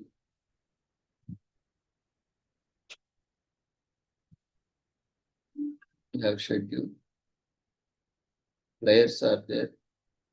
And then you can see here, certificate download link is there. For all the programs, you can download it even if you are missing emails also. You have flyers and all the information that you can see. Like this, every event has a individual link from where you can download your certificates. It will take time, a week's time. It all depends on how you are completing, the feedback. From your side, if everything is done, then from our side, we will also process at the earliest. So we have been organizing so many programs. See here, like that, every event has a unique page from where you can download your certificates for that particular event. Every event has a registration form. Don't think that Just by filling one registration form, you will register for all the events. Every program has a registration form. Every program will have a feedback form, either in Zoom or through Google form. So complete feedback and complete your formalities, like if you have to submit your paper. We need to have your details and presentation links to issue as part of record. Otherwise also, what I was telling is, if you go to the bottom, here also you see links on every page, irrespective of where you are on the website. Every page you will have, when you go at the bottom, see we have organized workshops on different dates. When you click it, directly take it to respective workshop. Remember the dates when you are joining. In webinars, also we have organized webinars in December, January on multiple days. So we have put the link, and we have quizzes. As I said, we have 3 quizzes now active.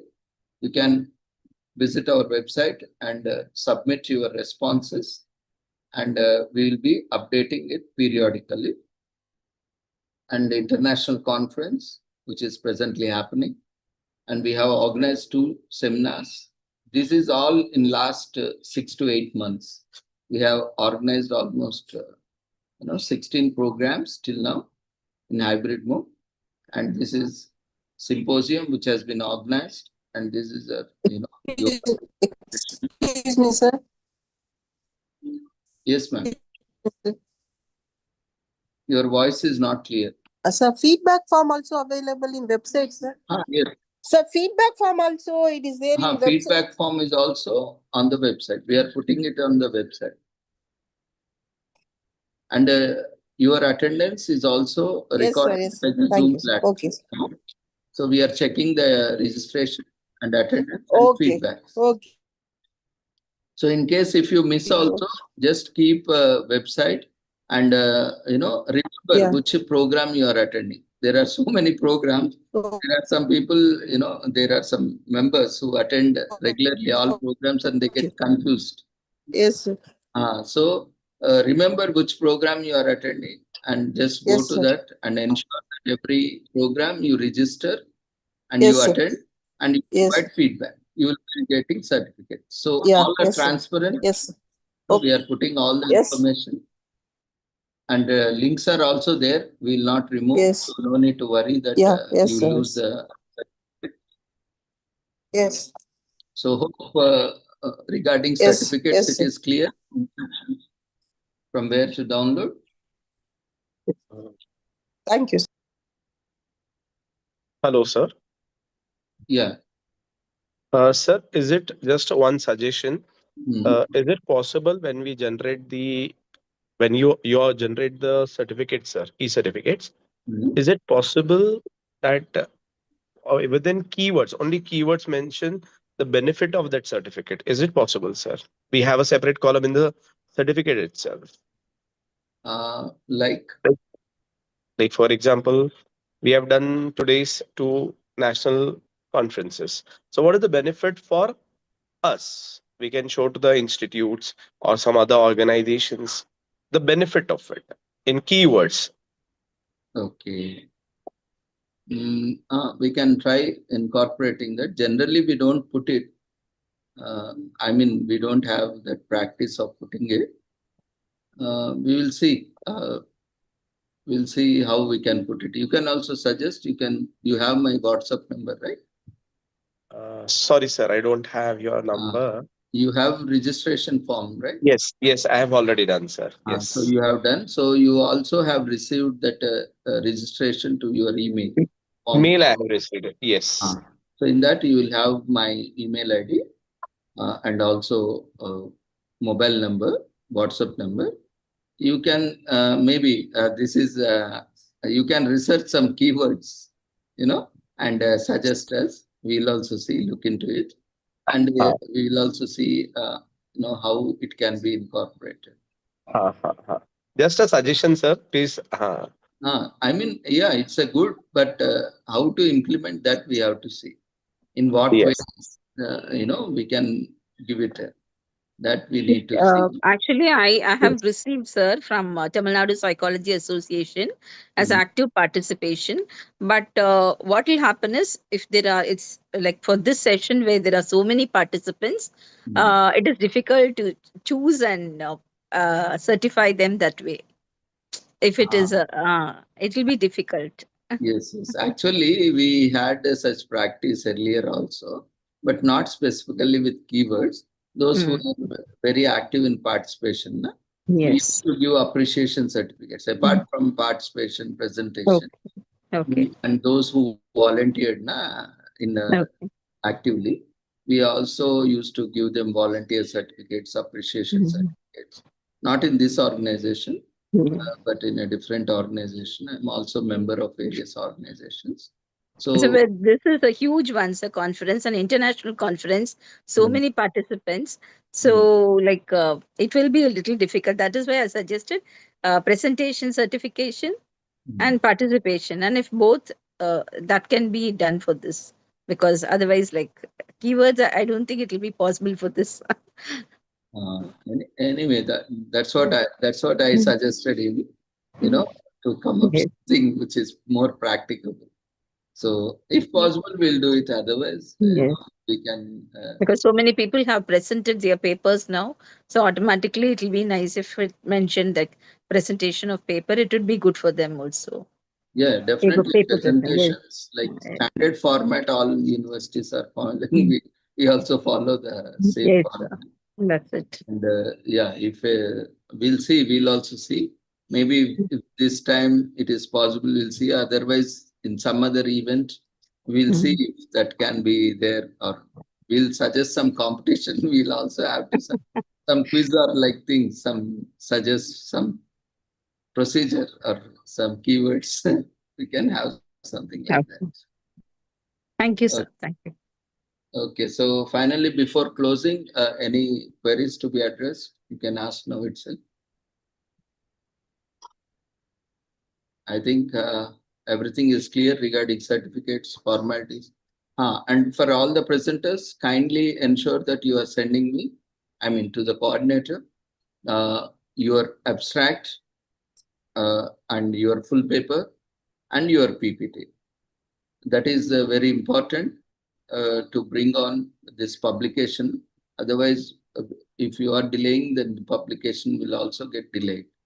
So as early as possible, actually we requested it before conference, but many were having, due to shortage of time, and many came to know just before the conference. So on human grounds, I permitted them. So everyone, those who have presented, kindly share your papers and PPTs, abstracts, if not shared, using APA format, because the entire publishing is going to follow APA format, 7th edition. So follow that edition guidelines and format accordingly, and send in Word document, because again we need to copy paste into the book format. If you send PPT, PDF, it will be difficult to copy and paste. Sometimes it works, sometimes it doesn't work. Again, it increases the work. So try to send, if you are comfortable using both formats, then also send PDF also, no problem, but include editable format, Word format, PPT format. That will help us to process the information quickly, and will also help the editors to quickly make changes.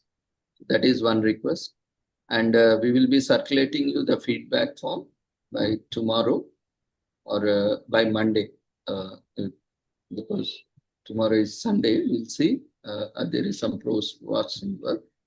Or by Monday evening, ensure that you all are filling up your feedback form. Don't delay. Again, we'll process it on Monday or Tuesday, and we'll, in another 2-3 days, you'll get your certificates. Mostly by next weekend, you'll all get your certificates. But before that, you ensure you are completing your registration, and you are also completing your feedback from your side.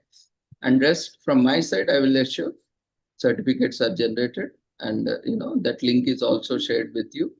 through email, as well as it will be updated on the website. Now you know the website, you can go there and download. So thank you once again, everyone. Have a great day. Good night. Good night. Thank you very Sir, much, sir. Good night. sir, kindly confirm your number, please. 9959550798. Am I correct? Yes, yes. Same number. Yeah. Thank you. Thank you, sir. Thank you.